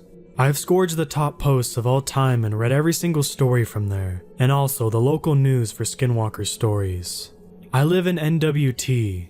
It's the province about Alberta, about 200,000 in population, beautiful in the summer. We're surrounded by the woods and lots of lakes. There's one particular trail people often drive to access said lakes. Anyway, last night I was driving on the trail with a guy friend to find a secluded spot. He recommended V Lake, which was the first lake you access on the trail system. The way it's set up, there's a long narrow dirt road at the right of the highway that you have to drive for at least 20 minutes before you get to the lake itself. The dirt road is surrounded by trees and is riddled with little lakes here and there. It's my favorite lake to drive to, mostly because I love the narrow dirt roads with lots of tall trees. So it's Sunday night and we're the only ones driving. We weren't high or drunk, we were just having fun, listening to music. Then as I was driving, about 10 minutes into the dirt road, an extremely strong smell of rotten flesh filled our noses. This weirded my friend out and made me panic. The first thing that came to my mind was skinwalkers. It was vile and the smell just hit us all of a sudden. The windows were closed and the AC was set to the lowest. The car is clean and nothing there could have caused it. I asked him what he thought of the smell. He said barbecue. I told him there's a current fire ban in effect in the city. That can't be. He agreed and he said it smelled really rotten to him. The smell was strong, it was making me nauseous. I'm now more aware of the woods surrounding us, how it actually makes me feel kind of claustrophobic, how every turn and curve makes me more and more anxious. My gut was telling me something isn't right and I kept thinking skinwalkers and the stories I've read up for the past 2 days. I was getting more scared by the moment. Then we drove through another curve and my lights and high beams shone quickly on a person standing inside the mouth of the woods, and that's when I panicked. I asked my friend, "Do you still want to drive down this road?" "Yeah, I don't care," he replied. During this time, I seriously knew something wasn't right and my brain kept screaming at me to turn around. I kept glancing at my mirrors. Frank Ocean's voice wasn't calming me down. I was so scared. I think he saw my discomfort, so he piped up again. "We can turn around if you want." I slammed on my brakes and did a 4-point turn and hightailed it out of there. Once we were back on the highway of the trail, I told him about what I thought of the smell, but not the person I saw in the woods. I didn't want to freak him out. We had a long conversation about it. I knew we shouldn't have, but he kept asking questions because he was curious, so I answered, but tried not to mention its name. Also, while we were there, we were parked at the picnic ground of a lake, and little stones started hitting the driver's side of the truck. A couple would hit every minute or so. It unnerved the crap out of me, but I ignored it. There was no one else in the trail because we didn't hear or see anyone driving. That was kind of weird too. One statement of his that kind of unnerved me was, I think it was trying to lure us further into the woods. So on the way back, I had him drive so I could calm down.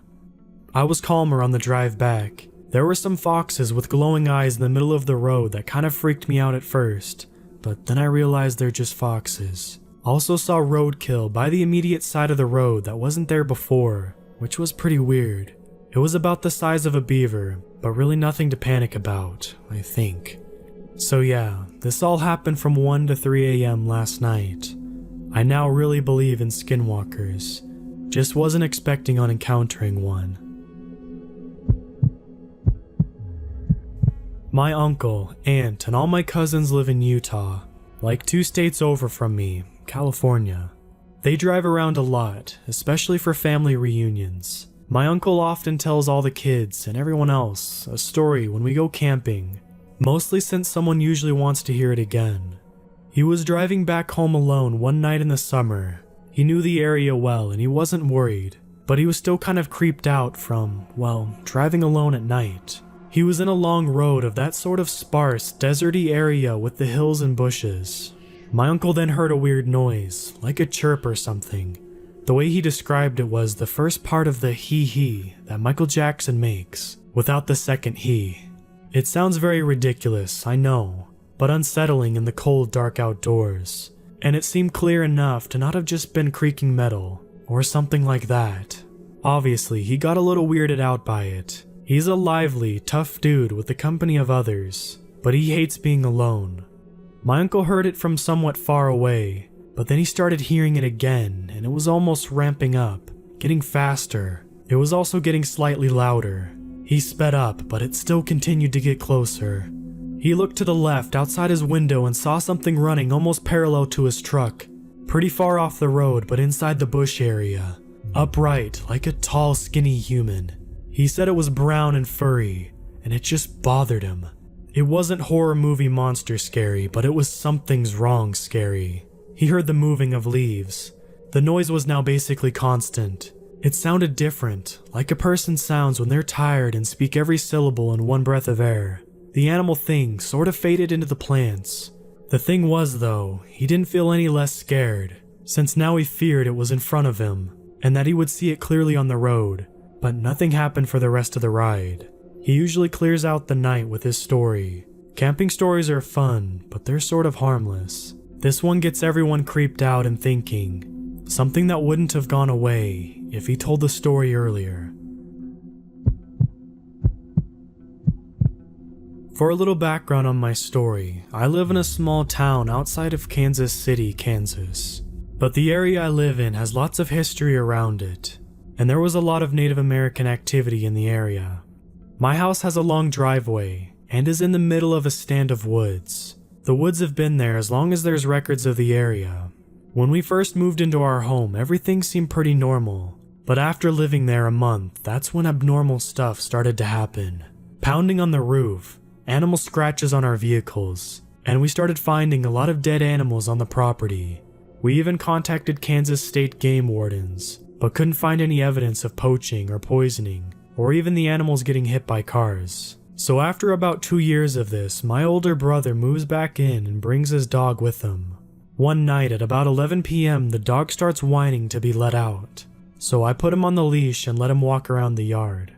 Suddenly, he starts trying to yank me back towards the house. This uneasy feeling washes over me and I notice something that smells like rotting catfish guts.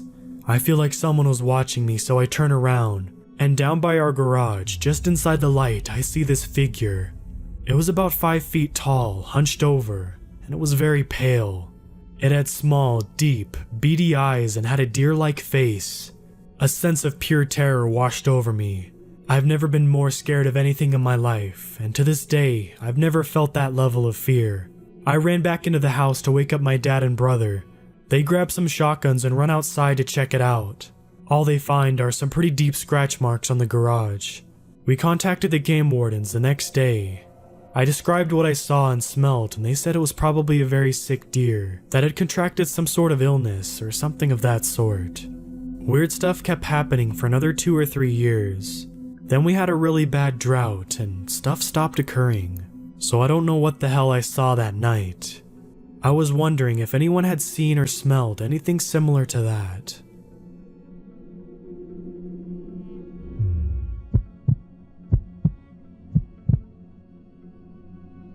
So, for the context of this story, this was about 10 years ago.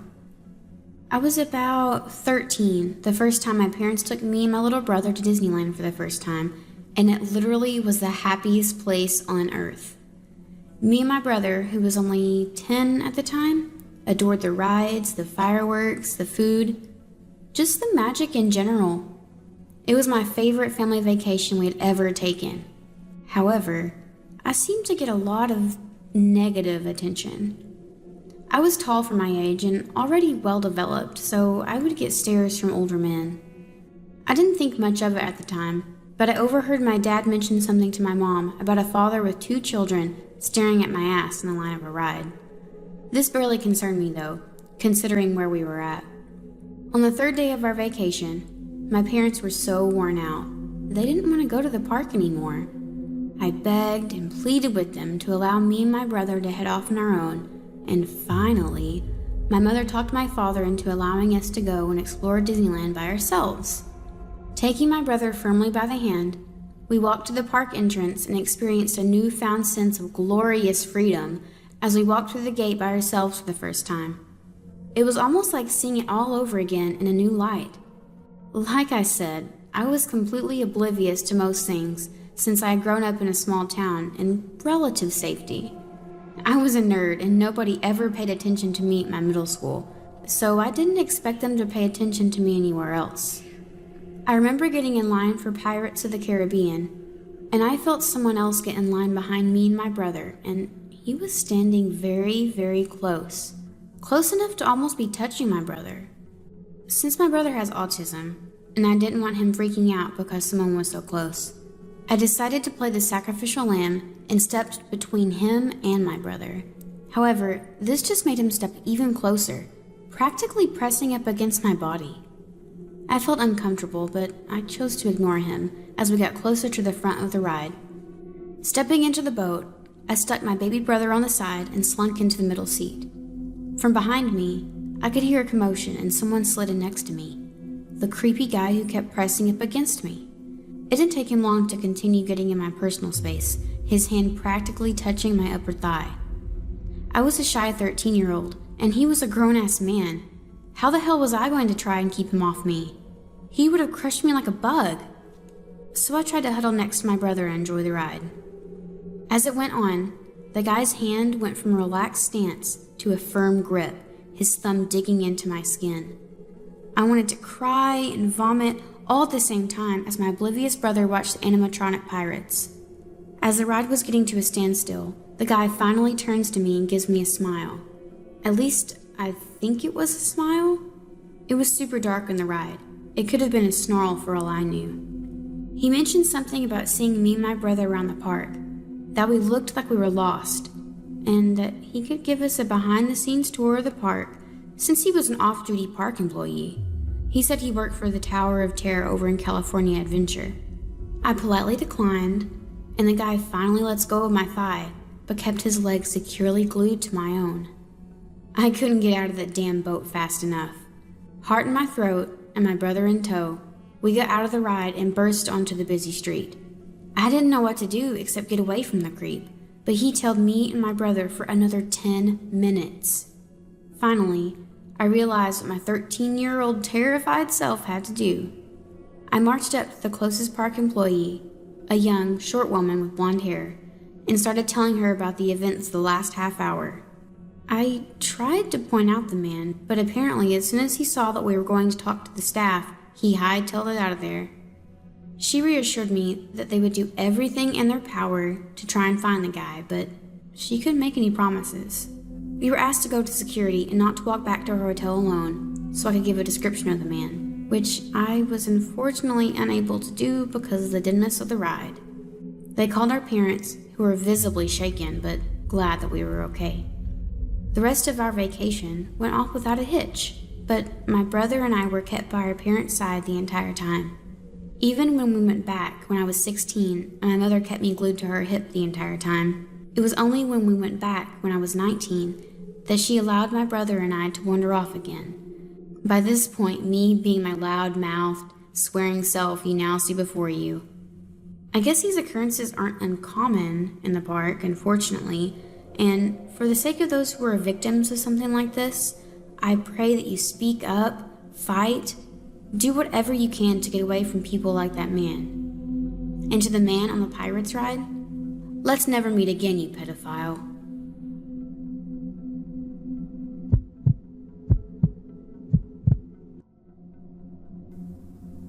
First off, I love my family very much. I have 3 aunts, 2 uncles, 4 cousins that are very close to me. So of course, when my mother won the trip to Walt Disney World for 10, we knew we had to make a big family trip.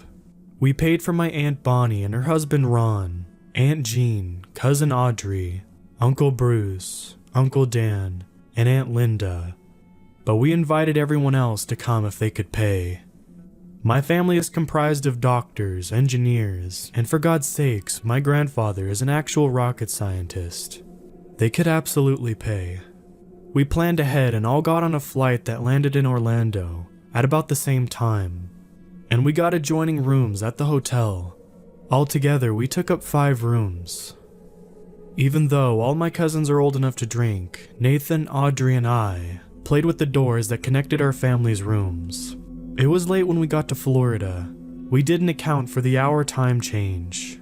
So my aunts, uncles, and mom, who were all older, went to bed fairly soon after we checked into our rooms. But my cousins, my sister, and I are all young and in a Disneyland hotel without parental supervision. I'll admit, we acted a little childish, but I felt happier than I had in a long time. We swam and played through the pool. My cousin Nathan got a luggage cart and raced us down the hallways like a skateboard. We took a whole bunch of soaps from the maid cart, and we didn't get caught. Sarah was being a bit of a mother hen, but she eventually lightened up and had fun too. We were all laughing so hard that Audrey wet herself. She excused herself to go change, but when she came back, she looked different. It's getting late, and Sarah's right. We're all being a little rowdy, Audrey mumbled. I think it's about time we go to bed. I checked my phone to see what time it actually was, and I think everyone else checked too. A big 12:17 a.m. glared at me. Whoa, yeah, we better get back to our room, Nathan said.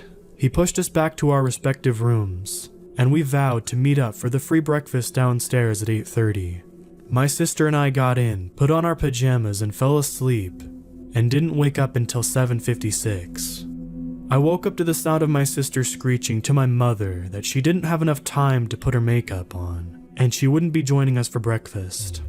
My mom was trying to convince her that she looked fine, and their family, and don't care what she looked like. I got up and started my morning routine. Who you trying to impress, Goofy? Oh my god, Mom, no. I started laughing quietly with toothpaste still in my mouth. What if there's a cute guy down there and he's supposed to be my soulmate, but we don't get to spend the day at the park and start a relationship because I look like one of those stupid monster things Caitlin watches on TV, my sister cried. I started laughing harder because I imagined Goofy looming behind my sister while sitting at the breakfast table. Don't laugh at me, just go on without me, I'll catch up. She was insistent and my mom eventually gave up.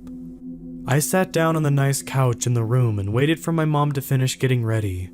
We finally got down to the breakfast area at 8:35 and met up with the rest of our family.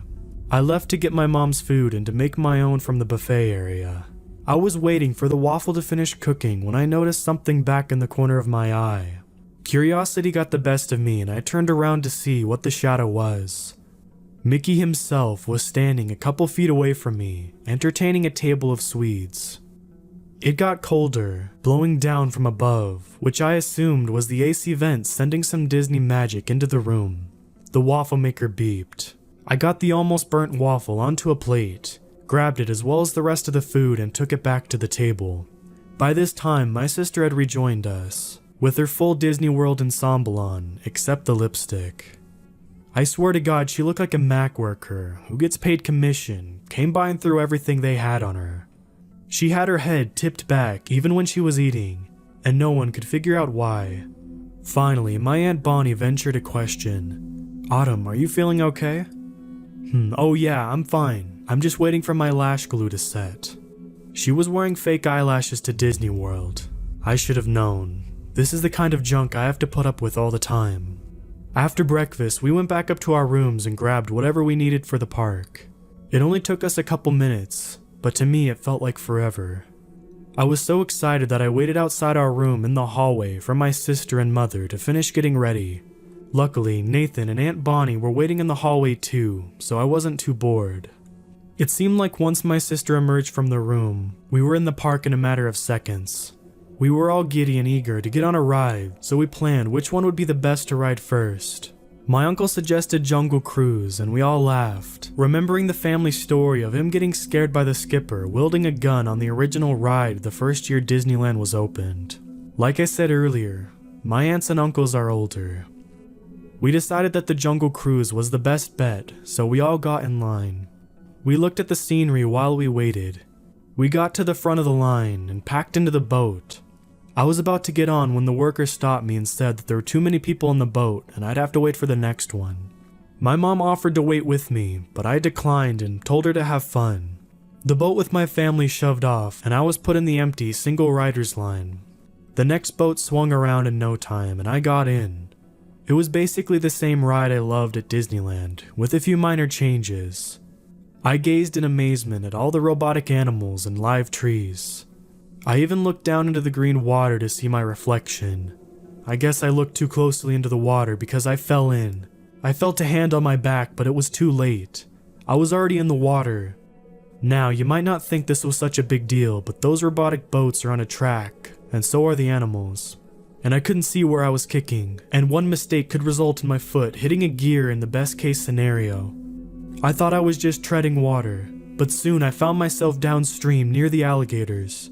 I was very scared, but I was trying my best to stay calm and not to get any of the gross water into my mouth or nose. Soon enough, an empty boat came by to pull me out of the water, and I was rejoined with my worried family. My mom took me back to our room so I could take a shower while the rest of our group went on another ride.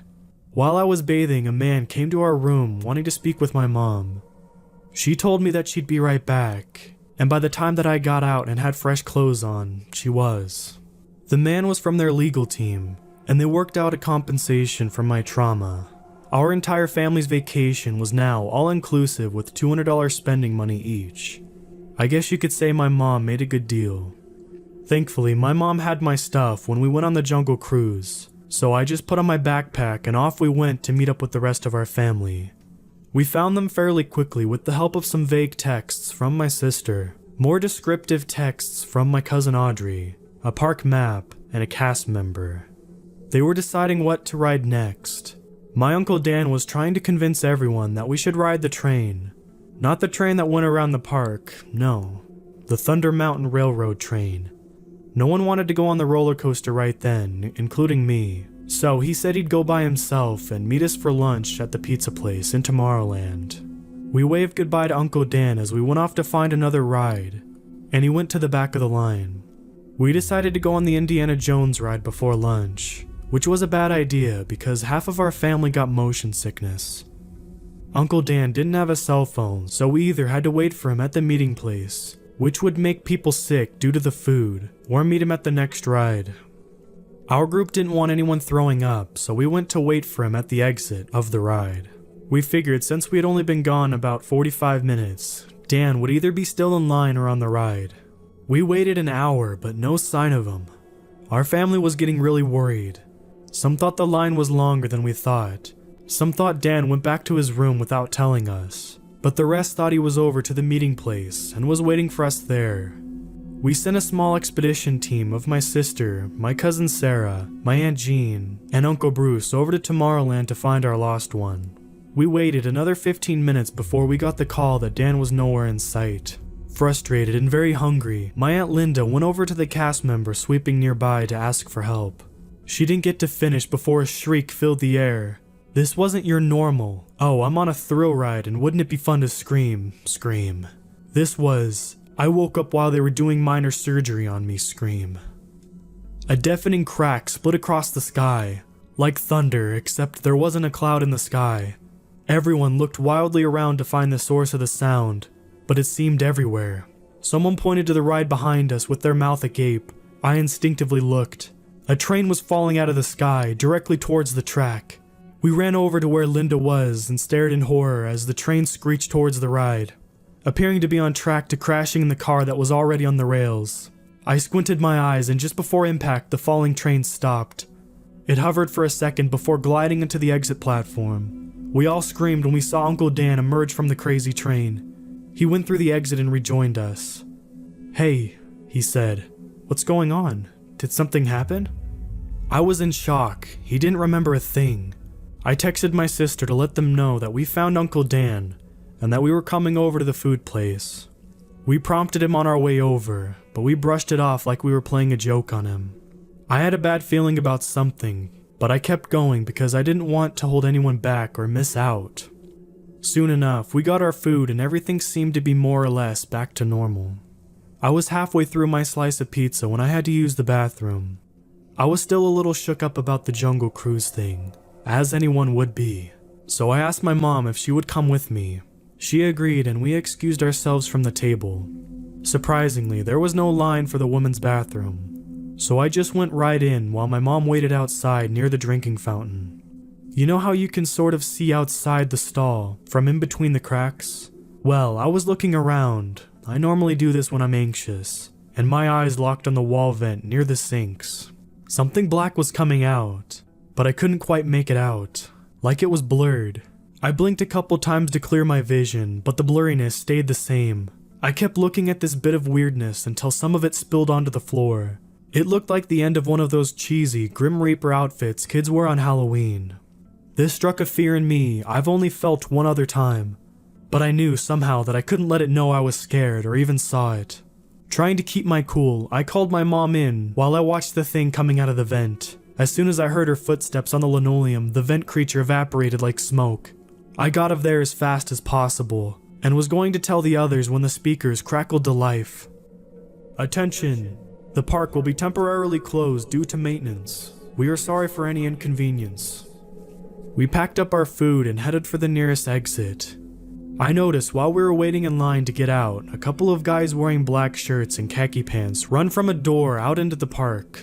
I think they were park security, because on their belts they had guns. The line moved quickly after that, and soon enough we had our hands stamped. We got back to our rooms and I took a nap while we waited for the park to reopen. My mom woke me up after they made the announcement that the park was open again, and I was ready to go back in a flash. When we got back in, one of the first things I noticed was there was ropes around the entrances to the single riders lines. All in all, this was a weird trip, one that I'll never forget.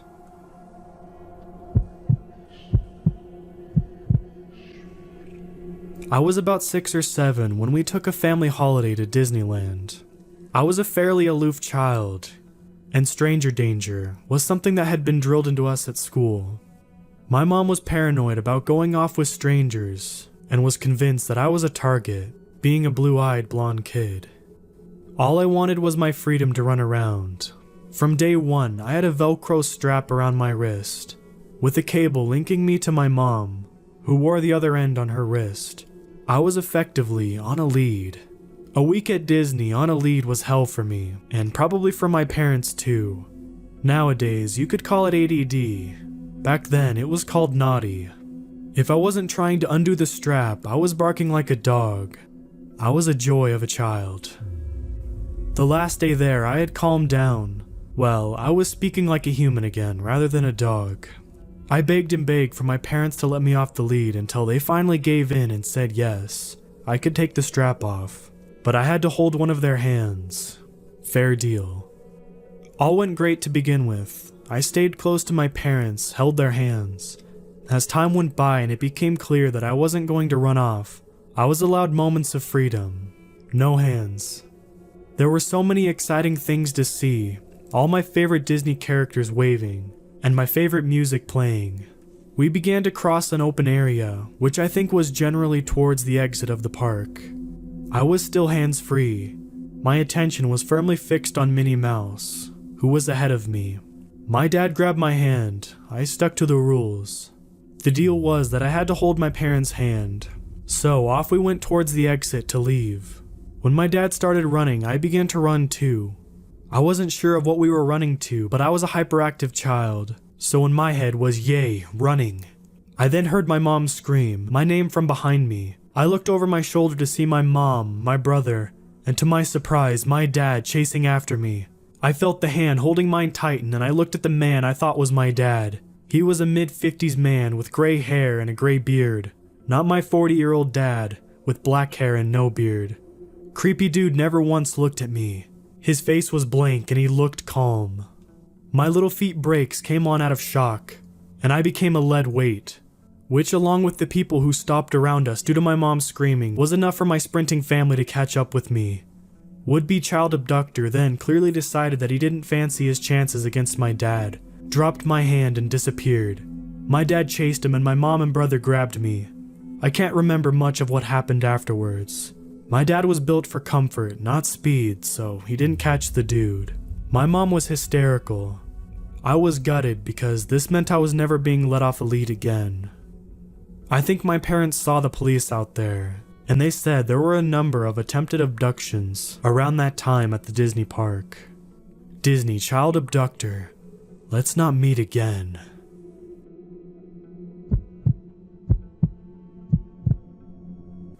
We're people too, you know.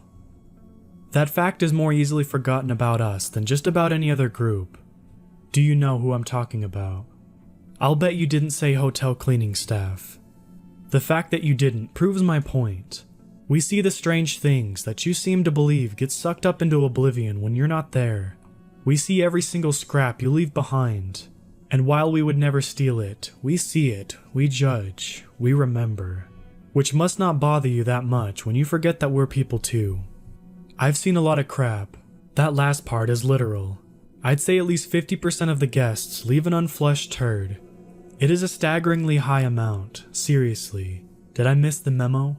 Either everyone's pooping habits drastically changed when they go out of town, or half of America is home to a perpetual crap shrine at any given moment. But at least everyone has to defecate. It's a meager defense, sure, but it's a defense nonetheless. Not everyone needs to throw a used condom on the floor. Come on people, let's make sure it lands in the trash can. Once again, you're forgetting that an actual person needs to pick up everything you leave on the ground. But I've learned to deal with almost all of it. We have a procedure for everything, from used needles to forgotten wedding rings. The worst stuff is the truly unusual crap that comes from truly unusual people forgetting the fact that we're forgotten people. And when every domino is lined up perfectly, we see things that we're sure never to forget. The most memorable guest for me was the man in room 1913. Everyone has their quirks. Look hard enough at each of us and you'll seem strange by some standard. I can't sleep if my work blouses aren't folded nicely. So what, I'm odd, and so are you. The man in 1913 was a different kind of odd. I was working in the lobby when he came in. Myron was at the desk. Since we're a small motel, all of the employees know each other, and our duties frequently overlap as our job titles blur. I've been around long enough to know that Myron's a good guy, but he shouldn't be working with customers. He's overweight, sweaty, and stresses out far too much when people make him uncomfortable. I watched it all unfold when the man came in and didn't say a word. Myron tried to talk to him for a full 2 minutes while the guy just stared blankly ahead, a sincere smile on his face the whole time. The dude was probably in his 50s, short, had gray hair, and was halfway into the twilight zone. I was starting to smell the sweat emanating from Myron's husky frame when the man finally reached over, wrote something down, passed it to Myron, and gave an ugly broken tooth grin. Myron gave him a key, hands shaking, and let out an audible sigh of relief. His experiences with the man, at least, were over. I was the only one working late shift for housekeeping that night, and Myron was the only other employee still on the clock. So when a call came into the front desk about a noise complaint, he wasn't allowed to leave his post. It was my job to check things out. I could hear it before I got to the man's room. It was opera music. The instrumentals were apparently being played by heavy-duty sound equipment, something much more powerful than what our crappy motel provided. But the singing was off-key and coming from someone inside the room. I paused outside the door and waited for a moment to be sure that I was, in fact, hearing what my senses told me that I was hearing. A deep-voiced man was singing along to an Andrew Lloyd Webber composition, though I couldn't place which. His lack of talent was clearly not reflected in the lack of his confidence as he belted out lows and highs alike. As I listened closely, I realized that I could hear something else as well. There was a soft crying. It was hard to distinguish at first, but once I picked it up, it was unmistakable. It was a woman sobbing in a way that conveyed not quite fear, but instead utter hopelessness. I was about to knock on the door when I heard the first crackle. It wasn't very loud, but it was clearly the sound of a sudden electrical burst. It was followed by another a few seconds later, and one more after that. A mild burnt odor, like overcooked popcorn, began to waft from the room. The more time that passed, the less I wanted to open the door. It was nearly midnight. I was a 25-year-old female. It was pitch black, and we were on an outdoor balcony that faced the parking lot and barren woods beyond that. I really didn't want to proceed further, but I needed this job, and there would be no explaining things to my manager if we just let the complaint slide. And if I lost this job, I'd be forced out of the country. If I didn't face this, it could mean that my life would be over as I knew it. So I knocked. All of the sounds stopped instantly, as though someone's hand had been on the power button and was waiting for me. The mild odor persisted, but nothing else continued. I waited 20 seconds and knocked again. I became very, very aware of how high the balcony was, and how I could not see anyone, and how quiet the trees were. I knocked a third time. Finally, the door began to give way. I didn't hear anyone walk toward it. It opened immediately on the third knock, leading me to believe that someone had been standing on the other side of the door the whole time. It was too dark to tell if the peephole had been covered. The smell grew slightly stronger as the gap increased about 5 inches. I did not hear any further crying, and all of the lights were off inside. For a few seconds, there did not seem to be any reaction. That's when I noticed my shoes were getting wet. I looked down to see that liquid was seeping out from underneath the door frame. It was slow, but there was a lot. It was as though someone had calmly poured out a 1-gallon jug of water onto the floor until it saturated the rug and began to seep outside. The water was very cold. That's when I got right out of there. The sheer terror of the moment was the only thing that I felt right then, and there wasn't a thing in the world anyone could have said at the time to keep me around. I told Myron that the guest had agreed to turn down the music, and hoped that the problem would just go away on its own. It didn't. I was working the morning shift 2 days later. The man had only paid for a single night, but the Do Not Disturb sign was still hung since the morning after my encounter. Several calls went to his room unanswered. When my boss went to run his credit card for the second morning, it was declined. Due to our erratic scheduling, I was the only one on housekeeping duty that morning, so once again, someone else's problem became my problem. I felt a lot braver in daylight, just brave enough in fact to hold back my tongue so that I could hold on to this job. I knocked several times, giving the standard housekeeping announcement with each one. Before unlocking and opening the door, no one was inside, but it wasn't exactly empty. Someone had scrawled an entire wall of nonsense words in permanent marker. 66 pennies were stacked in a neat tower on the table. The floor was soaked. Upon opening the bathroom, I found the toilet was running over because it had been stuffed with cloth. When I pulled the cloth out, I saw that it was several sets of baby outfits. The bed, oddly enough, was neatly made. I was surprised to see the Bible laying squarely in the center. I picked it up and the cover flopped open, revealing the "This Bible Belongs to You" page. My full name was written in there. That's when I noticed the smell. It was faint, but the burning scent was gone. It had instead been replaced with something metallic. My heart racing as I looked over every square inch of the room. Believe me, I know every nook and cranny of those motel rooms, and I had the entire place checked in under 40 seconds. I didn't find anything that could explain the smell. I felt a very small wave of relief that there wasn't anything else odd for me to find. It was my job to turn over everything in that room, and if I could find it, it wasn't there. I frowned. I supposed that I hadn't turned everything over. With a heave, I flipped the double-sized mattress. The entire bottom was covered in crimson. The metallic smell reared its head as I exposed its source to the world, and I dropped the mattress in shock. Still damp, it made a splurch sound as it fell back down. Tiny drops of red liquid spattered my thighs. I turned to run but fell onto the cold, damp rug. Pain echoed up and down my forearms as I landed face first on the ground. I winced as I turned to look at my legs and found myself staring at a face. It was a child's doll. Clearly, it was what caused me to trip. It must have been jammed underneath or inside the mattress, invisible since it was coated in a dark red hue as well. The only explanation was that it had fallen out when I dropped the mattress, because it hadn't been there before. I'm glad I remembered how high the balcony was. That tore through my mind at the last second. I nearly sprinted over the edge. I waited for an explanation from the police. After a month, I accepted the fact of an indefinite wait was the only response I was going to get. Why would the hotel maid be important enough to deserve any explanation? We are people too. My experience was forgotten by anyone who had something to remember. I still need the job, so I won't tell you any more about where I work.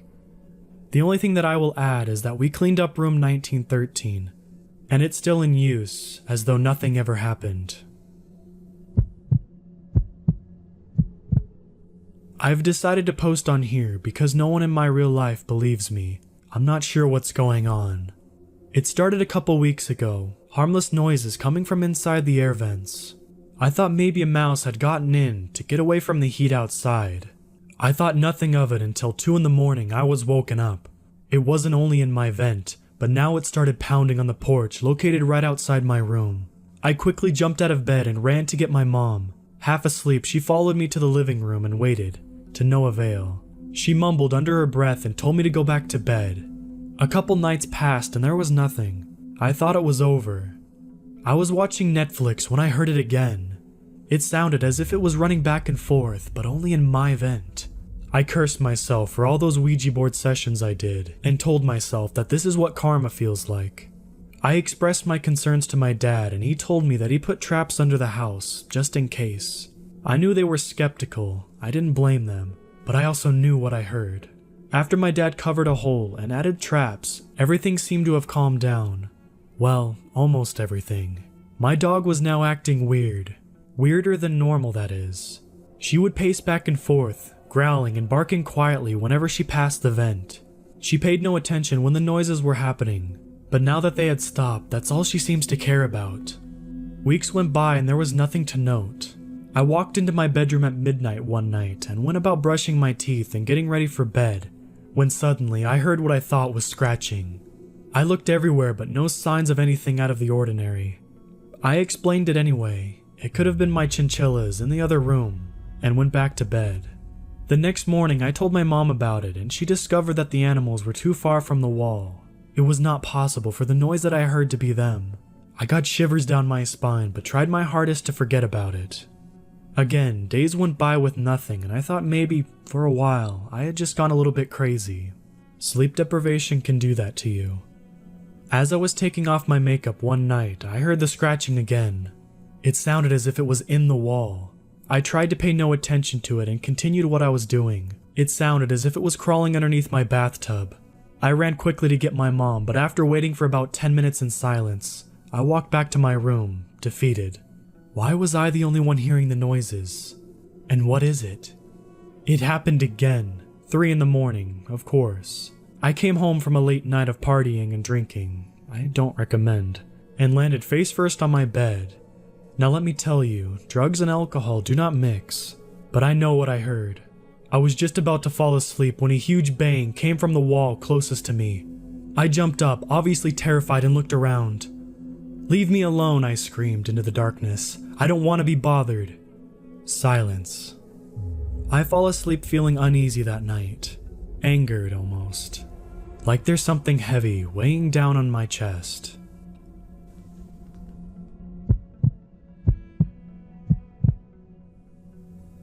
This is a true story. When I was 7 years old, I was scared of the dark. I shared a coping technique similar to most young children. I'd jump out of bed and shamefully ask my mom if I could sleep in her bed, or on the floor. Most times, she would say yes. My mom had a small TV on her nightstand, one of the old ones with a manual channel knob that she would watch until late at night, and it would light up the room while I was falling asleep. One time I woke up in the dark room in the middle of the night after she had turned off the TV and had fallen asleep. That's when I saw a witch in the corner of my mom's bedroom, about 12 feet away from me. It was a cliché-looking witch, with the green, lumpy skin and large nose. Her gaze faced the door, and from the bed it looked like she was looking to the right, but peering at me from the corner of her big, black eye. There may have been vague impressions of shoulders. Otherwise, her body, if she even had one, was not visible. I was horrified, to say the least. I stuffed as much of myself under the covers as I could, while still being able to see it, afraid to look away. I fell asleep eventually, and when I woke up, she was gone. The next night, I slept in my mom's bed again and woke up to the same thing. Same witch, same pose, same place. Same horrified child not trying to fall back asleep. It never moved, and even as a kid, I will admit, I wondered if it wasn't just stuff on the shelves in the room that created an illusion. After the second time, I told my mom. She was concerned, but when the 7-year-old says that she saw a witch in the bedroom, what can you really do? To my surprise, my brother said he also saw a witch. It was outside of his bedroom window, just floating there, staring at him. He didn't want to sleep in his bedroom either. By the way, my brother would not have made it up just to sympathize for his pathetic little sister. Whenever possible, mean big brothers will do whatever they can to disprove their little sister's claims, but not in this case. When he said that, it scared me. I can't imagine what my mom was thinking. Now, I don't know if this part really happened or not, because memory is faulty, and I could be getting my real childhood experiences mixed up with my childhood dreams/imagination. But one night, after my mom turned off the TV, I pointed the witch out to her, and I swear she pulled the covers up over her face like she was scared. I saw it a lot, and for a couple weeks this went on. I kept telling my mom about it every day. Eventually, she must have gotten fed up with the witch talk because one day, in broad daylight, my mom scooped me up in her arms and grabbed a spatula in the other hand. We headed into the bedroom where she proceeded to hit the walls with the spatula, yelling, "Leave my daughter alone," into the empty room. I know my mom was scared, and I think that scared me more than the actual witch did. Anyways, time passed and I stopped sleeping in my mom's room as much. My mom renovated her bedroom and I never saw the witch again. I forgot all about this until I was 15 years old. It's like I blocked it out of my mind. I'm now 27, now that the house is long gone. I still wonder what the heck it was.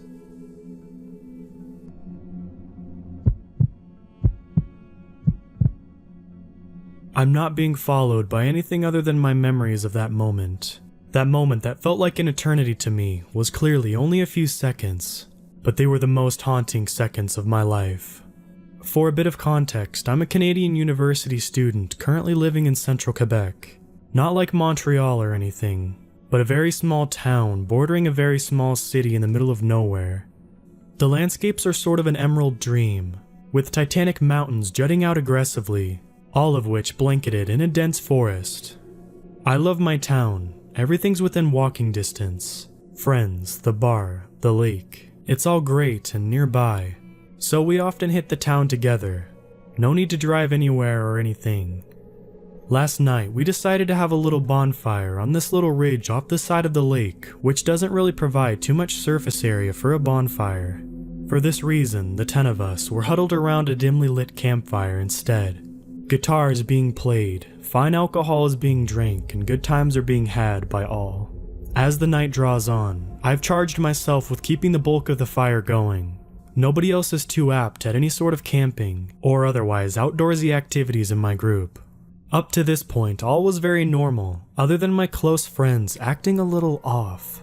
After our first few, he had ran out and left by himself to go get more. The ridge was out of sight of the road due to the dense forest paths that we used to get to and from it, so he goes and cuts through it alone. When he gets back, he's acting like he had 100 beers. Looked like he wasn't used to his legs. Strangely enough, he had a full case of beer with him, so I assumed he hadn't drank any more. He also wasn't gone for very long at all. Honestly, we drank together often, me and him. I know what he's like drunk, and this was especially unusual. So he's trying to talk to the people, but he just can't say real words. It's as if he was trying to perform all of the accents of normal English speech, but didn't actually understand the words or syntax. Kind of like one of those videos that are meant to show what English might sound like to non-English speakers. As I mentioned before, the fire wasn't providing much in terms of light. So when we'd head off to go grab some firewood, I'd usually jerry-rig my cell phone flashlight to my belt to keep the area in front of me well lit. We do this a few times, and some of the others begin to lose motivation to collect wood, so I take matters into my own hands for the last run of the evening. This brush was completely uncultivated, super thick, very dark. The only discernible paths that were about shoulder width were obstructed by an oddly fallen tree here and there. So I'm yanking at trees, trying to feel for anything dry. Even my phone light was falling behind waist-level foliage. I didn't really have too much lighting. Once I got a handful or so, I figured it'd be good enough for the last burn, so I get the idea to head back. But just as I get this thought, my phone falls straight onto the ground. So of course, it had to land face down, blocking the flash, preventing me from finding the right way. Regardless, I didn't look forward immediately. For some reason, I decided to let the darkness sink in. I had never been in such a dark environment that I was unable to see my hand in front of my face. Even the brightest moonbeams couldn't breach the canopy above. However, as I focus on my surroundings, I quickly realized I was referencing my frame using a subtle glow. It was yellowish but twisted into a green color the more I concentrated. I was immediately very startled by its lack of movement, yet curious. I hesitantly paced inward, carelessly leaving my phone on the ground.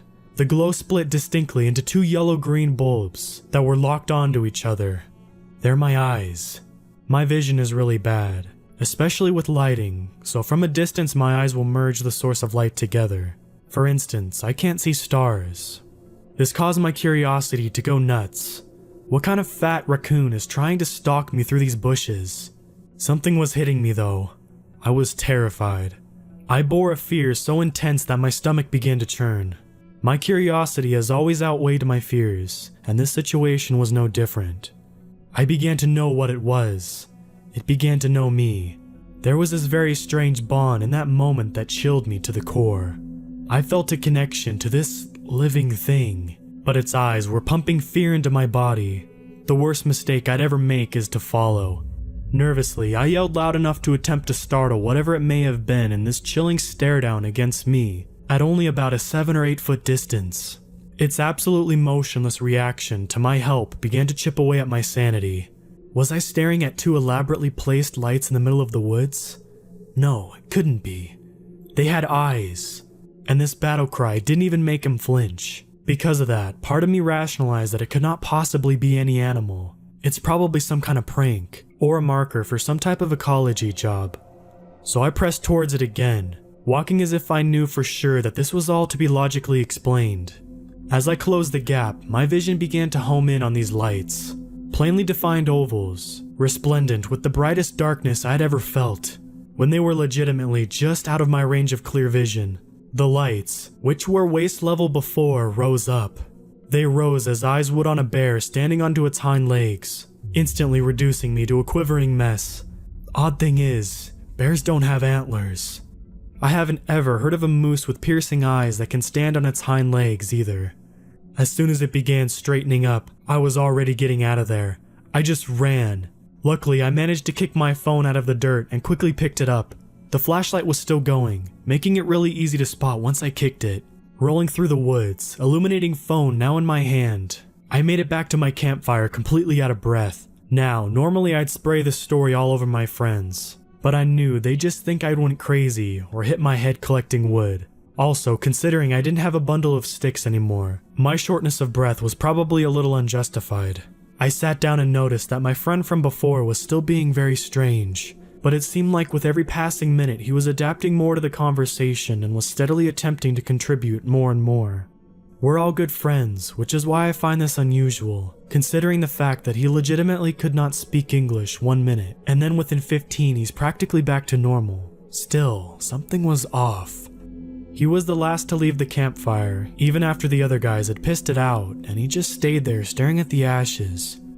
After most of us had gotten home, he calls me.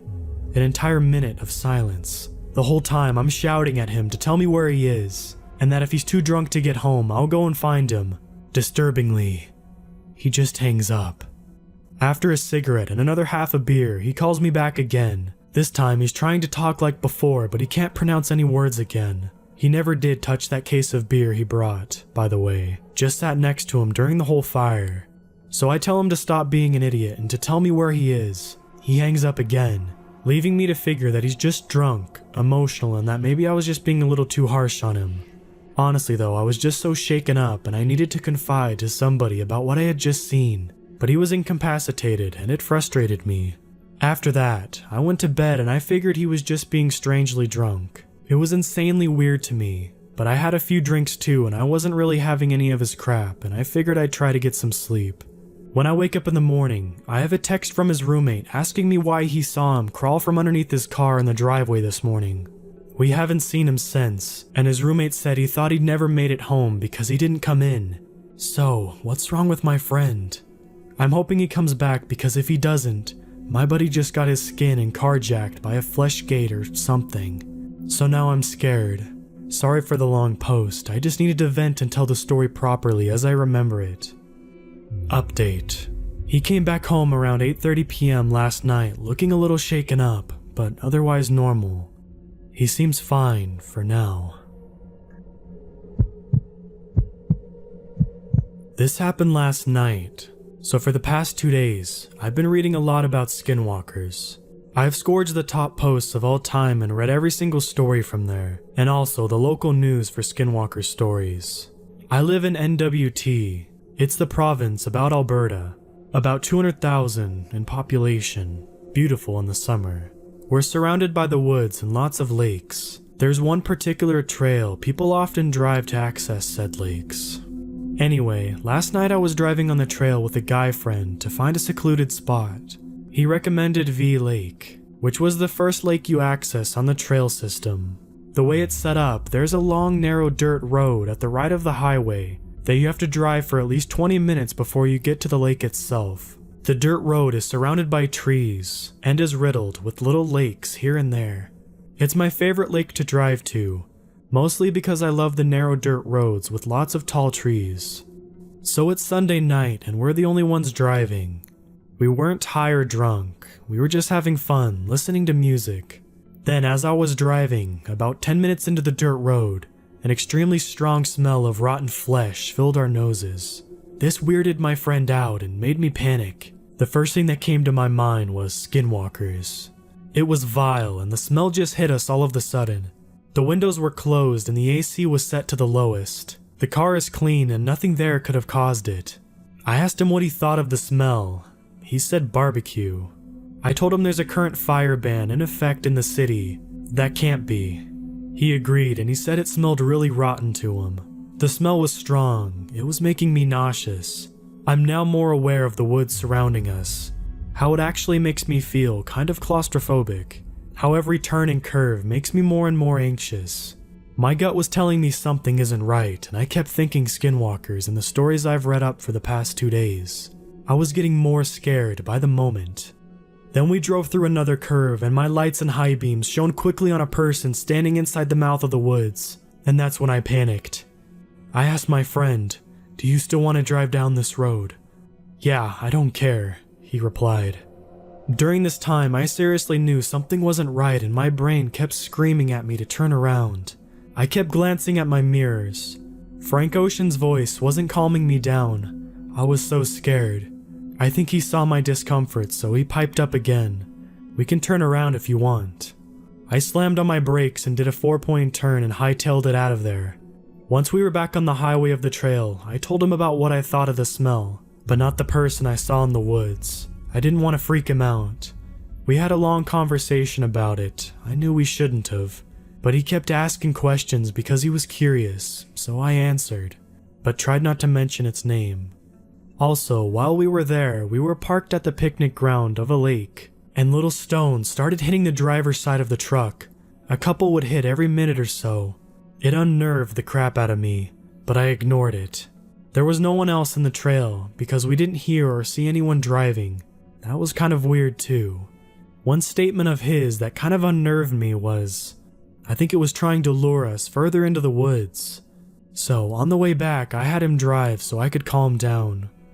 I was calmer on the drive back. There were some foxes with glowing eyes in the middle of the road that kind of freaked me out at first, but then I realized they're just foxes. Also saw roadkill by the immediate side of the road that wasn't there before, which was pretty weird.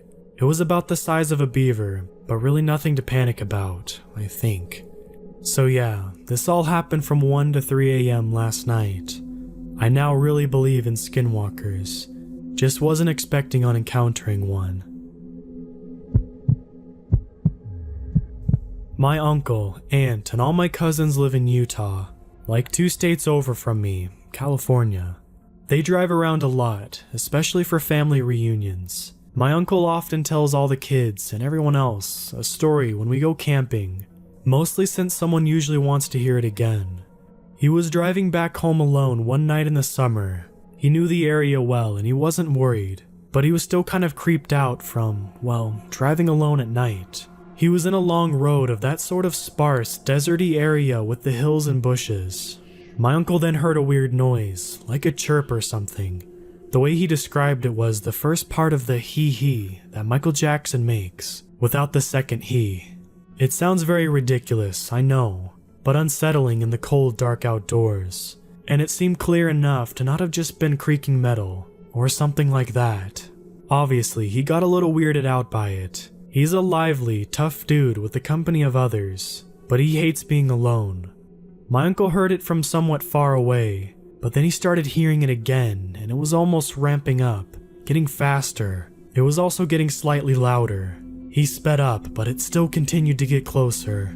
He looked to the left outside his window and saw something running almost parallel to his truck, pretty far off the road but inside the bush area, upright like a tall, skinny human. He said it was brown and furry, and it just bothered him. It wasn't horror movie monster scary, but it was something's wrong scary. He heard the moving of leaves. The noise was now basically constant. It sounded different, like a person sounds when they're tired and speak every syllable in one breath of air. The animal thing sort of faded into the plants. The thing was, though, he didn't feel any less scared, since now he feared it was in front of him, and that he would see it clearly on the road, but nothing happened for the rest of the ride. He usually clears out the night with his story. Camping stories are fun, but they're sort of harmless. This one gets everyone creeped out and thinking, something that wouldn't have gone away if he told the story earlier. For a little background on my story, I live in a small town outside of Kansas City, Kansas. But the area I live in has lots of history around it, and there was a lot of Native American activity in the area. My house has a long driveway and is in the middle of a stand of woods. The woods have been there as long as there's records of the area. When we first moved into our home, everything seemed pretty normal, but after living there a month, that's when abnormal stuff started to happen. Pounding on the roof, animal scratches on our vehicles, and we started finding a lot of dead animals on the property. We even contacted Kansas state game wardens, but couldn't find any evidence of poaching or poisoning, or even the animals getting hit by cars. So after about 2 years of this, my older brother moves back in and brings his dog with him. One night at about 11 p.m. the dog starts whining to be let out, so I put him on the leash and let him walk around the yard. Suddenly, he starts trying to yank me back towards the house. This uneasy feeling washes over me and I notice something that smells like rotting catfish guts. I feel like someone was watching me, so I turn around, and down by our garage, just inside the light, I see this figure. It was about 5 feet tall, hunched over, and it was very pale. It had small, deep, beady eyes and had a deer-like face. A sense of pure terror washed over me. I've never been more scared of anything in my life, and to this day, I've never felt that level of fear. I ran back into the house to wake up my dad and brother. They grab some shotguns and run outside to check it out. All they find are some pretty deep scratch marks on the garage. We contacted the game wardens the next day. I described what I saw and smelled, and they said it was probably a very sick deer that had contracted some sort of illness or something of that sort. Weird stuff kept happening for another 2 or 3 years. Then we had a really bad drought and stuff stopped occurring, so I don't know what the hell I saw that night. I was wondering if anyone had seen or smelled anything similar to that.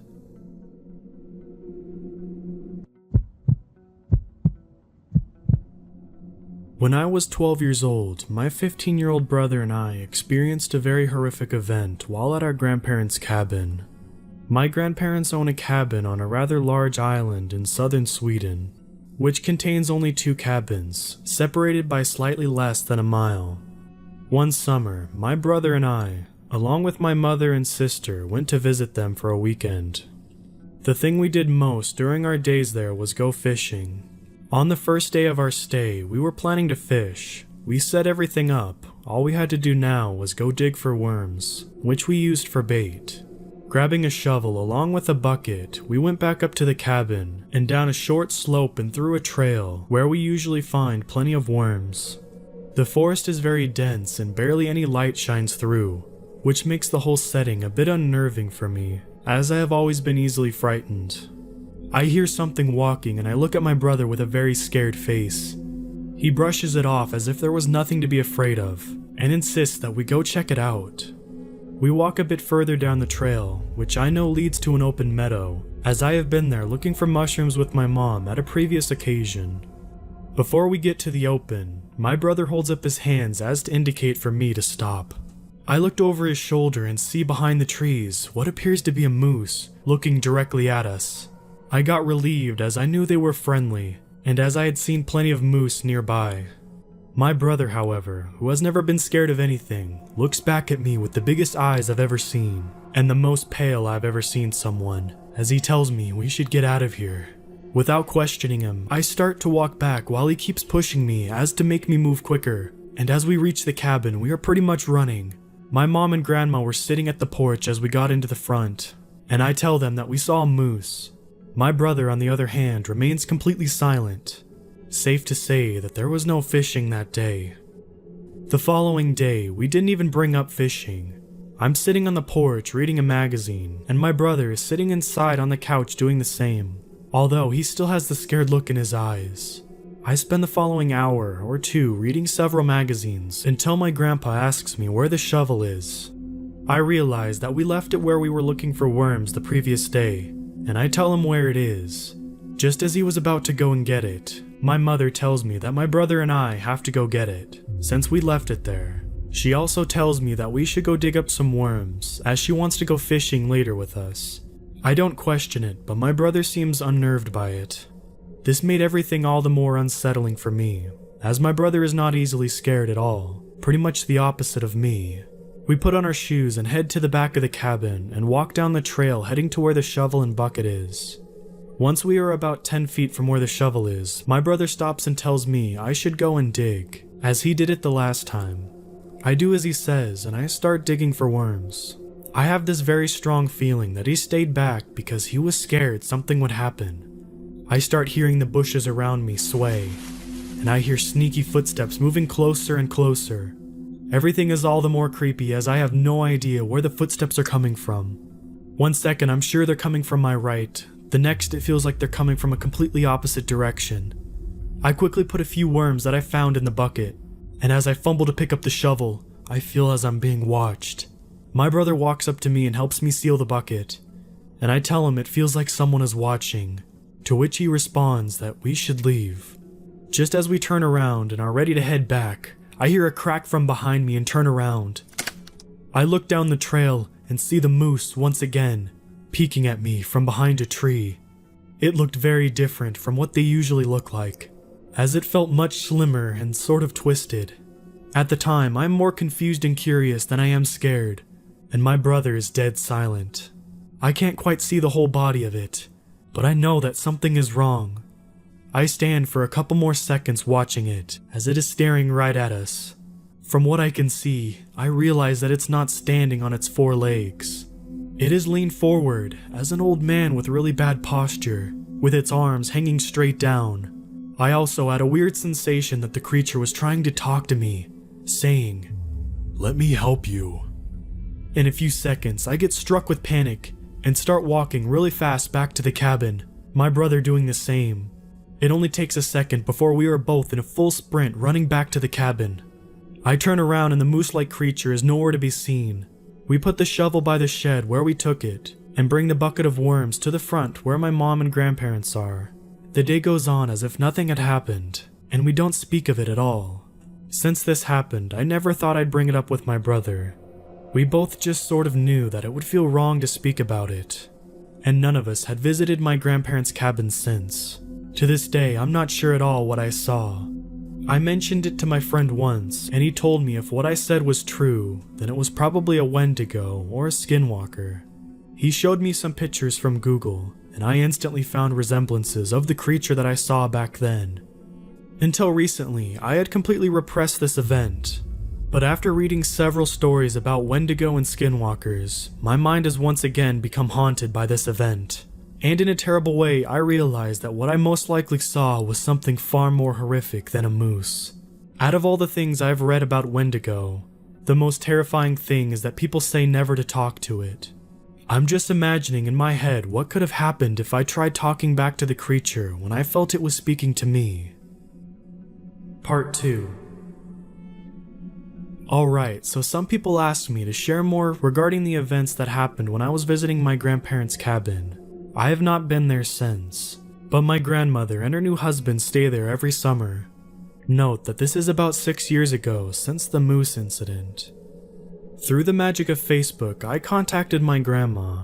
We don't know each other all too well anymore, so I don't really feel comfortable calling her.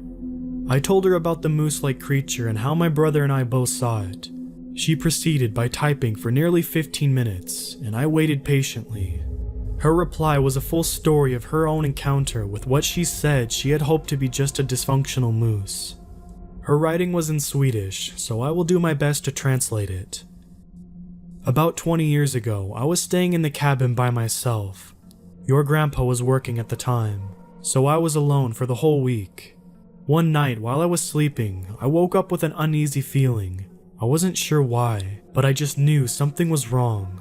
I felt as if I was being watched. My first thought was to fall back asleep, and so I did. I woke up in what I believe was about an hour, and this time I was sure something wasn't as it should be. I felt the same feeling of being watched, and I could clearly hear something moving outside. I grab my bedside candle and light it. As I get out of bed, I choose to not pull the curtains as I have a terrifying feeling that someone will be staring right at me. By now, I am convinced that something is trying to rob me. I was sleeping in the room at the back of the cabin, and so I walked up to the front and looked out by the porch, but see nothing. There are no neighbors nearby, and I can't call the police as I don't have a phone. I decide to go back to bed and try to sleep the fear away. I lay there for at least an hour without falling asleep. And although the sound is gone, the unpleasant feeling has stuck around. At the backside of the cabin, right outside my window, was an older cabin, which was used before this one was built. The place was creepy, and we eventually decided to burn it down some years later. Anyways, I hear something bumping around side of it, and I realize that I'm gonna have to look out the window. I get out of bed, light the candle again, and pull the curtains. The uneasy feeling is still there, and I have the strongest feeling that something is going to stare right back at me. I pull the curtains, and for a complete second I am caught in complete terror. I see something staring right back at me, but it's no robber. It's not a person. It's a moose. I expected to be relieved to find that it was nothing but a harmless animal, but that is far from what I was. After a few seconds, I calmed down, and the panic faded a bit. The thing was still staring at me, but it was sure not a normal moose.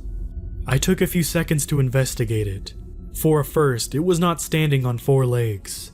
It was bent forward, as if the upper front legs were just barely floating above the ground.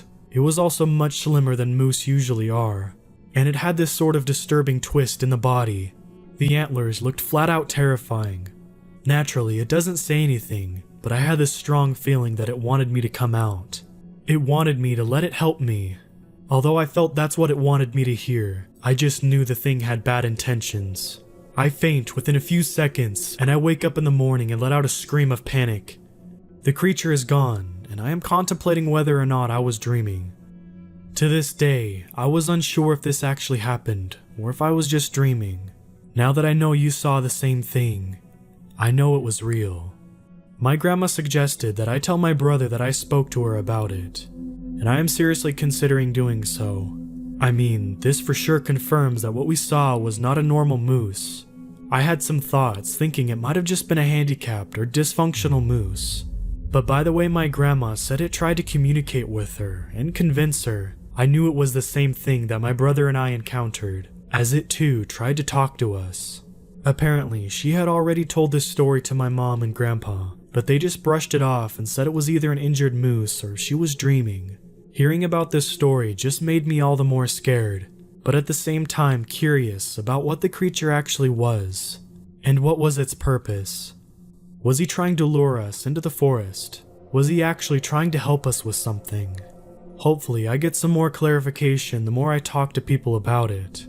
I ended up sending some pictures of Wendigo and skinwalkers to her, and she definitely saw resemblances between them. That all sent shivers down my spine. To all of the people reading this, if you ever encounter a weird-looking creature with antlers, do not speak with it, or even acknowledge their presence. That's what they want.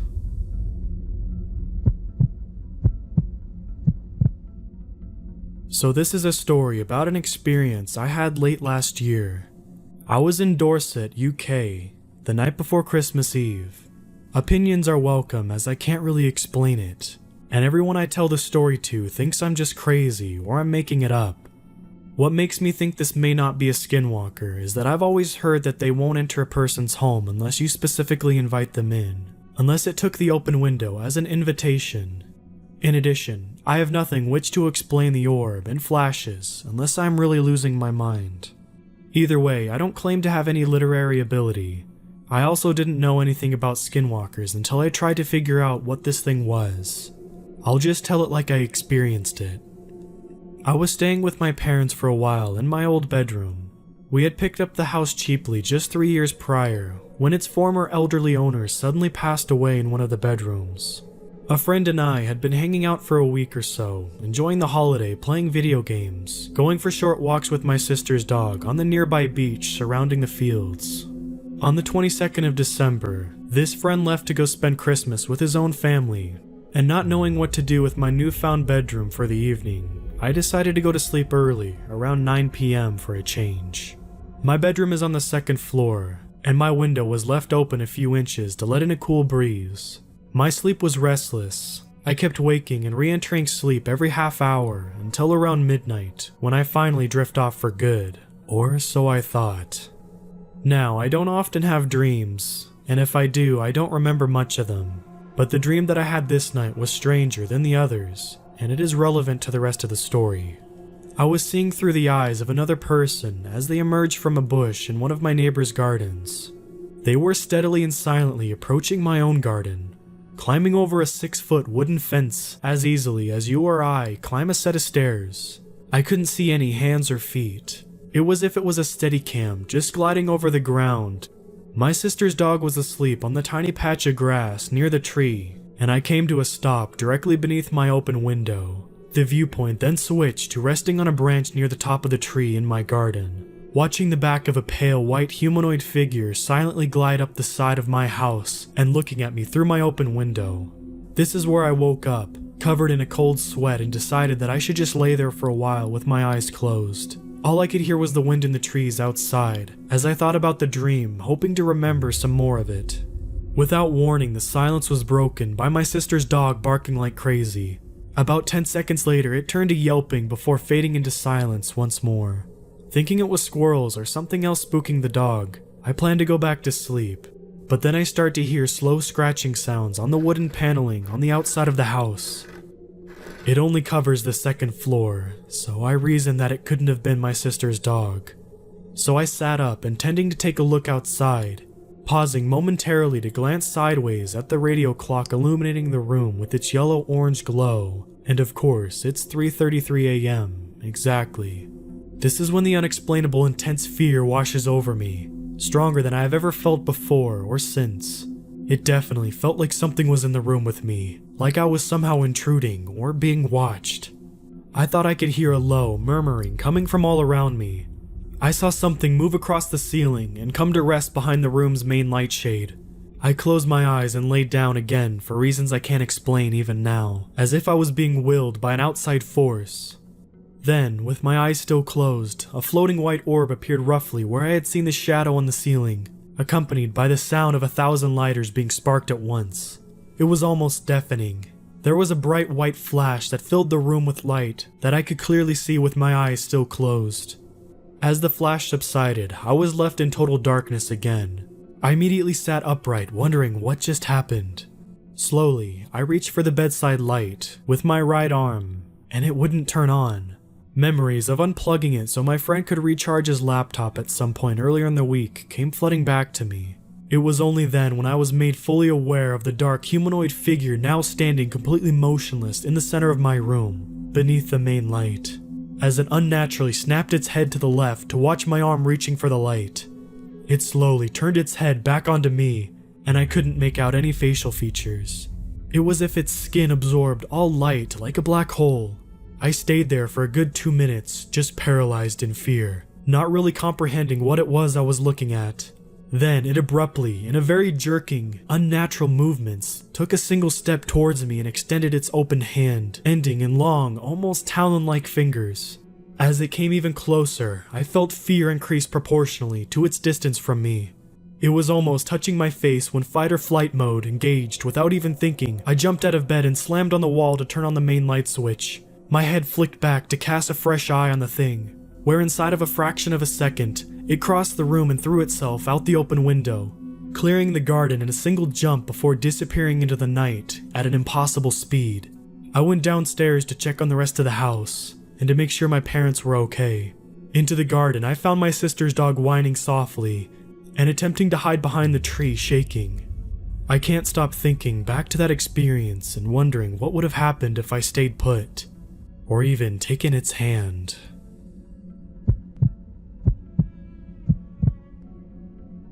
I've always been a bit of a skeptic, ever since I was a kid. Scary stories don't faze me, creepy games never frighten me, and whenever I hear something weird at night, I instantly assume it's something normal, an animal, or just the house settling. Despite this, something very unsettling happened to me the other day, and I'm not really sure what to make of it. I think it's the first time in years I've been genuinely frightened. I live in a forest area in the US. Me and my girlfriend live in a large cabin, and although there are no roads nearby, our nearest neighbors are at least a mile away. We also have 2 cats, one of which sleeps in the bedroom with us, while the other often goes out at night and does whatever cats do when they're out of sight. Anyway, I like to stay up late at night and sleep late into the morning, whereas my girlfriend's an early bird. It was 1 in the morning and I was watching a crappy TV in the living room while my girlfriend slept in the bedroom. I was beginning to grow tired when I heard something outside near the cat door. For clarity, our cat door uses an electronic chip, so only our cats can use it. I assumed it was just one of the cats coming in or leaving the house, and I just ignored it. Then I heard it again. It sounded like something thudding against the cat door. It happened several times at random intervals, until I lost my patience and decided to go open the door. Clearly, the cat was having trouble getting in. I never thought about it at the time, but it was weird because we feed our cats well, and they're very lean rather than chubby. I passed the bedroom and peered in as I walked past, to see if my girlfriend heard the noises. She was fast asleep, but the cat that sleeps with us was staring at the window. I call her name. Nothing. She keeps staring. I shrugged it off and kept heading towards the kitchen. The back doors are through there, by the way. Anyway, so I reached the back door and saw a dark shape through the translucent door.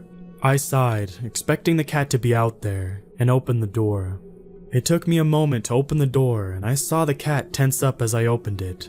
The door opened fully. I froze. It wasn't my cat. Whatever it was had started moving before I opened it up. I only caught a glimpse of a distorted figure, kind of like a tailless dog, bolting, and I mean absolutely pelting it. I freaked out and slammed the door shut. What the hell was it? I wasn't sure. My natural skepticism kicked in, and I assumed it was just my other cat, and I had merely startled it. Perhaps the darkness made it appear larger. Nevertheless, I was creeped out, and I decided to go to sleep. As I slipped into bed, I realized something horrifying. The second cat was asleep on the rug. It took a while to get to sleep that night. Everything seemed normal until a few hours later. I awoke to a strange feeling of dread. Something wasn't right.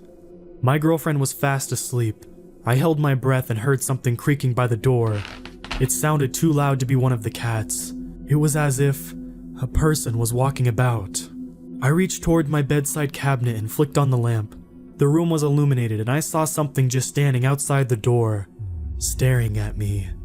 The same twisted figure I had spotted earlier outside.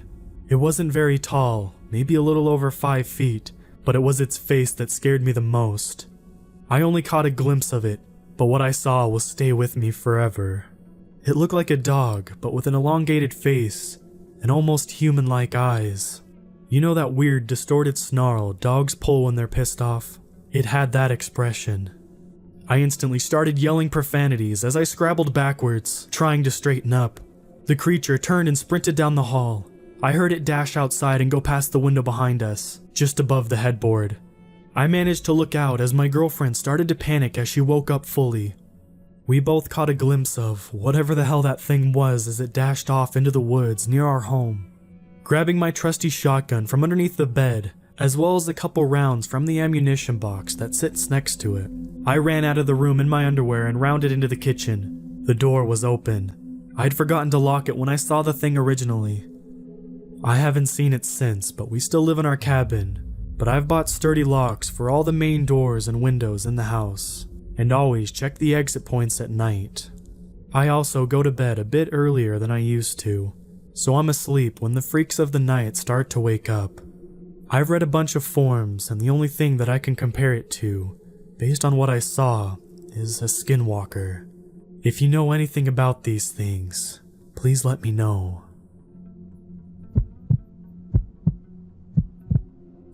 As I am writing you this, other skinwalkers are in front of my house. They are surrounding me. If I die, I want you to know what happened. I stand alone, nobody to help me. I hear them howling. By my estimation, there are at least 5 of them. But let's tell the story from the beginning, shall we? My childhood was nice. It was going smooth and buttery until my 8th birthday.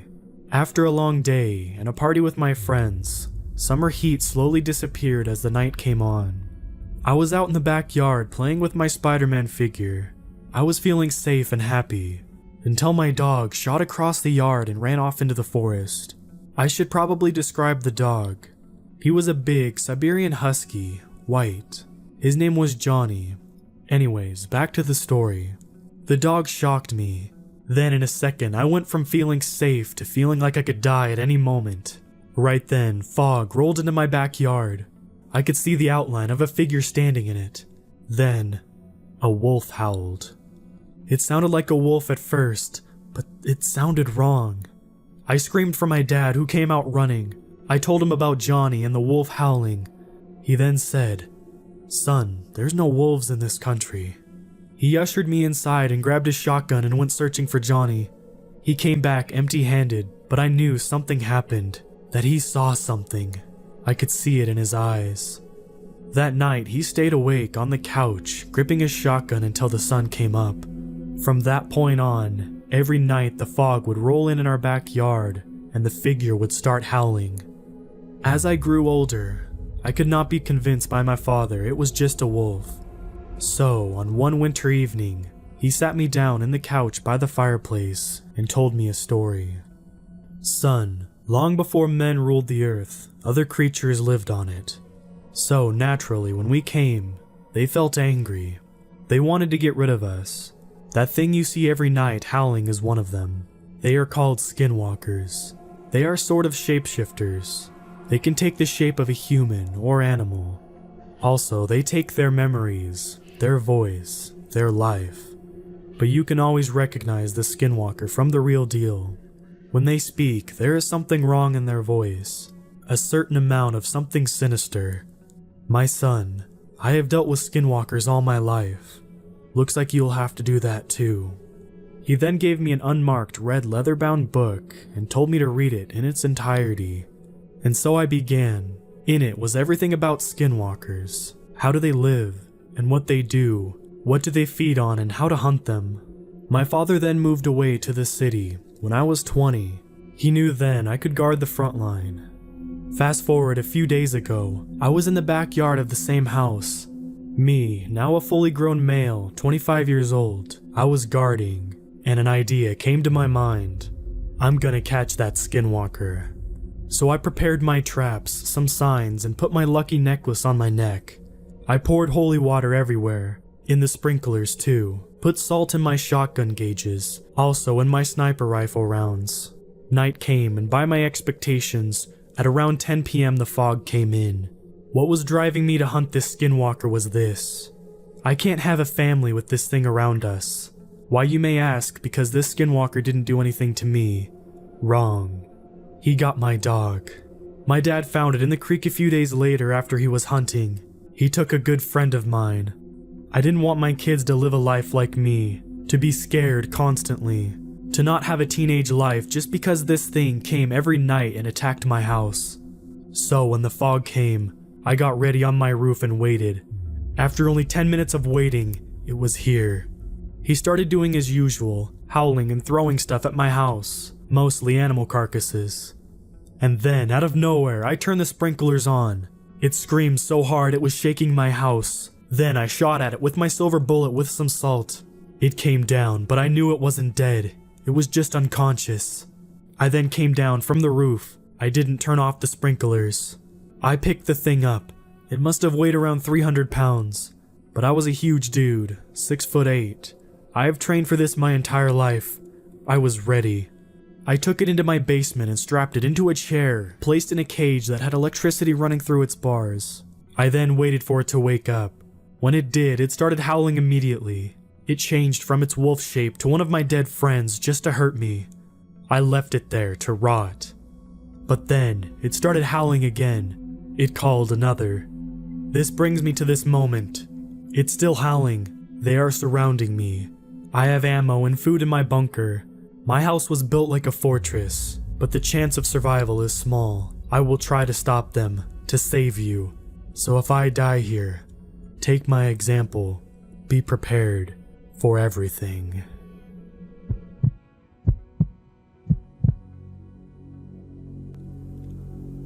Last night, I had an experience with what I believe to be a skinwalker. I was sleeping on my couch. I'm in the process of remodeling my bedroom. It had been storming on and off all night, but in that moment, the wind was only blowing.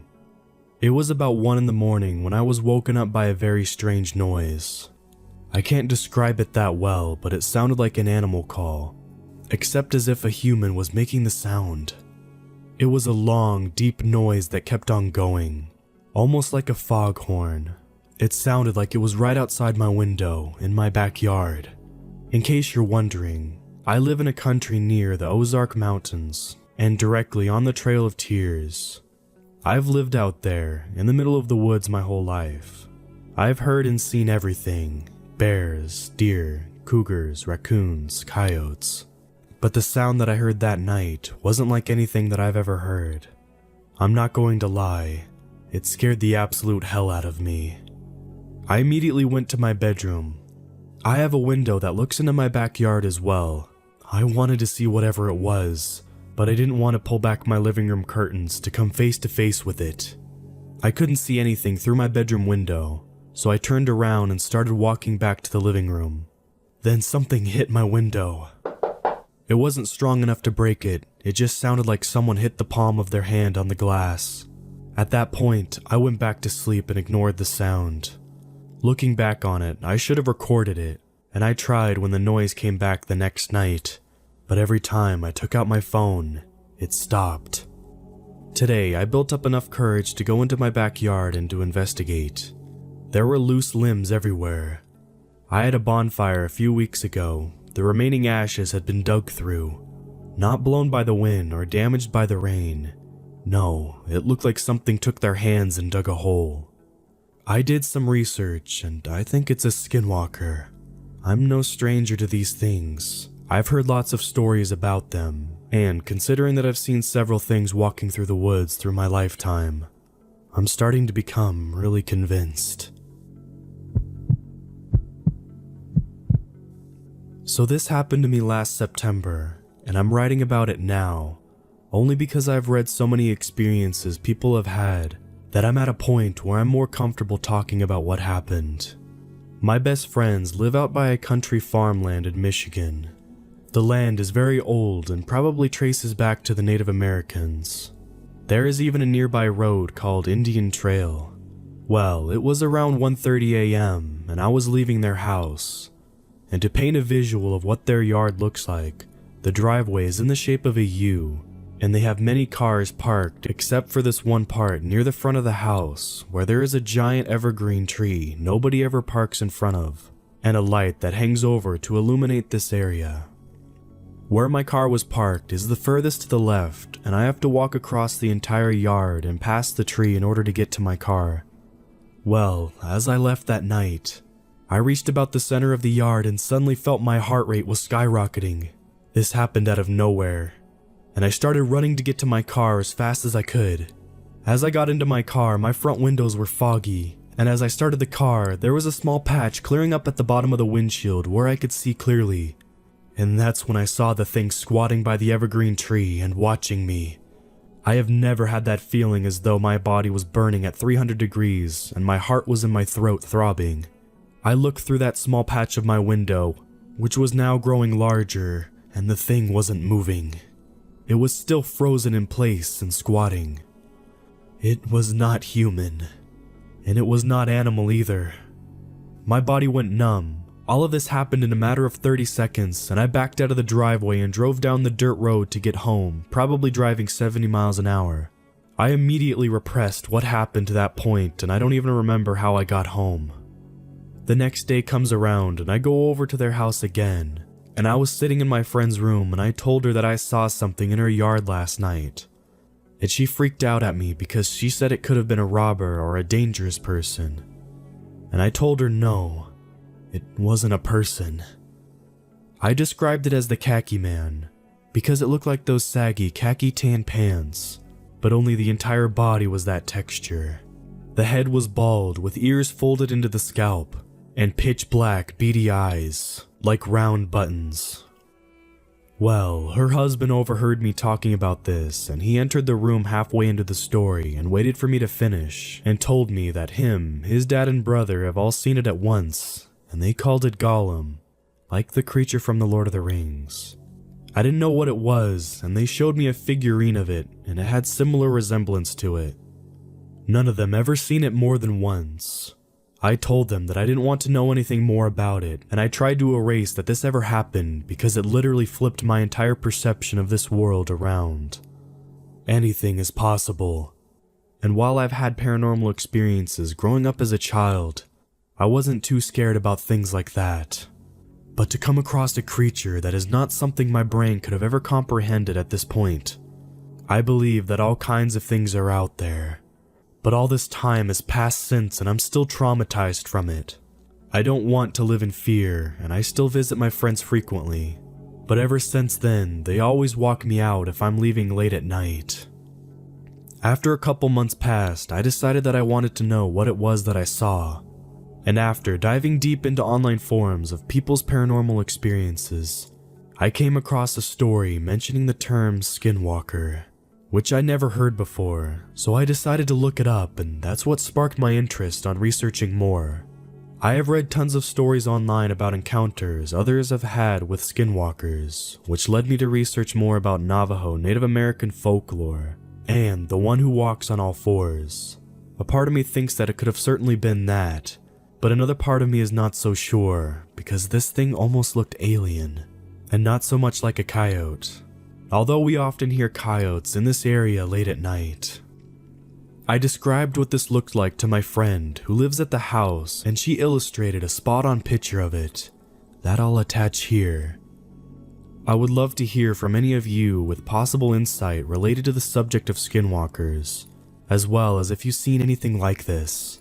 I have had some nightmares from it, and have thought about possibly talking to a Native American shaman who owns a shop nearby, but I'm not sure how I could approach a topic like that because it's a topic they don't like to speak about, which is why I wanted to share it here first.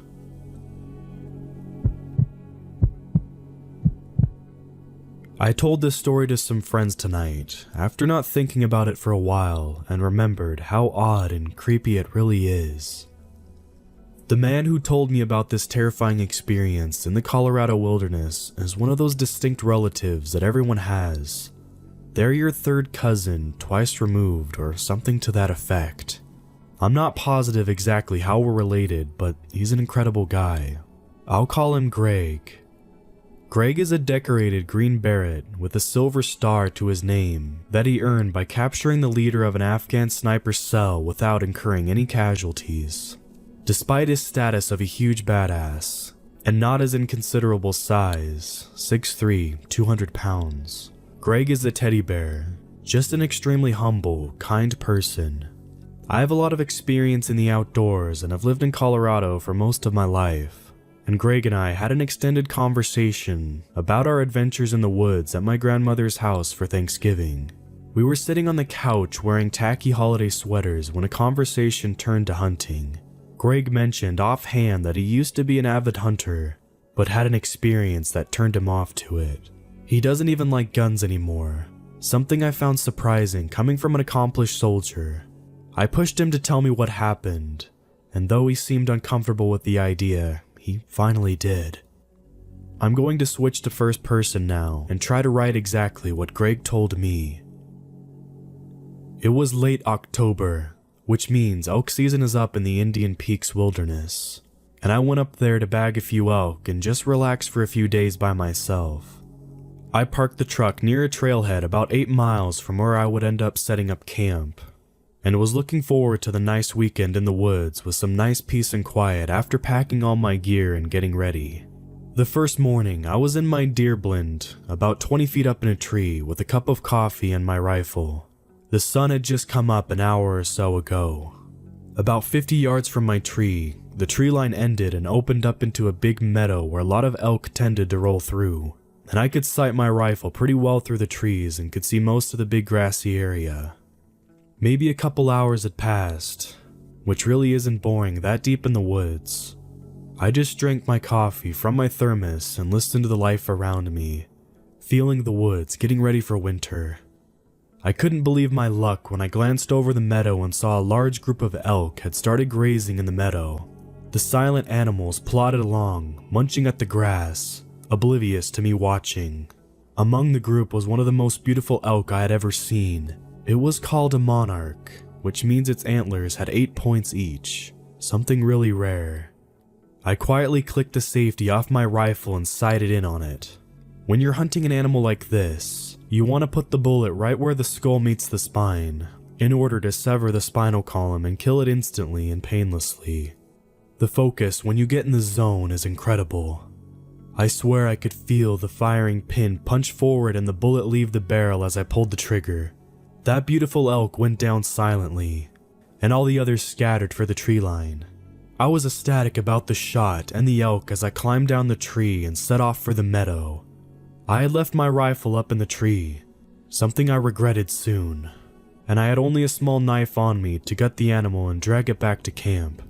As I was making the short walk between my tree and the meadow, I noticed that the woods around me were completely silent.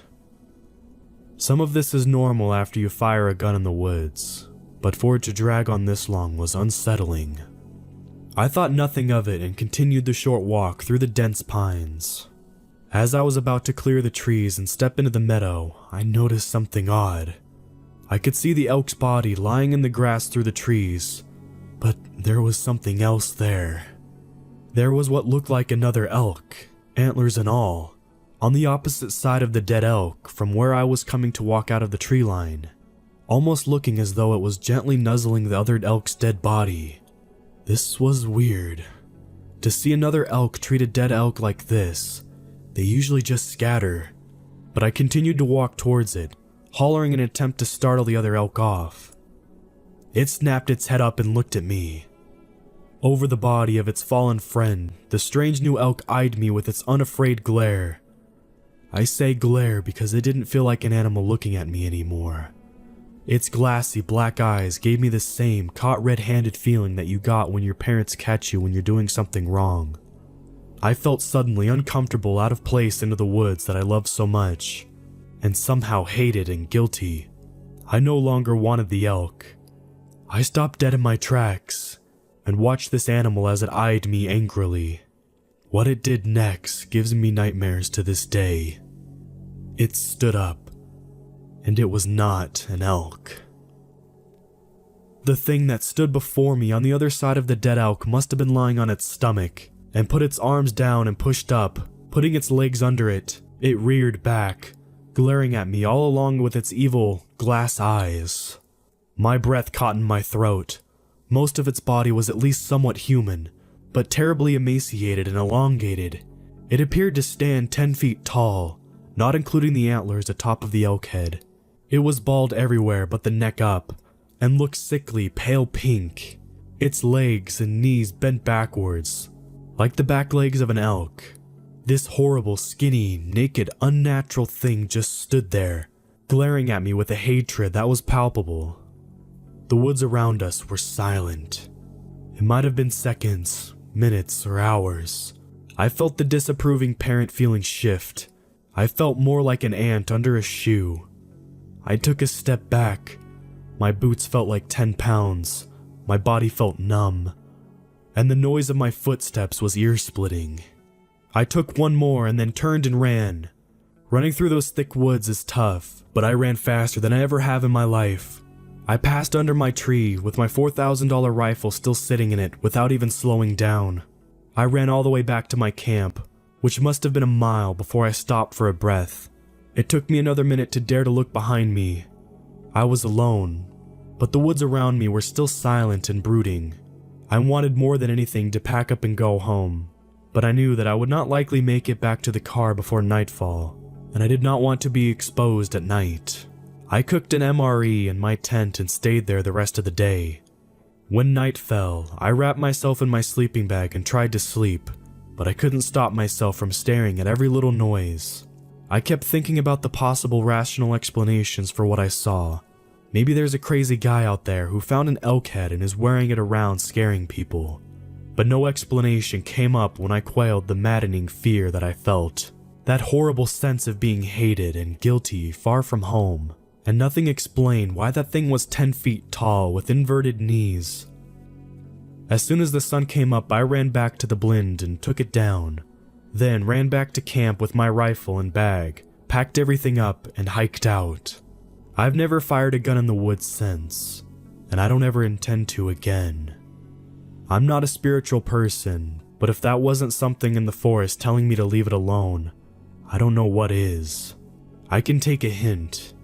I don't think I'll ever know exactly what that creature was, but I know what I saw. Next time you're up in the woods alone, be quiet, be respectful, and don't kill anything you don't have to. I thought at first Greg's story was too far-fetched to be true, but as he told it, I saw how truly scared he was. This confident, soft-spoken military man was shuddering through his story, hands shaking and face pale. I don't know what to make of it, but he said the area this occurred is one I'm quite familiar with, and it can be quite an eerie place. I have had a few experiences solo camping up there, but nothing on this scale. Sometimes being alone in the woods can feel like anything but. It just might be that there's some force out there, some inhuman creature that guards the woods. Just in case, I take extra care to be respectful whenever I'm among nature. You never know what could be watching.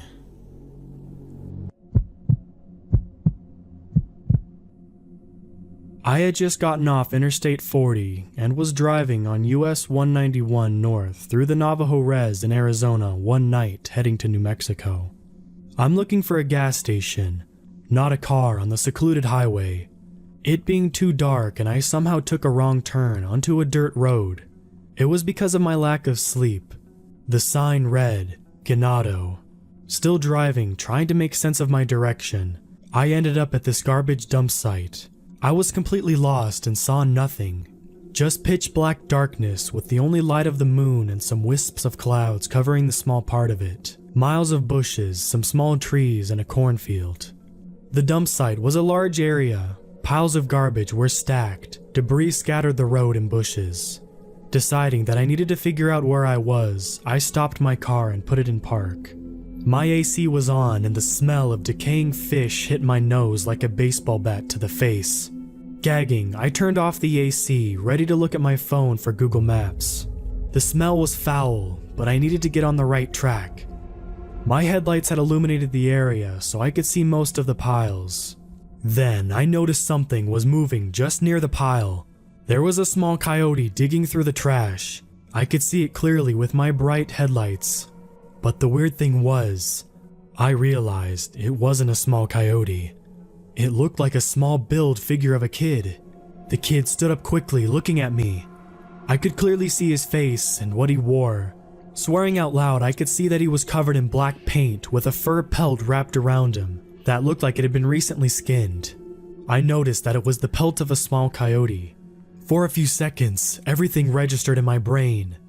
There in front of me stood a little boy, about 12 years old, covered in black paint and wrapped in a small coyote pelt, digging through the trash looking for something. And now he had stopped what he was doing, standing there, looking at me. I let out a yelp and the boy looked to my left. And as my head turned, nearly causing myself whiplash, there stood another, much larger figure in the brush. There stood a tall, heavy-built man covered from head to toe in paint. The parent. Also wearing a larger thin pelt of a coyote. He stood there staring at me, his face covered in red and black face paint. Shoulder-length, messy black hair hung limply down by his shoulders. He wore a huge quantity of turquoise necklaces, a silver concho belt around his waist, and silver bracelets that shined from both my headlights in the moon. It looked like it was teaching the little boy, his son, something at night.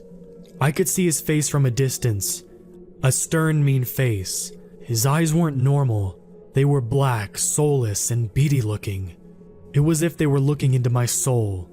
Then he smiled from ear to ear. I saw his sharp teeth.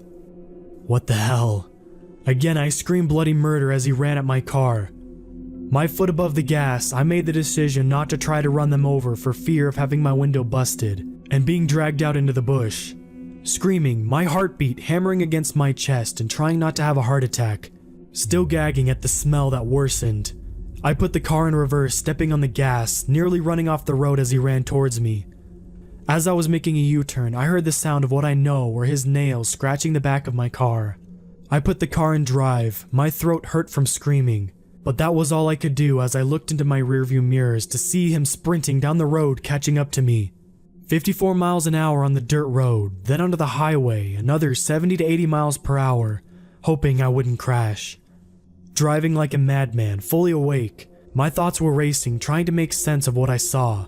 I made it back onto Interstate 40 and kept driving, too afraid to stop, making it to New Mexico in record time.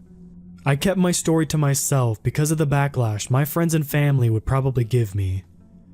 So, this is a true cautionary tale to those late-night travelers. You may or may not see anything during the dead hours on secluded reservation roads. Just be careful what roads you take.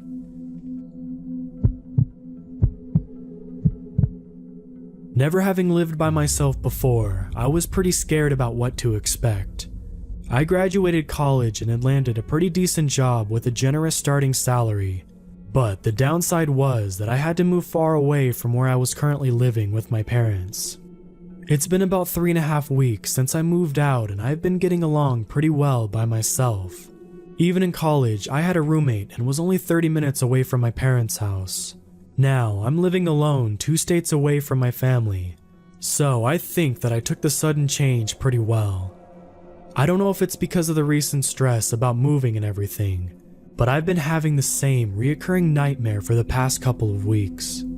I'll wake up in the middle of the night covered in sweat, heart pounding, not remembering why I'm so scared, only to have the details of my dream come flooding back to me. Most of the time, I don't even go back to sleep because I'm so scared that I'll dream it again. I don't want to tell my parents about this because they're stressed enough as it is, with me living alone and so far away for the first time in my life. But it's starting to eat me alive. I've gotten very little sleep and it's beginning to show at my new job. I would say that one of the creepiest parts of my reoccurring nightmare is that I keep having these out-of-body experiences while I'm dreaming. I don't know how common out-of-body experiences are, but I think that having one every night for 2 weeks in a row is pretty rare. To understand the rest of my dream, you have to know the general layout of my apartment building and the room where I live. It's a pretty big building, 6 stories tall, and about 100 yards wide. There is a large set of woods located behind the apartment building that stretches on for a good couple of miles. But I've never been back there in real life because the woods give me the creeps. I live on the 3rd floor, and the window in my bedroom has a full view of the woods behind the building. My dream always starts out the same. I'm standing behind the apartment building, looking into the wall of trees that sits before me.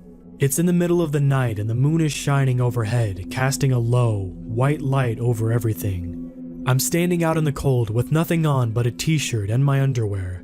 I know I'm dreaming, but there is an astounding amount of detail in what I can remember. I remember feeling the cold grass beneath my uncovered feet, and the rhythmic sound of crickets as they sing in the night. I also remember the woods. Every time my dream starts, I'm looking into the woods, but I have this feeling, call it intuition, that I'm waiting for something. For what? I don't know. Despite all the light that's coming down from the soft glow of the moon, the trees in front of me are dark. They vanish into blackness as they get further and further away from me. After a couple of minutes of standing there in the cold looking for nothing, I turn around and start walking toward the apartment building. I go up to my room and walk in. The lights are off, but I can navigate through the darkness using the small amounts of moonlight shining through the windows. The door to my bedroom is always cracked open a little bit, so I quietly walk in and there I am. Another me, fast asleep in my bed. I watch myself sleep for a couple minutes and then wake up. Despite the dream not appearing scary in any way, I always wake up full of fear and have to calm myself down by drinking a cold cup of water to steady my nerves. Every time I've woken up so far, I've never dared to look out the window. I'm too afraid that I might see something. See what? I don't know. 13 days now. I've had the exact same dream, 13 days in a row. I'd start out behind the building, shivering in the cold of the night. I watch the woods for a couple of minutes, then walk back into my apartment. I enter my bedroom and watch myself sleep for a little bit. Then I wake up. It's gone on like that for almost 2 weeks. Until last night. It started out the same as every other dream. I was behind the building in the glow of the moonlight, shivering from the cold, standing in front of the dark wall of trees, looking for nothing and listening to the crickets sing. Something was different though. Something inside me had changed. There was an indescribable, overwhelming sense of dread that was not there before. I was afraid. Impossibly afraid. I shivered again, not from the cold, but from fear. For the past 13 days, I had this very strong feeling, call it intuition, that I was standing in front of those woods for a reason. Some part of me was always saying that I was there waiting for something. Standing there last night, I can say with certainty that whatever was waiting for me had arrived. The atmosphere around me felt different. The sort of feeling you get when you know you're not alone. I wanted to turn around and run, but my body wasn't letting me. Out of nowhere, the crickets stopped singing, and everything went silent. I could hear leaves crunching in the distance. I tried to run, but I didn't budge. The crunching leaves grew louder, closer. I opened my mouth to scream, but nothing came out. I heard a twig snap several yards in front of me, and I saw something advance from the darkness. I turned around and started walking towards my apartment. I wanted to run, but I couldn't. My body wasn't allowing me.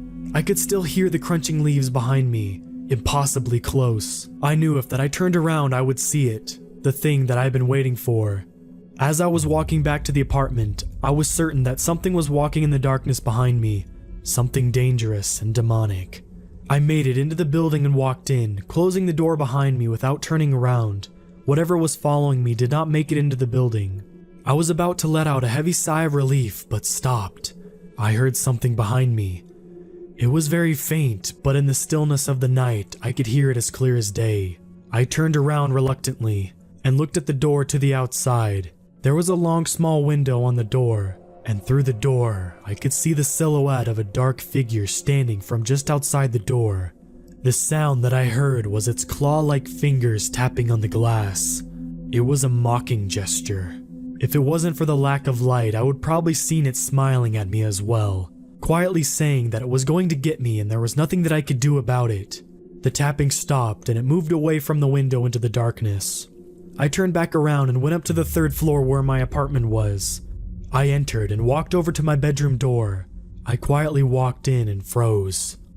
My other self wasn't in the bed this time. I was standing in front of the bedroom window looking down at the woods below. My other self turned around looking at me. I don't know if it was because of the lack of light in the room, but I couldn't make out any facial features. My face was just one pale blur of color with 2 specks of blackness for eyes. My other self went back to looking out the window.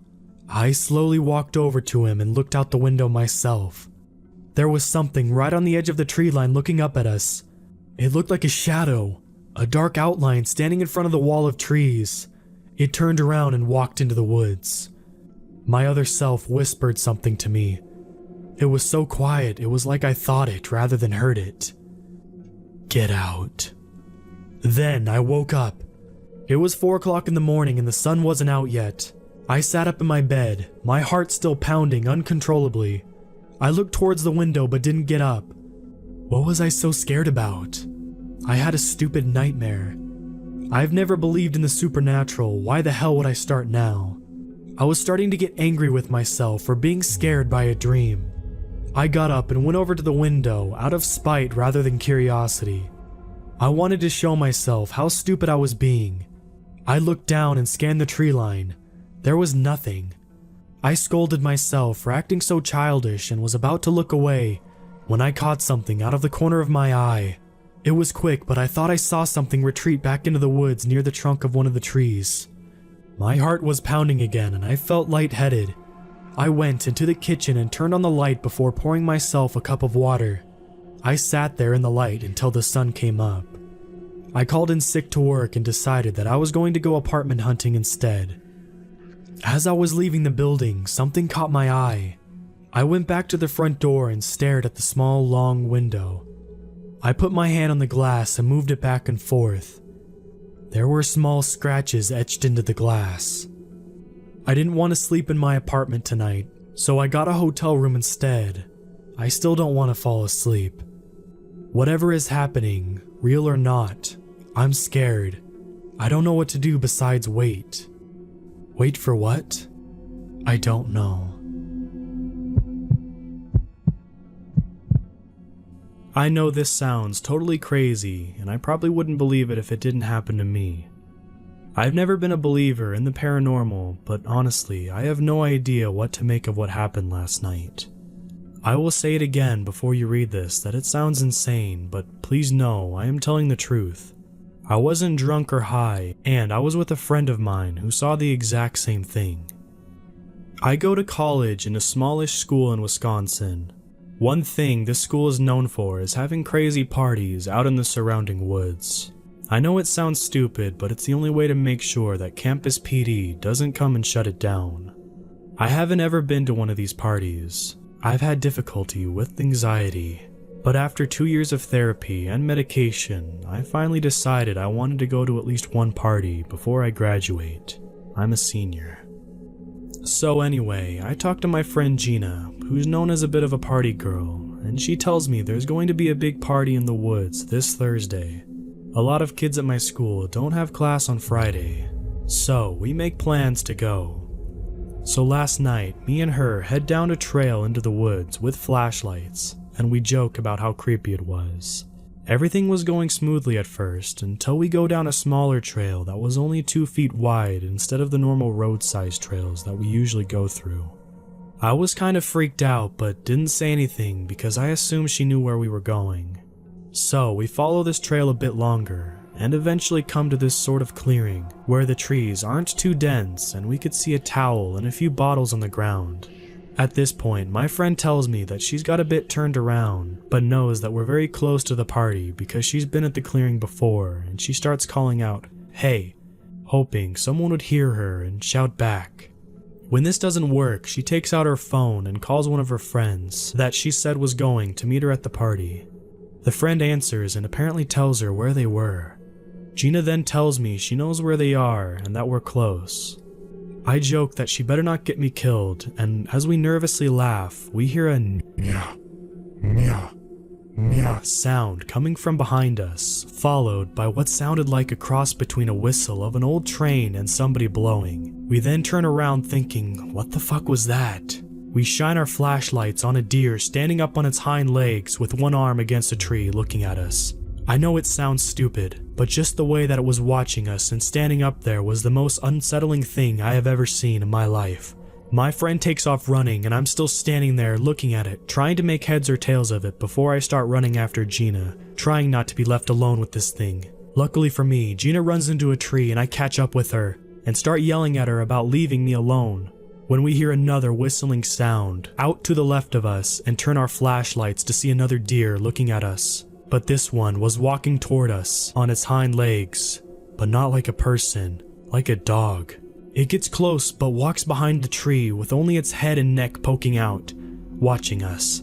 I've never been so scared in my life and start to cry and yell at Gina, telling her to call the cops. Like that would do any good. At this point, I honestly thought I was going to die. I was just so scared that we had heard another whistle sound somewhere in the woods behind us. We heard a rustling sound in the woods and we were sure that this was it. This is where we were going to die. But instead walked out a giant. I mean giant. Like newfound size, but with short hair like a lab. Black dog. The dog then walked right up to us, looked at us for a bit, and looked at the deer behind the tree, which then started to make a meow, meow sound, like we had heard earlier, but the dog just stood there looking at it, not growling or barking or anything, just staring. The deer then started to make a huge coughing sound, but the dog stared at it without making a noise, before turning around and just ignoring it, and walking over to us and started barking and baying. A minute later, a professor who I'd taken a class with sophomore year burst through the brush and started yelling at Baron, his dog who had apparently run away into the woods. He was really confused to see us, but saw that we were crying and offered to take us back to his house and drove us back to campus. I haven't slept since that night, and I've been all over the internet trying to make sense of what I saw, and I think it was a skinwalker.